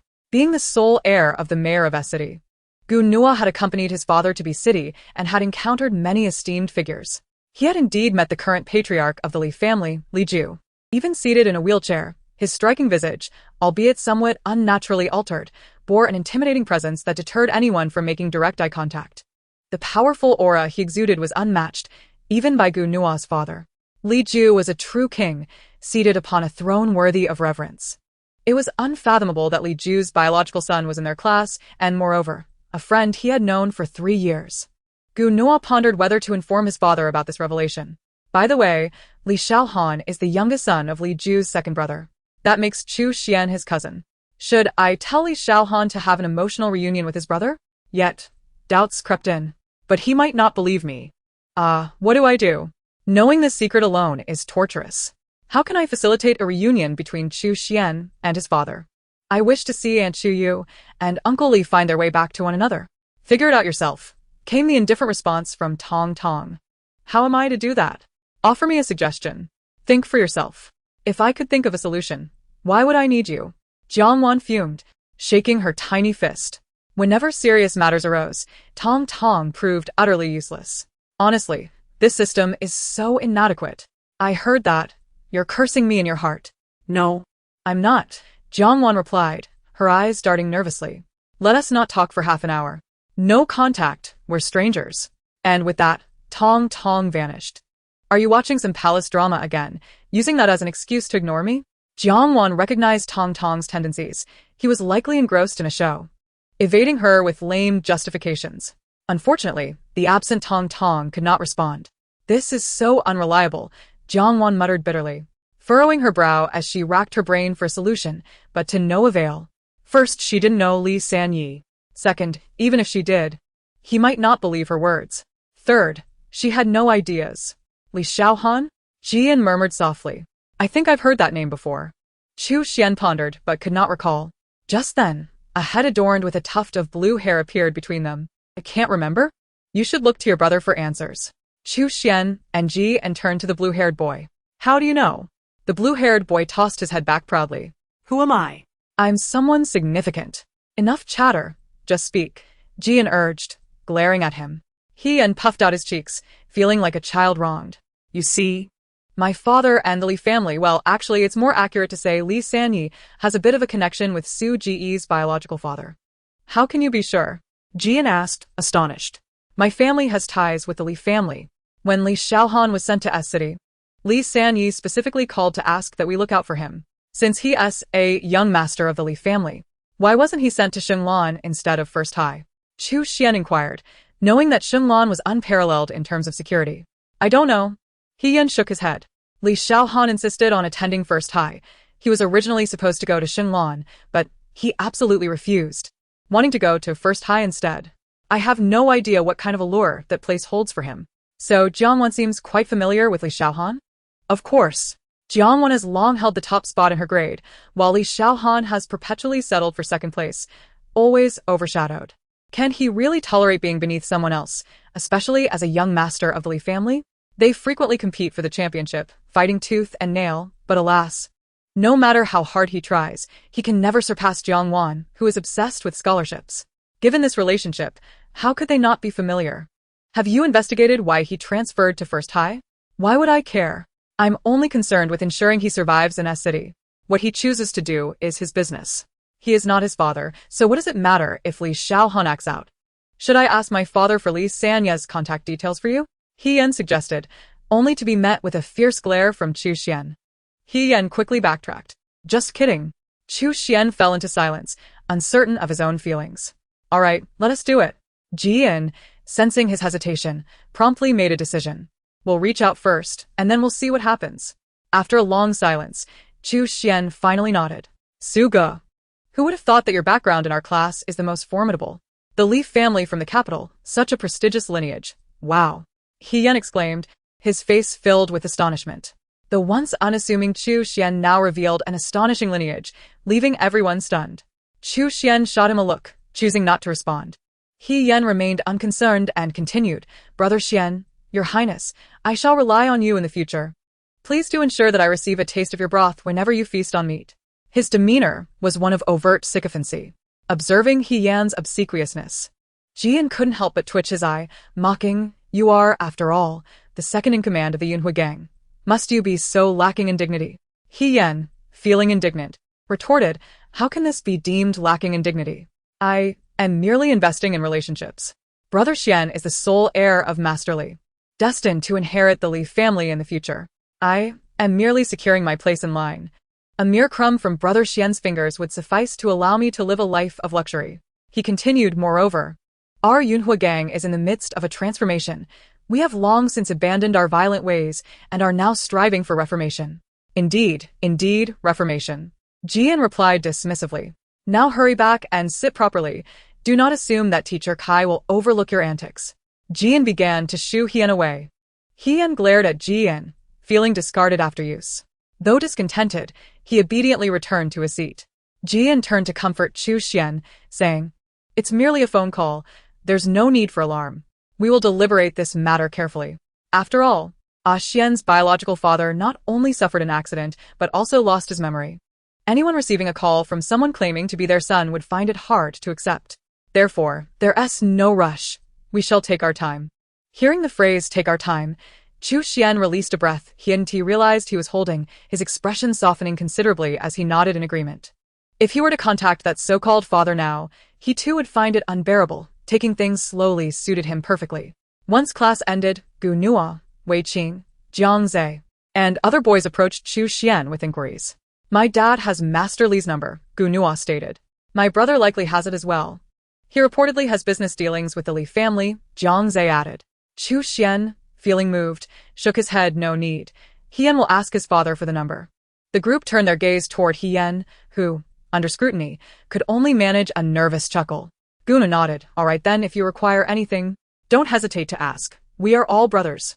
I understand, and rest assured, should I need your assistance, I will not hold back.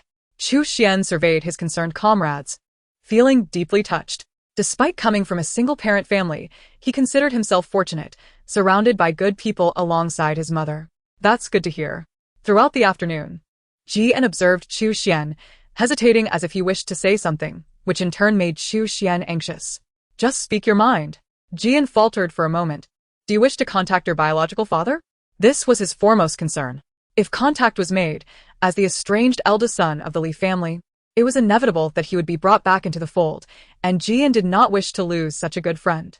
Unexpectedly, Jian's question left Chu Xian momentarily stunned. I don't know, he eventually replied, shaking his head. He genuinely had no answer. Even contemplating whether he would reach out to that so-called father after obtaining the number was a matter requiring careful consideration, let alone returning to a place that felt foreign to him. If Aunt Chu were to accompany you back, she won tea, Chu Xian asserted firmly. I am certain my mother would not go back, and I shall not return either. That's good. Hearing his friend affirm that he wouldn't leave provided Jian with relief. Xiao Wanwan, what are you looking at? Smiling Ku noticed Jiang Wan staring intently in Chu Xian's direction and glanced over. What is so captivating about them? Nothing much, just reflecting on their bond. It's quite beautiful. Jiang Wan genuinely lamented. Chu Xian becoming a killer was something Jian could hardly accept. And among those who would find it hardest to believe in Jian's demise, aside from Xiao Mei and Lan Yusher, was Chu Xian. Indeed, life is unpredictable. No one knows what the next moment holds. Upon hearing Jiang Wan suggest Jian would die, smiling Ku anxiously inquired, when will Jian die? And what will be the cause? Sis, let us head back, Jiang Zhe called out loudly, interrupting smiling Ku as he stepped forward to carry Jiang Wan's backpack. He cast a lingering glance at smiling Ko, who froze, suddenly realizing she had almost let slip crucial information, breaking into a cold sweat. Good brother, Jiang Wan nodded, turning to smiling Ko. What is the matter with Jian? Nothing. Let us return. Oh, all right. Jiang Wan followed smiling Ko out. Meanwhile, Xiao Mei and Lan Yusher, still in Class S, wore tense expressions. Lan Yusher cautioned, keep an eye on Jian for a while. I understand, Xiao Mei replied, her gaze dark as she watched Jian conversing with Chu Xian. She would protect Jian at all costs, even if it meant sacrificing her own life. Chapter 124. The Wedding Invitation from Cousin Shening. Hello, beautiful ladies. Jiang Wan, Shening, and smiling Ku walked out of the campus, chattering merrily when Jiang Xingyu, standing at the school gate, waved enthusiastically at the four. Upon seeing her cousin, Shening hurried over. Sister, what brings you here? Jiang Wan followed suit, looking curiously at Jiang Xingyu. They were both puzzled as to why Sister Xingyu had come to Shenglan. Sister Xingyu, Jiang Xingyu replied with a gentle smile. I have brought you this. She waved a golden invitation in her hand. What is this? Shening asked, taking it from her. It's for you, Jiang Xingyu said, distributing the remaining 3 invitations to Jiang Wan and the others. As Jiang Wan opened hers, barely able to discern the writing, she suddenly heard Shenying's furious outburst beside her. Sister, are you really going to marry that scoundrel? Her hands trembled uncontrollably around the wedding invitation. Shening looked at her cousin with a mix of frustration and disbelief. There are so many men in the world. Why cling to a crooked tree? Jiang Wan gasped, quickly unfolding the invitation to find it clearly stated, groom, Sun Fan, bride, Jiang Xingyu. Wedding date, XX year X month X day at the 33rd floor of the Huiyao Grand Hotel. Jiang Wan inhaled sharply. Are they really getting married? Not only Jiang Wan was shocked, smiling Ke and Luing Li were equally incredulous. Seeing her cousin glare at her, Jiang Xingyu chuckled, though I may be a bit infatuated. I am not foolish. Having seen through his schemes, why would I foolishly leap into his trap? Then, why did you wave the invitation around? Since he dares to act, I shall let the world see his true colors. I have not only invited many influential figures, but also some media personnel and writers. My malice toward Sun Fan is palpable. I have also invited his other girlfriends. One can only imagine how amusing that will be. What? Shun Ying's eyes widened, and even Jiang Wan, smiling Ke and Luing Li couldn't help but stare in shock. Her sister was really going all out. It was clear that the scoundrel would become a target for public scorn. Are you going or not? Jiang Xingyu asked impatiently. I'm not going. Shun Ying began to refuse, but Jiang Wan interjected. Sister Xingyu, I will go. She raised her hand, her face brimming with anticipation. Jiang Xingyu smiled broadly, wonderful. In truth, she had hoped Jiang Wan would attend. After all, it was this little girl who had helped her see Sun Fan's true nature. However, she had hesitated to invite her due to their lack of familiarity, considering instead inviting her cousin to bring Jiang Wan along as a gesture of gratitude. Unexpectedly, Jiang Wan expressed her desire to go, making her cousin's invitation seem less significant.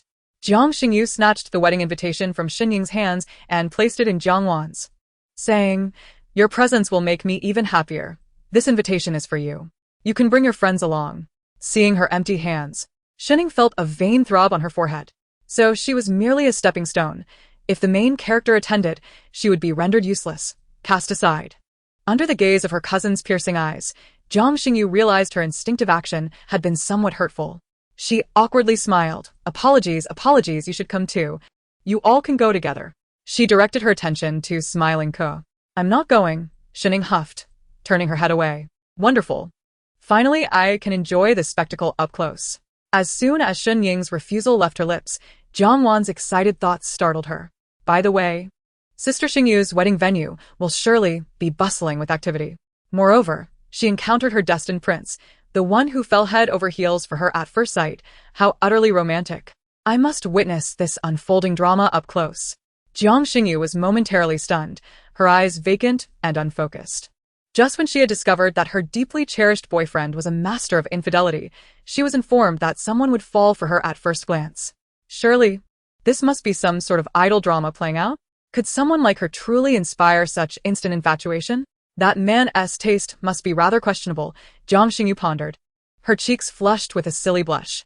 Meanwhile, Shen Ying was equally taken aback. Another suitor had appeared just as the previous one departed? Was this a never-ending saga? It would be such a pity for Shen Ying not to attend. After all, her future brother-in-law adores her dearly, knowing she is the only cousin of his beloved wife. On his first visit as her brother-in-law, he gifted her with jewelry worth tens of millions, clearly treating her like a beloved sister. Most importantly, this man was not just some unremarkable time management guru. He was a top-tier tycoon from Z City, barely in his 30s, and strikingly handsome, reminiscent of his older brother. Moreover, he had maintained an impeccable reputation, devoid of any scandal, embodying the ideal of a good man in Z country. As Jiang Wan's heartfelt thoughts echoed, Jiang Xingyu's already flushed cheeks felt as though they might burst. She truly could not fathom what such an exceptional man saw in her. Not only was Jiang Xingyu grappling with these thoughts, but Shen Ying shared her sentiments. Although her cousin was indeed beautiful, she was far too naive in matters of love. One compliment would send her into a daze, and she would unconditionally trust her partner, willing to sacrifice everything for him. The man who had supposedly fallen for her cousin at first sight, judging by his lineage, belonged to an elite family. Could he truly be interested in someone as foolish as her sister? The more one thought about it, the more it seemed that his judgment might not be very sound. All right then, it's settled. We must go, Jiang Xingyu declared, looking at Jiang Wan. Rest assured, Sister Jiang, I will definitely attend. Jiang Wan nodded vigorously. She was resolute. No matter the obstacles, she was determined to witness the spectacle up close, even if it meant facing dire consequences. Well then, I must take my leave, she said, waving goodbye as she departed. Jiang Wan noticed Shen Ying fixating on the wedding invitation that originally belonged to her and immediately handed it over. Shen Ying accepted it without hesitation. Shall we head back then? She inquired.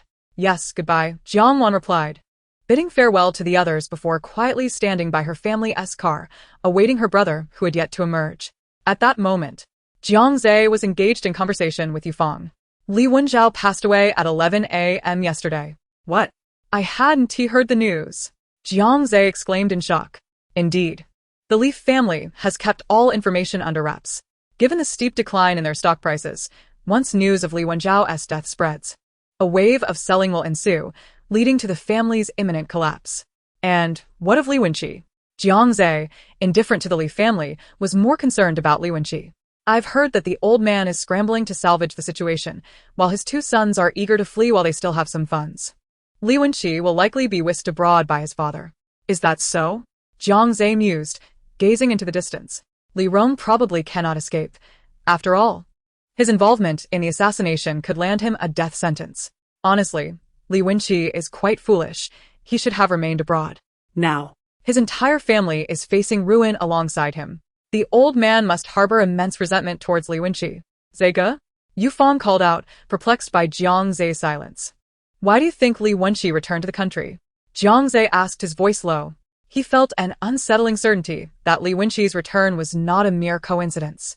It seemed he would have to investigate Li Wenqi thoroughly. Chapter 125. Qi Yan makes another visit. Why are you here again?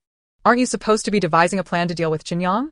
Upon seeing Qi Yan stroll into his home, as if it were his own, Jiang Chu felt an uneasy flutter in his eyelids. My little sister hasn't returned yet, he bluntly stated, urging him to leave. Qi Yan rolled his eyes. Relax. I'm not here to see Jiang Wan. I'm here for you. For me? What do you want? I have nothing to discuss with you, Jiang Chu replied, his disdain evident. I do have something in mind, a drink or two. He raised the bottle of red wine in his hand. Jiang Chu raised an eyebrow. Fine. Let us head to my wine room. Seated on the leather sofa in the wine room, Jiang Chu took a sip of his wine and asked, What do you want from me? You never come without a reason. It's always trouble. Qi Yan held his glass, staring intently at Jiang Chu, who felt a chill run down his spine under his gaze. Just so you know, despite my devilishly handsome looks, I have a normal sexual orientation. So keep your thoughts to yourself. Qi Yan was momentarily taken aback, his expression one of disbelief. With your appearance, I'd be blind to be interested in you. Then why are you staring at me with that eerie gaze? Jiang Chu retorted. You're the only one who would find that unsettling. You must hold the largest share in the Li family, right? The abrupt shift in conversation left Qi Yan momentarily stunned. Yes. I currently own 588 shares of the Li group, making me the largest shareholder. Has the old man from the Li family approached you? Yes. He cornered me at the company entrance early this morning, trying to play the emotional card and half-threatening me into returning their shares, offering 3 times the redemption value. He said, holding up 3 fingers. How did you refuse? Knowing Jiang Chu's character, Qi Yan was aware that he wouldn't easily part with what he had gained. I outright rejected him. After all the effort I put in to acquire those shares, why would I give them back? He doesn't have that kind of clout with me, Jiang Chu scoffed. Seeing me remain unyielding, he likely thought of begging me on his knees. I'm no saint. I had them kicked out. Why didn't they reclaim their shares yesterday? If they had acted sooner, you wouldn't have benefited so much. The funds weren't in place, Jiang Chu replied cheerfully. The Li family had no idea that Li Wenjiao would meet with an accident, so their funds were limited. After hearing his sister's thoughts, he promptly gathered all the necessary capital, allowing him to swiftly acquire the Li family's shares. Observing Jiang Chu's cat-like grin, Qi Yan remarked, Did Jiang Wan spill some secrets again? Not one to hide things from his friend. Jiang Chu nodded. Yes. She mentioned that Li Wenjiao would have an accident orchestrated by Li Rong. Li Rong, the third son? That's quite a blunder. Qi Yan exclaimed. Thank goodness Li Rong is foolish. Otherwise, I wouldn't have been able to advance further. If only there were more people like Li Rong. My business empire could expand even more.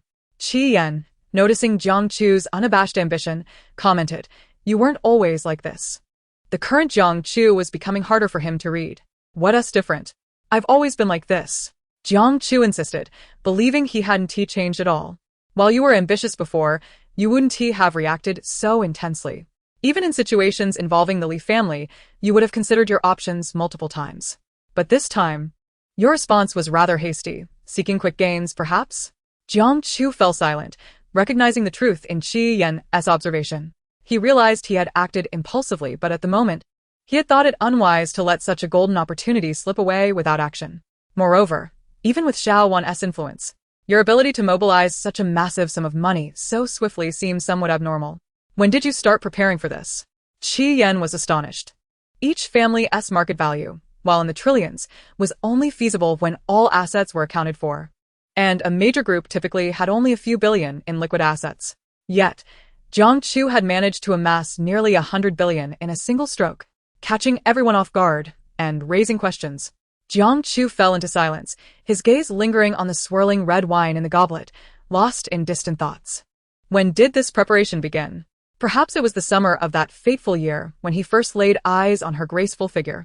Or maybe it was upon realizing the chasm that separated their family backgrounds and statuses. Or perhaps it was after she revealed that dazzling smile of hers that he began to plot.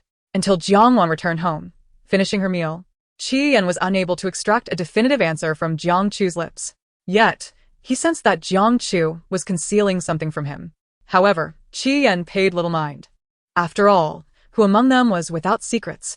At the dining table, Sherlon placed a rib into Jiang Wan's bowl and inquired, "Bauer, did anything happen today?" Jiang Wan shook her head, replying, "Nothing much." Sherlon was unconvinced and pressed, "Really nothing at all? This feels off. Doesn't T. Bauer usually return with thrilling tales from Class S?" Jiang Wan pondered for a moment. "Honestly, there's nothing interesting today. The only surprising news is that Chu Xian's father is still alive and is actually the head of the prominently family in B City." As Jiang Wan chewed on her rib, she contemplated. The sound of dropped chopsticks echoed in the room, startling even the usually unflappable Jiang Chu, whose eyes widened in disbelief. Just moments ago, while chatting with Qi Yan, he had been contemplating that it would take several more years to attain his ideal achievements. Yet, within the span of less than an hour, his little sister revealed that a shortcut lay before him, leaving Qi Yan with an almost dreamlike sense of unreality. Although he had some minor business dealings with Old Masterly, their interactions were limited. If he could seize this opportunity to gain the other's support, a secret joy glimmered in Jiang Chu's eyes. Qi Yan, though surprised, did not exhibit as intense a reaction as Jiang Chu. Observing his friend's excitement, he arched an eyebrow, wondering what secret Jiang Chu was hiding from him. Sherlon was taken aback, yet her reaction was more subdued than Jiang Chu's. Internally, she felt immense joy. Indeed, it was wonderful that Chu Xian's father was alive, a sign that perhaps Chu Yu had finally endured her hardships. "By the way, Mom, my cousin Shenning's sister, Zhang Xingyu, sent me her wedding invitation." As she spoke, Jiang Wan retrieved a red wedding invitation from her bag. Ah! Sherlon exclaimed in surprise, taking the invitation and opening it to reveal the names of the bride and groom. "So it's that girl from the Jiang family," she murmured, furrowing her brow. "What's wrong, Mom?" Jiang Wan asked, puzzled. "You've received this, but I haven't." She turned to Qi Yan. "Did you receive it?" Qi Yan shook his head. "No. Although I never attend such weddings, as the head of the Qi family, I usually receive invitations to any joyous events, but this time, I truly did not get one." Chapter 126. Chuyu. "According to the date, it's this Saturday, so they should be able to deliver it tomorrow or the day after," Sherlon concluded. "That's odd. Not only has Qi Yan not received it, but neither has our family, nor have several prominent families in S City. After all, if the wedding cannot proceed, it would turn into a farce. And how could they invite such esteemed figures to a farce? One misstep could turn bonds into grievances." Everyone fell silent at Jiang Wan's words, realizing there was another scandal concerning the Jiang family. Watching Jiang Wan eat with delight, they couldn't shake the feeling that the scandal was undoubtedly connected to her. Upon returning home, Chu Xian opened the door to be enveloped by the sweet aroma wafting through the room. He swallowed hard. Despite having grown up eating his mother's desserts to the point of nausea, the cakes she baked were simply too tempting.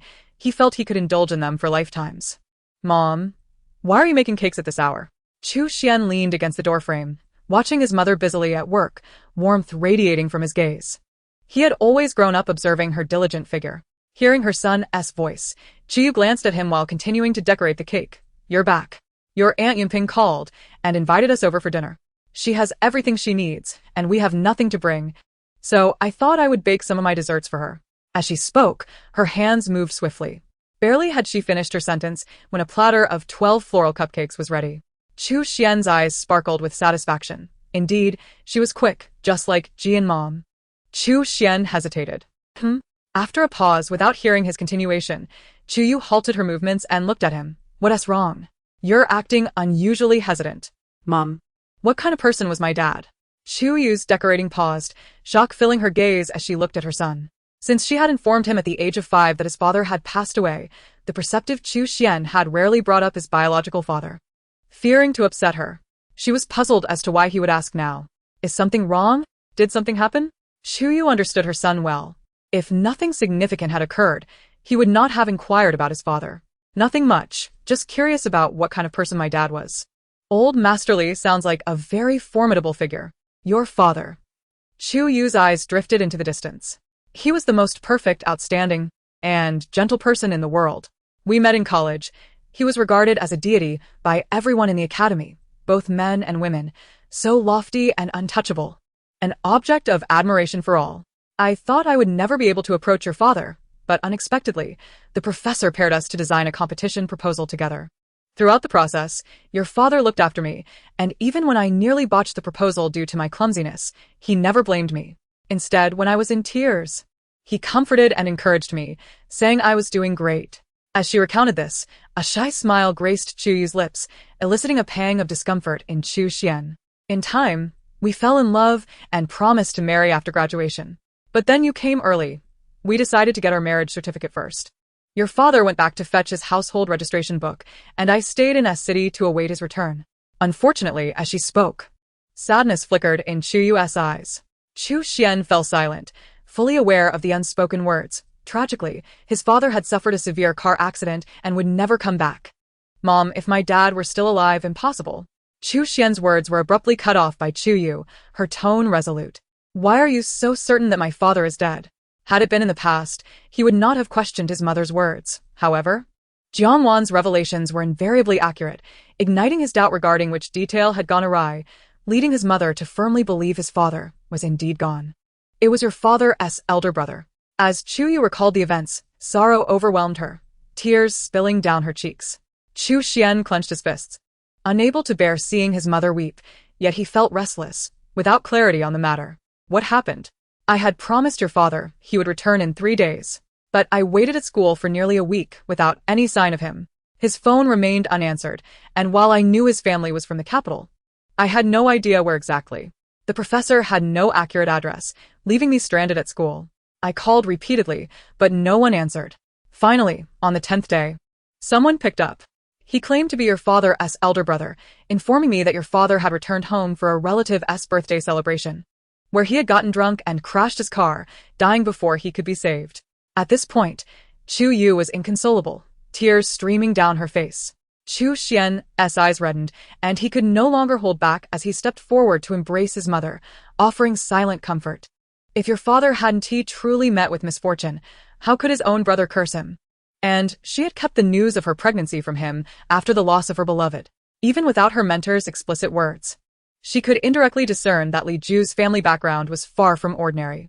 As a lonely orphan, how could she compete against the affluent? Moreover, the child growing within her was her sole beacon of hope for survival. How could she allow anyone to take that away? Thus, it was certain that your father could not possibly be alive. Chu Yu's face was a mask of sorrow. She too wished for a Jew's survival. But if he were indeed alive, why had he not sought her out in the 18 years that had passed? She could not bring herself to believe that a Jew had deliberately abandoned her. Was there a possibility? The ringing of the phone on the table interrupted Chu Xian's unfinished thought. Upon glancing at the caller ID, a flicker of anger crossed his eyes at the sight of Bosqua, that despicable creature. Chu Yu also recognized the caller and furrowed her brows in frustration. Guo was insistent, having been rebuffed several times, yet he persisted, becoming an unbearable nuisance. Mom, don't answer. Chu Xian quickly reached out to stop her mother from picking up the call.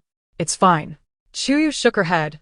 As a businesswoman, even if she disliked him, she had to entertain the call. Hello, Bosqua, I apologize, but I have prior engagements with my sisters and will have to decline your invitation this time. No worries. No worries, we are all friends. Miss Chu's sisters are also my friends. Let's all gather together. That may not be appropriate, considering my sister's special status. Oh, what makes them so special? Guo asked dismissively.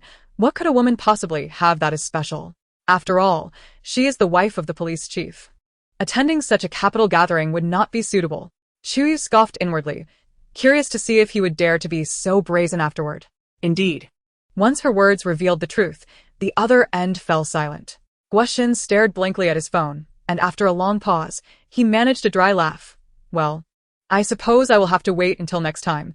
You cannot refuse my invitation again, Miss Chu. Chapter 127. Who is the mole in the Lu family? Of course, she would attend the mayor's wife's gathering next time, and the time after that, she would go to the Jiang family to visit Lan Lan. Which of her sisters could Guo possibly provoke? Chu Xian gave his mother a thumbs up, proud of her prowess. In the most luxurious private room of the Yunxiang Club, the largest den of vice in S City, the stout and unattractive Guo angrily slammed his hung-up phone onto the coffee table. That wretched woman! How dare she refuse me? He bellowed. Oh. Who is so blind as to provoke our brother Guo? Kai Ping, the owner of the Yunxiang Club, entered to witness Guo fury. Guo took a sip of his drink and seethed. Who else could it be but that wretched woman, Chu Yu? I've been so humble. Yet she still dares to reject me. Come on, brother Guo. Your little brother isn't saying this to offend you, but with your looks and wealth. Why chase after a twice-married widow with a child? With your status, women would flock to you at a mere wave of your hand, Kai Ping said, settling beside Guo. Don't you know the saying, the more unattainable, the more enticing? The more she refuses, the more I want to pursue her.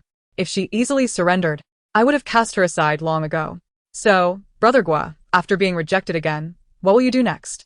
Kai Ping asked curiously.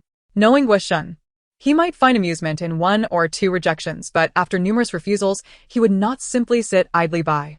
What will I do? Since Chu Yu is so ungrateful. If my gentle advances do not work, I will not need to pretend to be a courteous gentleman any longer. This time, she will come with me, whether she likes it or not. His tone dripped with confidence. Oh. Guo grinned sinisterly, pulling out a small vial from his pocket. This is all the rage in the black market. Just one pill, and even a fierce woman will submit. He gazed at it with regret, having originally intended to use it to win over Chu Yu tonight, but that wretched woman had again refused him. Just wait. He would have his way with her sooner or later. Since the main event is absent, should I find you a couple of beauties? Several stunning girls have come to the club today, all clean and highly educated. Kai Ping suggested, winking lewdly at Guo. Guo's eyes lit up. All right, go ahead. Got it, just you wait and see. Kai Ping immediately got up to find two beautiful girls, both with stunning figures and looks above 90. Listen carefully. The one inside is a billionaire. If you serve him well, you could transform from a commoner into a princess. Just a little generosity from him would suffice to support you for a lifetime.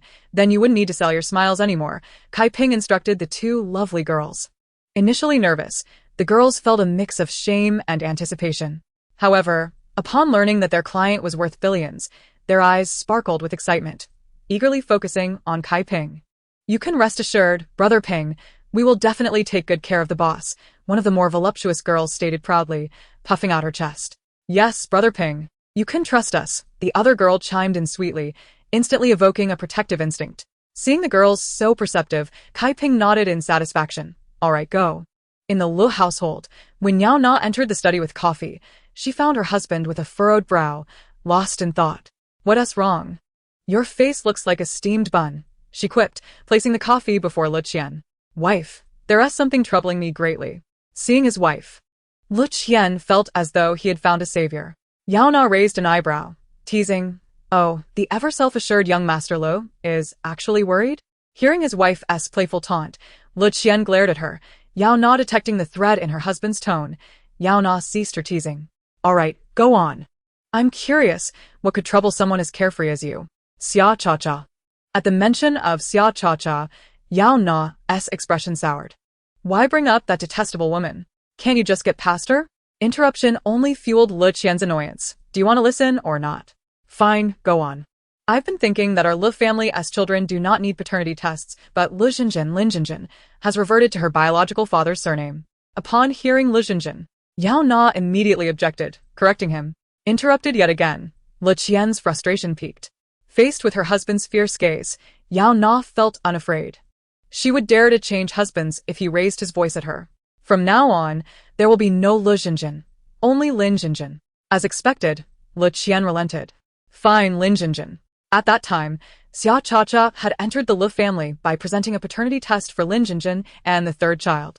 But now, Lin Jinjin was no longer a child of the Lu family, so what did that paternity test mean? Could it be that Xia Cha-Cha bribed the doctor?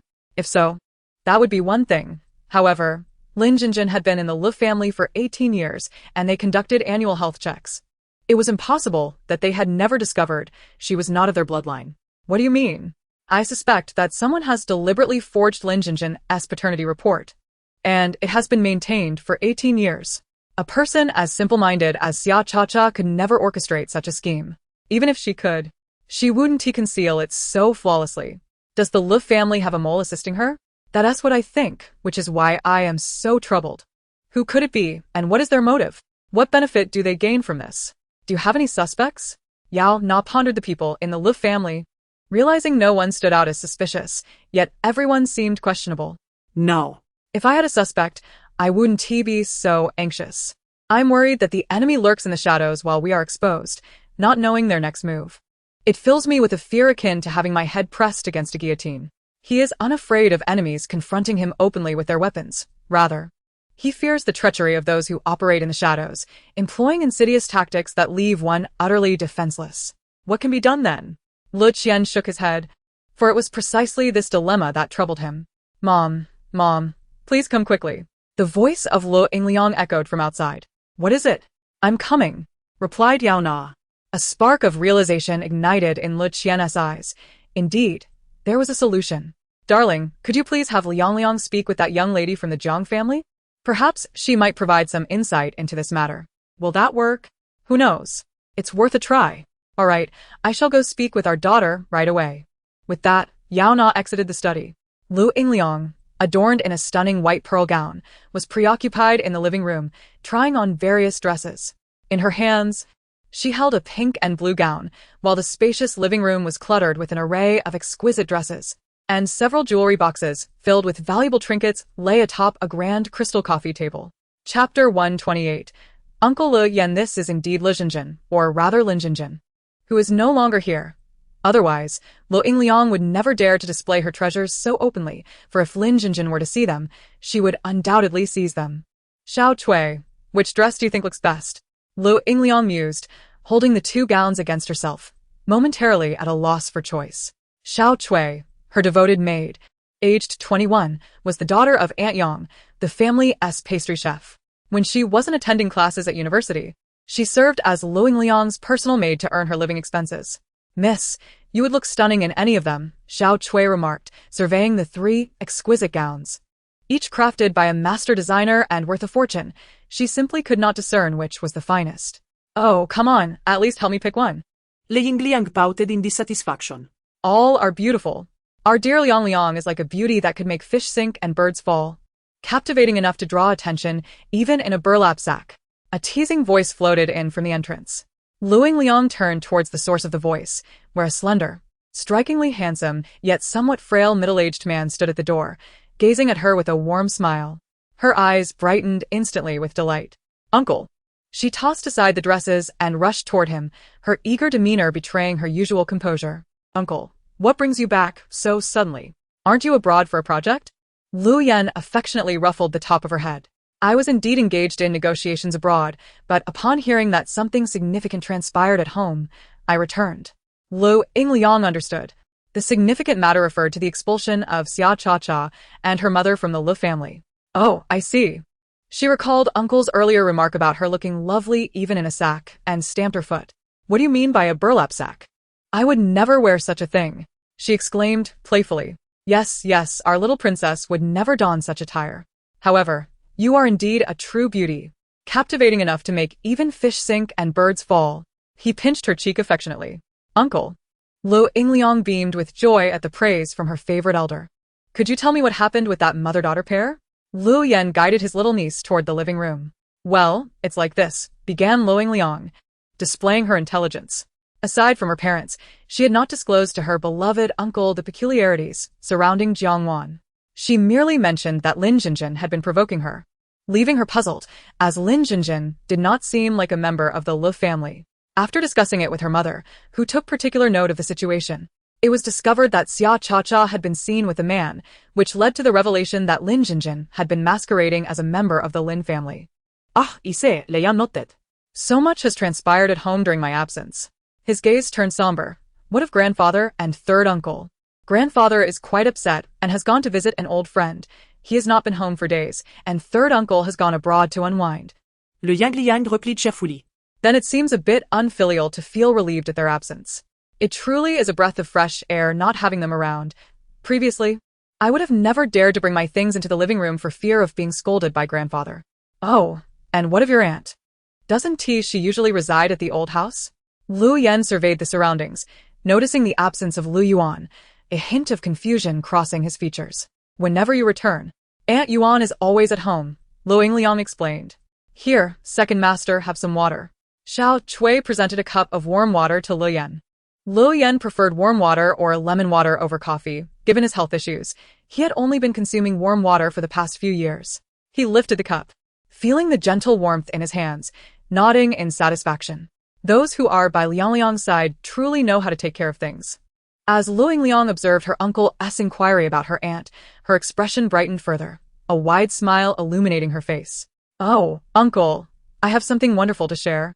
Our family is about to have great news, and is pregnant. It's been over a month, and even more exciting, it's triplets. She wiggled 3 fingers in front of Lu Yan, her enthusiasm palpable. Lu Yan's pupils dilated, and his grip on the cup faltered, causing half the warm water to spill, droplets cascading down his fingers. Lu Yingliang quickly sprang up to assist him, her face etched with concern. Uncle, are you alright? Is it hot? Xiao Kui. Fetch the burn ointment. She hurriedly grabbed a piece of clothing and dabbed it on Lu Yan's hand. Yes. Xiao Chui dashed to the storage room. There's no need. It's merely warm water, not hot, Lu Yan quickly interjected, preventing Lu Yingliang from wiping his hand. See? It's truly just warm water. He pressed the cup against the back of her hand to demonstrate the temperature. Feeling the warmth on her skin, Lu Yingliang finally relaxed, relieved it was not hot water. But uncle, how could you be so careless? She chided playfully. Indeed, it was my mistake. I was simply taken aback by the news of your aunt's pregnancy. He replied with a gentle smile. Lu Yingliang assumed her uncle was genuinely startled and did not dwell on the incident, instead saying, Yes, we were also quite shocked when we first heard the news. Your reaction is perfectly normal. Here, Mississippi Xiao Chui returned with the burn ointment, handing it to Lu Yingliang. All right, Lu Yingliang accepted it and meticulously applied it to her uncle's hand. There's no need. I wasn't burned, Lu Yan protested. But now that it's here. Really, it's unnecessary. The scent is quite unpleasant, he insisted. Fine. Lu Yingliang relented, tossing the ointment onto the coffee table. Liang, what were you searching for? Yao Na, having just descended the stairs, was taken aback by the sight of the once pristine living room now overtaken by her daughter's dresses, jewelry, and shoes. Lu Yingliang turned, her face beaming with a smile. Mom, you came at the perfect time. Look who has returned. Yao Na approached, puzzled, and upon seeing the person seated with her daughter, she paused in surprise. Second brother, what brings you back? Aren't you at the company in the States? Lu Yan stood up, addressing her. Sister-in-law. I returned upon hearing of an incident at home. Yao Na understood he was referring to the matter concerning third uncle and nodded. We did not inform you at the time, as the situation unfolded rather suddenly. I didn't want you to feel as though we were dismissive of you. Lu Yan shook his head, his expression warm. Sister-in-law, there's no need to explain. I completely understand. Yao Na gazed at him intently, relieved to see he was not upset. She wished to avoid any rift between him and the family now that the third uncle's matter had been resolved. By the way, your eldest brother is in the study. You must have something to discuss with him now that you're back. Yes, the project I evaluated is quite promising, and I need to report back to my brother. So, sister-in-law, I shall head up now. As he turned, he noticed Lu Yingliang gazing at him eagerly. Liang, your uncle brought you gifts, but there are so many that he arranged for them to be shipped. They should arrive tomorrow.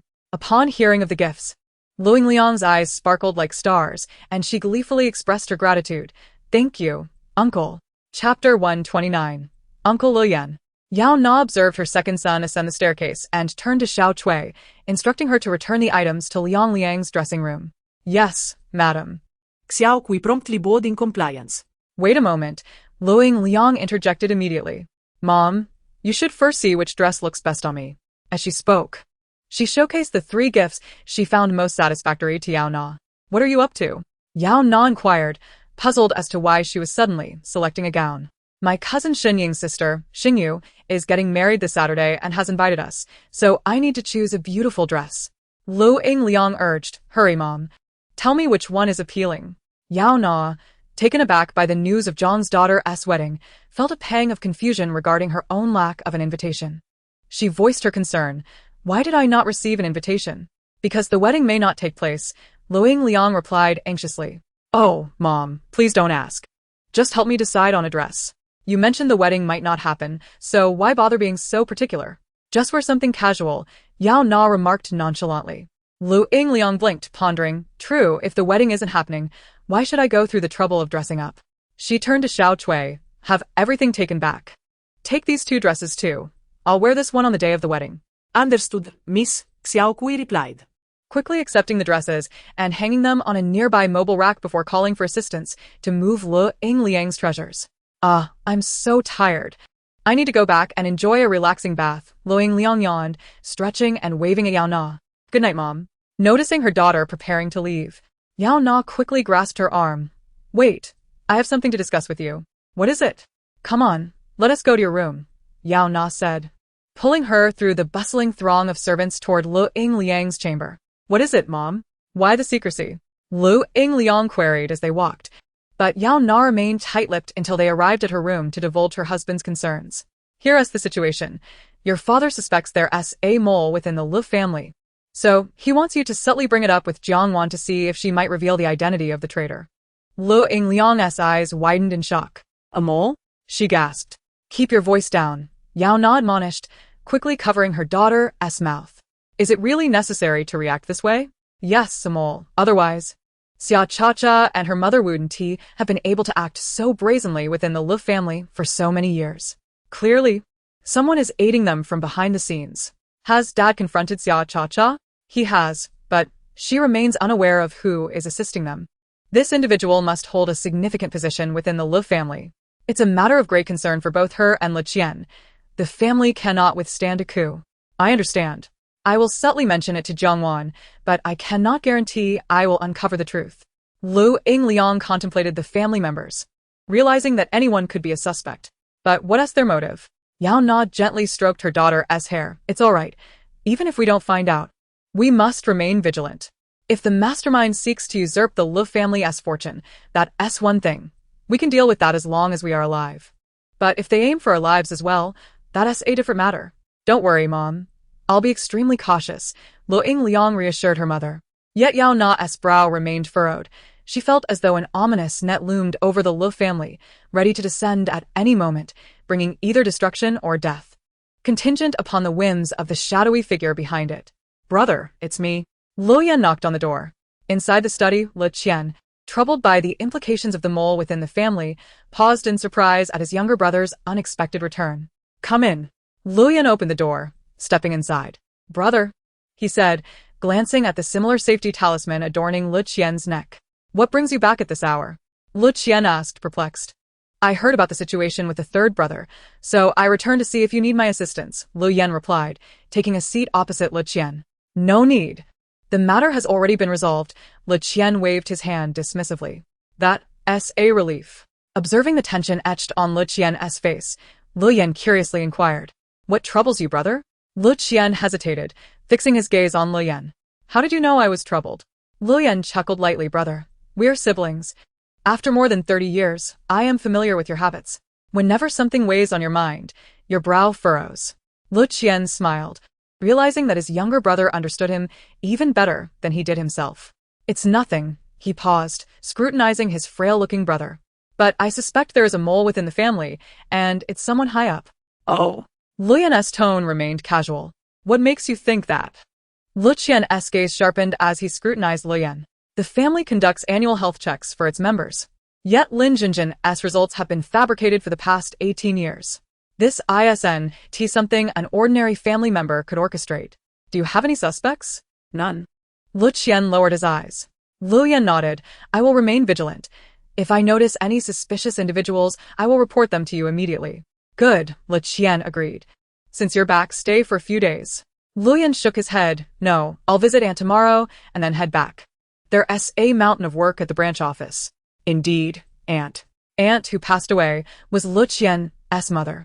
Lu Yan is also a child born out of wedlock, aside from Lu Qian, who is the legitimate heir. The other two sons, Lu Yan and Lu Cheng, along with their sister Lu Yuan, were all born to concubines. Moreover, apart from the third brother Lu Cheng, Lu Yan and Lu Yuan were the ones most cherished by Lu Qian's mother, who genuinely loved them as her own. Lu Qian nodded, aware that his younger brother intended to visit their mother's grave, a warmth flickering in his eyes. Very well, money is endless, but your health is paramount. He observed Lu Yan's pale complexion with concern. Don't worry, brother. I'm well aware of my health and would never jest with it. All right then, it's late. Head back and rest well. Sure. I'll take my leave now. Lu Yan stood and walked toward the door, with Lu Qian accompanying him. As Lu Yan reached the entrance, he paused, turning to inquire, by the way, brother, where did Xia Cha-Cha and her mother end up? Lu Qian hesitated, taken aback by Lu Yan's question about Xia Cha-Cha. His tone turned cold. That's not your concern. They've been sent to a place where no one knows them, and you want to see them again. Lu Yan sensed his brother's displeasure regarding his inquiry about Xia Cha-Cha and chuckled lightly. I'm not concerned about them. I just fear the third brother might still have feelings for Xia Cha-Cha and seek her out. Upon hearing this, Lu Qian's expression softened considerably. You needn't worry about that. Only I and your sister-in-law are aware of Xia Cha-Cha's whereabouts. Not even the old master knows. The third brother will never find out. Then I can rest easy. Lu Yan sighed in relief. Good night, brother, he said, opening the door to leave. Good night. Watching the door close, Lu Qian's previously gentle demeanor darkened in an instant. Chapter 130. The conspiracy begins. At midnight, when most people were fast asleep, a well-lit room held a refined middle-aged man seated on a sofa by the window, engrossed in a game of chess, playing both black and white pieces with great enjoyment. Chu Zongping, why the urgency to summon me at this hour? Another rugged middle-aged man with a half-inch haircut entered, exclaiming, Do you realize it's the middle of the night, prime sleeping time? He plopped down onto the sofa opposite the cultured man. What exactly do you want from me? Guo Chang asked, clearly displeased, as this time was typically reserved for warmth and comfort, yet he braved the cold wind to meet with a tedious old man. Calmly, Chu Zongping handed Guo Chang a red invitation card. Guo Chang's hand trembled. You're getting married? A visage marred by terror. It is important to clarify that my finances are rather limited. A substantial red envelope is out of the question. I have calculated in my mind, and 5,000 is far too excessive. I extend 2 fingers, at most 2,000, nothing more. Chu Zongping tightened his grip on the crimson invitation, crumpling it in his grasp, his nails turning white from the pressure. He squinted, casting a dangerous glare at the visibly frightened Guo Chang. Understanding Chu Zongping's temperament, Guo Chang recognized this as a precursor to his ire and quickly adopted a conciliatory smile. Gust ayest, truly. Can the elderly not indulge in humor? He snatched the invitation to examine it. What is this? Opening it, I see the bride is Jiang Xingyu, and the groom is Sun Fan. What does this have to do with me? I have no interest in others' weddings. He scrutinized the groom's name, then suddenly exclaimed, Sun Fan? Casting a glance at Chu Zongping, who had regained his composure, he realized that this young man had swiftly won over the Jiang family's daughter. Impressive, indeed. It was a testament to Chu Zongping's tutelage. A sense of pride washed over his features, for Sun Fan could be considered his disciple, and a successful disciple brings him great satisfaction. Chu Zongping shook his head, capturing a white piece with his left hand that devoured a black piece from his right. No, Sun Fan is lost. In this game, we have been defeated. Rubbing his thumb against the devoured black piece, he noted the name Sun Fan etched upon it, while the white piece that had consumed it bore the name Jiang Xingyu. What? Guo Chang, still basking in self-satisfaction, was rendered speechless. What do you mean lost? Isn't there a wedding on the horizon?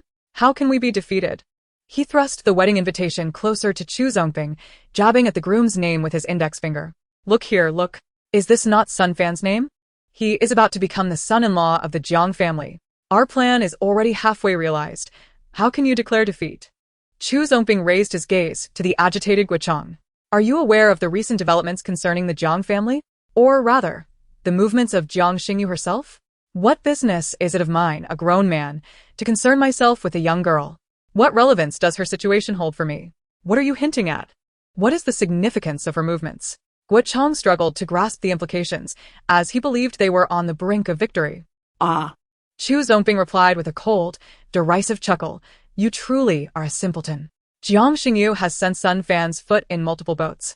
Yet she has chosen not to expose him. Instead, She seizes the opportunity of wedding preparations to privately engage with Sun Fan's other lovers. Many of Sun Fan's paramours remain oblivious to the fact that their partner is a philanderer.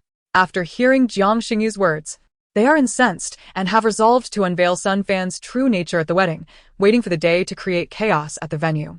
Tell me, under such circumstances, can Sun Fan still become the son-in-law of the Jiang family? Guo Chang listened, dumbfounded. Is he really playing such a game? No, he cannot. Thus, he cannot become the Jiang family's son-in-law.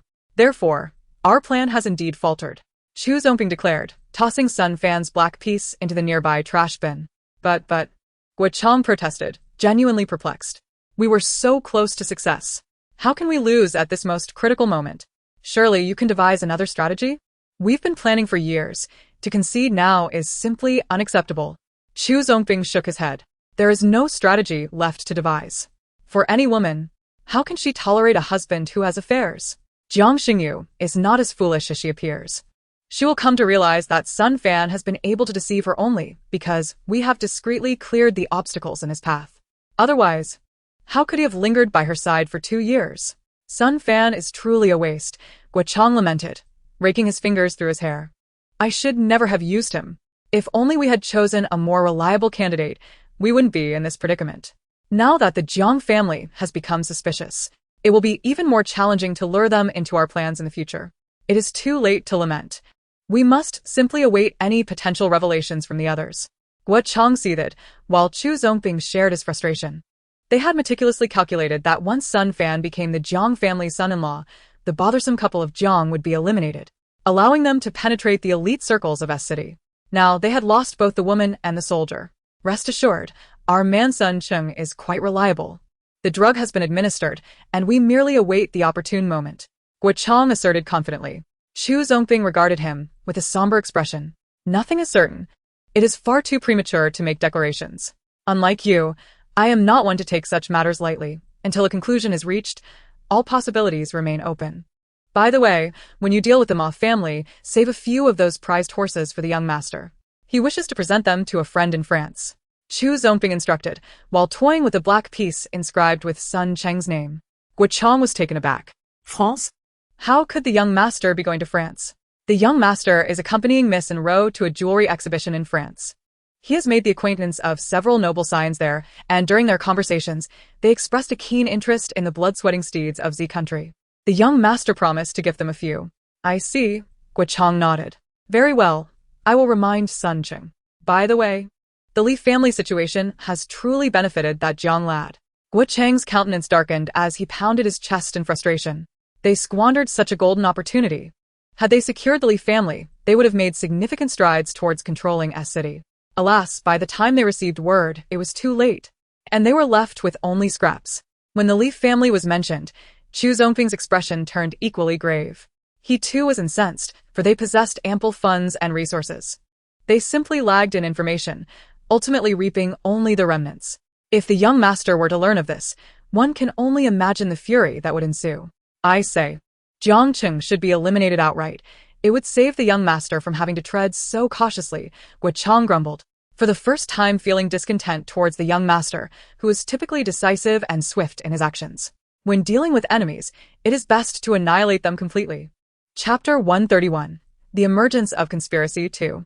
With a resounding crash, Chu Zongping slammed his palm on the table, silencing Guo Chang. His eyes gleamed with shadowy intent. Such words should not be uttered lightly. You may speak of them in my presence, but do not let them escape beyond these walls. His tone was stern as he warned. Understood. I am not so foolish as to utter such thoughts indiscriminately. I will only share them with you. He was not truly dull-witted, aware of the boundaries of discourse. I am merely perplexed as to what the young master fears, Guo Chang remarked, bewildered. What could possibly intimidate someone of his caliber, a being who eclipses all others with his brilliance? Chu Zongping sighed, recalling, 10 years ago, I had intended to take advantage of that accident involving the Qi family as son to eliminate Jiang Cheng. Regrettably, he escaped unscathed. This incident caused Miss and Ro to ignore the young master for an entire year. No matter how low the young master stooped to curry her favor, it was in vain. Despite his efforts to disassociate himself from the incident, she refused to believe him and declared that regardless of Jiang Cheng's fate, she would hold the young master accountable. She even threatened that should Jiang Qing meet with misfortune, she would follow him immediately. Thus, for over 20 years, the young master had been in love with Miss Enro. Could he not yield? Only by defeating Jiang Qing through honorable means would Miss Enro ever regard the young master in a different light. In my opinion, women are rather simple creatures. If one conquers her physically, she will become utterly reliant upon you. Is love really of such importance? Guo Chang dismissed the notion. Chu Zongping replied with a cold smile. You truly underestimate the longevity of the young master's life. I do not wish for the young master to live long. I would gladly see him live to 1,000. Then why espouse such crude notions of physical conquest? Why is it crude? I speak the truth. All of my women have been won over through physical means. Ah. Therein lies the folly. Your women are of a different caliber, while Miss Enro belongs to a vastly superior class. Do you think the infamily is trifling? Let us not even broach the topic of the national treasure of the infamily, but rather focus on the 3 young masters, the brothers of Miss Enro. If you were to implement such a foolish scheme, those 3 would undoubtedly arrange a funeral for the young master. As for the Lei family, they would scarcely dare to utter a sound. Chu Zongping's face was a mask of fury. How could he be so unfortunate as to be paired with such an individual? Truly, it was utter folly. Guo Chang had not contemplated the matter deeply. He was merely approaching it from the perspective of a man regarding the woman he loves. If only it were as simple as you suggest, the young master would not have spent a decade devising intricate plans. By now, his children would likely be in primary school. They would not be so beleaguered, toiling away in their advanced years when they ought to be savoring familial joys. Each day, he felt as if countless brain cells were perishing, and recently, he had been losing hair in clumps. If this continued, he would surely become bald. We must hasten our pace. In City Z, Qiangang, Sun Hao, and in City B, Jiang Lifan, Wei Qingdu have already seized control of over 60% of their respective cities, while we have only managed to command 30% of City S, merely half of their holdings. I have recently refrained from contacting them, for I cannot afford to lose face. Do you think I wish to accelerate our efforts? I would not linger in this wretched place for a moment longer. But you must also consider that City S is home to 3 formidable adversaries: the City S Chief of Security, Wei Zhan, the Mayor, Gu Zheng, and the Police Chief, Gao. Each of them poses a significant challenge, and they all have their loyalists in positions of power. If we cannot contend with them, I would sooner drown them in my own spit. Guo Chang cursed his own bad luck once more. Those individuals were truly coasting on easy street while he toiled tirelessly. Yet his contributions paled in comparison to their effortless gains. Where could he voice his grievances? They did not concern themselves with his plight. Gu Zongping sneered. Who could blame them for their misfortune? It was not others' fault. Is it possible to eliminate these 3? Their presence renders certain tasks insurmountable, Guo Chang implored. If I possessed such formidable capabilities, I would not be idling here, Chu Zongping scoffed, truly believing him to be some sort of deity. Alas, it seems we must endure this hardship, Guo Chang muttered in response, though his eyes darted thoughtfully. By the way, that Wang Dashan is a fool. A failed attempt at murder has landed him in jail, and Chen Wu has become embroiled in the mess, leaving us one candidate short. Wang Dashan brought this upon himself. Let us simply seize his coal mine. Is it worth such paltry profits? Even the smallest fly is still meat. In our current predicament, more money is always preferable. Very well, what of Chen Wu? Should we pursue him? Guo Chang's eyes sparkled with anticipation. He held a genuine admiration for the young man, who reminded him of his own youth, ambitious, courageous, and possessing ample intelligence. If he were to truly join their ranks, he would undoubtedly achieve great things in the future. Chu Zongping derided him. Does he truly think this place resembles a haven for the incompetent? Those who can be apprehended clearly lack the necessary skill. Such useless individuals are best left discarded. He was no philanthropist unwilling to support the inept. Only those who can keep pace with them may become allies. Those who cannot will be cast aside. Guo Chang lamented. I genuinely like that Chen Wu. Then you may go rescue him, Chu Zongping retorted tersely. Guo Chang chuckled. Where would I find the ability for such a task? He could handle physical endeavors. But when it came to mental acumen, apologies, but age has dulled my faculties. Then cease your ramblings. Those without utility should not expect his assistance. However, Guo Chang hesitated. Chen Wu is privy to quite a bit of our affairs. Chu Zongping was taken aback, then erupted in exasperation. How many times must I tell you not to disclose our matters to others? Are you trying to court disaster? He truly wished he could pry open this man's skull to see if it were filled with concrete. Why could he not comprehend a single word? After being reprimanded, Guo Chang sulked. I merely thought he was astute enough to become one of us.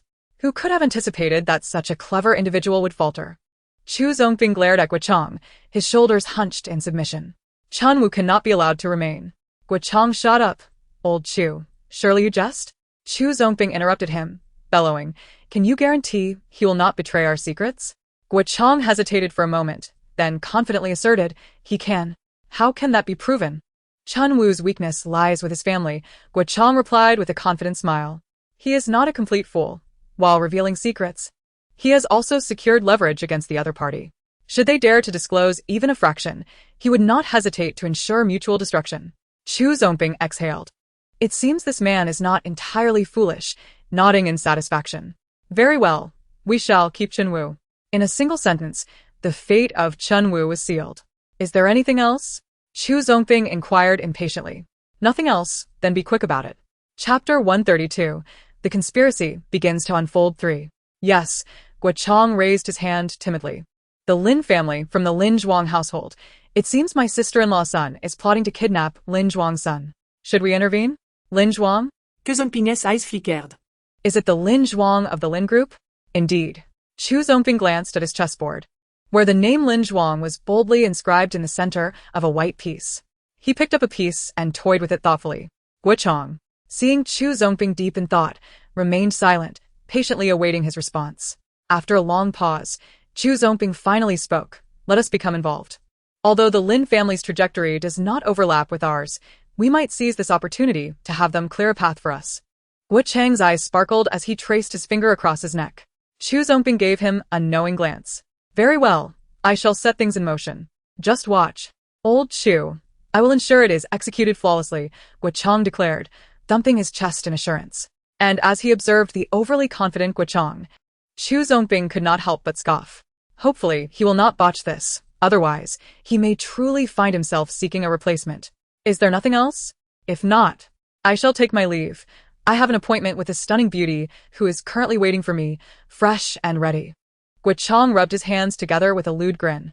Chu Zongbing shot him a disdainful glare. Begone. Very well, I shall take my leave.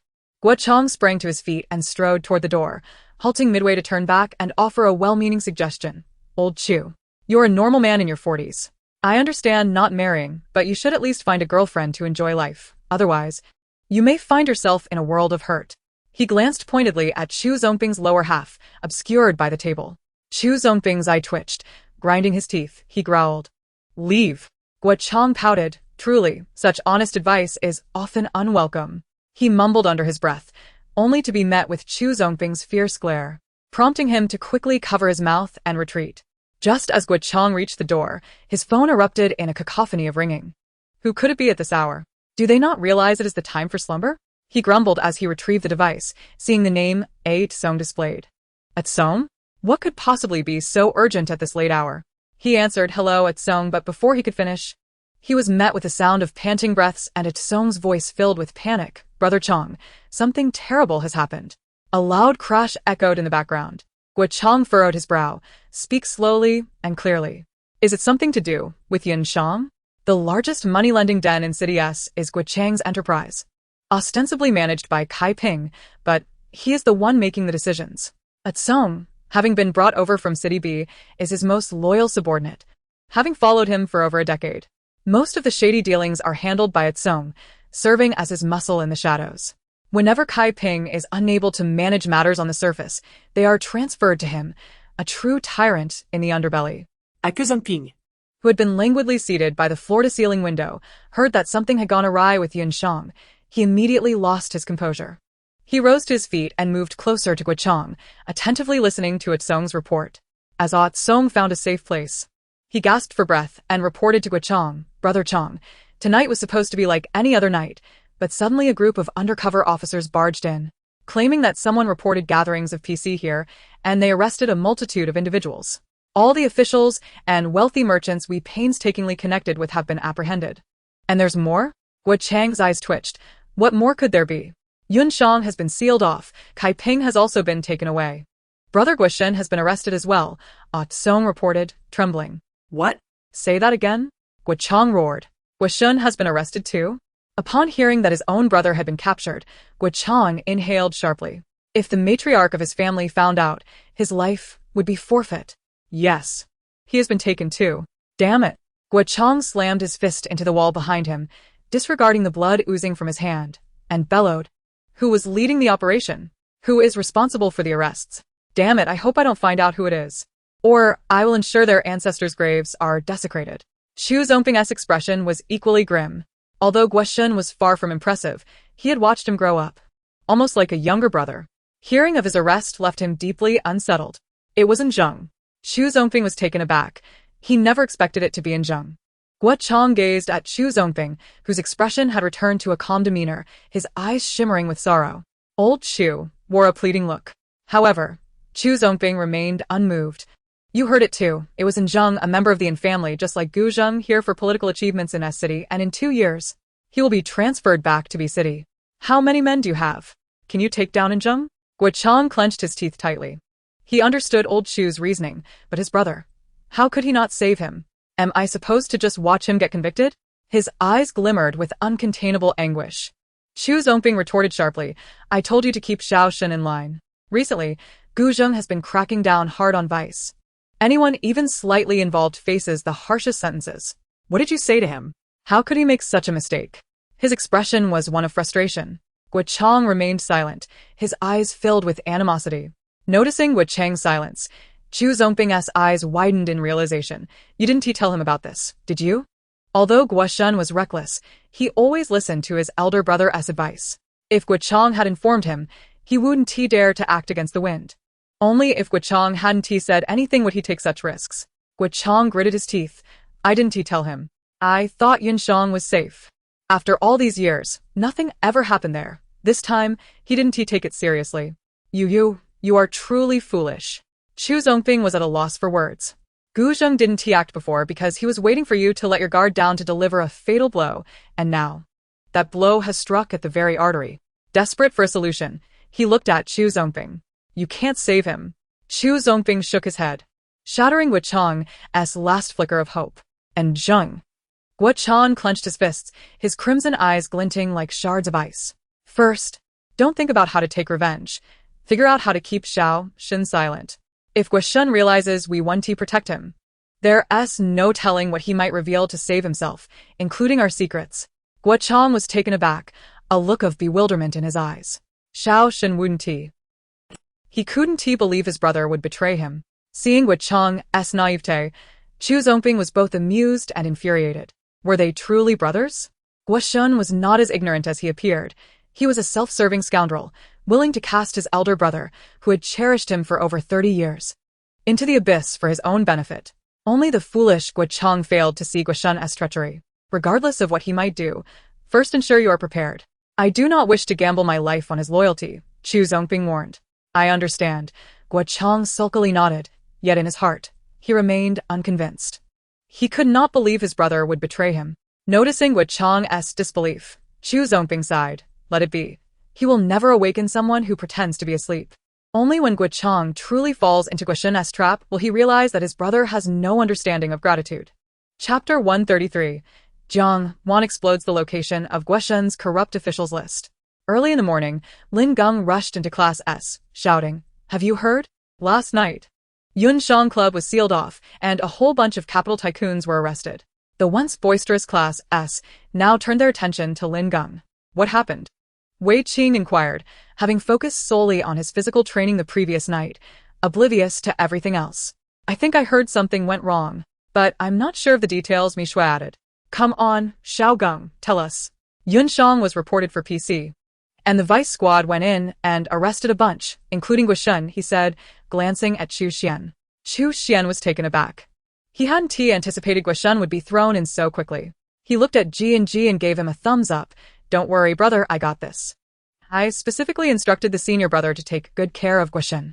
This morning, the senior brother sent me a message saying they have gathered ample evidence against Guo, just waiting to submit it. But don't worry, with his charges, it'll be very difficult for him to get out. He patted Chu Xian on the shoulder. Chu Xian nodded in a daze. Thank you. Thank you for what? We're brothers.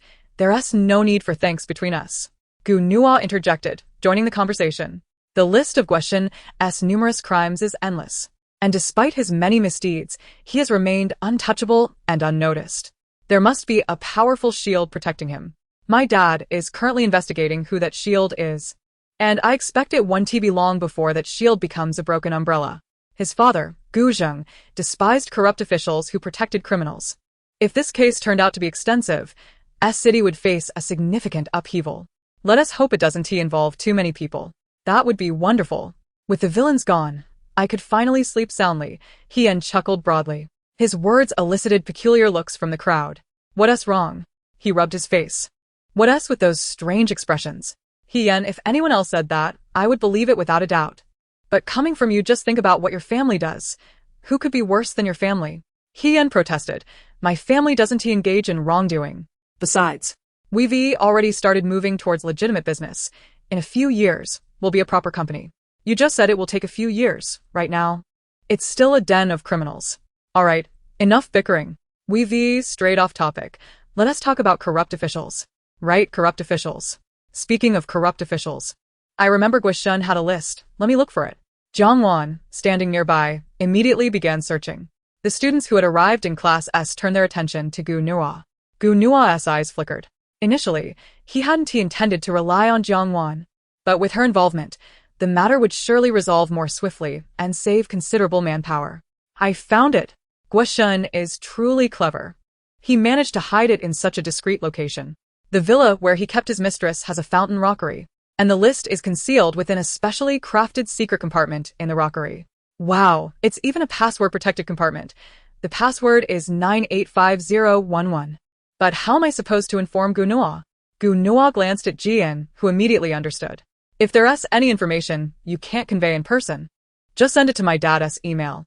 I'll share the email address in the group shortly. Rest assured, only my dad has access to that email. And it's secured with safety measures. If anyone wishes to remain anonymous, the police won't trace it back to you. So if there's anything you can't say out loud, just send it to the email. Afterward, Jian sent his father's private email address to the group with Jiang Wan. Jiang Wan's eyes lit up at the email address. It's like a pillow arriving just when I'm feeling sleepy. I'll send everything I find here, and you help me cover up the traces. Although Jian assured that there would be no investigation, Jiang Wan was genuinely apprehensive. What if they did investigate? She could hardly claim the source of those revelations. Tong Tong. Jiang Wan waited for an extended period but received no response from Tong Tong. Sigh. Tong Tong finally replied. What are you doing? Jiang Wan tilted her head in confusion. Ace is dead. Sigh. Tong Tong said, choking on the words. Ace. Jiang Wan's large eyes widened, filled with bewilderment. Are you watching One Piece? Her tone was rife with incredulity. Yes, sigh. Jiang Wan face-bombed. Do you still remember that you're a gossip system? Just a few days ago, you were watching palace dramas and CEO romances, and now you're delving into anime. Your taste in shows is quite eclectic. Sigh, it's boring. I've also watched horror movies. Wanna watch? No, you can keep that to yourself. Jiang Wan immediately shook her head in refusal. She belonged to the type who, despite being terrified, still enjoyed watching horror films, knowing full well they were fictitious. In the past, when she lived in a dormitory with many people, she felt brave enough to watch them. But now, living alone in such a spacious room, she felt too intimidated. The students in Class S exchanged glances and smiles, realizing that Jiang Wan had a penchant for horror films. Oh, don't forget to help me block the investigation. Sigh, got it. Upon receiving Tong Tong's reply, Jiang Wan promptly sent all the incriminating evidence regarding Wishen to Gao's email. Noticing Jiang Wan's continued activity on her phone, Jian opened his own device to message his father, alerting him to check his inbox for Jiang Wan's email, specifically instructing Gao not to allow anyone to trace the information's IP. Gao, who had been troubled by the matter concerning Guishan, burst into laughter upon receiving his younger son's message. Indeed, my daughter is truly capable. The director? His subordinate looked at Gao with confusion. Gather a few people to accompany me. Where to? Ji Ping strode in with purpose, coincidentally catching his father's remark. Ji Ping? You're back so soon? Gao gazed at his eldest son with astonishment. You left the day before yesterday. Is it all done already? Where's Gao Shan? He quickly turned his gaze towards Ji Ping's back. At that moment, Gao Shan, the notorious human trafficker, was crucial as he was entangled with numerous families. Not seeing him made Gao uneasy. Here, director. Yao Bing entered, leading a simple-looking man with a silver bracelet and shabby clothing. This is Gao Shan? Gao found it hard to believe that the seemingly honest man before him was indeed Gao Shan. Had Jiang Wan not provided the intel, he would never have believed this man could be the nefarious leader of human traffickers. Ji Ping turned to the silent Gao Shan. Yes, Gao Shan. We have not apprehended the wrong person. We rescued 3 abducted girls from his residence. They are safe now and will be able to return home after giving their statements. Upon hearing this, Gao's previously tranquil demeanor darkened immediately. He waved his hand, instructing them to take him in for thorough questioning. Ji Ping, accompany me. We'll discuss it on the way. Yes, director. Chapter 134. Chu Tong's health is deteriorating. Jiang Wan discovers an issue with the bracelet she wears. Here. He handed Chu Xian a card bearing Master Li's personal phone number. Chu Xian's hand trembled as he stared intently at the card but made no move. Jian observed his friend's anxiety and took the card, placing it firmly in Chu Xian's hand. What are you afraid of? It's your father's number. Chu Xian shivered as he clutched the card, his eyes filled with complex emotions. Father. Such a foreign term. Xian-ge, are you going to call your dear Master Li? He began to utter the term father, but was deterred by Chu Xian's piercing gaze. He thought to himself how he had never realized that Chu Xian's eyes could be so intimidating. Truly, he is Master Li's son. Jian observed Chu Xian's distracted demeanor. Are you going to call him? He suspected his friend would decline. Chu Xian gazed at the unfamiliar digits, contemplating whether to call. What would he even say? Hadn't it been said that the man had lost his memory? What identity would he assume in their conversation? Did the man even recognize him? No. Chu Xian lowered his eyes and shook his head. As expected, Jian sighed. Although Chu Xian had the appearance of a nobleman, he was inherently indecisive, often avoiding matters he wished not to confront until he had no choice but to face them. Jian patted Chu Xian's shoulder. It's your decision. Just remember we, your loyal brothers, will always stand by you. Yes, we are all here for you. He nodded vigorously. Chu Xian, no matter what, we support you. Jiang Shi approached, adding his encouragement. Although Sherlan was Chu Yu's savior, when Master Li departed, Chu Yu was left alone, struggling to support herself, let alone raise a child. Fortunately, she met Sherlan, who provided her with a safe place to live and the means to sustain herself, allowing her to give birth to Chu Xian safely. Chu Xian and Jiang Zhe's birthdays were only months apart, and they should have been good friends. However, due to Jiang Zhe's boisterous nature in childhood, he and the more reserved Chu Xian had not formed a close bond like their mothers. Still, they were good friends, with Jiang Zhe always standing up for Chu Xian. Hearing Jiang Zhe's support now touched Chu Xian, causing his eyes to glisten with emotion. Yes, Chu Xian, you need to think seriously about what to say when you call. Gu Nua also approached, recognizing that Master Li was currently suffering from amnesia. Gu Nua was confident Chu Xian would make the call because he knew Chu Xian was a dutiful son who could not bear to see Aunt Chi struggle alone. She too would feel lonely and require the support of a man, and Chu Xian's father was undoubtedly the best candidate. After all, their separation was not due to discord but rather fate's cruel hand. It was likely that Chu Xian wished for his parents to reunite. I understand. I will think it through. Chu Xian nodded, sincerely thanking the loyal brothers surrounding him. No need for pleasantries. Exactly, this isn't like you. The group of boys teased Chu Xian. In the morning, during the 3rd period, it was time for physical education class. Most of Class S had already left, while Jiang Wan and Xiao Kiki lingered in the classroom. I really don't want to go to class. Just thinking about running several kilometers makes my legs ache. Jiang Wan complained dramatically. Tell me about it, Xiao Kiki sighed, her shoulders drooping. She too was reluctant to attend PE class, especially since teacher Shun insisted on making them run laps, euphemistically calling it physical training. Each time they finished, she would need days to recover. Thankfully, there were only a few PE classes each week. Otherwise, her short legs would surely suffer. Come on, you two. Stop complaining. It's almost time to gather. Shining stood by the door, eyeing Jiang Wan and Xiao Kiki, who were still reluctant to leave their desks. Coming.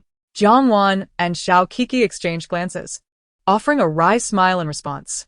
Chu Tong, hurry up. Feng Yan called out to Chu Tong, who was slowly packing her things. Coming. Chu Tong hastily stuffed the scattered items from her desk into her bag, ensuring the surface was tidy before dashing toward Feng Yun. However, as she passed by Jiang Wan, who was chatting with Xiao Kiki, she suddenly felt dizzy and stumbled toward Jiang Wan. With quick reflexes, Jiang Wan caught her, almost losing her balance in the process. Are you okay? Jiang Wan asked, supporting Chu Tong with concern. Tong Tong. Feng Yun's face paled as she rushed over to assist Chu Tong, grabbing her other arm. What's wrong? She inquired anxiously. I'm fine. I just feel a bit weak, Chu Tong insisted, struggling to stand but her legs still felt unsteady. Jiang Wan, clearly worried, continued to support her. Shouldn't you take a sick leave and go home? No. Chu Tong immediately shook her head vehemently in refusal. Let us escort you to the infirmary for a thorough examination, someone suggested, noticing her pale complexion. If you are on the verge of fainting and refuse to go home, it is only sensible to seek medical attention. No need, Chu Tong insisted once more. This is merely an old ailment. Resting for a while will suffice. Despite her repeated refusals, her friends were worried, as they knew that even if she were to undergo an examination, it would yield no new insights. Having previously been informed only of her low immunity. But your health is concerning, Jiang Wan said, gazing anxiously at Chu Tong's wan face. Enough with the persuading. Chu Tong will not heed it, Lo Yingliang interjected, halting Jiang Wan's further attempts. Why not? Jiang Wan asked, puzzled. If one is unwell, why not seek a checkup? Furthermore, staying here, even though the St. Blue dormitory is more luxurious than ordinary residences, is still not home, where one can find true comfort. I'll explain later, Xiao Kiki whispered. All right. You all take Chu Tong to rest. I will speak with Teacher Shen. After exchanging pleasantries with Shenning and Jiang Wan, she departed. Jiang Wan and her companions settled Chu Tong in the opulent dormitory prepared by St. Blue for each student, and they followed her into the grand living room. This dormitory is exceedingly luxurious. Is this truly a school dormitory? Jiang Wan exclaimed, her eyes wide with astonishment at the hotel-like accommodations. This is a far cry from the dormitory I used to live in. In the living room, a treadmill stood before an enormous floor-to-ceiling window, accompanied by a cream-colored European-style three-seater sofa, a large coffee table blending beige and gold, and an oversized movable television. The kitchen was a haven of luxury, equipped with a plethora of small appliances, along with a lavish bathroom featuring a soaking tub. 2 doors remained closed, which Jiang Wan hesitated to open. Yet what she had seen had already shattered her preconceived notions. Truly, this is a school for the elite. This dormitory exceeds the luxury of an average family's 3-bedroom apartment. Such is the standard for the St. Blue dormitories, Xiao Kiki remarked nonchalantly. By the way, Jiang Wan, are you planning to apply for dormitory accommodation? No. Jiang Wan shook her head. I do not reside on campus. So there is no reason for me to apply for a dormitory. Enough of that. Let us discuss Chu Tong's situation, Feng Yun interrupted, eager to learn more about her friend's plight. Chu Tong had previously been in excellent health, able to run 2 laps around the track without pause.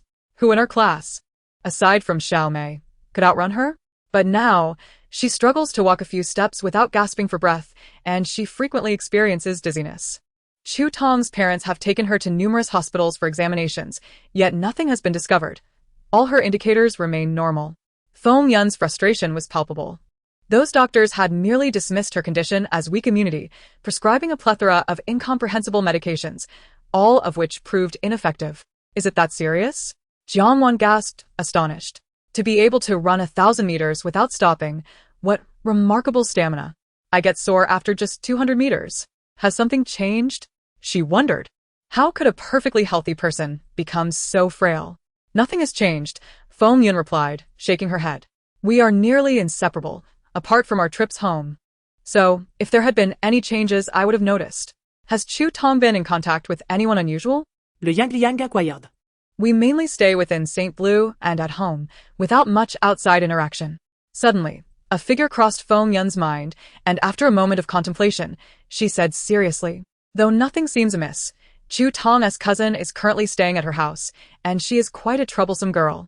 This is the only change in Chu Tong's life. Feng Yun had her suspicions about Lin Xiaoxiao, Chu Tong's cousin, but she found it hard to believe that she would intentionally harm Chu Tong. What do you mean? Xiao Kiki perked up, eager for gossip. Chu Tong is not entirely sure of the reasons. About a month ago, Lin Xiaoxiao appeared at their home, crying and claiming she needed to stay with them for a while. Chu Tong's mother, unable to refuse her seemingly wrong niece, allowed her to stay. And now she has been living there ever since. Anything Chu Tong obtains, Lin Xiaoxiao ensures she has a share as well. It is unreasonable to suspect her motives. However, The transformation of Chu Tong from a vibrant girl to someone who struggles to walk without becoming winded made her wary of Lin Xiaoxiao's sudden arrival. Have you checked her for any issues? Lu Yingliang asked. We have, but she shows no signs of trouble. She appears quite normal. However, I sense something disingenuous about her, as if she is playing the role of a pure, innocent flower. Perhaps she has watched too many dramas and dresses in white dresses and shoes, presenting herself as the epitome of innocence. Nevertheless, I believe Lin Xiaoxiao should be more cunning. Nowadays, the wealthy are not enamored with the innocent female lead, but rather prefer intelligent and bold heroines. What should we do? Should we just let Chu Tong continue like this? Xiao Kiki frowned, concerned for her friend. She did not wish to see the once vibrant Chu Tong become frail and delicate. Feng uncle has already contacted friends abroad. Once they receive news, they will take Chu Tong overseas for treatment. That is reassuring. The medical standards abroad are indeed more advanced. I hope they can find a remedy. Jiang Wan listened quietly, her fingers moving with anticipation as she yearned to uncover the truth. A perfectly healthy individual cannot deteriorate into a frail state so rapidly. Something must have transpired with Chu Tong. I must investigate further. Upon discovering the information, Jiang Wan gasped, so that is the case. Chu Tong's illness is not merely a result of weakened immunity. It is, in fact, the doing of her cousin. The garnet bracelet she wears was specially made for her by Lin Xiaoxiao. Her cousin checks daily to ensure Chu Tong is wearing that bracelet. If she notices it missing, she feigns being bullied, evoking sympathy and leading others to believe Chu Tong is at fault. Each time, Chu Tong is scolded unjustly before her parents grasp the truth. And since then, she has worn the bracelet without fail. Her cousin is surely vigilant about this. She claims it is a symbol of their friendship, but in reality, the bracelet contains minerals capable of harming bodily functions. Long-term wear can lead to physical exhaustion. Even medical examinations will only reveal declining immunity. And by the time the damage to her organs is detected, it will be too late. If Chu Tong continues to wear it, her internal organs will eventually be entirely devastated by the radiation from the bracelet, and her frequent dizziness is an ominous sign of impending organ failure. Guttung, Who had been lying down in the bedroom, suddenly sat up, her eyes wide with fear as she stared at the garnet bracelet on her wrist. Although she was aware that Lin Xiaoxiao was a scheming individual who often set her up, she had never imagined that her cousin would genuinely wish to bring about her demise. why? They are cousins. Surely there cannot be such deep-seated animosity. Upon hearing the truth, Feng Yun clenched her fists tightly, her eyes blazing with fury. I knew that Lin Xiaoxiao was no good. It turns out she is truly vile. Xiao Kik's eyes gleamed with intrigue. But what could be Lin Xiaoxiao's motive for harming Chu Tong? Jealousy, Feng Yun replied. Chu Tong lives in a luxurious villa in the bustling city, is transported to school in luxury cars worth millions, possesses countless beautiful clothes, shoes, bags, and jewelry, and has an endless supply of money.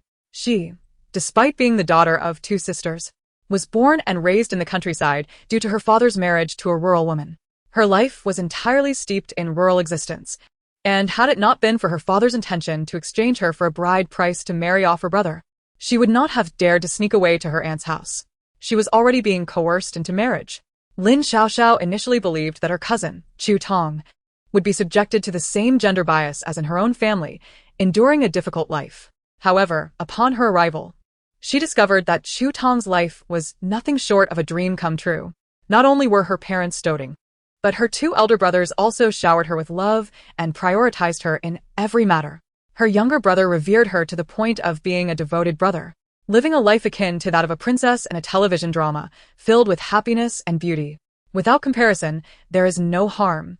Chu Tong's perfect life plunged Lin Xiaoxiao's already dark heart into deeper shadows. Why should her cousin Chu Tong enjoy a life of luxury and ease, while she herself lived like a rat in a gutter, constantly fearful that her parents would suddenly appear to abduct her for marriage? Thus, in her unwillingness and resentment, Lin Xiaoxiao even imagined that if the Chu family had no Chu Tong, perhaps she could replace her and receive the same love and care. Consequently, She purchased harmful bracelets online to send to Chu Tong, knowing that while the process of causing harm would be slow, she was willing to wait, as she feared the act of murder itself. This was her only means to send Chu Tong away. Chapter 136. Jiang Wan exposes the family traitor. Lu Yingli refuses to believe. As Jiang Wan's heartfelt confession concluded, a sound of something scattering in the room was heard, rolling across the floor. Guttung, Feng Yun immediately leaped up and rushed into the room. What happened? Sitting on the bed, Chu Tong's face was pale. One hand grasped the bed's edge, while the other clutched a red string, and scattered around her were a dozen garnets. I'm sorry, Yun. I accidentally broke the bracelet in my haste. I'll pick it up now. As she spoke, Chu Tong was about to get up to collect the garnets. Her anger had compelled her to exert all her strength to snap the red string, and she hadn't expected that the beads would fly off due to inertia. Lie still. Let me do it, Feng Yun insisted, stopping her actions. However, Chu Tong was reluctant. Knowing the garnets were harmful, how could she allow her friend to touch them? Just lie still. With a glare at Chu Tong, who still insisted on picking up the beads, Feng Yun immediately crouched down to help. I'll help too. Jiang Wan eagerly volunteered, her eyes sparkling. Oops, I'm sorry, I accidentally crushed one, Jiang Wan said, looking at a garnet beneath her foot, now reduced to crumbs. With a guilty expression. It's fine. Chu Tong shook her head. I'm so sorry, I really didn't mean to, Jiang Wan said again, accidentally stepping on another garnet. A flicker of guilt crossing her face. I'll buy you a new one, Jiang Wan stammered, twisting her fingers. Oh, acting is so painful. At this moment, the other four in the room were taken aback, a glimmer of amusement flashing in their eyes. It turned out Jiang Wan was being intentional. They had suspected she wouldn't be so careless. This method is great. Xiao Kiki immediately, with sparkling eyes, imitated her actions and stepped on two more garnets. Sorry. I wasn't paying attention. I'll replace them later. No need, they're not worth much, Chu Tong waved her hand. Xiao Kiki's eyes widened. Could she crush them all? No. Absolutely not. Lo Yingli and Feng Yun exclaimed in unison. Huh. Xiao Kiki was surprised.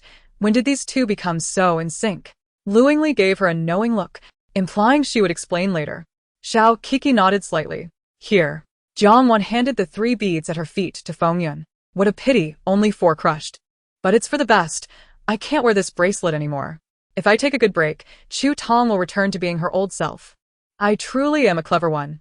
Jiang Wan silently praised herself. Chu Tong chuckled. Indeed, you're quite the clever one. The 3 of them shared smiles.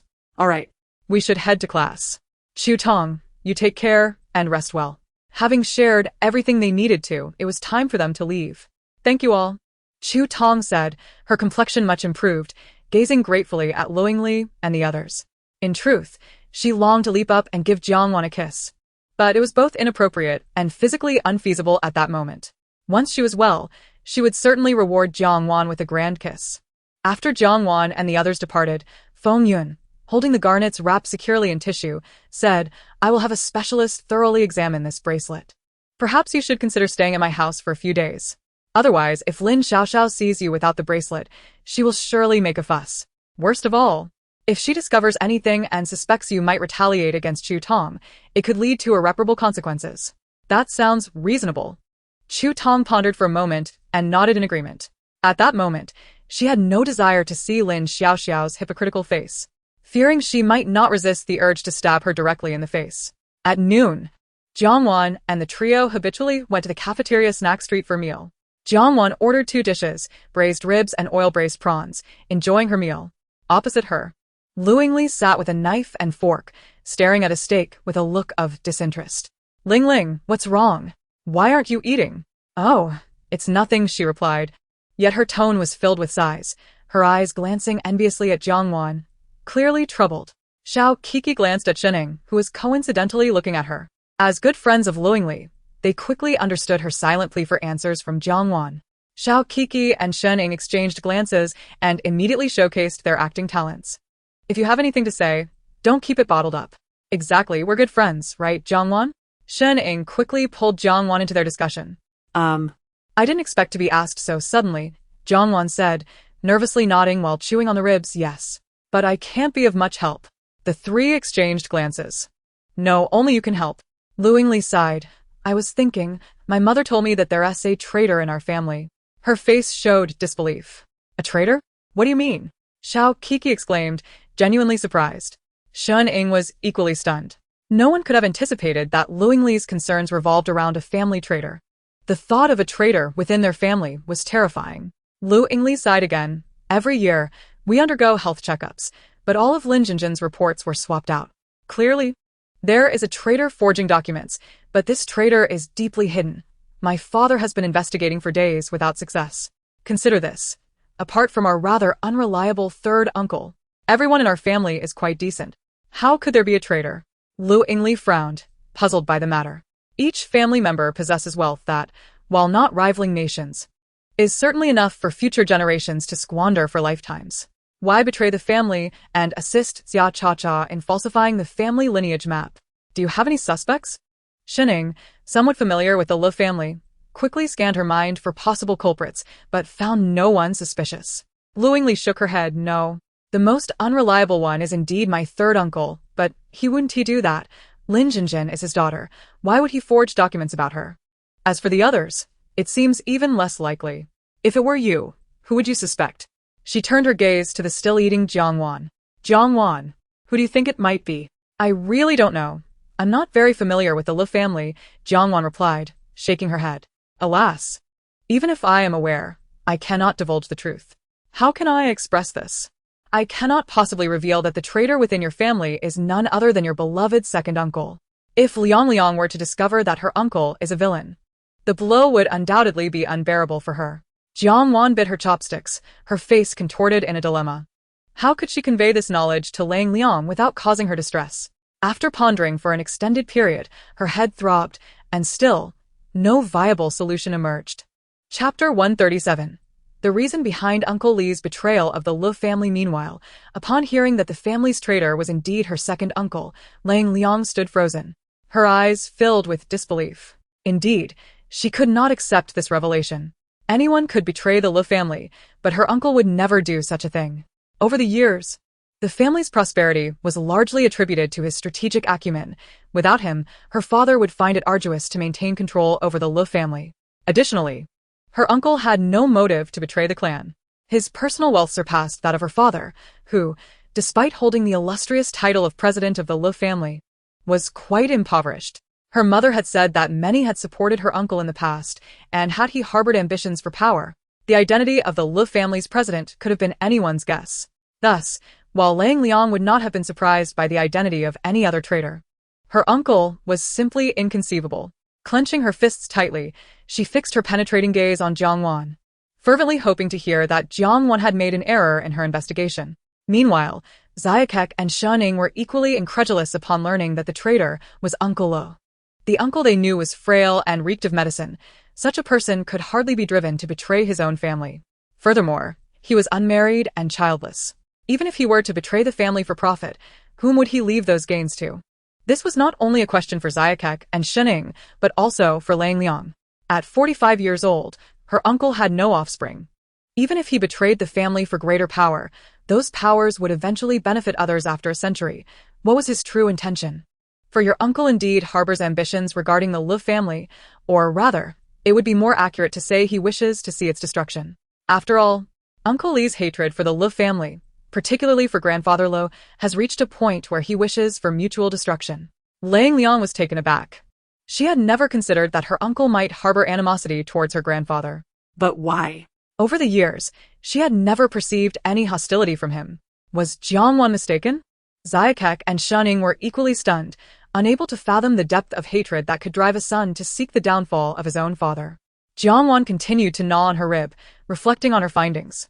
However, who could blame him? Anyone who loses their mother, their only companion, would harbor a desire to exact revenge, even if the perpetrator were their own father. Hearing this sentiment, Lang Liang's pupils dilated in shock. She was aware that her father was the product of her grandmother, while her uncle, third uncle, and aunt were born of different women outside of her grandfather's marriage. Yet, she had never heard that her uncle's mother had been harmed by her grandfather. Did her father know of this? Shuning and Xiaokek were equally astonished. As if they had stumbled upon a monumental secret, Jiang Wan remained oblivious to the disquiet surrounding her, continuing to lament. Uncle Lu is truly a pitiful soul. Yet, the root of the tragedy lies with Grandfather Lu. Had he not acted so, Uncle Li's plight would not have arisen. In his youth, Grandfather Lu was a notorious womanizer. Unlike third uncle's mother, who sought him out, Uncle Li's mother was forcibly taken by him. In his youth, Grandfather Lu was strikingly handsome but utterly licentious, pursuing Yuan, Uncle Li's mother, relentlessly. Yuan was a strong-willed woman, disdainful of such a wealthy playboy. Nevertheless, Grandfather Lo was relentless, and despite Yuan's cold demeanor, he persisted. A proud scion of wealth could not bear being slighted, and he resorted to unscrupulous means to win her over. Before long, Grandfather Lo lost interest in Yuan, offering her a substantial sum before dismissing her. Shen Ying and Xiaokek exchanged knowing glances towards the shamefaced Lang Liang, who was biting her lip. Lang Liang had not anticipated her grandfather's unscrupulous past, a revelation that fueled her desire for retribution against him. Lowering her gaze, she contemplated that if Jiang Wan's account were accurate, her grandfather had already fathered her father by that time. Did her grandmother know of this? Thoughts of her gentle and kind grandmother evoked a newfound resentment in Lang Liang towards her grandfather. Even when he had favored Lin Jinjin, she had never felt such animosity. After Yuan departed, she unexpectedly found herself pregnant. However, she was alone and deeply yearned for a family of her own. Consequently, she chose not to terminate the pregnancy and lovingly raised Uncle Le. The bond between mother and son was profound. As long as there was food on the table, Yuan would never let her son go hungry, leading to a deeply affectionate relationship. Uncle Le believed their lives would remain simple yet blissful until one day, Grandfather Le, having learned of Yuan's child, could not tolerate the thought of his lineage being scattered. Thus, he forcefully brought Uncle Le back, disregarding Yuan's protests. Despite her resistance, how could an ordinary woman stand against the might of the affluent Le family? Uncle Le, still a child, lacked the power to resist and was reluctantly taken back. Although he was young, he was astute, planning to leverage the Le family's resources to grow stronger, with the intention of one day taking his mother away to a place where they could live undisturbed. However, he soon realized that he was his mother's emotional anchor. If he were to leave, her solace would vanish, and after enduring prolonged separation, Yuan fell into severe depression. Whenever Uncle Le visited her, she always presented her best self. Yet once he departed, she would exist like a mere shell of her former self, yearning only to see him once a month. Meanwhile, Uncle Le dedicated himself to becoming stronger, oblivious to his mother's deteriorating condition. When he finally returned to visit her, he found that she had passed away over a month prior. The anguish he felt was profound, leading him into a state of despair. Grand fâtez-le. Unable to bear the sight of his son's sorrow, chastised him, inadvertently revealing that he had known of Yuan's illness all along, an illness that was severe. He viewed her as an obstacle to his son's progress and chose to keep this information from Uncle Le, ensuring that everyone else did the same. The coldness and indifference in Grandfather Li's words revealed him to be a true villain, one who could easily dismiss a life once cherished. When he loved, he would sacrifice everything. When he no longer cared, he deemed Yuan's life expendable. From that moment on, Uncle Le was consumed by hatred for Grandfather Le. Yet, he understood his own powerlessness and could not confront him, so he buried his resentment deep within. Chapter 138. The reason behind Uncle Li's betrayal of the Le family continued. Xiaokek and Shuning clenched their fists, directing their fiery gazes towards Lang Liang, whose teeth were gritted in resolve. Although she could not fully grasp her uncle's emotions at that moment, she knew that if someone were to harm her mother, she would go to any lengths to ensure that the perpetrator regretted their existence. When the Le family was selecting the next generation of leaders, Uncle Le had a genuine chance to become the patriarch. However, after much deliberation, he ultimately decided against assuming that role. His true objective was the destruction of the Le family, and those who followed him were motivated by the perceived value he could provide in generating greater profits for them. Should his intentions be revealed, those individuals would swiftly conspire to unseat him. By concealing his brilliance and remaining in the shadows, he was able to orchestrate numerous schemes. Over the years, although the Le family appeared to flourish, in reality, 80% of their assets were already under Uncle Li's control. With a mere command, the vast commercial empire of the Le family could collapse in an instant. The reason Uncle Le chose to assist Xia Cha-Cha and her mother was that he wanted to prevent Uncle Le III from having children. To be precise, he sought to eradicate any future lineage of the Le family. His aversion to the Le bloodline was so profound that he remained unmarried and childless for many years, detesting the thought of passing on the Le legacy to another generation. He could not bear the idea of his own offspring bearing the Le name, which would only deepen his revulsion. Given the choice, Uncle Le would unequivocally reject the notion of being a child of the Le family, especially as the son of Grandfather Le. He harbored a constant loathing for his identity as a member of the Le family and as the offspring of Grandfather Le. Uncle Li's resolve was formidable. He not only ensured his own line would end but also sought to prevent Uncle Le III from fathering children. aiming to extinguish the direct line of succession and to leave grandfather Lo, known for his arrogance and ruthlessness, to experience the desolation of a legacy without heirs, ensuring that he could not rest in peace even in death. As for Aunt Lo, her years of marriage without children were also due to Uncle Li's influence, for she too bore the blood of Le Chuanbai, whom he despised. Over a decade ago, he discovered a type of mineral abroad that, while non-toxic, could lead to infertility with prolonged exposure. Thus, Uncle Lo fashioned this mineral into safety pendants and distributed them among his 3 siblings. While individuals would typically scrutinize anything ingested, no one would suspect gifts of adornment. Consequently, apart from Liang Liang, no other children had been born into the Lo family over the years. Fortunately, before Uncle Lo wore that safety pendant, Aunt Yao had already been pregnant. Otherwise, Liang Liang would not have come into existence. As for Lin Jinjin, she served as a mere distraction. Should Uncle Le III remain childless, he would inevitably seek medical examination, leading to the potential unraveling of Uncle Li's plans. If Uncle Le III were to follow in the footsteps of Grandfather Lo and lead a life of indulgence, fathering a child outside of marriage, that was something Uncle Le could not tolerate. He would not allow Grandfather Li's bloodline to persist. The possibility of Aunt Lo becoming pregnant was purely by chance. 6 months prior, she accidentally broke the safety pendant she had worn continuously, yet chose not to inform anyone, simply storing it away. She regarded it lightly, questioning how a pendant could genuinely ensure safety. Thus, she paid little attention to its loss. With the pendant shattered, the medicinal effects ceased to affect her. And after consistently taking medicine to regulate her health, she and Uncle Lo were finally able to conceive their own child. Upon hearing Jiang Wan's revelations, Lu Yingli was left in a state of shock, her eyes vacant as they fixated on the table before her. The truth was unbearable. Not only could she not accept that her uncle was a criminal, but she also found it incomprehensible that the next generation the family had longed for could never be born due to his actions. Both Xiao Kiki and Shen shared her astonishment, pondering the depths of hatred that would drive someone to seek the extinction of the Lu family lineage. No matter how much Lu Yingli struggled to reconcile the image of her beloved uncle as a traitor to the family, Jiang Wan continued to divulge further information. Uncle Lu had been tirelessly strategizing for the Lu family, not only to elevate their status, but also to instill regret in Grandfather Lu. Even if the Lu family were to reach the pinnacle of success in the future, without heirs, Grandfather Lu would surely feel remorse. Uncle Lu aimed to have him experience the frustration, bitterness, and anger of watching a lifetime of hard work slip through his fingers.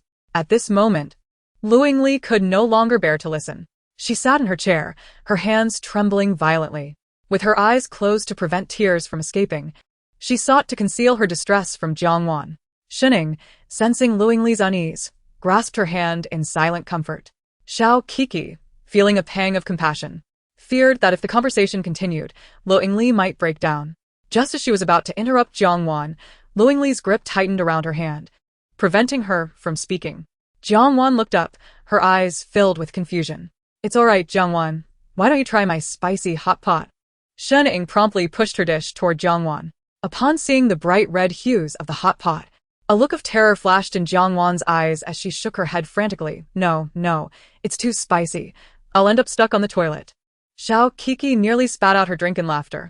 The previously sorrowful expression on Lu Yingli's face momentarily shifted to one of bewilderment, letting out a sigh as she found herself at a loss for whether to laugh or cry. Observing that, although her eyes were slightly red, Lu Yingli's emotions had stabilized, Shen smiled at Jiang Wan. Jiang Wan tilted her head. "Are you finished? Shall we head back?" Shen inquired. "All right, I'm full," Jiang Wan replied, rubbing her round belly. "Then let us go." Lu Yingli rose, carrying her plate as she led the way. Jiang Wan swiftly followed suit. Left behind, Xiao Kiki finally voiced her concern. "Jiang Liang, are you all right?" Lu Yingli rubbed her temples, assuring her, "I'm fine." She wiped the corners of her eyes, drying her tears. Can you still walk? Xiao Kiki offered her arm for support. I'm okay. As they made their way back to Class S, Lu Yingli remained silent, her expression clouded, prompting Jiang Wan to refrain from asking further. She fidgeted with her fingers. "By the way, I still haven't finished reading. Let me see more."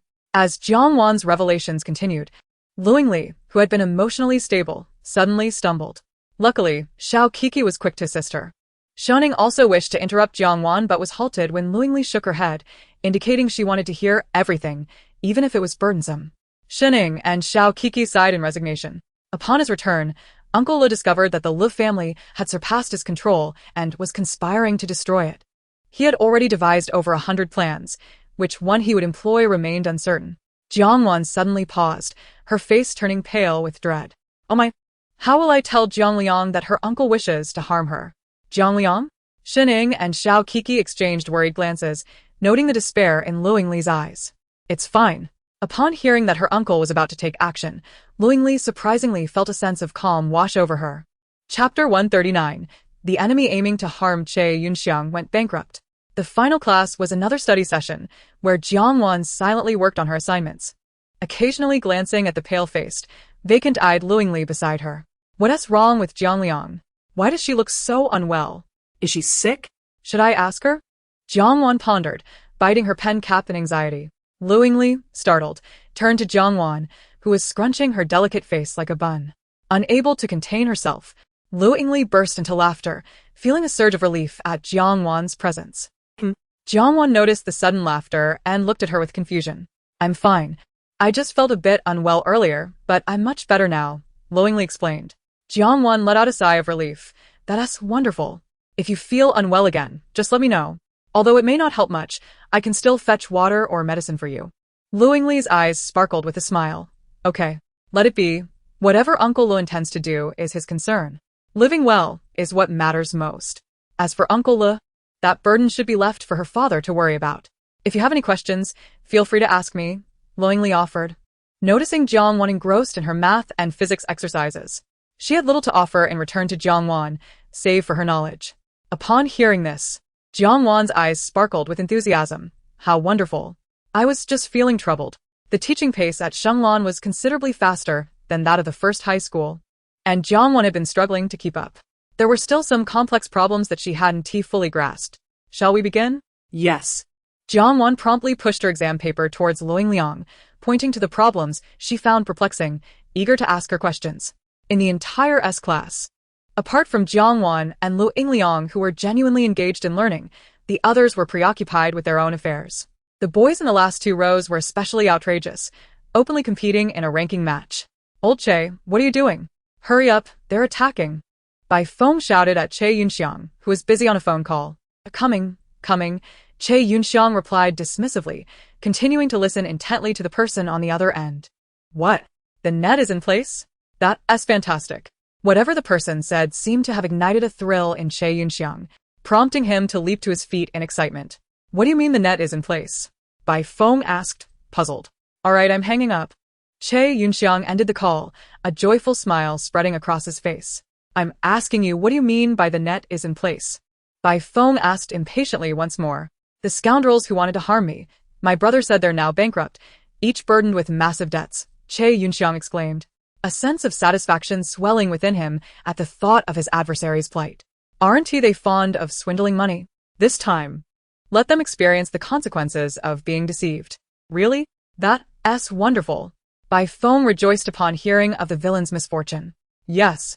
My brother said those people are in dire straits right now. After school, take me to see their miserable state. Are you coming? Che Yunxiang asked, his excitement palpable as he longed to witness their downfall. No, I'm a bit busy lately, Bai Feng unexpectedly declined. Busy? With what? Isn't this guy just flirting with girls? What else could possibly keep him busy? Don't ask, Bai Feng waved his hand dismissively. Fine. Che Yunxiang, preoccupied with thoughts of those who wished him harm, failed to notice Bai Feng's unusual behavior. As soon as the school bell rang, Che Yunxiang snatched his phone and dashed out, moving at lightning speed. Watch out! Running so fast! Xiao Kiki shouted in dissatisfaction, nearly getting knocked over. Sorry. Che Yunxiang called back without looking, offering a half-hearted apology, while continuing to sprint. Why is he running so fast? Shenning wondered aloud. He usually saunters around calmly. This is the first time I've seen him move so swiftly. Who knows? Xiao Kiki scoffed, catching sight of Bai Feng as she pulled him by the collar. Bai Feng, where did that guy go? Ouch. Bai Feng yelped in pain as he was suddenly yanked by his collar. Xiao Kiki froze and immediately let go. Sorry. Bai Feng coughed a few times to recover, determined to witness the consequences faced by those who sought to harm him. Xiao Kiki's eyes lit up with excitement, her joy evident as she danced around. Wow, we'll hear some juicy gossip tomorrow. She was overjoyed. Ever since Jiang Wan arrived, she had been inundated with endless stories, and it thrilled her. Why didn't you go with him? Shuning asked, puzzled. Typically, Bai Feng was inseparable from Che Yunxiang. Bai Feng shrugged. We're not conjoined twins. We need our own space. Checking his phone, he realized the agreed time was fast approaching, and his expression changed dramatically.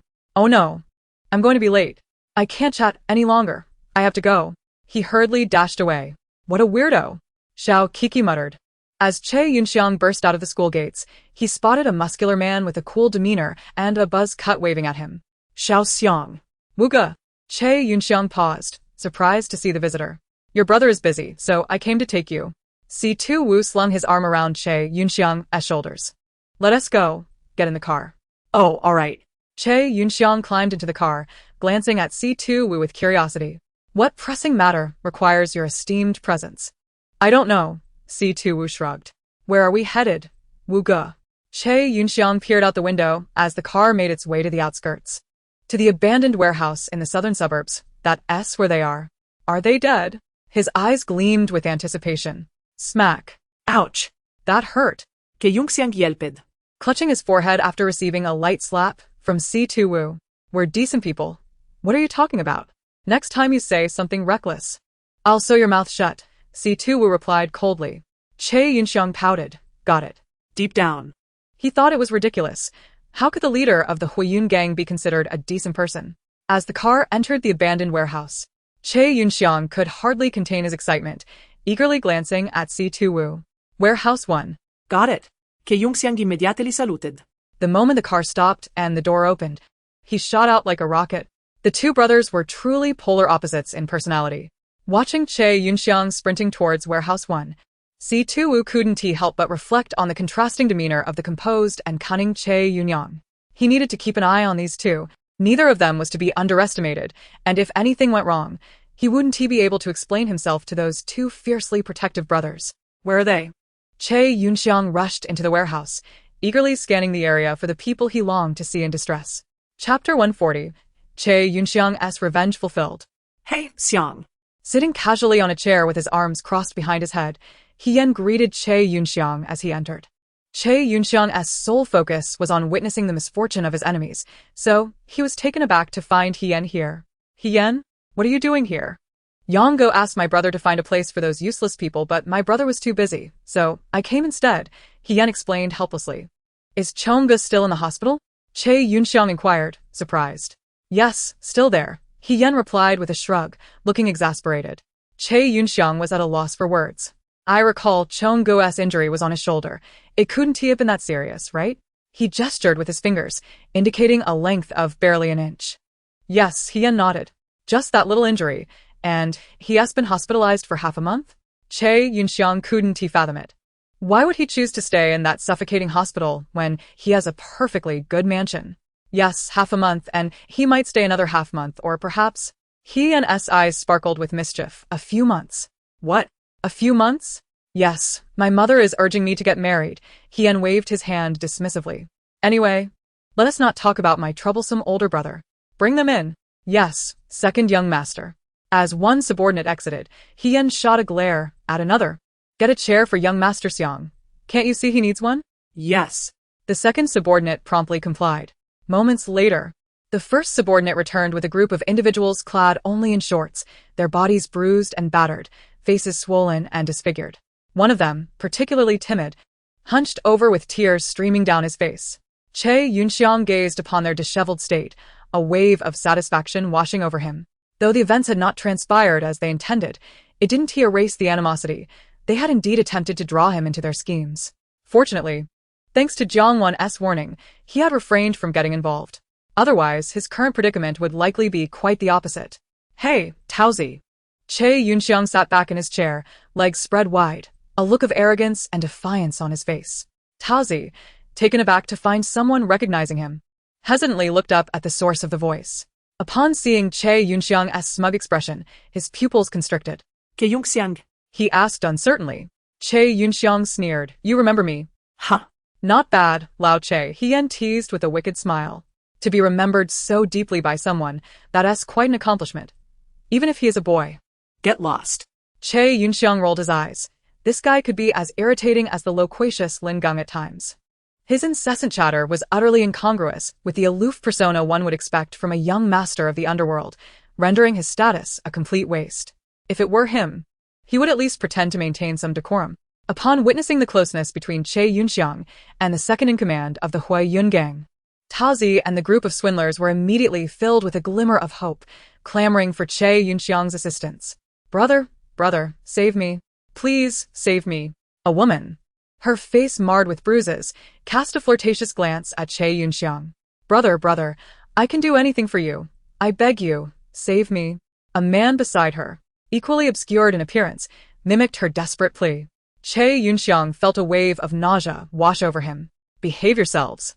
As Taozi and his cohort lunged toward Che Yunxiang for help, they were promptly kicked back by one of He Yan's subordinates.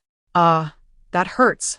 Watching Taozi and his gang writhe on the ground in agony, Che Yunxiang scoffed. You want my help? First, tell me how you intended to draw me into your scheme that day if I had shown up as planned. The group stared blankly, disbelief etched across their faces. You knew? Their eyes widened in astonishment. They had always operated so covertly that they believed it impossible for anyone to uncover their machinations. What else did you expect? Do you think you'd find yourselves here by mere coincidence? Che Yunxiang leaned back in his chair, crossing his legs, exuding the arrogance of a spoiled scion. Taozi and the others widened their eyes in terror, their voices trembling. It was you? Then came the anger and hatred, their expressions reflecting a desire to tear Che Yunxiang apart for his audacity. They never imagined they would find themselves in such dire straits due to Che Yunxiang, with whom they had had no prior grievances.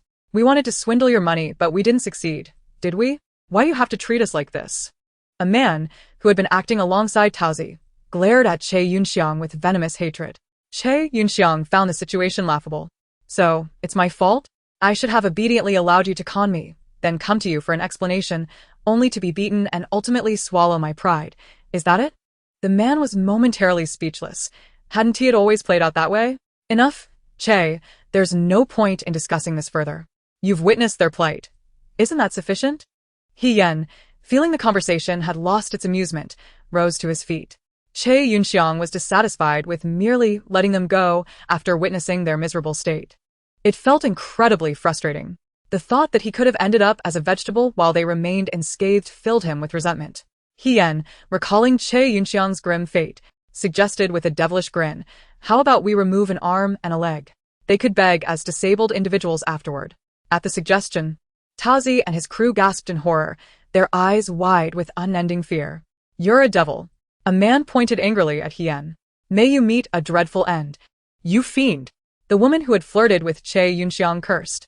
He Yan sneered. I'm a devil? Yet you lot, who have ruined innocent lives and brought families to ruin, do not see yourselves as demons. No, you are mere maggots in hell. His face twisted in disgust. Enough. Take them away. It's painful to look at. He waved his hand dismissively. Yes, sir. The underlings immediately moved to drag the captives away. Wait. Let's not remove any limbs. Calm down. Situ Wu entered, glaring at the arrogant Hien. Hearing that no limbs would be severed, Taozi and his companions exhaled in relief. We are a legitimate company. We do not engage in such sordid acts. Are we just letting them go? Che Yunxiang questioned, his dissatisfaction evident. Letting them go? Aren't we still waiting for Uncle Hat? They've committed heinous acts that warrant investigation. Che Yunxiang pondered, realizing that given the amounts involved, they would likely remain incarcerated for life. Right, they should never see the light of day again. He Yan winked at Che Yunxiang. He wasn't sure their time in prison would be anything but pleasant. Meanwhile, Taozi and his group, filled with dread, begged for mercy as they were dragged away. All right. I'll head back now. Che Yunxiang felt a sense of relief knowing that his enemies were facing their retribution. I'll have someone escort you back, Situwu offered, needing to ensure the young rascals were taken to the police station. No need, I can manage, Che Yunxiang waved dismissively. Chapter 141. He Yan on the edge of self-destruction. Let's hope not. Being out here in the wilderness, if anything happens to you, your brother will surely make me pay. He eyed Hien. You should return too. I got it. Hien was equally eager to leave. The shabby surroundings lacked even a decent sofa, far less comfortable than his own gaming room. Let us go. Situ Wu ushered the two outside. He Yan, feeling somewhat helpless, asked, Wu Ge, when will my brother be discharged from the hospital? Situ Wu sighed, equally exasperated. If I knew, I wouldn't be so troubled.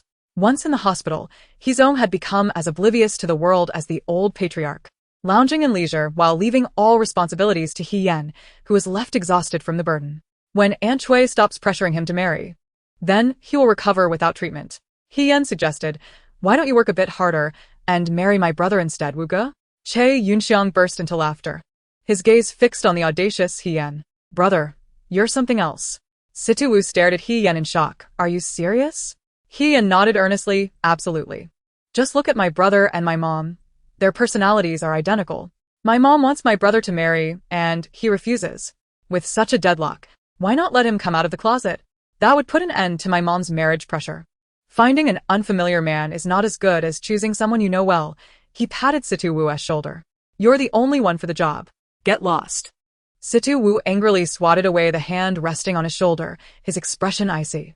He Yan, eager to continue, implored, Wu Ge, just consider it. No consideration. I only like women. My orientation will never change. Situ Wu shouted, causing He Yan's eardrums to throb. He Yan recoiled, covering his ears. I heard you. No need to shout. Honestly, it was just a joke. Why take it so seriously? He muttered softly. Situ Wu sneered, a joke? If your brother heard those words, you might as well start planning your epitaph. Young man, you truly have a death wish. He Yan froze, recalling his brother's eccentric tendencies, shivering at the thought. Wu Ge, my little brothers were just joking. Don't take it to heart. Just consider them a passing wind. He desperately hoped Situ Wu wouldn't inform his older brother, or he would surely face severe consequences. Now you're scared? Serves you right for running your mouth. With that, Situ Wu delivered a sharp punch to He Yan's head. That hurts. Wu Ge, you really are like a brother to me. You can be ruthless. He Yan rubbed his swollen forehead, glaring at Situ Wu. All right, get in the car. Once you two are home, let me know. Situ Wu tossed the two troublesome youngsters into the vehicle. Inside the car, Che Yunxiang looked at He Yan with a smirk. Tell me, have you been hanging out with that fire ear too long, picking up his incessant chatter? In response to Che Yunxiang's mockery, He Yan snorted, mind your own business. As the car drove away, Situ Wu sent messages to Che Yunyao and He Tsong, informing them, the matter has been resolved. The two youngsters have been sent back. Soon, a brief reply arrived from Che Yunyao, consisting of only 2 words, thank you. What else there to thank among brothers? Situ Wu responded. Compared to the extraordinary duo of Qi Yan and Zhang Chu, He Yan and Situ Wu preferred to follow Che Yunyao in playful pursuits. After all, maintaining a certain distance from one's idol enhances the allure. When are you going back? Uncle Situ asks me every time he sees me, when you'll be home. And I find myself at a loss for words. Che Yunyao expressed his helplessness. Despite being aware that Situ Yu was not a good father, he felt unable to show disdain, as not everyone could disregard the feelings of the elderly like Qi Yan and Jiang Chu did. Situ Wu's gaze darkened. I'll return to pay my respects once he passes away. If you keep delaying your return, won't that benefit that mother and son? Is the Situ family so easily relinquished? If he were in the same situation, he would claw his way up from hell rather than surrender what rightfully belonged to him. I have hands and feet. I have no need for his trifles, Situ Wu scoffed. He would prefer the old man's possessions to remain in the grave. Do as you wish. At the first municipal hospital, a petite nurse with a sweet disposition stood before a lavish hospital room, trembling with fear as she implored, Mr. He, you really cannot stay any longer. Dr. Jiang instructed you to discharge as soon as possible before leaving, and you have already stayed for over a week. Doctor. Jiang returns tomorrow. I truly cannot continue like this. However, the occupant of the room remained unresponsive to her pleas. The nurse was on the verge of tears, but could not confront the situation, hindered by the imposing presence of a row of intimidating bodyguards blocking her way. Mr. He, she called out, her legs shaking. Inside the room, a man lay on the sofa, his fiery red hair giving him an aggressive aura. He silently listened to the nurse's urgent requests but kept his eyes shut, asking, Dr. Jiang returns tomorrow? The bodyguard stationed at the door promptly replied, Yes, doctor. Jiang mentioned a week-long itinerary before leaving. He Tsong remained silent for a moment before responding, extend the hospitalization fee for another month. Seated on the balcony, Bien Kun laughed while scrolling through videos of beautiful women. Boss, they want to renew it for you. These 10 exclusive VIP rooms belong solely to Dr. Jiang, and only he has the authority to decide who can stay. Heetsong opened his eyes, his cold gaze as frigid as frost, exuding an icy intensity. I refuse to leave. Bien Kun immediately gave a thumbs up in admiration. Boss, so cool. I hope you can maintain that attitude when facing Dr. Jiang. Let us see if you can hold your ground against just a glance from him. Heetsong sat up, glaring at the light-hearted Bien Kun, wondering how he had ended up with such a foolish subordinate. With a ping, a message arrived on Heetsong's phone. He snatched it up to find it was from Situ Wu, who had replied with 3 words. Got it. You better hurry back. I'm exhausted, came the exasperated response, accompanied by an emoji depicting a knife. Situ Wu was genuinely weary, burdened not only by gang matters, but also by the endeavor of transforming darkness into light. Each task weighed heavily on him, making him feel as if he had aged significantly in recent days. Yet, after waiting and waiting, Heetsong remained as silent as the grave, without a single response. When he attempted to call, a notification chimed that the phone was turned off, causing Situ Wu to curse under his breath in frustration. In another part of the city, Lo Yingliang locked herself in her room upon returning home, refusing to open the door to anyone, citing illness as her excuse. It wasn't until dinner time that Lu Qian managed to coax his daughter out. Upon seeing her pale countenance, he instantly grasped the situation. Did you hear something unacceptable from Wan Yao when you isolated yourself in your room? Lu Qian, the astute father, saw through her facade effortlessly. Lo Yingliang trembled slightly, her voice hoarse as she asked, What do you know, Dad? Lu Qian shook his head. I don't know anything. I'm waiting for you to tell me. Lu Yingliang bit her lip, unable to conceal the truth in the face of her father's affectionate gaze. Dad. Jiang Wan said that the traitor's eyes are filled with sorrow and despair. She gritted her teeth and uttered the name that still caused her difficulty in breathing. Its second uncle. Lu Qian's expression revealed he had anticipated this. Seeing her father's calm demeanor, Lo Yingliang asked in surprise, Dad, you knew? When did you find out?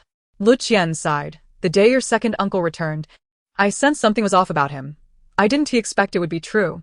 His eyes stirred with unspoken emotions, eventually settling into a tranquil calm. Even after so many years, the old animosities remained unforgotten. Dad, aren't you going to stop him? Lu Yingliang questioned, puzzled by her father's tranquility in the face of revealing the traitor's identity. If it were third uncle, you would have already taken action against him. Lu Qian shook his head, stopping him is futile. Whatever your second uncle intends to do, no one can hinder him. But will we just watch as he ultimately destroys the Lu family? Lu Qian fell silent for a moment, then remarked, Your second uncle is not inherently bad. He merely remains ensnared in his hatred, unwilling to move on. Whether he finds his way back or chooses to act violently rests solely upon him. We can only be bystanders. Will second uncle find happiness in revenge? Lo Yingliang murmured, her eyes filled with anguish.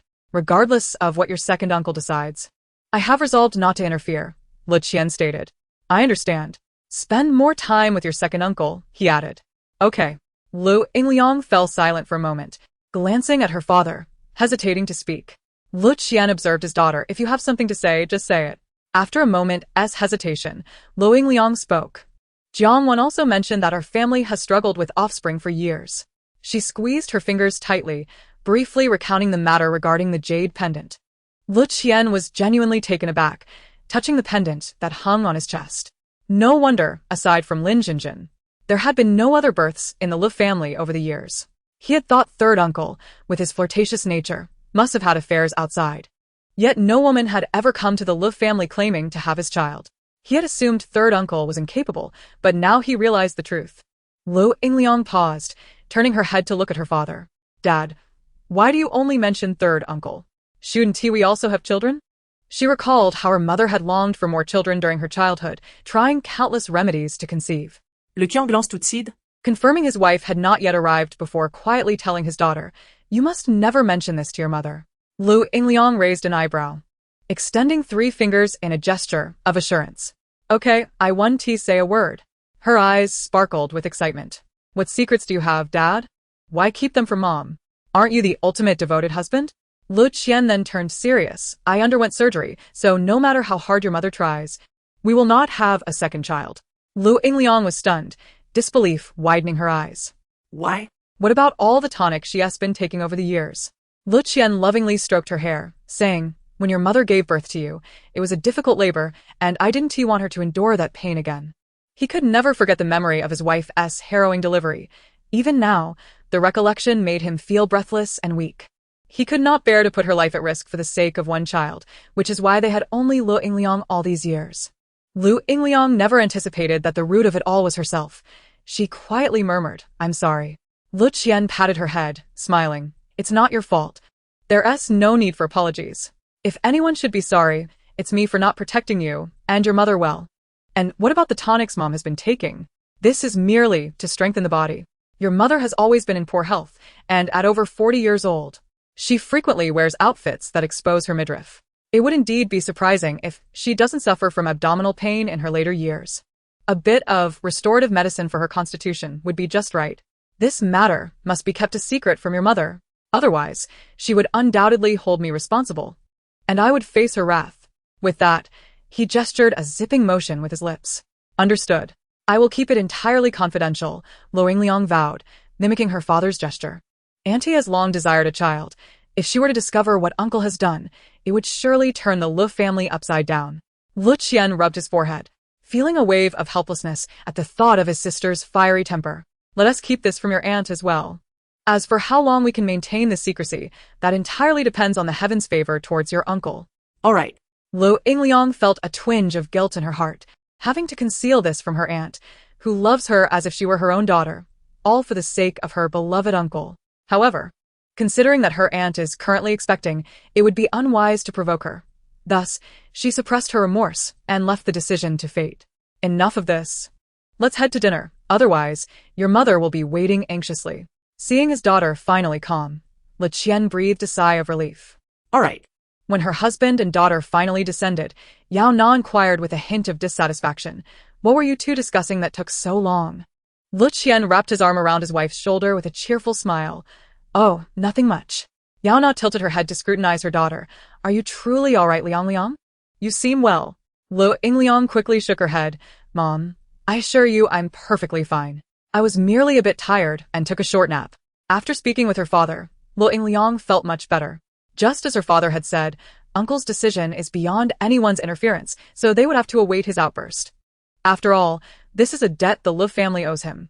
Yet, observing her parents' affectionate display, Lu Yingliang felt a pang of confusion. If the Lu family were truly to fall apart, would her father really take her mother to suffer alongside him? Never mind, why dwell on such thoughts? Given her father's unwavering devotion to her mother, he would surely endure hardship rather than let her mother suffer. She lightly tapped her forehead, realizing she was worrying about her mother while neglecting her own concerns. If the Lu family were to cease to exist, no one would care for her. It seemed she needed to earnestly plan for her future. Recalling Jiang Wan's prediction of her becoming a queen of commerce, she resolved to strive toward that goal. Thus, from this moment forth, the future retail empress, revered by countless women, came into being. Chapter 143. The Incident with Uncle Zhang. Tai becomes the exclusive driver early in the morning. Jiang Wan and her drowsy brother Jiang Zhe, still yawning, approached their doorstep. Uncle Zhang stood respectfully beside the open car door, awaiting them. "Good morning, sixth young master." "Good morning, miss," he greeted. "Good morning, Uncle Zhang," Jiang Wan replied politely. "Good morning," Jiang Zhe mumbled through his yawns. As Jiang Zhe prepared to step into the car, Jiang Wan fixed her gaze on Uncle Zhang and suddenly pulled her brother back. Startled, Jiang Zhe stumbled slightly and looked at his sister in confusion. "What's wrong, sis?" "Uncle Zhang, you should take the day off today and rest at home," Jiang Wan declared suddenly, her eyes filled with urgency. "If you don't, Grandma, you might fall without anyone to assist, and if rescue is delayed, she could, well, you would be heartbroken over her passing, and while driving home, you could be involved in a tragic accident." Upon hearing his sister's heartfelt words, Jiang Ze's pupils dilated in shock. He immediately turned to Uncle Zhang. "You should head home now. Today is your day off." Uncle Zhang, however, looked bewildered. "But why am I being given a day off? I haven't done anything wrong." "You're not in trouble. It's just a day off, not a dismissal," Jiang Ze replied impatiently. "Now stop hesitating and go home to rest." Relieved to hear he was not being let go, Uncle Zhang nodded. "All right, I'll head back right away." After Uncle Zhang left, Jiang Ze crossed his arms and asked his sister, "You've given Uncle Zhang a day off. How are we supposed to get there? Should we drive ourselves?" Jiang Wan asked uncertainly. Jiang Zhe rolled his eyes, his head drooping slightly. I wish I could, but I'm not allowed to drive without our parents around. He cast a longing glance at the luxury vehicle before them. Why not? Jiang Wan asked, her eyes widening in curiosity. Don't ask. It's a tale of bitter tears. Jiang Zhe replied. Jiang Wan pouted. All right, if I can't ask, then I'll investigate on my own. Seeing his sister's determination, Jiang Zhe stiffened, contemplating whether to stop her. So you like to race cars, and you nearly had an accident. What? At just 13, you stole your brother's car and floored the gas pedal? You not only almost crashed into another vehicle, but also nearly flipped your own car. Luckily, you collided with a lamppost instead and were rescued by a kind stranger. Though you did sustain some injuries, your brother was furious and ended up sending you to the hospital. Since then, our parents have strictly warned you that you must wait until you're an adult to drive, and even then, only under their watchful eyes. Or else you'd lose your allowance and face daily beatings from your other brothers. Brother, how tragic. Jiang Wan looked at Jiang Zhe with sympathy. But now that no one can drive, what do we do? She asked, concerned. She certainly did not know how to drive. Finally, Jiang Zhe, feeling a deep sense of embarrassment, lowered his hands from his face and replied, I'll find someone to drive us. With that, he pulled out his phone and made a call. Yes, at the entrance of the villa. Who are you calling? Jiang Wan inquired, her curiosity piqued. He'll be here shortly. You'll see soon enough. Jiang Zhe teased, leaving her in suspense. Okay. Jiang Wan nodded, resigned to wait patiently. Sixth young master. A young man with sun-kissed skin approached briskly from a distance. Brother, Tai. Jiang Wan exclaimed upon recognizing him. Miss, Tai greeted with a respectful nod. So, this was the driver Jiang Zhe had summoned. Jiang Wan realized with clarity. True, I can't drive, but Tai can, and he can also serve as our bodyguard. Jiang Zhe said, draping his arm over Tai's shoulder. Bodyguard? Jiang Wan asked, puzzled. Tai straightened up, smiling shyly. When dealing with the often reckless Jiang Zhe, he could transform into a formidable figure, yet when faced with the gentle and demure Jiang Wan, he appeared as harmless as a teacup dog. Jiang Wan observed Tai, noting his tall, slender figure that resembled a naive college student just stepping into the world. In a moment of danger, one might wonder who would protect whom. Sensing Jiang Wan's uncertainty, Jiang Zhe chuckled, Sis, don't let his unassuming appearance fool you. Tai is incredibly skilled. He's a champion in Muay Thai. Not only could he handle a few bad guys, even special forces would be no match for him. He's just slightly less formidable than our fourth brother. He gestured, indicating a minuscule difference with his fingers. Tai stiffened slightly, knowing it to be true but feeling the need to downplay it. I'm nowhere near as good as fourth young master. Jiang Zhe shot him a warning look, be quiet. Jiang Wan's eyes widened in astonishment. He's that impressive? Although I'm not sure how formidable Muay Thai is, being a champion surely means he's the best in the world. It's astonishing that our little Jiang family has such a powerful ally. Wait, if Tai is only slightly less capable than fourth brother. Just how strong is fourth brother? Jiang Wan's eyes sparkled with curiosity about the mysterious and formidable soldier she had yet to meet. You just need to know he's very strong, Jiang Zhe replied, wishing to avoid further discussion on the matter.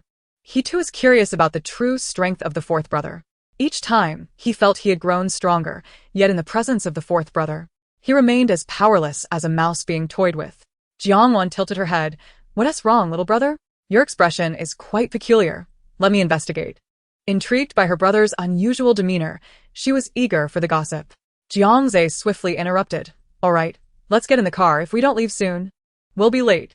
With that, he hurriedly ushered Jiang Wan into the vehicle. Oh, fine. Abruptly pulled from her thoughts. Jiang Wan had no time for gossip and obediently settled in. Tai?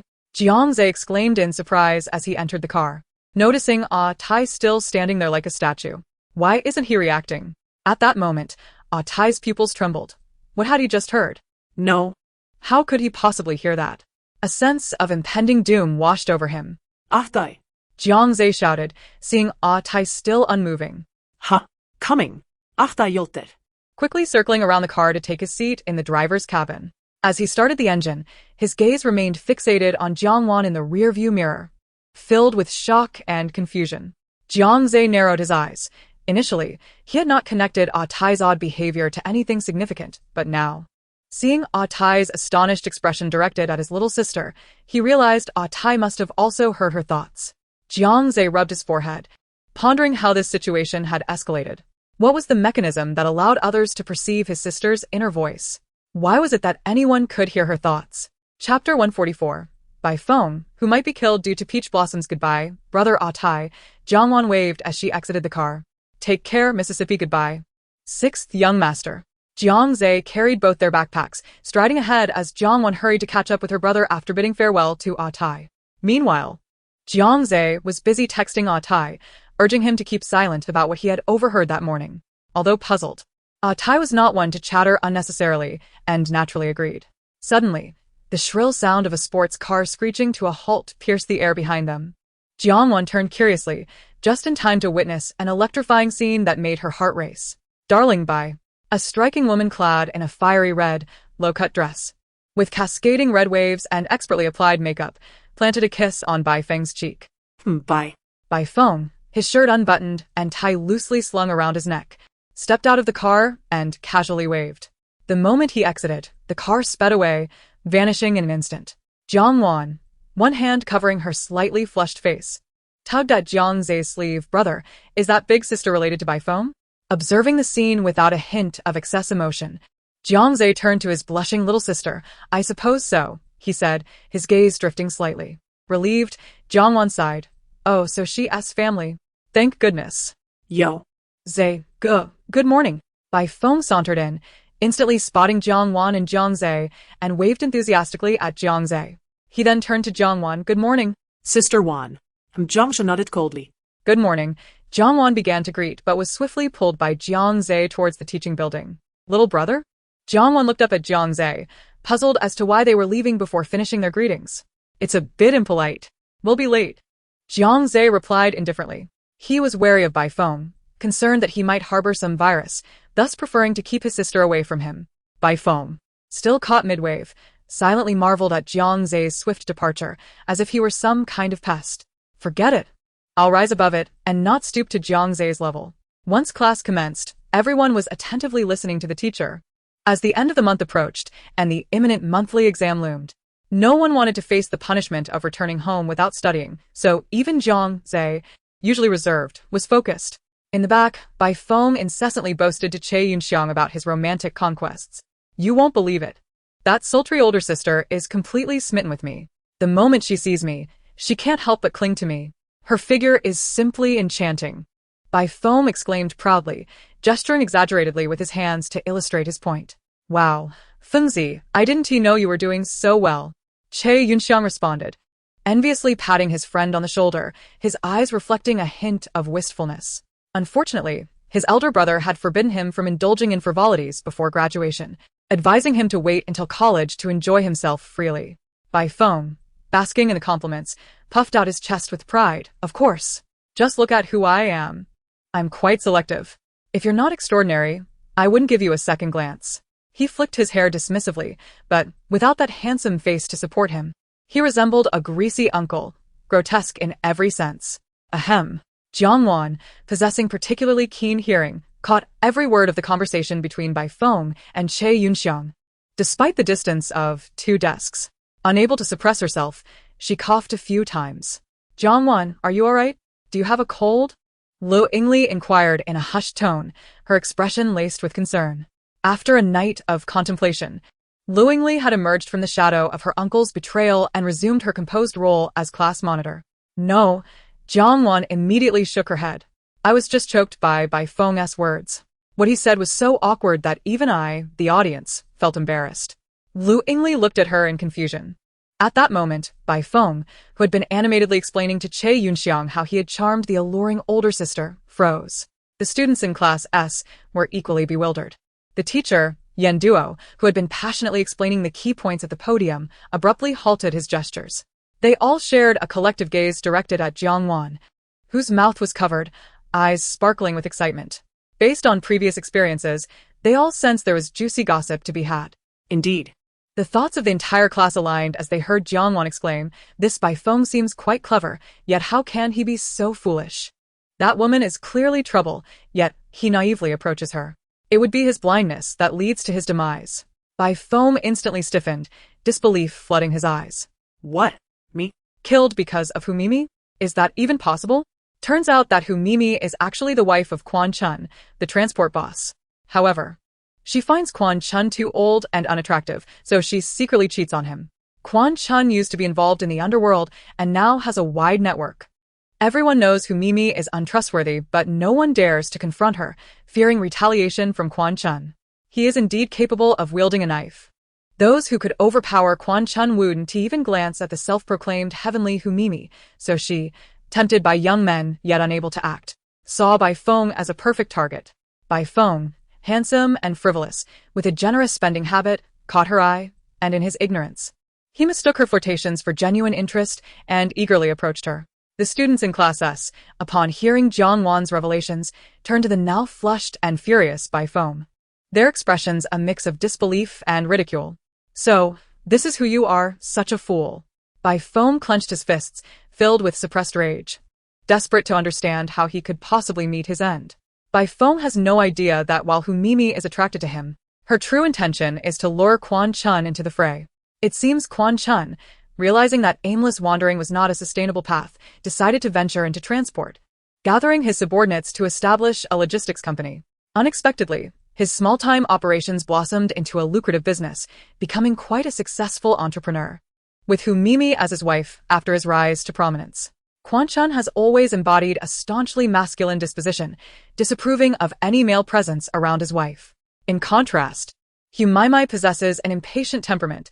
In the absence of other males, she finds herself surrounded by her husband's subordinates. Often, she engages in playful banter with various subordinates of Quan Chun, leading to frequent disputes between the couple over this matter. Were it not for the legal repercussions of murder, Hu Mimi would have long since succumbed to the intolerable behavior of Quan Chun. However, Hu Mimi is not the sole individual harboring designs against Quan Chun.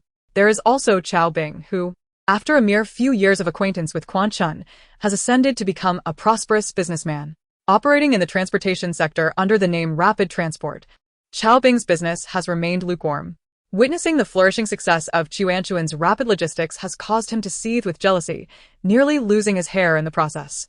Yet, his timid nature prevents him from taking direct action against Quan Chun, resorting instead to secretly wishing for his demise. A few days ago, Chao Bing seized an opportunity when Hu Mimi, taking advantage of Chuanchuan's business trip, checked into a hotel with a young man. By chance, Chao Bing, who was discussing business nearby, witnessed this encounter. Aware of Hu Mimi's connection to Quan Chun, she understood that if this information were to reach Chao Bing, her reputation would be irreparably tarnished. In a desperate move, she approached Chao Bing to propose a collaboration aimed at toppling Quan Chun. Yet, devising a plan to bring down Quan Chun proved to be a challenge. Despite his masculine bravado, Quan Chun is a man of principle and loyalty. His subordinates, having profited immensely under his leadership, are reluctant to betray him. Attempts by Quan Chun to entice his subordinates with promises of profit were met with steadfast loyalty. Left with no other option, Chao Bing turned his attention to outsiders. It was then that Bai Feng made his timely entrance. Although nothing transpired between him and Hu Mimi the previous night, they did share a room together. And photographs of their entrance into the same room soon found their way to Quan Chun. With Chao Bing deliberately disseminating these images, the entire industry became aware that Bai Feng had placed a metaphorical green hat upon Quan Chun. This revelation drove the already insecure Quan Chun into a frenzy. That evening, Hu Mimi, feigning normalcy, invited Bai Feng on a date, while the seething Quan Chun, eyes ablaze, followed closely behind with a knife in hand. Upon seeing the tall, handsome Bai Feng, standing at 180 centimeters while he himself was merely 160 centimeters and weighed 200 kilograms with a round physique, Quan Chun lost all semblance of rationality and lunged at Bai Feng. Unbeknownst to Bai Feng, he fell victim to a vicious attack, suffering multiple stab wounds that left him unrecognizable, ultimately succumbing to his injuries. The students of Class S looked on with complex expressions, gazing at Bai Feng's vacant stare. It was astonishing that he had met such a fate, an outcome both unexpected yet somehow anticipated, given his frequent flirtations with women. Their earlier gossip had foreshadowed this tragic end. After all, they had predicted that he would perish due to his romantic entanglements. In the aftermath of Bai Feng's death, Quan Chun was apprehended. Bai Feng's two sisters, unwilling to let the murderer of their beloved brother go unpunished, enlisted the most formidable lawyer to seek justice. Ultimately, Quan Chun was sentenced to life imprisonment due to his prior offenses and the murder charge, with the cumulative penalties leading to a severe verdict. Bai Feng's second sister exploited her connections to ensure that Quan Chun endured relentless oppression within the prison system. Within 2 years, unable to withstand the torment, Quan Chun took his own life behind bars. The greatest beneficiary of this entire debacle was undoubtedly Chao Bing, who, upon being arrested, saw his enterprises and clients absorbed under his name. In the end, he emerged as the dominant force in the industry. Meanwhile, Hu Mai relished her newfound status as a victor. With Quan Chun imprisoned, all his substantial assets naturally transferred to her sole ownership. Freed from the looming threat, Hu Mai finally embraced her true nature, enjoying a vibrant life filled with youthful companions, each day brimming with excitement and exuberance. Yet, amidst this turmoil, Bai Feng remained the only innocent fool in the entire affair. How am I supposed to explain to Bai Feng that Hu Mai approached him with ulterior motives? Jiang Wan lamented, resting her chin on her hand. Indeed, the thrill of gossip was fleeting, leaving behind a tangled web of complications. As the news of Bai Feng's fate spread, all eyes turned toward him, yet inexplicably, a sense of sympathy failed to blossom within them. After all, he had courted women, often those already attached, and some felt he deserved his unfortunate end. However, the fact that he had been ensnared in a trap designed by others incited their collective outrage. Even if Bai Feng had erred, it did not justify the extreme measures taken against him. Bai Feng sat in a daze, his fists clenched tightly, and after a moment, he gritted his teeth in anger. Calling out Chao Bing's name, Che Yunxiang sighed. Alas, it seems Fengzi cannot escape his fate. We are indeed brothers in misfortune. He offered a reassuring pat on the fuming Bai Feng's back. Do you have any plans? Che Yunxiang inquired. None, Bai Feng replied bitterly. Though there may be no formal plan, I intend for Chao Bing to meet an untimely end. If he dares to provoke me, he must prepare for a restless eternity. Knowing Bai Feng's temperament, Che Yunxiang silently mourned for Chao Bing, realizing that provoking a spoiled Bai Feng was a grave miscalculation. Bai Feng had always acted without restraint, largely due to the indulgence of his 2 sisters. This time, however, he was genuinely furious, and the consequences of his wrath posed a daunting dilemma. Wait a moment. I'll send Bai Feng an anonymous message, warning him to steer clear of Hu Mai. Just tell him she's married, and her husband is looking to cause trouble for him, urging him to exercise caution. Jiang Wan pondered, finally settling on this course of action. At the very least, she would alert Bai Feng to the threats against his life, and they could devise further strategies later. I truly am a clever little fox. Why didn't I think of this before? Simply sending him a message would leave no trace, saving so much trouble. My brain must have been in a fog, Jiang Wan chastised herself, tapping her forehead. Even if Bai Feng avoids Hu Mai, his life remains on borrowed time. When Quan Chun comes looking for Bai Feng, we can inform him anonymously to be cautious. However, it's unlikely that he will evade his fate if he continues to meet Hu Mai. He will still meet his end, Tong Tong bluntly asserted. Jiang Wan felt a pang of frustration in her chest. Bai Feng sat in silence, perplexed, pondering why this system seemed intent on his demise. What is it? Why do you sound so sarcastic? Jiang Wan questioned, sensing a strong animosity directed at Bai Feng from Tong Tong. This Bai Feng will one day become a notorious playboy. It might be better for him to meet his end now, Tong Tong declared, having recently become engrossed in a drama that depicted such characters unfavorably. The students of Class S exchanged knowing glances, their expressions hinting at a mixture of intrigue and disdain. The girls who had previously lamented Bai Feng's potential demise now cast him glances filled with unspoken malice. Xiao Mei even extended her middle finger towards Bai Feng, silently mouthing 6 words. Go die, you scoundrel. Bai Feng found himself unjustly accused, for that was a future version of himself, not the man he was at present. Why should he bear the brunt of such hostility? Brother, wish yourself luck, Che Yunxiang consoled, acknowledging that he couldn't save him. Jiang Wan pouted in discontent. You just said that's the future Bai Feng, provided he survives. The present Bai Feng hasn't done anything wrong. Look at this, she fumed, pointing to a passage in her mind. Look at Bai Feng's last obsession before his death. It wasn't about renouncing his flirtations, but rather lamenting that he was still a virgin. Do you need me to translate that using the profound language of our 5,000-year history? Jiang Wan was on the verge of shouting. While Bai Feng may be incorrigible, he was still a promising blossom of their nation.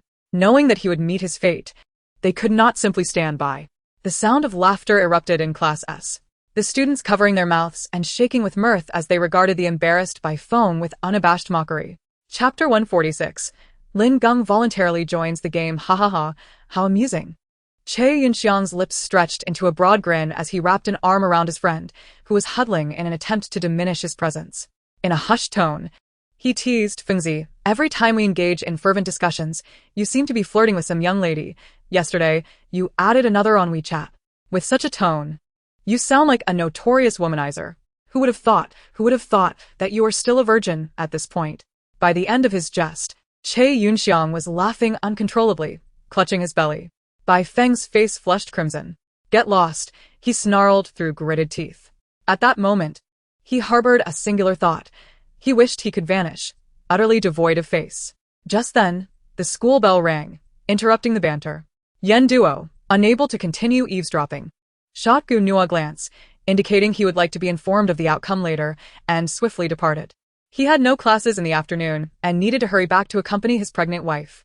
Although the class had officially ended, the students of Class S surprisingly lingered, gathering in small clusters, ostensibly engaged in conversation. Their ears were perked, eager to discern if Jiang Wan had any more juicy tidbits to share. Tong tong. Now that class is over, Bai Feng can check his phone. Hurry and send him a message to remind him, Jiang Wan urged. After a prolonged silence with no response, Jiang Wan grew impatient. Hurry up. Got it, all you do is rush me. If you can do it yourself, go ahead. Tong Tong retorted. What would I need you for if I could? Jiang Wan rolled her eyes. I've sent it, Tong Tong announced, and immediately, Bai Feng's phone chimed. Luo Ming, seated in front of Bai Feng, turned around and, feigning ignorance, asked loudly, Who texted you? Which beauty is it this time? His eyes sparkled with mischief. Bai Feng ground his teeth.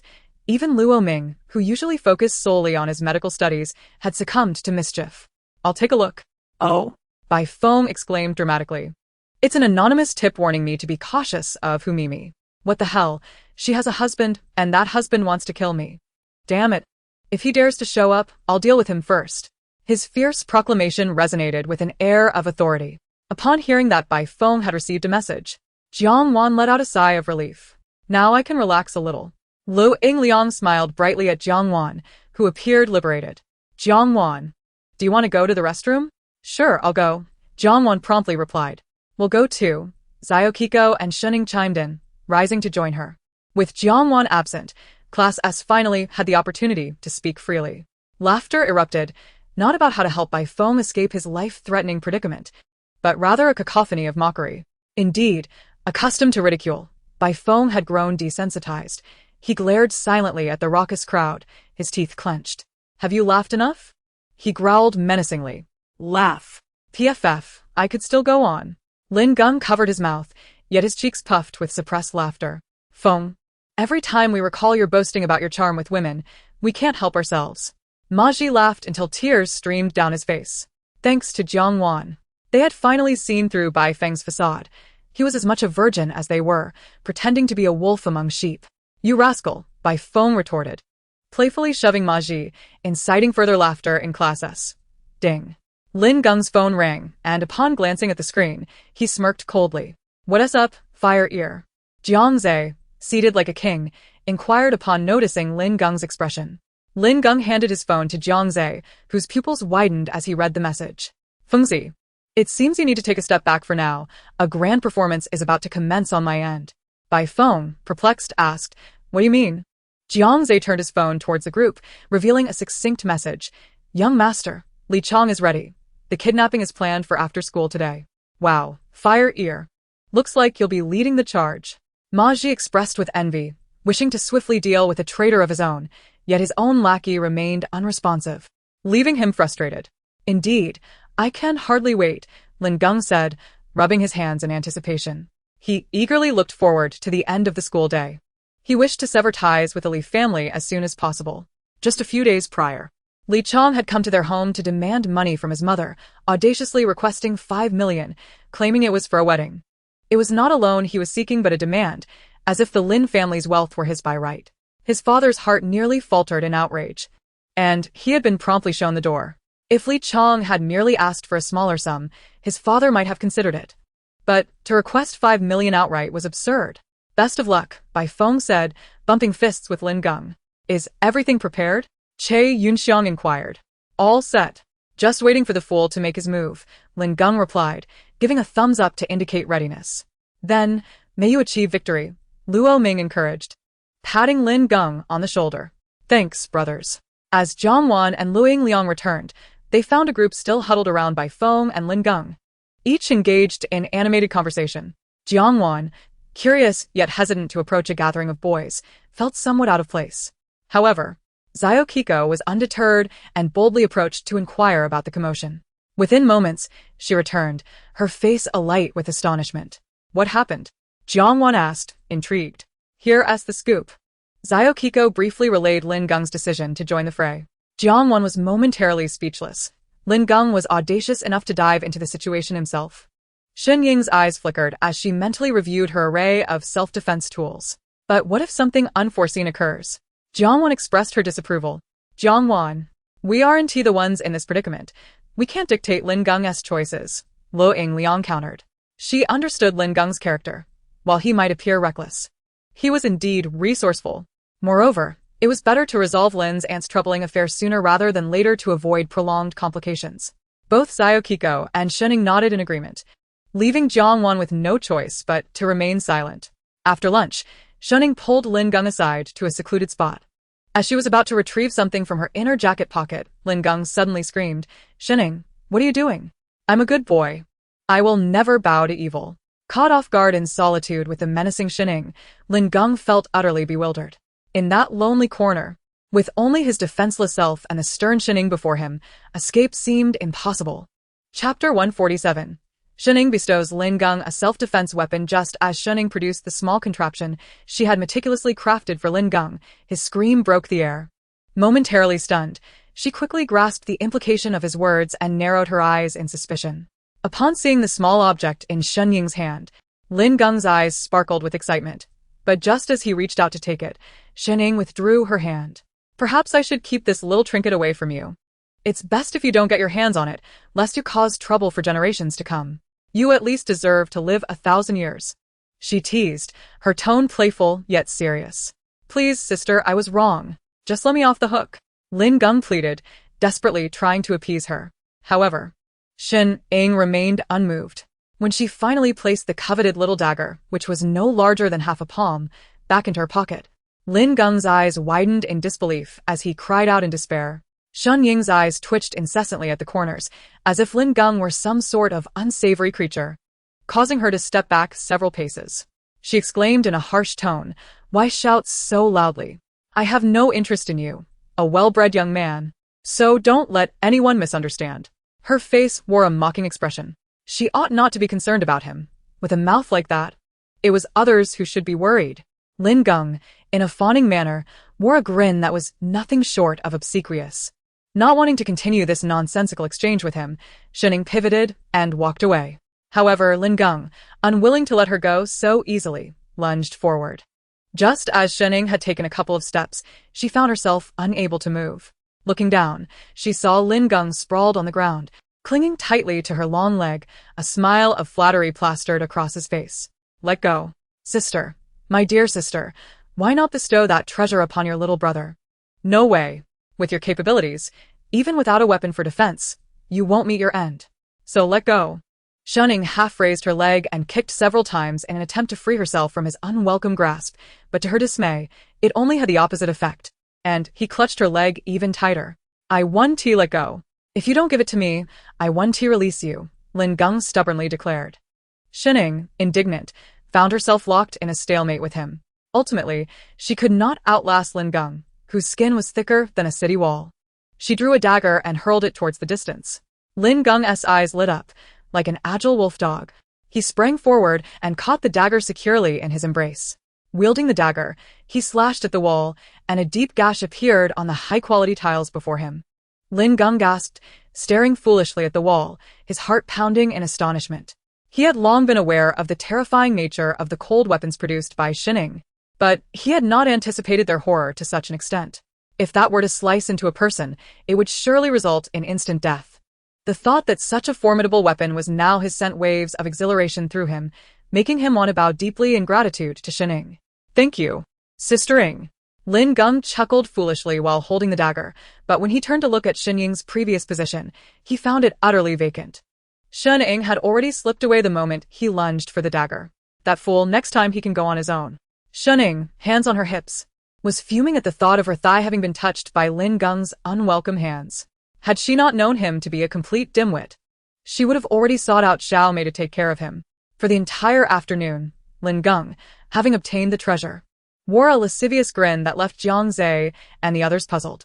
In the short span of lunch, he seemed as if he had stumbled upon a monumental treasure. Fire ear, did you find a treasure? Why'd he look so lewd? Yu Fong glared dangerously at Lin Geng. If you have a treasure, why not show it to your brothers? Really, this little brother is getting restless. No, I didn't find anything. Lin Geng's gaze flitted about. He certainly wouldn't divulge that this was a rare generous gift from Xin Shoukai. If Zhe Ge were to find out, he would surely snatch it away. Thus, he would rather take this secret to his grave. Jiang Zhe narrowed his eyes suspiciously, knowing Lin Geng was hiding something from him. He twitched his fingers, but ultimately refrained from acting. Watching Lin Geng's impending misfortune, he decided to bide his time, waiting for the right moment to extract the truth from him. Finally, the end of the school day arrived. Jiang Wan, Lu Ring, and the others walked ahead, while Jiang Zhe and his companions surrounded Lin Geng, who swayed in their midst. Just as they approached the school gate, Jiang Zhe, feeling uneasy, inquired, "Are you truly going to do this? If we do not act, how can we condemn him? Since we are committed to this, we must strike decisively." Leaving him no chance of survival, Lin Geng said coldly, "Very well, since you've made your decision, we cannot dissuade you. Here." He handed Lin Geng a minuscule earring. "This not only has tracking capabilities, but also listening functions. Although you won't hear our voices, we will hear everything happening on your end. If you find yourself in danger, call for help, and we will ensure someone rushes in to rescue you." After patting Lin Geng on the shoulder, Jiang Zhe cautioned, "Be cautious and safe. If anything arises, do not hesitate to call for help. Do not be reckless." Touched by their concern, Lin Geng felt his eyes moisten. "Zhe Ge. Enough, save your tears. Just return safely," Lin Geng said, wiping his eyes and smiling lightly. Rest assured, Zhe Ge. "I treasure my life and will never put it at risk." "You better." Jiang Zhe shot a glare at the grinning Lin Geng. "Zhe Ge, I never imagined you would genuinely worry for me. I am truly moved," he said, mimicking a dramatic gesture. "As a token of my gratitude, I can only offer myself in return." With that, he lunged toward Jiang Zhe. "Get off." Jiang Zhe swiftly extended his leg, kicking Lin Geng away. "Little brat. Someone like you won't catch Zhe Ge's eye." Yu Fong assessed Lin Geng with a disapproving look, shaking his head. "What is wrong with me? Though I may not be as handsome as Panin, I am still a charming young man." Lin Geng protested. "Enough, we've arrived at the school gate." Gu Nua interrupted their squabble, turning to Lin Geng. "We await your triumphant return." "Rest assured, Brother Gu," Lin Geng replied, standing tall with a solemn nod. "And don't forget to take your medicine," Luo Ming reminded. "Don't worry, I have it with me," he said, patting his pocket. Such an important item. How could he possibly forget? Uncle Lin's arrangements are all set, right? Ji and casually glanced around the school entrance. All set. Once Li Chong makes his move, they will follow suit. Rest assured, my father said it would be no more than 2 hours. After this ordeal, I will be able to return home for a nice, long sleep. The thought of escaping the blood-sucking vermin brought a smile to his face. All right, I've notified my older brother as well. The police are fully prepared. We will monitor your movements at all times, and the moment Li Chong gets involved, we will apprehend him, Jian stated. Although he did not fully agree with Lin Geng putting himself in danger, since Lin Geng had made his decision, he could only offer his feeble assistance. Thanks, brother.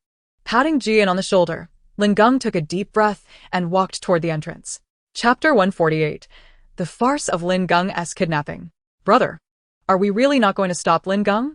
Jiang Wan hurried to Jiang Ze's side, her eyes filled with worry. If we don't intervene now, Lin Geng will be kidnapped by his cousin, and it will all be over for him. He could be killed. Jiang Ze gently patted his sister's head, offering reassurance. It's all right, don't worry. We are fully prepared. Several police units are on standby, and Ji An's older brother, Ji Ping, is also involved. Uncle Lin has hired several elite bodyguards from various security companies, and Gu Noah has borrowed 2 top-tier bodyguard warriors from Uncle Gu. Heian has also summoned the best fighters to assist us. With so many elite forces assembled, how could we possibly fail against 2 small-time thugs? Jiang Wan's eyes widened in disbelief. Isn't it a bit of an overkill to gather so many capable individuals just to catch a couple of rookies? Jiang Zhe agreed to some extent. It did seem a bit excessive. But must it really come to risking our lives? Jiang Wan questioned, disapproving. Lin Geng wants to end this once and for all. He has always known that his cousin harbors ill intentions towards him, but since they are related, who would sever ties without cause before anything happens? Thus, he is seizing this opportunity to completely cut ties with his aunt's family. Jiang Wan finally understood.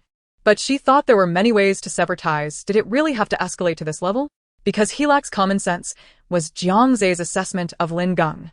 As his sister had pointed out, there were countless methods available, yet Lin Geng chose the most foolish and reckless one. This isn't just lacking common sense. It's as if he has no sense at all. Someone burst out laughing. Jiang Wan turned to see Yu Fong stifling his laughter, and when he noticed her gaze, he sheepishly admitted, "I must have had water in my brain." Jiang Wan sighed, feeling helpless in the face of the situation. "So, brother, what shall we do now? Just continue standing here? We will return home once Lin Geng is taken away by his cousin." Oh. As Lin Geng stepped out of Shenglan, he curiously surveyed his surroundings. Yet he did not spot Li Chong. How exactly had Li Chong managed to whisk him away? Contemplating this, Lin Geng approached his vehicle. "Young master." A burly man clad in a sleek black suit emerged from the front passenger seat, addressing Lin with utmost respect. "And you are?" Lin Geng inquired, momentarily taken aback. He had never encountered this individual before. "Young master, I am the new bodyguard. You may call me Xiao Zhang," the man promptly introduced himself. Furrowing his brow, Lin Geng glanced towards the driver's seat, where a masked figure obscured all but his eyes, rendering his identity unrecognizable. However, Lin Geng, familiar with Li Chong, immediately recognized him. A realization dawned upon Lin Geng. He had been pondering how Li Chong would abduct him, only to discover that the plan was already in motion. Who is he? Lin Geng feigned ignorance. He is new as well. Lao Feng took Lao Han to the hospital, so we switched places, Xiao Zhang quickly clarified. "Young master, please get in," he urged, opening the rear door. Lin Geng peered inside and understood why Jiang Wanxin had fallen for this ruse. It was not a matter of his own foolishness, but rather Li Chong's meticulous scheming. The interior of the vehicle bore an uncanny resemblance to his own, although it was evident at first glance that it was a counterfeit. Yet, the dimly lit atmosphere allowed the imitation to be convincingly deceptive. Little did he know that apart from the wealthy, only rental companies could procure such a vehicle. The two had taken out a substantial loan using their identification cards, spending a significant portion of it on the rental, which distressed them considerably. As for the remainder, it served other purposes. "Why are you still wearing a mask? Take it off so I can see your face," Lin Geng demanded with malicious intent. Instantly, Li Chong in the driver's seat tensed, his grip on the steering wheel tightening to the point where veins bulged. Xiao Zhang, alarmed, swiftly intervened. "Young master, he has a cold. The enclosed space of the car could spread it to you, and that would be undesirable." Noticing Li Chong's fear, Lin Geng's eyes gleamed with derision. Such a timid individual dared to attempt abduction. Truly a fool. "Very well. I shan't press too hard, lest the play falter," Lin Geng conceded, nodding as he entered the vehicle. He couldn't help but wonder where Lao Han and the others were at that moment. Meanwhile, the two bodyguards Lin Geng was concerned about found themselves in a dire predicament. A woman lay sprawled on the ground in front of their vehicle, wailing that they had hit her, rallying a crowd while preventing them from calling for help, claiming they would retaliate. The woman was terrified. Lao Han, preferring to avoid complications, thought it best to comply with the woman's shakedown. However, when she demanded 100,000 for her trouble, both men felt an overwhelming frustration. They earned nowhere near that sum in a month. Such audacity was brazen. Lao Feng, known for his fiery temper, contemplated dragging the woman aside, but her cries only escalated the situation. Lao Han, suppressing his anger, had no choice but to request a kind bystander to call the police, yet the woman refused, stubbornly blocking their exit, leading to a stalemate. Indeed, the woman was also part of Li Chong's plan. She had been paid to delay Lao Feng and Lao Han for an hour in exchange for 10,000 yuan, and she was determined to put on a show worthy of an Oscar. As soon as the car door closed, Lin Geng caught a whiff of a delicate fragrance, and before he could contemplate further, a wave of dizziness washed over him. The truth behind his impending abduction was becoming clear. The scent was likely a soporific, and he had unwittingly inhaled it, leaving him defenseless. "What is that smell? Why do I feel so lightheaded?" Bring me a bottle of water, Lin Geng ordered, clutching his head. At that moment, Xiao Zhang slid into the front passenger seat. Let us go, he instructed Li Chang, who promptly started the car and drove away. No sooner had they departed than several luxury cars followed suit. The crowd of onlookers from Class S at Shengwan, realizing there was no spectacle to witness, gradually dispersed. In the end, only Jiangze, Yufang, Jian, and a few girls, including Jiang Wan, remained. Here, Jiangze handed a matching earring, identical to Lin Geng's. To Jian, for Pinga. All right, I shall take my leave as well, Jian replied, gathering her belongings as she departed with Xiao Mei and Lan Yushi. Sister, let us go. Jiangze called out to Jiang Wan, who was conversing with Luoying and Liang. Coming. Jiang Wan responded, bidding farewell to the trio before departing with Jiangze. See you tomorrow, the girls echoed as they too exited, leaving the school gate nearly deserted. Water. Lin Geng shouted impatiently, eyes closed. He felt that closing his eyes provided some relief, for opening them only exacerbated the swirling scenery around him. Why hasn't he passed out yet? Xiao Zhang whispered to Li Chang. How should I know? Li Chang snapped back. Aren't you the one who bought the drug? The seller claimed just 2 drops would knock out an elephant. Water. Lin Geng bellowed again, becoming increasingly irate, and kicked the front passenger seat with considerable force. Chapter 149. The Farce of Lin Geng's Abduction. Part 2. My car. Xiao Zhang's eyes widened in fury, glaring at Lin Geng as if he were his father's nemesis. Having previously worked at a repair shop, Xiao Zhang possessed rudimentary skills in auto mechanics. The vehicle's resemblance to Lin Geng's custom setup was a result of his painstaking efforts over 2 days and nights, almost as if it were his own child. Witnessing Lin Geng assault his creation filled him with a deep-seated rage. Stay calm, stay calm. Think of the 10 billion, Li Chang interjected, restraining Xiao Zhang as he attempted to retaliate, all while navigating the road with the utmost caution. Understood, Xiao Zhang relented, suppressing his anger. Li Chang retrieved a bottle of water from the glove compartment and offered it to Lin Geng. Young master, drink some water. Lin Geng accepted the water, slightly opening his eyes. Seizing the opportunity while the two were distracted, he discreetly placed a wakefulness pill into his mouth. After finishing the water, Lin Geng feigned unconsciousness, slumping back against the rear seat. Xiao Zhang, glancing in the rearview mirror several times without seeing any movement from Lin Geng, called out, Young master, young master? After several attempts with no response, Li Chang breathed a sigh of relief. It appeared Lin Geng had truly succumbed to slumber. Seeing Lin Geng unresponsive, Xiao Zhang exchanged a glance with Li Chang, both sharing a sense of elation. They were one step closer to becoming billionaires. Observing liquians fukusadamiano, Xiao Zhan remarca. Well done, brother. This drug is incredibly potent. He was out cold in less than 3 minutes. Look at him. He is sleeping like a dead pig. Lin Geng, beneath closed eyelids, stirred slightly. Li Chang, Xiao Zhang, just you wait. After today, you will have plenty to weep about. All right, keep an eye out for any followers. Li Chang said, his body tense with anxiety as every passing vehicle heightened his paranoia. Understood. Just drive safely, Xiao Zhang replied, stowing away his jesting demeanor and focusing intently on each car that passed. Ah Tai, what brings you here? Jiang Wan exclaimed, surprised to see Ah Tai standing by her car door. Miss, 6th young master. Uncle Zhang is temporarily on leave. I will be responsible for driving you both to and from school from now on, Ah Tai said respectfully as he opened the door for them. Is Uncle Zhang all right? Jiang Wan asked as she settled into the vehicle. Though she was aware of Zhang's condition, concern lingered. He is fine. Uncle Zhang returned promptly. Zhang Mama has received excellent treatment, but Uncle Zhang was worried about leaving her alone in the hospital, so he took leave to care for her. I have been appointed as the substitute driver. That's a relief. Ah Tai drove smoothly, while Jiang Wan gazed out at the passing scenery, her mind preoccupied with thoughts of Lin Geng's altered fate. The original trajectory had Lin Geng firmly refusing to leave with Li Chang. Yet he was forcefully dragged into that vehicle by Li Chang. However, now Lin Geng willingly enters the fray, and the outcome diverges drastically. Thus, the journey holds immense significance. Much like life itself, where beginnings and endings may appear monotonous, it is the captivating journey that renders a lasting impression. What have you been watching? You seem to speak with an air of antiquity, one remarked. I haven't watched anything. It certainly wouldn't reveal to this girl that it had been binge-watching empresses in the palace. Choosing silence, Jiang Wan also refrained from pressing further. I want to see the live broadcast from Lin Geng's side. Well, you can just think about it. Jiang Wan pouted. When will you reach level 50? Just enjoy the spectacle. Your dreams will be realized in due time. Humph, you're deceiving me again.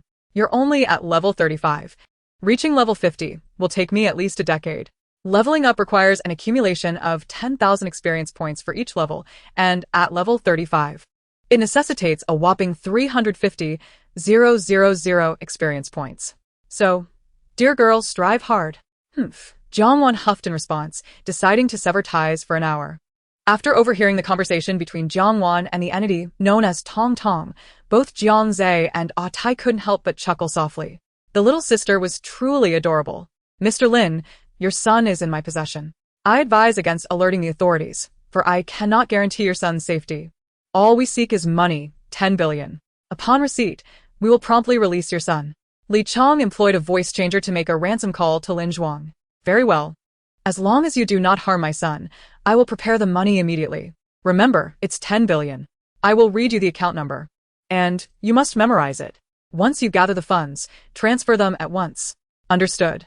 Lin Zhuang responded rather promptly, causing Yang Kue, who was beside him, to furrow his brow in concern. Meanwhile, Li Chong, lost in dreams of imminent wealth, remained unfazed, continuing, you have precisely 1 hour. If the money is not received within that time, you shall never see your son again. All right, I will gather the funds now. Lin Zhuang affirmed once more with unwavering resolve. Upon hanging up, Li Chong narrowed his eyes and took a deep breath. Excellent, Lao Yang. We are on the verge of becoming wealthy. His fists clenched, his cheeks flushed with excitement. Don't you think Lin Zhuang agreed too readily? 10 billion is not a trivial sum. Based on his frequent viewings of legal channels, Yang Kue knew that even top-tier tycoons would find it challenging to gather such an amount in an hour. Yet, Lin Zhuang seemed to respond as if he were thoroughly prepared. Li Chong, dismissing Yang Kue's doubts, said, you simply do not understand my uncle. He possesses wealth beyond your wildest imagination. From what I know, their family keeps tens of millions in cash on hand, just in case. He knows plenty of affluent individuals. Gathering 10 billion will be effortless for him. Let us hope so. At this juncture, with no turning back, Yang Kue could only force himself to trust Li Chong's assertions. Lin Geng awoke from his slumber to overhear the aforementioned conversation. Indeed, he had dozed off from boredom in the car. His mind was quite expansive. Who are you? Who sent you to kidnap me? You must know I am the young master of the Lin family. How dare you abduct me? My father will not let you go. Lin Geng shouted deliberately, struggling against his restraints. He has awakened. You go. Yang Kue nudged Li Chong. Why don't you go? Li Chong retorted, displeased. He's not my cousin. Yang Kue shrugged. Fine, let him go. Li Chong adjusted his voice changer and approached Lin Geng. We are aware of your identity, which is precisely why we have taken you. Our intention is simple. We seek money. If you comply, we will release you once we obtain the funds. Should you continue to shout and provoke us, we may send you on your way. He lightly traced a knife across Lin Geng's face. The icy sensation made Lin Geng flinch. I understand. I will behave. He ceased his protests, waiting in silence. Time passed. Though Lin Geng could not discern how long it had been, until he could no longer contain himself. I forgot to wear the voice changer, Li Chong, startled, hurriedly donned it. What is it? He barked. I'm hungry. Lin Geng kicked his unbound leg. Endure it, Yang Kue shouted. What a pampered young master, even in captivity. Still concerned about his appetite. Do they not feel hunger? Do they have nothing to eat? It wasn't that they didn't want to eat. It was that they couldn't afford to. After changing vehicles and using the meager remaining funds to procure a bank card for M Country along with a plane ticket, they were left with nothing but clean faces. Then give me some water to drink. That should suffice. None, Li Chong roared. Lin Geng scoffed. Nothing at all. Just 2 paupers. The term paupers struck a chord with the 2 impoverished captors. You little brat, you're asking for it. Yang Kue, starved and furious, seized a chair, ready to hurl it at Lin Geng, but Li Chong intercepted him. Are you stopping me? Yang Kue glared fiercely. No, look. Li Chong is shaking with excitement. Money has come in. So many zeros. He trembled as he held up his phone, his expression a mix of joy and bewilderment. 10 billion. Money he could never earn in several lifetimes has just entered his account in a little over an hour? Truly. The path to wealth is inscribed within the legal code. Is it real? Let me see. Yang Kui, equally ecstatic, grabbed Li Chong's phone and stared at the string of zeros, his eyes widening in disbelief. We're rich. I'm becoming wealthy, he shouted, dancing with unrestrained joy as he trembled like a leaf.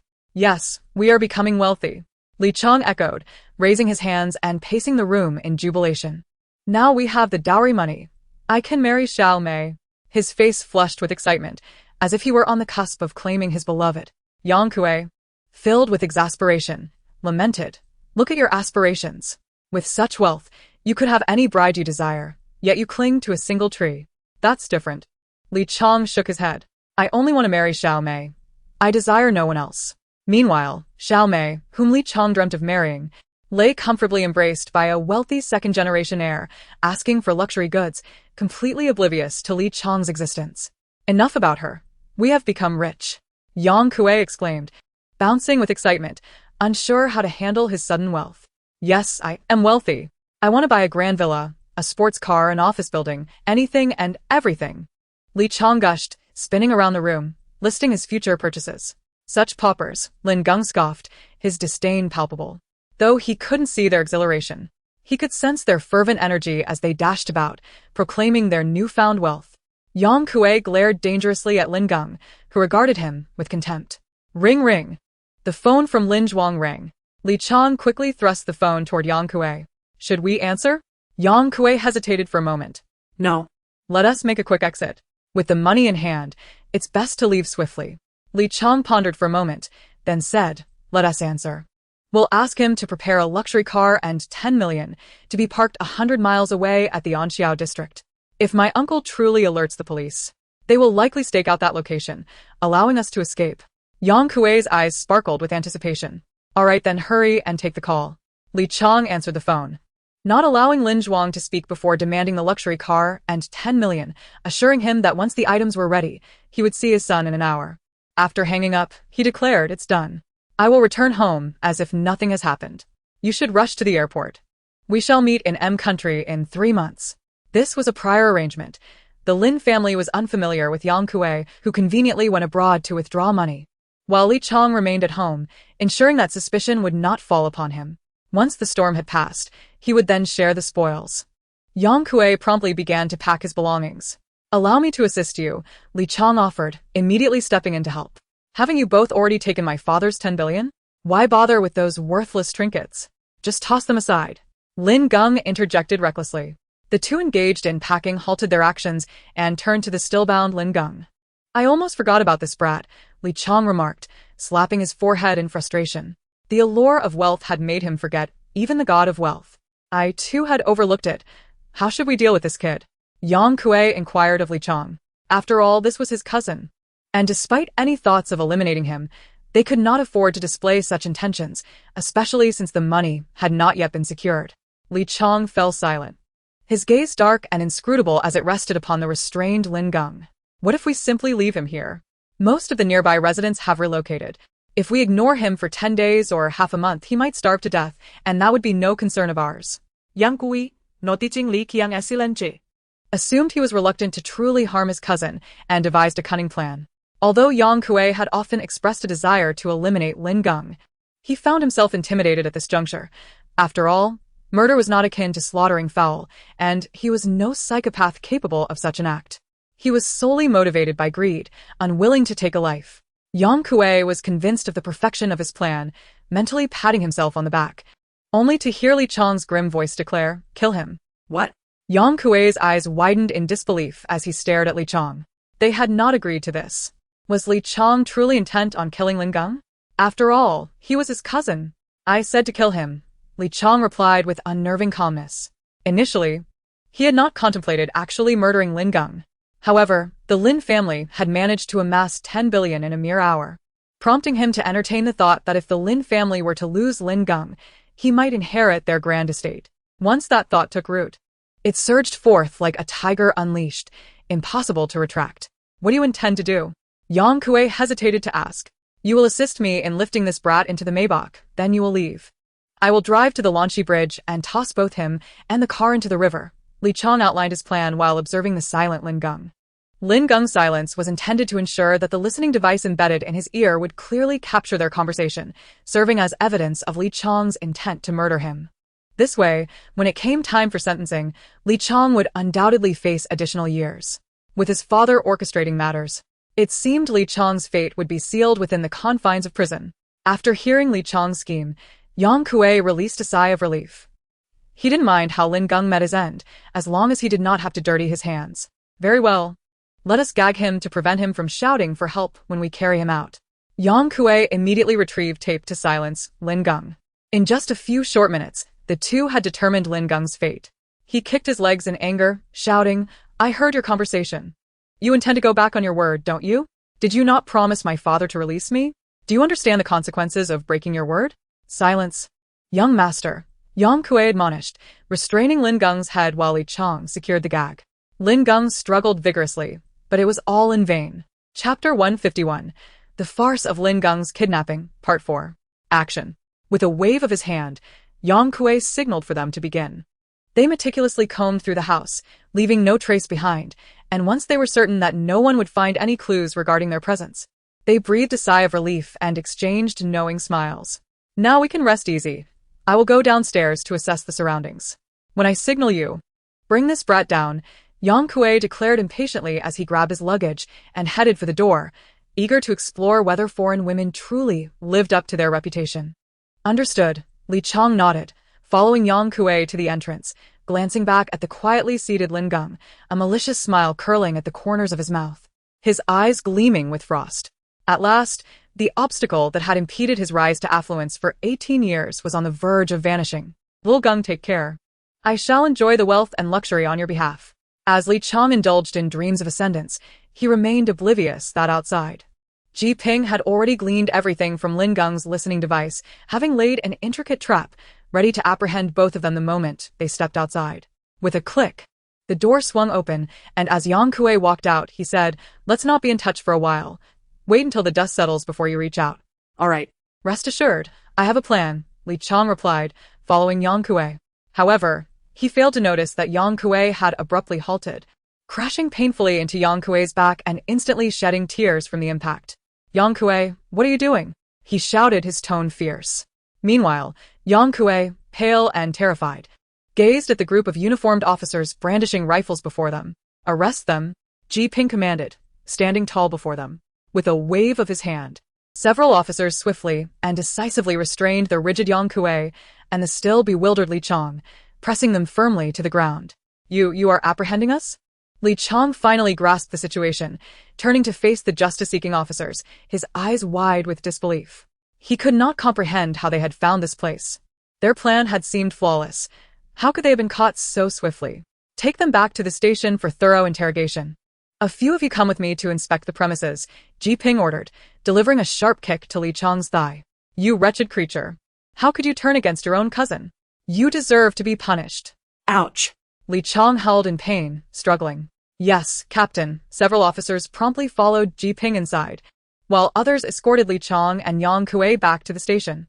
Inside the house, Lin Geng had already freed himself from the ropes with the small dagger gifted by Shining and was making his way to the door. As Ji Ping entered the room, he collided directly with Lin Geng. "Ping Ge," Lin Geng greeted, extending his hand. "How are you? Are you unharmed?"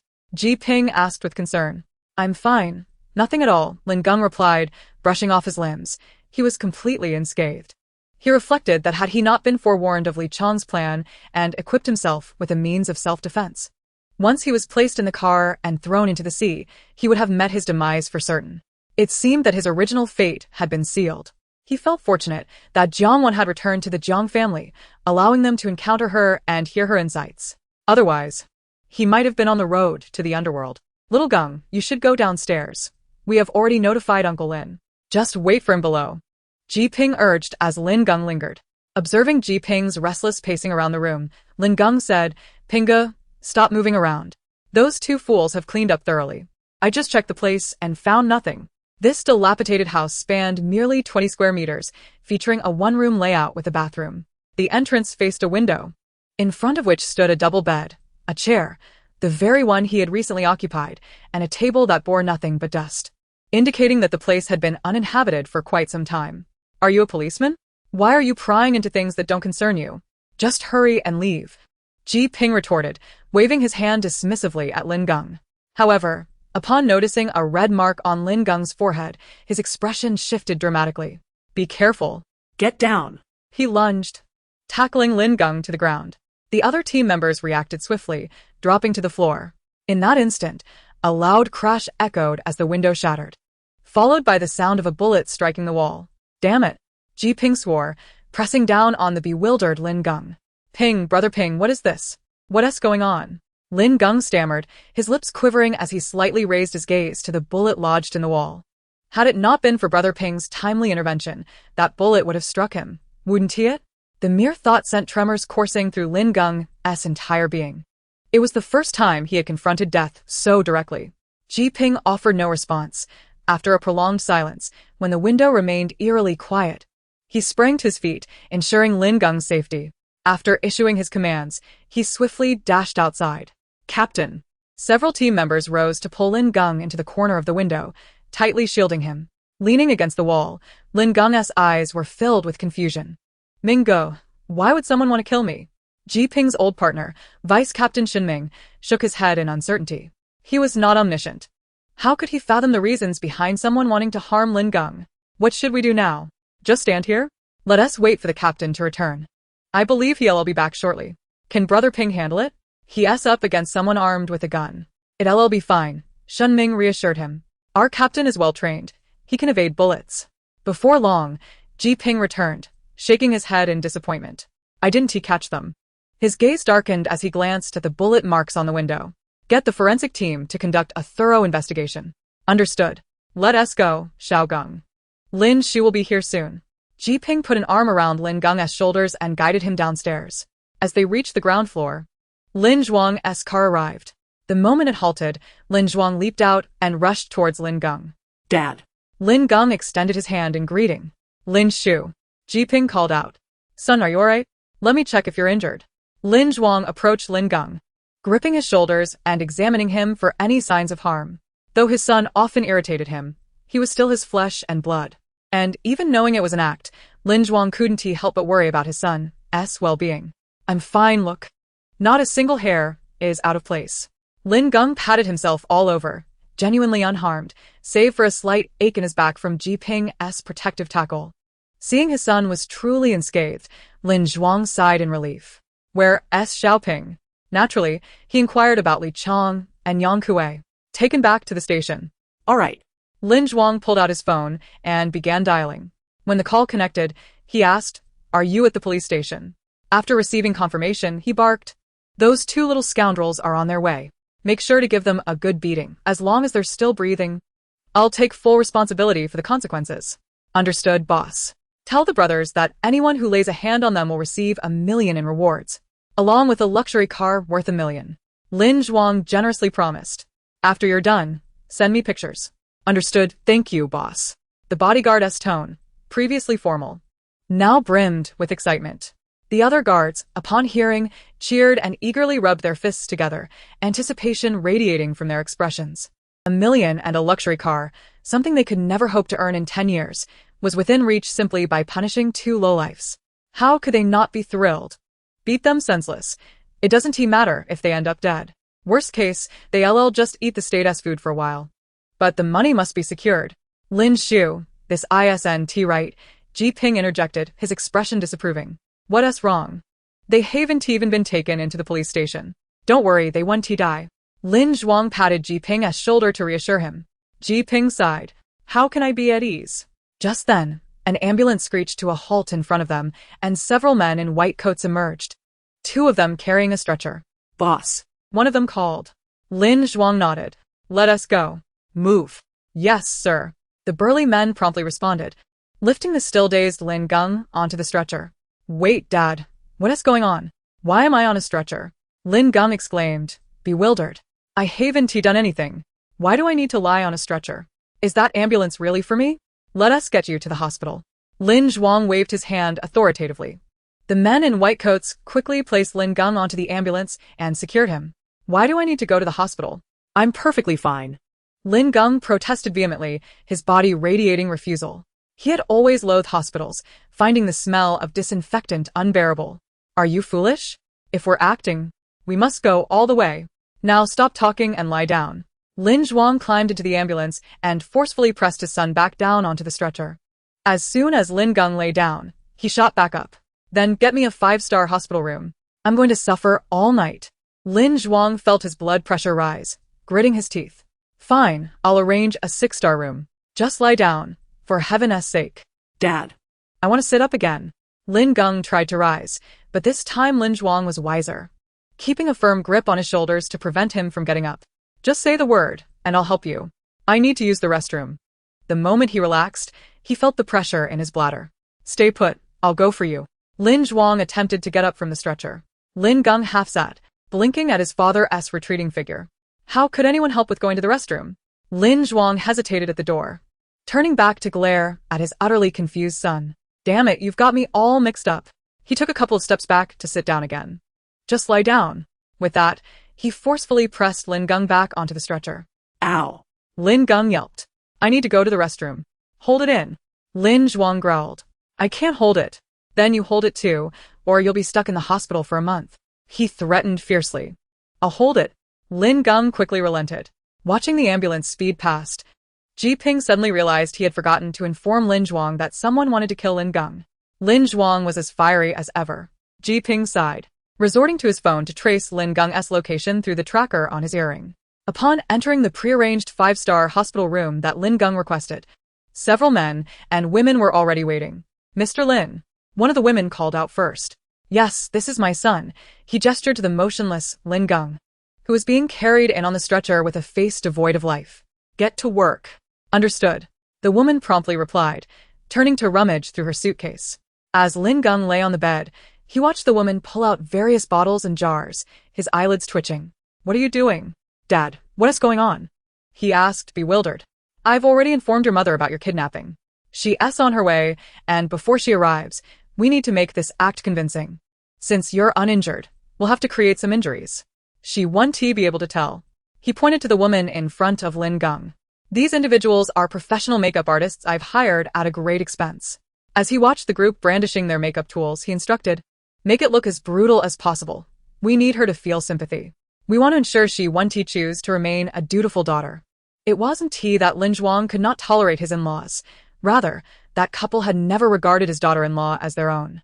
They had enslaved her to do all the household chores since childhood, and, despite her enduring nature, it was she who always faced their ire. It was even more outrageous that Tian Min worked tirelessly until the early hours of the morning to secure a place at a good university, hoping to escape the coldness of her family. Yet, on the day she received her acceptance letter, her parents forbade her from attending, intending to burn the letter instead. They reasoned that if she went to university, not only would they have no one to do the housework, but they would also need to fund her education, which was a financial loss in their eyes. Naturally, they were unwilling. Moreover, their younger daughter was also studying dance, which would incur additional expenses. They demanded Tian Min work to support her sister until Tian Yu graduated from university. This is indeed a stark display of favoritism. As if the elder daughter were mere weeds by the roadside, easily trampled upon, while the younger daughter is treated as a cherished gem, cradled delicately in the palm of one's hand. Had it not been for Tian Min's kneeling promise to support Tian Yu through part-time work and study, her parents would never have considered giving her the admission letter. Moreover, after their marriage, every encounter with Tian Yu's family would leave them at a disadvantage. Whenever Tian Yu faced a setback, she would rush back to her parents, emboldened by their support, often resulting in the Lin family swallowing their pride and grievances. After all, his wife is a dutiful daughter. Thus, this time, he vowed to ensure a complete severance of ties between his wife and her family, wishing for them to never cross paths again. Uncle Lin. Ji Ping ascended to the rooftop of the hospital, where he found Lin Zhuang standing outside. Xiaoping? Lin Zhuang queried, puzzled by his presence, as he believed the matters had been settled. Uncle Lin, there is something I must discuss with you in person. Ji Ping succinctly relayed the news of a plot to assassinate Lin Gang. Lin Zhuang gasped, immediately turning to rush inside to check on Lin Gang's condition. Uncle Lin. Ji Ping hastily grasped Lin Zhuang's arm. Xiao Gang is unharmed. I only wanted to ask if you have any enemies. Lin Zhuang was paralyzed with fear, his legs trembling as he mentally reviewed a list of adversaries. As a businessman, he had his fair share of enemies, yet none would resort to hiring an assassin. What legitimate businessman would engage in such nefarious dealings? This complicates matters, Uncle Lin. In the future, please ensure extra protection for Xiao Gang. I deeply regret that the assailant managed to escape. Ji Ping lamented, an expression of guilt etched upon his face. They have apprehended the individual. A steady male voice emerged from the staircase. Chapter 153. The farce of Lin Geng's kidnapping comes to an end. 黑夜 Ji Ping turned to Xian Zheng. Clad in police uniform. What do you mean by that statement? Zheng. Lin Zhuang's gaze sharpened, fixated on Zheng. The assailant has been identified. It is a thug from the previously sealed Yunshan Club, named Song, and Zheng revealed. Yunshan Club?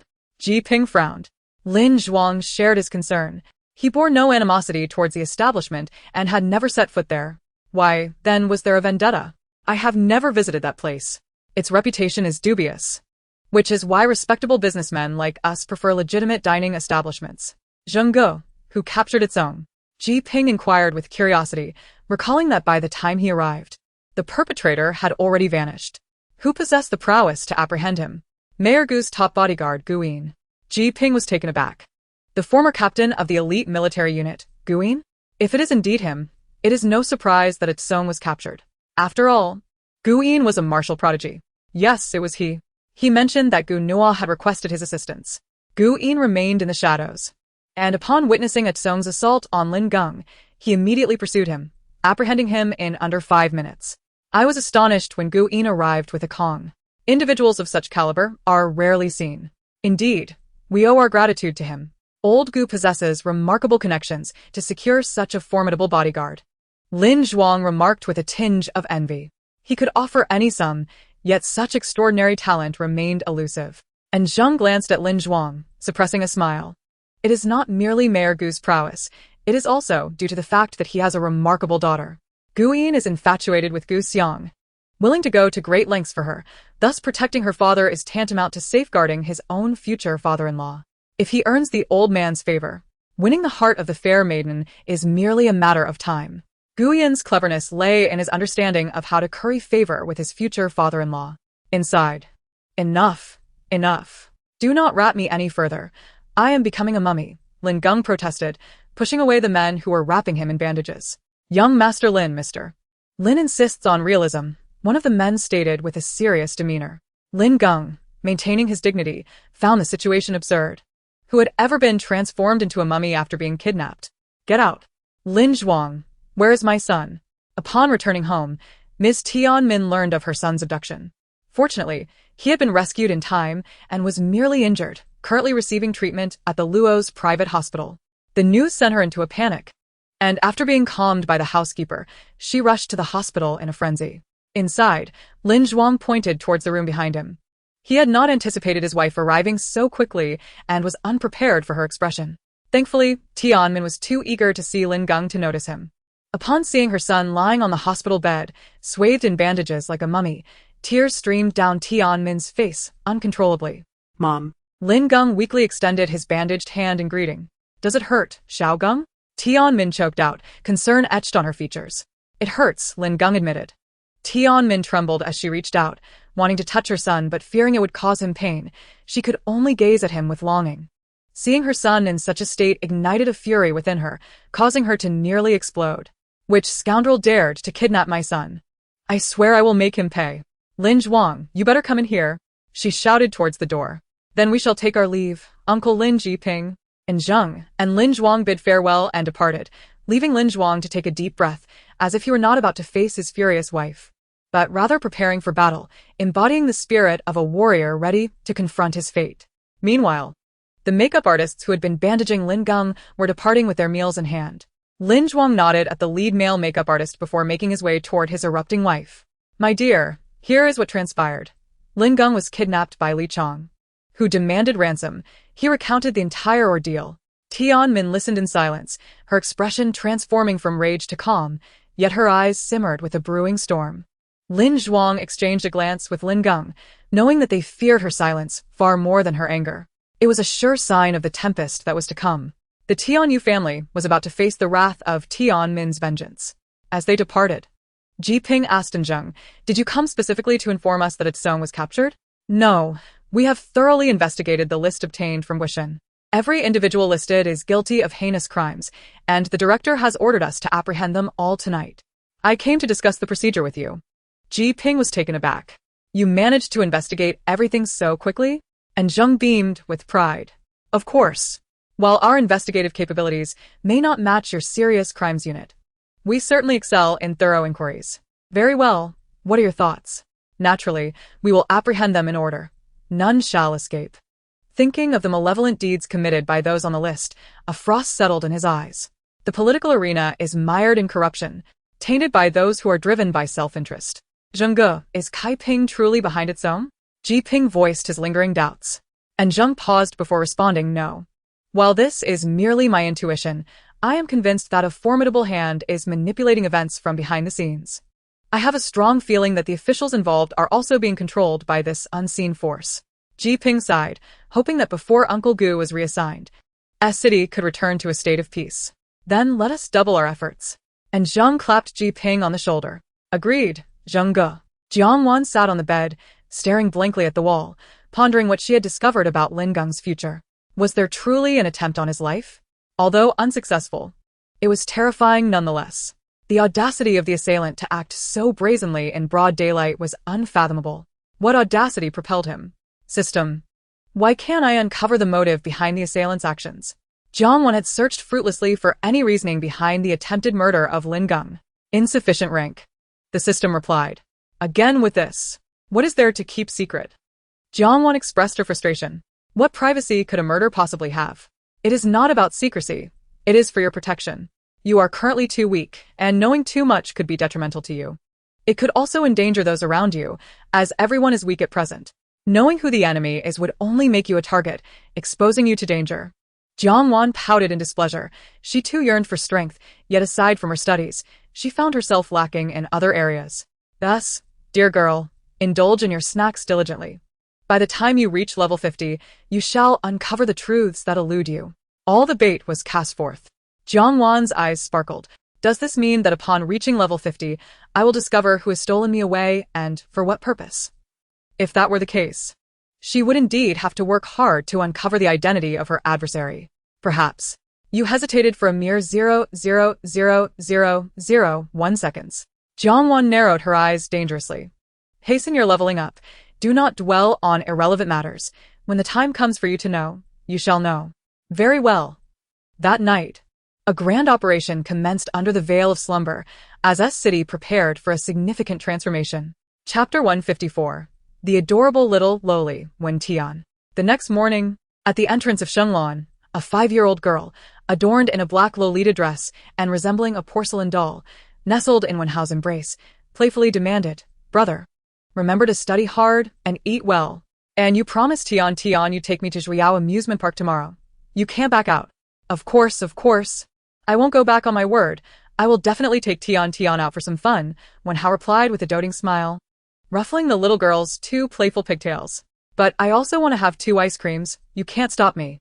The little girl insisted, extending her chubby hands and speaking sweetly. Yet, Wenhao hesitated. Seeing his reluctance, the little girl unleashed her ultimate tactic, tugging on Wenhao's sleeve and pouting. It's not that brother won't agree, but eating 2 ice creams will upset your tummy, he cautioned, gently pointing to her small belly. The little girl gasped, her eyes wide with trepidation. She hesitated, contemplating the deliciousness of chocolate and vanilla ice creams, unable to bear the thought of sacrificing either. However, being so young, she knew that indulging too much in cold treats would harm her stomach. The last time she had secretly devoured 2, she suffered for 2 days, nearly collapsing from the ordeal, requiring an 4 from the family doctor to recover. But, she clung to Wenhao, her eyes pleading. Her pitiful expression tugged at the heartstrings, making one want to pluck the stars from the sky for her. Among the onlookers was Jiang Wan, who had been watching for quite some time. How adorable! Jiang Wan exclaimed, cupping her cheeks, her eyes sparkling with wonder. I really want to cuddle that little doll. As Wenhao was busy reasoning with his sister, he suddenly froze, noticing Jiang Wan's starry-eyed gaze fixed upon him. Seeing Jiang Wan's eyes glinting with desire akin to a cat spotting a fish, he subtly shifted his position to shield his sister from Jiang Wan's view. With the delightful doll now obscured from sight, Jiang Wan pouted, Wenhao is so annoying. Why must he block my view? Wenhao remained indifferent to Jiang Wan's internal complaints, but when Tian was not pleased, she would not tolerate anyone speaking ill of her beloved brother. My brother is not annoying. He is the best brother. Tian loves her brother the most. Those who insult him are the worst. the little girl declared, hands on her hips, striking a comical pose. She was utterly oblivious to the surrounding crowd who might be criticizing her brother, but glared at everyone around with her big, expressive eyes. One Hao's gaze flickered. Could his sister hear Jiang Wan's thoughts? Wow, how adorable. Several girls nearby, including Jiang Wan, were also captivated by the little girl. Jiang Wan, feeling a twinge of guilt, shrank her neck. I didn't say anything out loud. Fine, I shall take my leave. With a lingering glance at the little doll concealed behind Wen Hao's tall frame, Jiang Wan felt a pang of regret. If I can't see her, then I won't. There are other little dolls I can play with.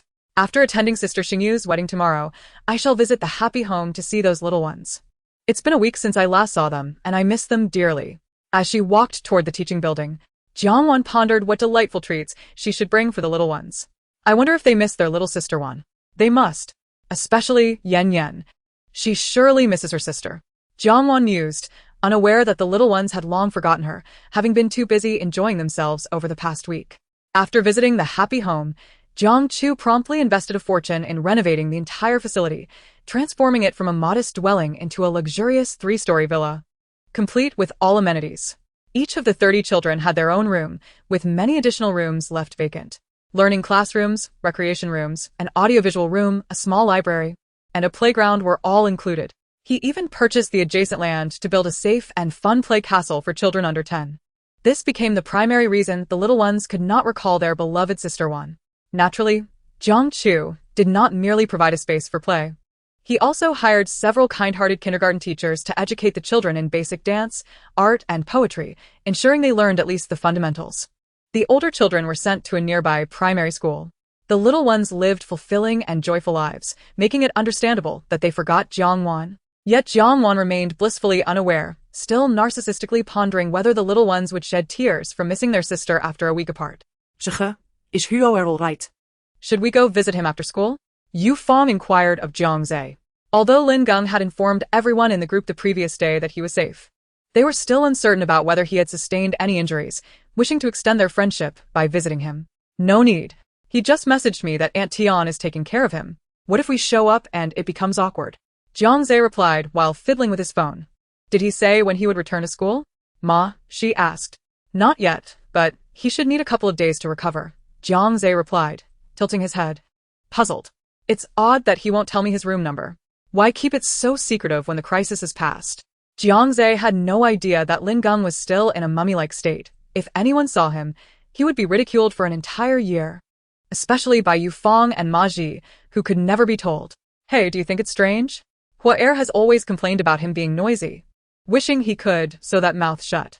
Now that he's gone, it feels too quiet. Do I have a masochistic tendency? Lu Yao, seated in front of Lin Geng, mused aloud. I can relate, Che Yunxiang chimed in, nodding vigorously. It is indeed too quiet in class. I'm not accustomed to it.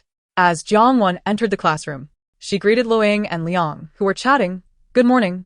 Jiang Wan, why are you so late? Jiang Zhe has been here for a while. Xiao Kiki pointed at Jiang Zhe, who was conversing with Yufang. Hee, I got held up at the entrance for a moment. Jiang Wan replied bashfully. Just as she stepped off the car, she had been completely enchanted by Wen Tian's beautiful little doll. While Jiang Zhe had no intention of waiting for his sister, and had come to class as alone. Held up? Shuning asked, curious. Did something happen at the school gate?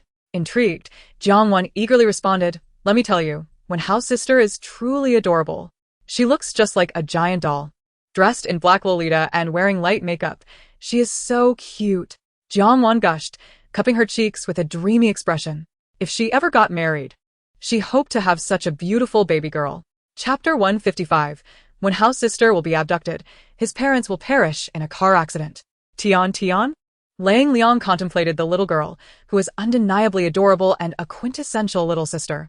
No one dared to speak ill of her brother, for anyone who did would find themselves on the receiving end of her fierce little bites.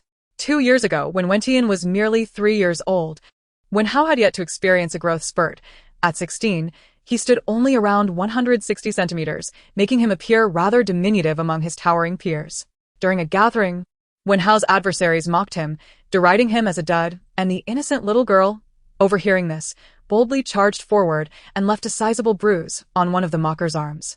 Although the other party refrained from pursuing the matter due to their own wrongdoing, The tales of the fiercely protective Wentian became a delightful topic of conversation, illuminating the reason behind Wenhao's indulgence toward her. I, too, found myself quite fond of that little girl. She truly was irresistibly charming. Xiaoqi wholeheartedly agreed with Jiang Wan. That little girl would undoubtedly grow into a formidable individual, Shun Ying cheerfully remarked. Jiang Wan reminisced about the time the little girl had overheard someone disparaging Wenhao at the school gate and couldn't help but chuckle. Indeed, she would surely become quite impressive as she matured. I'm so exhausted. As soon as class ended, Jiang Wan collapsed onto her desk. With the month nearing its end, her mind was in a heightened state of anxiety, dreading the possibility of failing the upcoming monthly exam. Jiang Wan, you needn't be so tense in our class. There are hardly any high achievers here. Given your grades, you could afford to study casually and still rank among the top, Shening said sympathetically, noticing the densely packed notes in Jiang Wan's notebook. Huh? Jiang Wan blinked her large eyes in confusion. What do you mean by studying casually? Isn't this the S class? The best class in Shenglan? Xiaoqi laughed, affirming Shun Ying's point. It's true. Our class isn't as tense as you think. Gu Nua, Liang, Feng Yun Jian, Lan Yushi, and Xiaoqi. She counted off on her fingers, and let's not forget your brother Jiang Zhe. The rest of the students are of average ability. So you can relax and just give it a try. Really? Jiang Wan said, a hint of disbelief in her tone. Absolutely. Just look around. Where's anyone as serious about studying as you? Shun Ying pointedly raised her chin.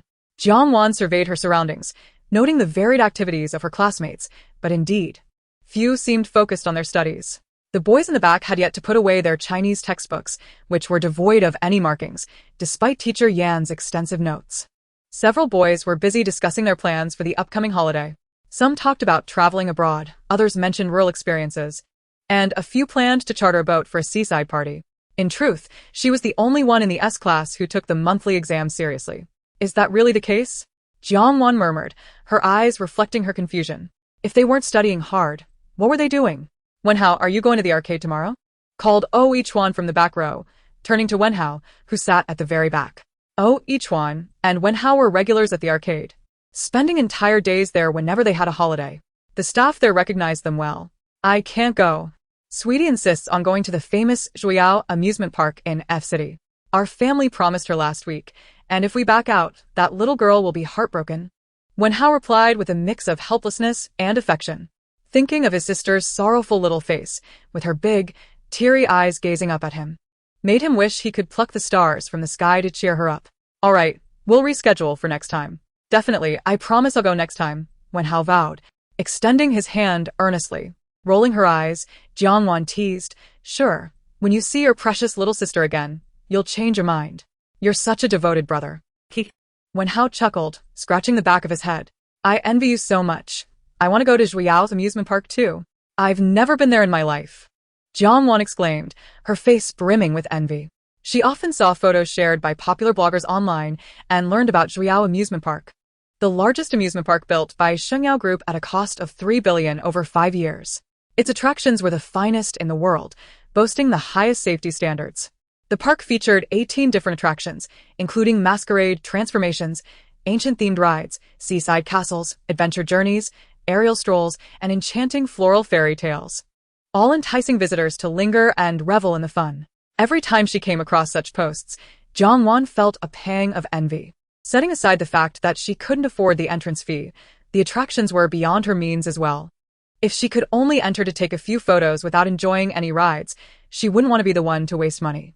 Wouldn't it be better to buy some treats for the children at the happiness home instead? Everyone turned their disapproving gazes toward Jiang Zhe, who was lounging nonchalantly. Frowning, Jiang Zhe glanced at himself, wondering why he was being regarded with such contempt. What did I do? He quietly asked Yu Feng, who was watching a short video.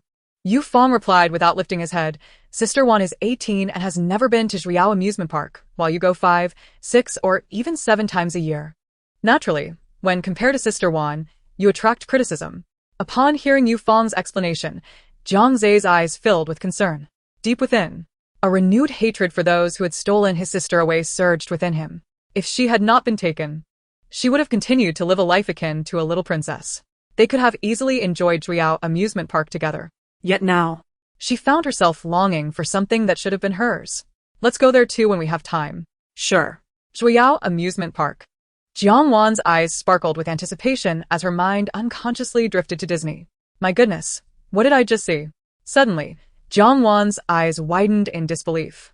Sweetie will be kidnapped at the amusement park, and Wenhao's parents will suffer a severe car accident while searching for her, resulting in their deaths. And Wenhao will not only have to arrange his parents' funeral, but also be preoccupied with finding his sister? Every moment he delays puts her in greater danger? Jiang Wan's thoughts spilled forth, causing an abrupt silence to fall over Class S, which had been noisy during the break. Everyone turned to stare at Wenhao, who was listening to each one discuss new arcade games. Wenhao, too, was stunned, his eyes clouded with confusion. His mind struggled to fully comprehend the implications of Jiang Wan's words, leaving him sitting there in a daze. Hey. Each one nudged Wenhao's shoulder, concern etched on his face. Huh? Wenhao finally snapped back to reality, fear creeping into his gaze. His sister could be kidnapped and his parents might die.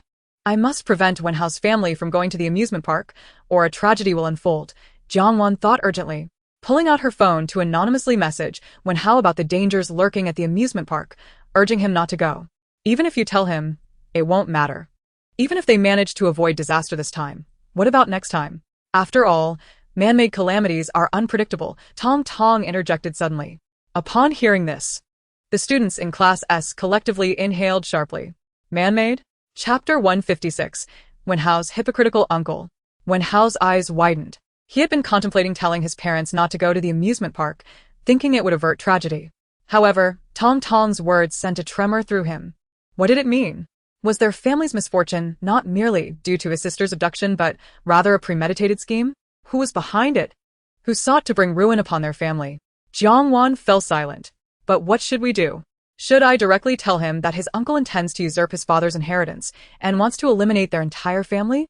Would Wenhao even believe that? After all, if a stranger suddenly told you that your relatives wanted to harm your family for the sake of wealth, anyone would think it was a prank. Some students in Class S shook their heads silently. Their relatives were generally decent people. Upon receiving such information, they would surely curse the messenger for being a lunatic. Wenhao's eyes were shrouded in shadows, disbelief coursing through him. Even if he received a message from an unknown source claiming that his uncle harbored ill intentions towards their family, he would merely dismiss it with a laugh. After all, his uncle was akin to a benevolent Maitreya Buddha, always wearing a smile and treating everyone, especially the younger generation, with unparalleled affection. His uncle had been especially indulgent towards his sister, treating her as his own daughter and fulfilling her every wish. The notion that such an amiable uncle could harbor malicious intent was utterly inconceivable to him. Moreover, there was no conceivable reason for his uncle to wish harm upon their family. At that moment, the English teacher entered the classroom. He was quite pleased to see the usually boisterous Class S sitting quietly in their seats, their faces solemn. They've matured, he thought, nodding in approval as he began the lesson. However, Jiang Wan was utterly disinterested in the class. Her mind was in turmoil as she grappled with how to convey the truth to Wenhao in a way that he would believe. She pondered, perhaps I could anonymously inform Wenhao of the reasons. His grandfather, gravely ill, had written a will bequeathing all his shares in the Wen Group to his youngest son, Wen Tian, leaving the eldest son with a mere trifling 3 shares. In light of such a staggering disparity, even the kindest of souls might harbor resentment. Moreover, Wenhao's uncle, Wen Shan, is far from benevolent. Jiang Wan ground her teeth in frustration. Wenhao's eyes widened in disbelief. His uncle, unkind? How could that be? His uncle was the epitome of kindness, having supported children in mountainous regions, enabling those who could not afford education to attend school and transform their futures through knowledge.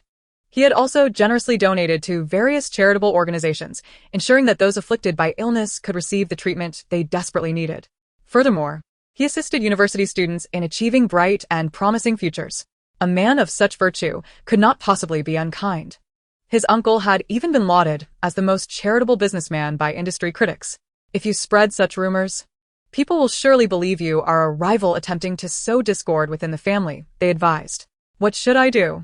Jiang Wan fretted. Who knows? When Shan has disguised himself so well that no one has discerned his true nature, she replied through gritted teeth. When Shan is nothing but a hypocritical villain, I detest those who profess benevolence while committing malevolent acts. Supporting children in poverty and donating to charities merely serves to showcase his supposed goodness. While beneath lies a heart so dark it could fester. He has always been mediocre, envious of his more talented younger brother.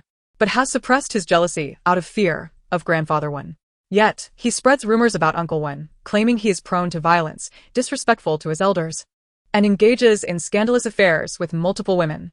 Even innocent photographs of Uncle Wan at corporate gatherings with female subordinates are twisted by the media to paint him as a hypocritical scoundrel, all to diminish his standing in grandfather Wan's eyes and reduce his inheritance.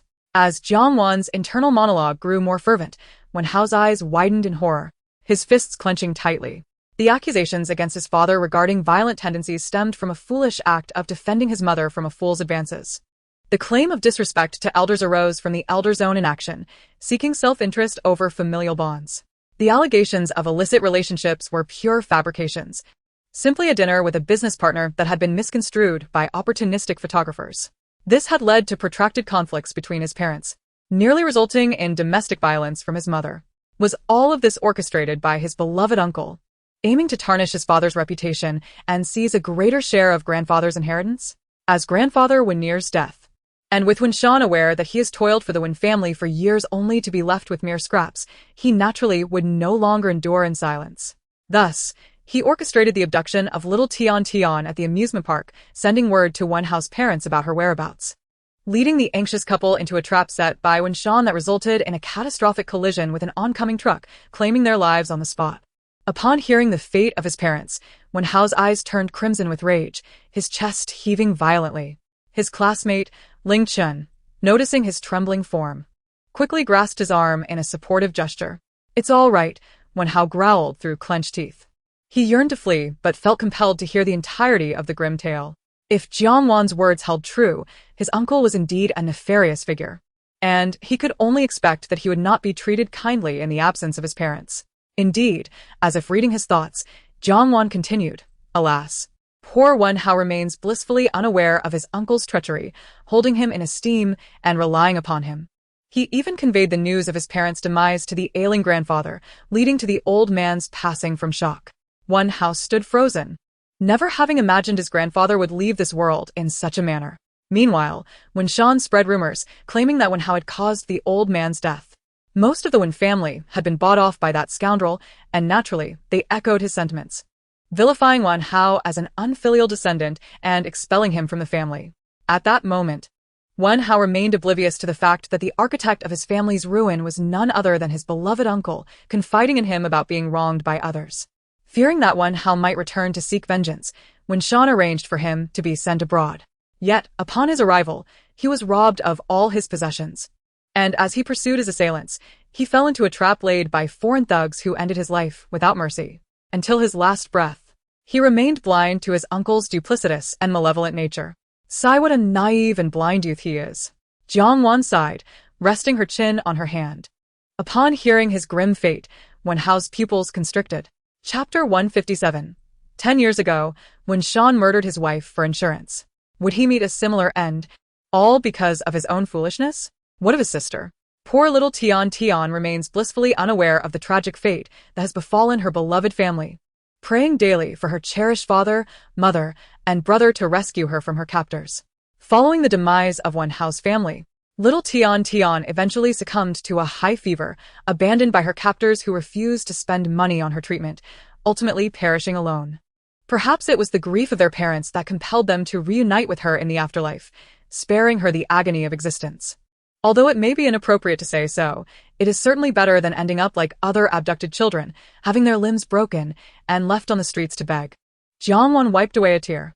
A single tear slipped down Wan Hao's cheek. His delicate sister, ultimately perishing due to neglect during a fever. He clenched his fists tightly, biting down on his lower lip until blood welled, oblivious to the pain as it paled in comparison to the anguish within his heart.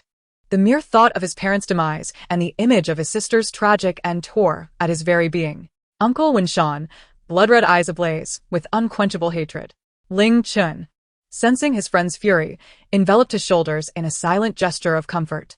And Qi Xiu and Wei Qing, seated in front of Wan Hao, exchanged glances filled with deep concern. Wan Hao valued family above all else. Anyone who dared to harm his loved ones would face his wrath. Now that he knew his uncle was the architect of their family's downfall, they feared he might do something reckless. Wan Hao, you must understand that there is nothing you can do at present. We must bide our time, Wei Qing whispered softly. After all, Wen-shan is currently a beloved and amiable individual, and any reckless actions taken by Wen-hao against him would only bring criticism upon himself, inadvertently benefiting Wen-shan. Yes. Calm down, fellow brothers. We have each other. Wei Qing, holding his phone, shared that Ji-en had just informed him that the issue regarding human traffickers at the amusement park in F-City had been reported to Uncle Ji, who would coordinate with the authorities in S-City to launch a comprehensive crackdown on these nefarious individuals, ensuring that no evildoer escapes justice. Inspired by the warmth of brotherhood, Wen-hao gradually regained his composure, relaxing his body and managing a rather unattractive smile, reassuring them, "Rest assured, my rationality remains intact. I won't act foolishly." Upon witnessing Wen-hao's recovery, Jiang Wan lamented, "Oh, I feel so distressed. Just this morning, I saw that adorable little girl, and now her life is set to end in a month. It feels as though my heart is being cruelly wrenched by a massive hand. It hurts so much." The students of Class S also displayed their sorrow, as they were familiar with the little girl from Wen's family. That polite little girl always sweetly addressed them as brother and sister, a truly endearing little sweetheart. They found it hard to believe that anyone could remain indifferent while witnessing such a charming child being taken by the clutches of death. What kind of heartless and wicked person could do such a thing? I must investigate what leverage Wen-shan holds. I will anonymously inform Wen's father to keep a watchful eye. Jiang Wan clenched her fists, beginning her search for Wen-shan's transgressions. The entire Class S perked up, eager to hear of Wen-shan's misdeeds so they could aid Wen-hao in bringing him to justice. Wen-shan is truly a despicable individual, not only preying on his own brother's family, but even capable of harming his own spouse, his lawfully wedded wife. 10 years ago, Wen-hao's aunt perished in a car accident, all because Wen-shan felt his wife's family was facing bankruptcy due to mismanagement and believed she had lost her value. Fearing that a divorce during difficult times would tarnish his hard-won reputation, he orchestrated the accident. Not only did he successfully rid himself of his useless wife, but he also received a substantial insurance payout. With that money, he pretended to help his aunt's family with their financial woes, earning their gratitude and further enhancing his facade of being a benevolent man. While the outside world praised him, he secretly arranged for a devastating fire to destroy his estranged wife's family's home, resulting in the tragic deaths of his father-in-law and mother-in-law. Since his wife was an only child, the entire family perished, leaving him and their son as the sole heirs. Thus, Wen-shan effortlessly inherited all the assets of his wife's family, which became a never-ending source of profit. Such a wretched scoundrel, how can he still deserve to live? Jiang Wan pounded her thigh, her eyes filled with disdain and hatred for this vile character. Indeed, such a fiend should descend to the deepest depths of hell, eternally tormented. The entire Class S silently cursed Wen-shan, the wolf in sheep's clothing. I must organize this information thoroughly and send it to Uncle Ji. Given that only 10 years have passed, we are still within the statute of limitations for prosecution. Once all the evidence is gathered, Wen-shan's days of prosperity will be over. Jiang Wan immediately set to work compiling the documents, with Tong Tong assisting her. My aunt was a wonderful woman, who cared for me deeply, Wen-hao said, his eyes reddening with sorrow. When he was young, and his father wanted to spend time alone with his mother, he would be entrusted to his kind aunt, who treated him as her own son. Whenever his elder brother had something tasty, he would always prepare a portion for him. His aunt's love was no less than that of his mother. Whenever he was punished by his father, he would seek refuge with his aunt, who would shield him from his father's wrath. He mourned his aunt's passing for a long time, never imagining that her death was orchestrated by someone. He wondered if his brother was aware. When the news of their aunt's death reached them, his brother fainted upon hearing it and collapsed multiple times during her funeral. Among the Wen family, his brother found it hardest to accept their aunt's demise, as she had bestowed all her affection upon him. Clenching his fists, Wen-hao felt a pang of uncertainty. He could take revenge on his uncle, yet he found it unbearable to reveal the true cause of his aunt's death to his brother. After all, that was his biological father, who had murdered her when she was no longer deemed useful.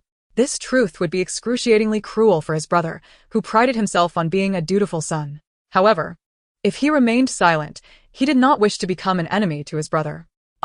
Wen-shan's elder brother, Wen-sheng, has long harbored suspicions regarding their mother's death, believing there might be foul play involved. He has been secretly investigating the truth and has already identified his father as a prime suspect, albeit without definitive evidence. Jiang Wan discovered this shocking detail while organizing the related cases. Wen-hao was taken aback. Wow, my brother is impressive. Although he was studying abroad during the incident and couldn't help our uncle's family, he managed to bring back the remains of our family after they had all passed away. Thanks to his relentless inquiries. It was also Wen Sheng who located the little sweet girl's body, allowing their family to be reunited in death. Chapter 158. Second Brother Jiang Wei. Wen Sheng has been biding his time, gathering evidence against Wen Shan, ultimately bringing their biological father to court to seek justice for their mother, grandfather, grandmother, and uncle's family who perished at Wen Shan's hands.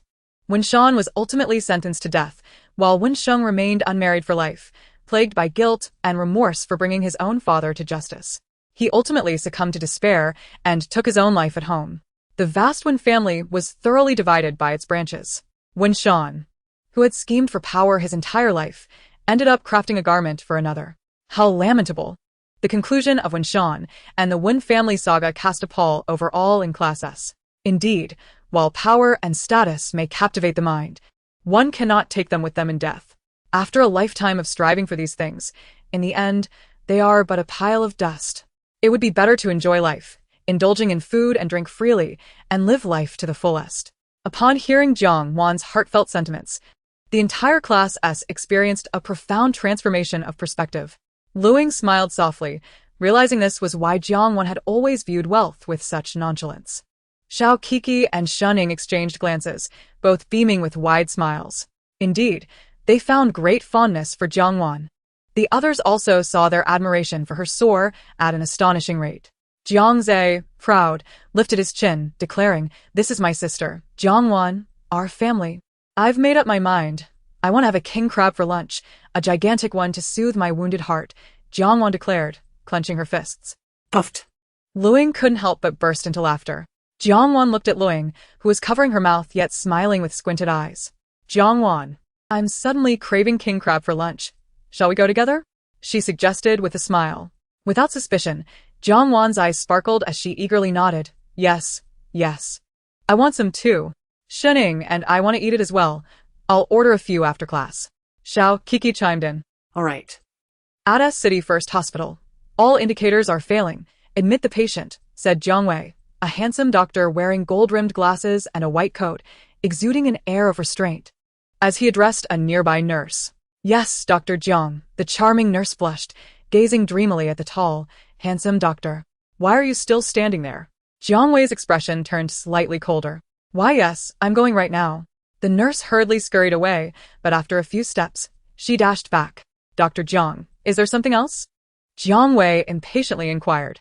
"The VIP floor is fully occupied with 12 rooms, so where will this patient stay?" the young nurse asked, visibly troubled. Jiang Wei was momentarily taken aback. "Fully occupied? Does he have that many patients?" "Indeed," the nurse nodded. "Room 001 is occupied by Mr. Su from the neurology department, who checked in last Monday. Room 002 by Mr. Wen from cardiology, who arrived last Tuesday. Room 003 and room 006 by Mr. He, who suffered a shoulder injury and was admitted 2 weeks ago, and room 007 is. Wait, who is in room 006? Jiang Wei furrowed his brow sharply upon hearing the nurse's report. "The shoulder injured, Mr. He," the nurse repeated, a flicker of fear crossing her eyes at the mention of Mr. He? Hitsom? Yes. Didn't he just have a minor cut on his shoulder? He should have been discharged after a day of 4 treatment. Why is he still here? Jiang Wei's tone turned icy. Seeing Jiang Wei's displeasure, the nurse defended herself. "Please don't blame us, Dr. Jiang. Mr. He insisted on being hospitalized. We have been trying to persuade him to leave these past few days, but he refuses to budge. Despite the shortage of VIP rooms, he continues to occupy one, putting us in a difficult position. Moreover, there's a group of men in black standing outside, clearly part of some gang, and we don't dare to kick him out." The nurse lamented, her voice filled with helplessness. After hearing this, Jiang Wei rubbed his temples. "Fine, I will handle this. First, let us transfer Mr. Wang to the premium ward." "All right," the nurse promptly complied. Jiang Wei then departed with the medical records in hand. "Wow, doctor. Jiang is so handsome." The charming young nurse clasped her hands together, gazing dreamily. "I wonder what kind of girl Dr. Jiang likes." The slightly plump nurse touched her own figure, a hint of disappointment in her voice. "Do you think Dr. Jiang would fancy someone like me?" A tall, well-endowed beauty nurse, with a waist like a water snake, inquired with a glimmer of hope in her eyes. The other two nurses turned to the tall beauty in unison, assessing her from head to toe, and shook their heads in unison. Not a chance. The tall nurse, indignant, protested. How can you be so sure, doctor? Jiang wouldn't he like someone like me? Perhaps he prefers someone with my assets. Men are visual creatures. Although I may not be a top beauty, I have my own appeal. Who knows? Maybe Dr. Jiang likes a more voluptuous figure. I doubt it. If he really likes someone like you, the charming young nurse scoffed. He might as well go for a cow. The tall nurse was taken aback, her eyes widening in anger. The charming nurse, unfazed, tilted her chin arrogantly. What is wrong with that? Am I wrong? The tall nurse raised her hand, ready to slap, but the charming nurse wasn't one to back down. A smirk of triumph on her lips as she awaited the blow, eager to engage in a quarrel. Unfortunately for her, the situation didn't unfold as she envisioned, as the other two nurses quickly intervened, each grabbing one of them to pull them apart. Gao Tao, what are you thinking? Do you want to fight? If Dr. Jiang finds out, you might as well prepare to be expelled from the hospital. The nurse warned as she dragged the tall nurse away. Doctor. Jiang despises troublemakers in the hospital. Several unruly individuals have been expelled by him in the past and have never been able to work in medicine again. The tall nurse, who had initially appeared displeased, instantly quieted at the mention of Dr. Jiang's name. In her heart, she seethed. Feng Yao, you wretched girl, just wait. One day, I will make you kneel and beg for mercy. Meanwhile, the charming young nurse, having lost her reason to fight, deflated like a punctured balloon. It's all Ling Jia's fault. Otherwise, I could have knocked that show-off Gao Tao to the ground. As the four nurses departed, the deserted space regained its usual tranquility. Not far from this area, at the stairwell, a strikingly beautiful female doctor in a white coat stood silently, seemingly lost in thought. Dr. Jiang Wei is quite popular, it seems. Outside, stunning noble women vie for his attention, and within the hospital, charming little nurses compete with each other, ready to brawl over him. Such is the life of a winner. A teasing male voice echoed from behind the radiant female doctor. Zhulang, Handsome and clad in a doctor's coat, descended the stairs slowly and approached the female doctor. Wouldn't you agree, Dr. Shering? Chapter 159. Jiang Wei's friend. Guan Yu, have you finished your rounds, Dr. Zhou? So leisurely? Shi Ying's tone was icy as she regarded the grinning Zhou Lang, her irritation boiling beneath the surface. Of course, you can rest assured that I handle my duties. Zhou Lang cast a lascivious glance at Shering. Dr. Shi, just look at me. My qualifications are no less than Dr. Zhang's, and my personality is 1,000 times better. I can tell jokes, cook, drive a Porsche, and even fight. Why don't you consider me? He flirtatiously flicked his bangs. Shering felt a chill run down her spine. This man must have watched too many Korean dramas. How revolting. No thanks, you're not my type. Shering quickly dismissed him, leaving no room for further conversation. Zhou Lang, however, broke his usual demeanor and did not follow her. The playful smile on his face darkened as soon as Shi Ying's figure vanished. You wretched girl. How dare you reject me? He pounded the wall beside him in frustration. One day, I will have my way with you. Ugh. Meanwhile, Jiang Wei was on his way to his exclusive office on the top floor, attempting to call his brother Jiang Chen, but after several attempts with no answer, he reluctantly dialed his unreliable younger brother, Jiang Zhe. Hello, second brother. As soon as the call connected, Jiang Zhe answered, with a respectful tone. How has our mother been lately? Jiang Wei cut straight to the point, wanting to avoid small talk. Quite well, actually. She eats, drinks, and sleeps well, and her mood is fantastic.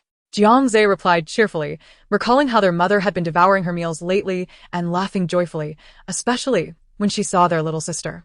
Her smile never faded. Jiang Wei felt a heaviness settle in his heart.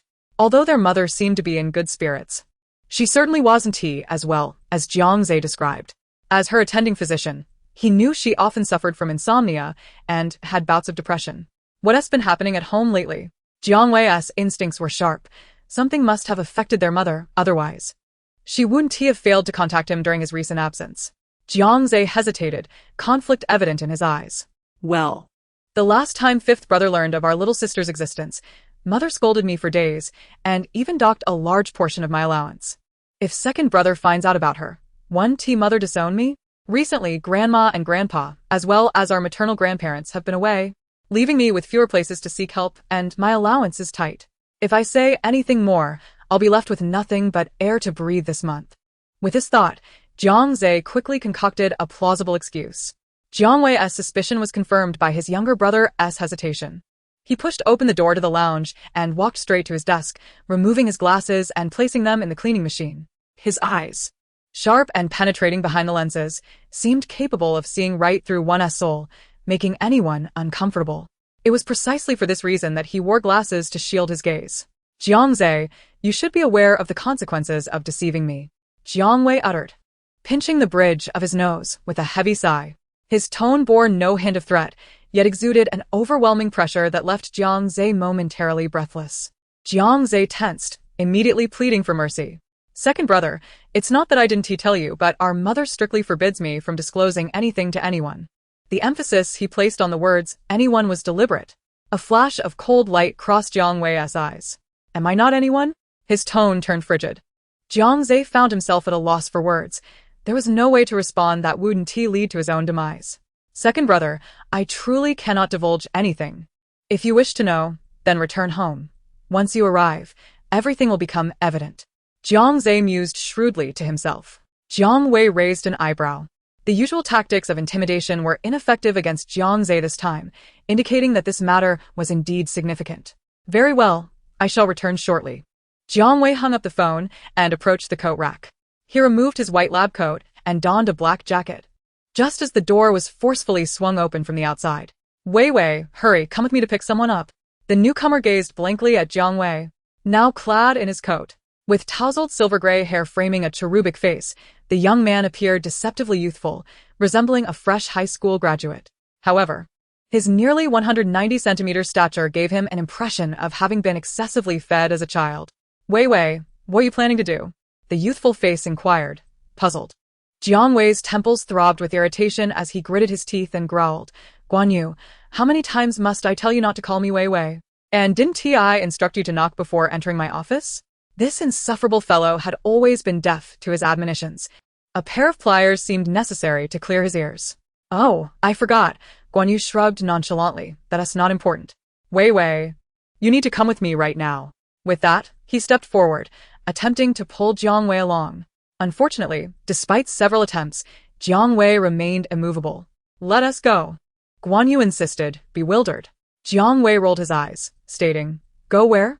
Let go, I'm going home. He wrenched himself free, but Guan Yu's grip was tenacious. Home? Guan Yu exclaimed. What do you mean home? As a doctor, your primary duty is to stay in the hospital and save lives. There is an elderly gentleman downstairs on the brink of death waiting for your miraculous treatment. So, let us put off going home for now. He tugged at Jiang Wei once more, yet still failed to budge him. Seriously, what have you been eating lately? How can you possibly be stronger than me? Guan Yu questioned, incredulous, as he once again strained to pull Jiang Wei's arm in an effort to drag him away. However, no matter how red in the face he became, Jiang Wei remained steadfast. What on earth have you been eating? Guan Yu demanded, a look of reproach on his face. Despite his imposing height, his strength was only slightly greater than that of an average girl, sufficient merely to open a bottle cap. Thus, he had always envied the robust physique of men. Unfortunately, no matter how much he ate, he remained as lean as a plucked chicken. Then I can leave, right?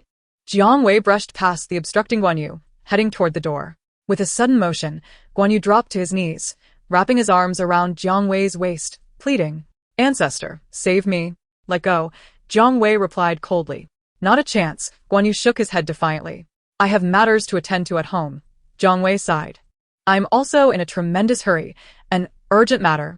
Guan Yu insisted, staring into Jiang Wei's eyes, desperately trying to convey his urgency. Jiang Wei remained unmoved. Really? There is an elderly gentleman downstairs who is desperately struggling for life, and you would heartlessly ignore his suffering? Does your conscience not weigh upon you? Jiang Wei gritted his teeth in frustration. Chapter 160. Guan Yu's forced marriage. Oh, the situation is this. Grandpa Wu is an old friend of my grandfather. At over 80 years old, he still sneaks sips of alcohol. He collapsed suddenly over 10 days ago, and they thought it was due to excessive drinking. However, upon examination, they discovered a growth in his brain. His son, knowing you work at our family's hospital, contacted my grandfather. Unfortunately, you've been so engrossed in your research that you've been unable to attend to Grandpa Wu. And after emerging from your lab, you rushed to W City for a medical seminar, which delayed his treatment. This morning, upon learning you were back, Grandpa Wu immediately took the fastest flight here. Look.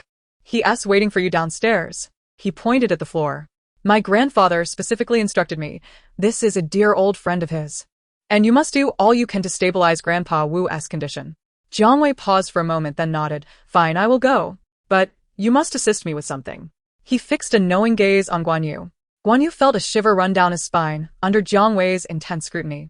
Crossing his arms defensively, he declared, I must inform you, Wei Wei, although I am as handsome as a jade tree in the wind and possess remarkable talents, I am not interested in men, so do not entertain any notions. Gradually rising to his feet, he began to retreat, his eyes filled with trepidation, as if Jiang Wei were a ferocious beast poised to strike. I only sell my art, not my body. The veins in Jiang Wei's forehead throbbed in exasperation.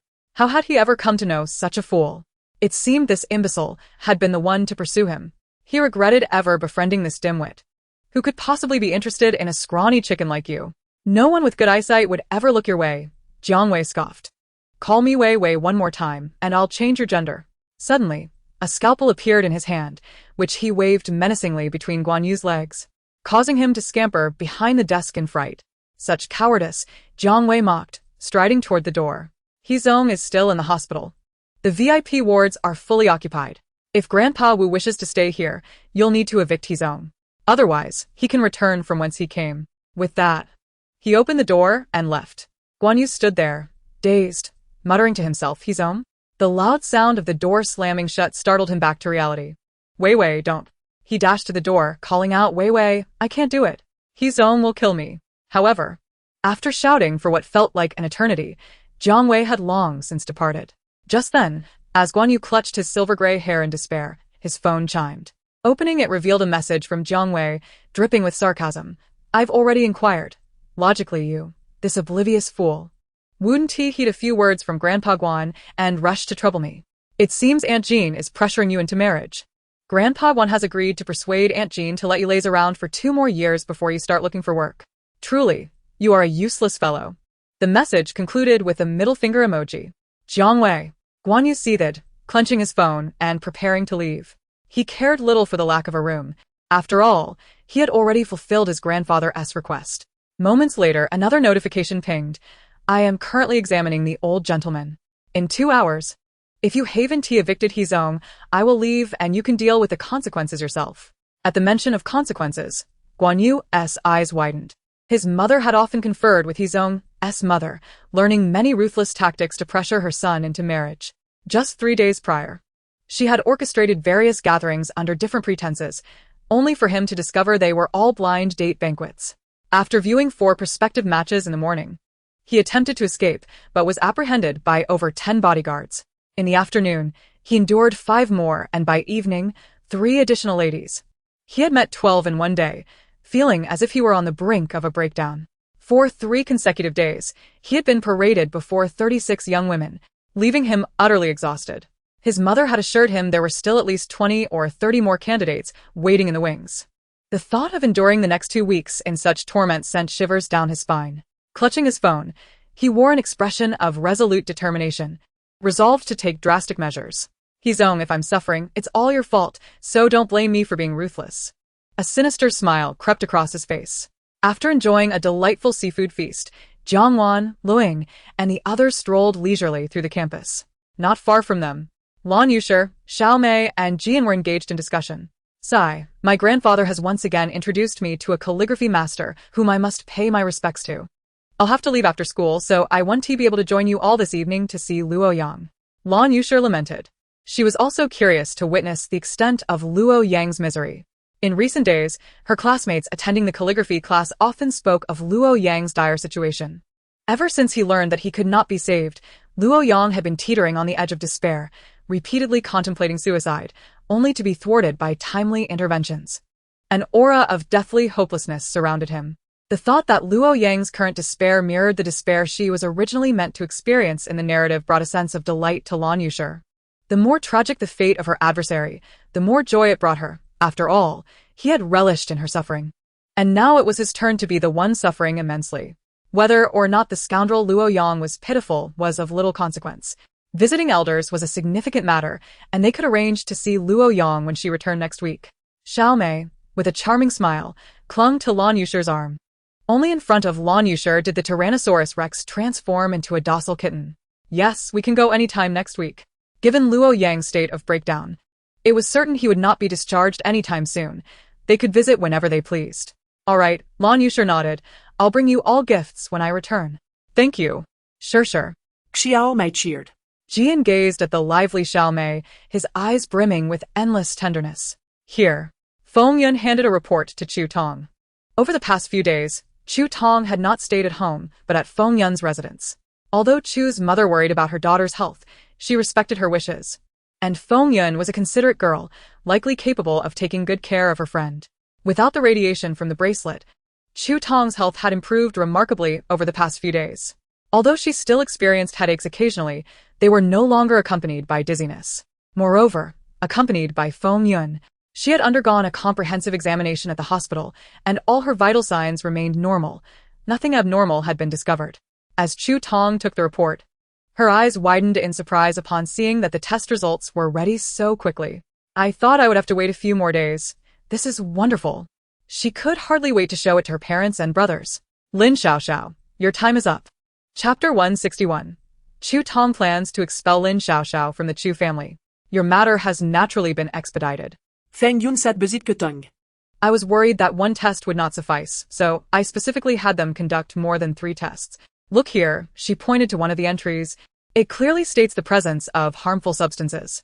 Chu Tong also noticed the alarming mention of intense radiation, which could lead to dizziness, vomiting, fatigue, and ultimately evolve into a range of diseases, including leukemia.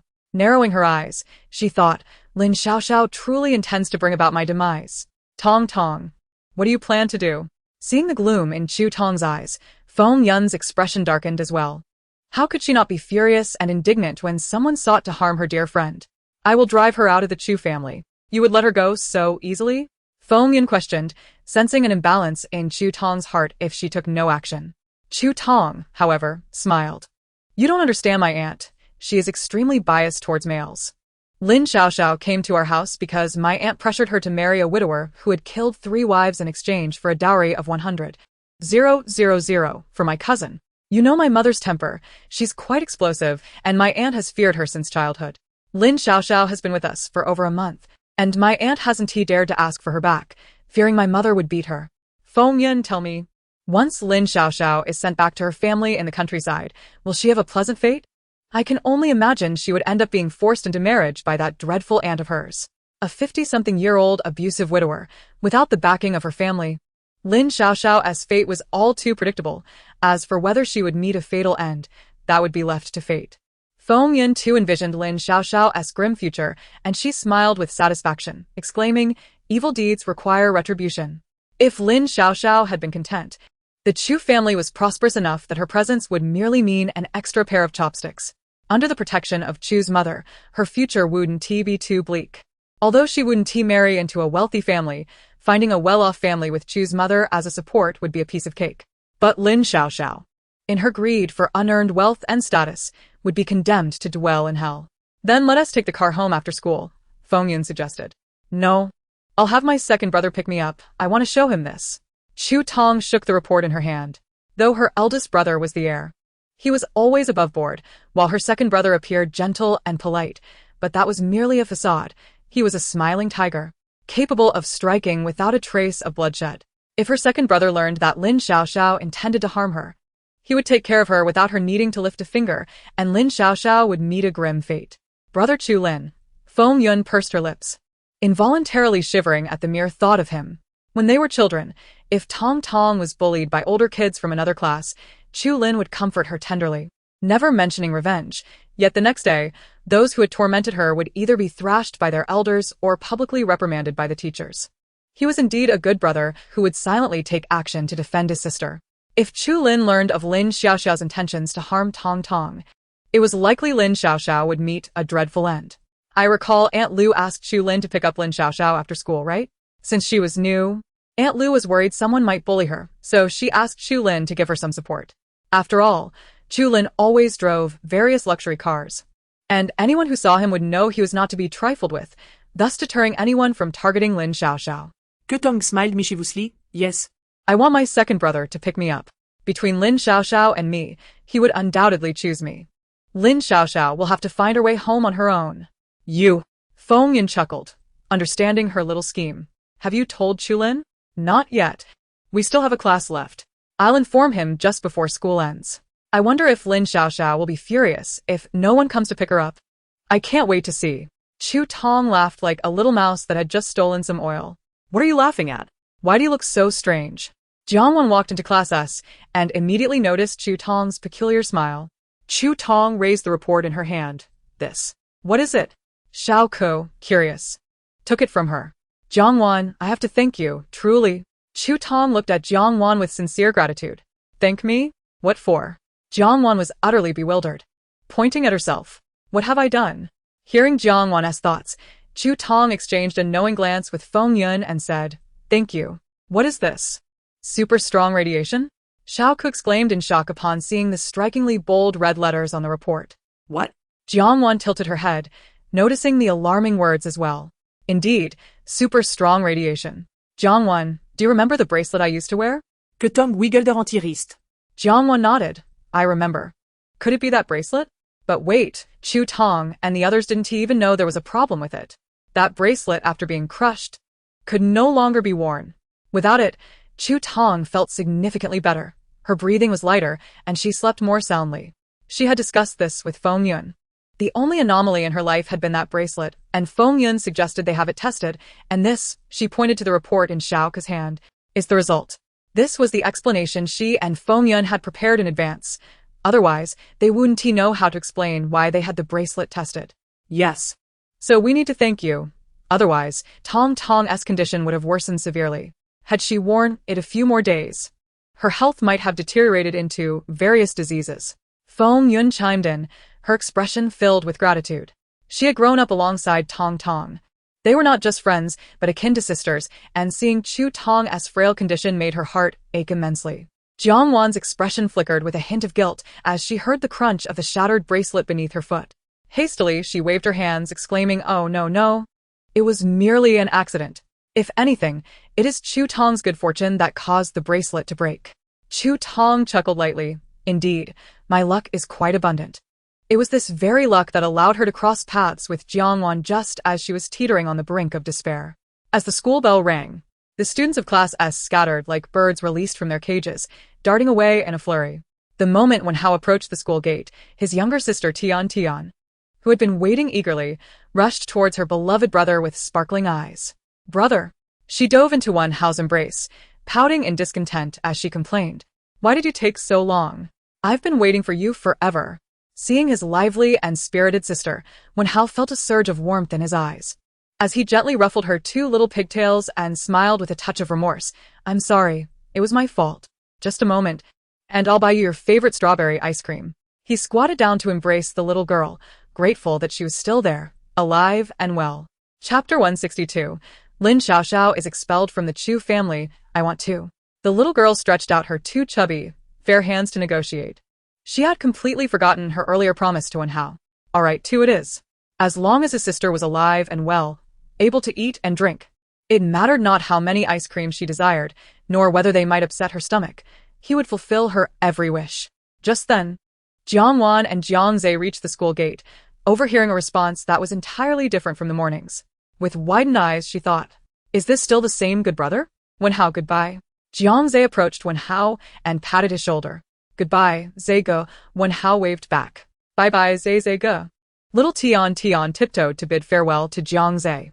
The casual address of Zege caused Jiang Zhe to stumble for a moment, turning to glare at the little girl with mild irritation. Zege is fine, but what on earth is Zege? Hao narrowed his eyes. Glaring at Jiang Zhe, his sister was now his Achilles heel, and anyone who dared to trouble her would become his sworn enemy. Noticing Hao's change in demeanor, Jiang Wan promptly shook Jiang Ze's arm. Little brother. He really lacks awareness, glaring at the little girl while failing to see Hao's anger. Jiang Zhe squinted dangerously at his sister. This girl really takes advantage of the fact that she hasn't been scolded for 3 days. Hao, goodbye. Jiang Zhe quickly took hold of Jiang Wan and walked briskly away from Hao. Goodbye, Wan Jie. In contrast to his earlier demeanor, Wen Hao's tone towards Jiang Wan was unexpectedly gentle and soft as he gazed at her retreating figure, filled with gratitude. Jiang Wan, thank you for being here. Brother, what about that sister? Little Tian tugged at Wen Hao's sleeve, recalling the voice from the morning that declared her brother was disliked. That sister said you were disliked this morning. She pouted, visibly upset. Wen Hao chuckled as he affectionately patted his sister's head. No, that sister actually likes our Tian. I've always been by her side, and that big sister must have misunderstood, which is why she said she disliked your brother. Is that true? The little girl's big, watery eyes sparkled at the thought of someone liking her. Absolutely. Wen Hao nodded earnestly. Hee hee. The little girl, bashfully cupping her face, jumped with glee.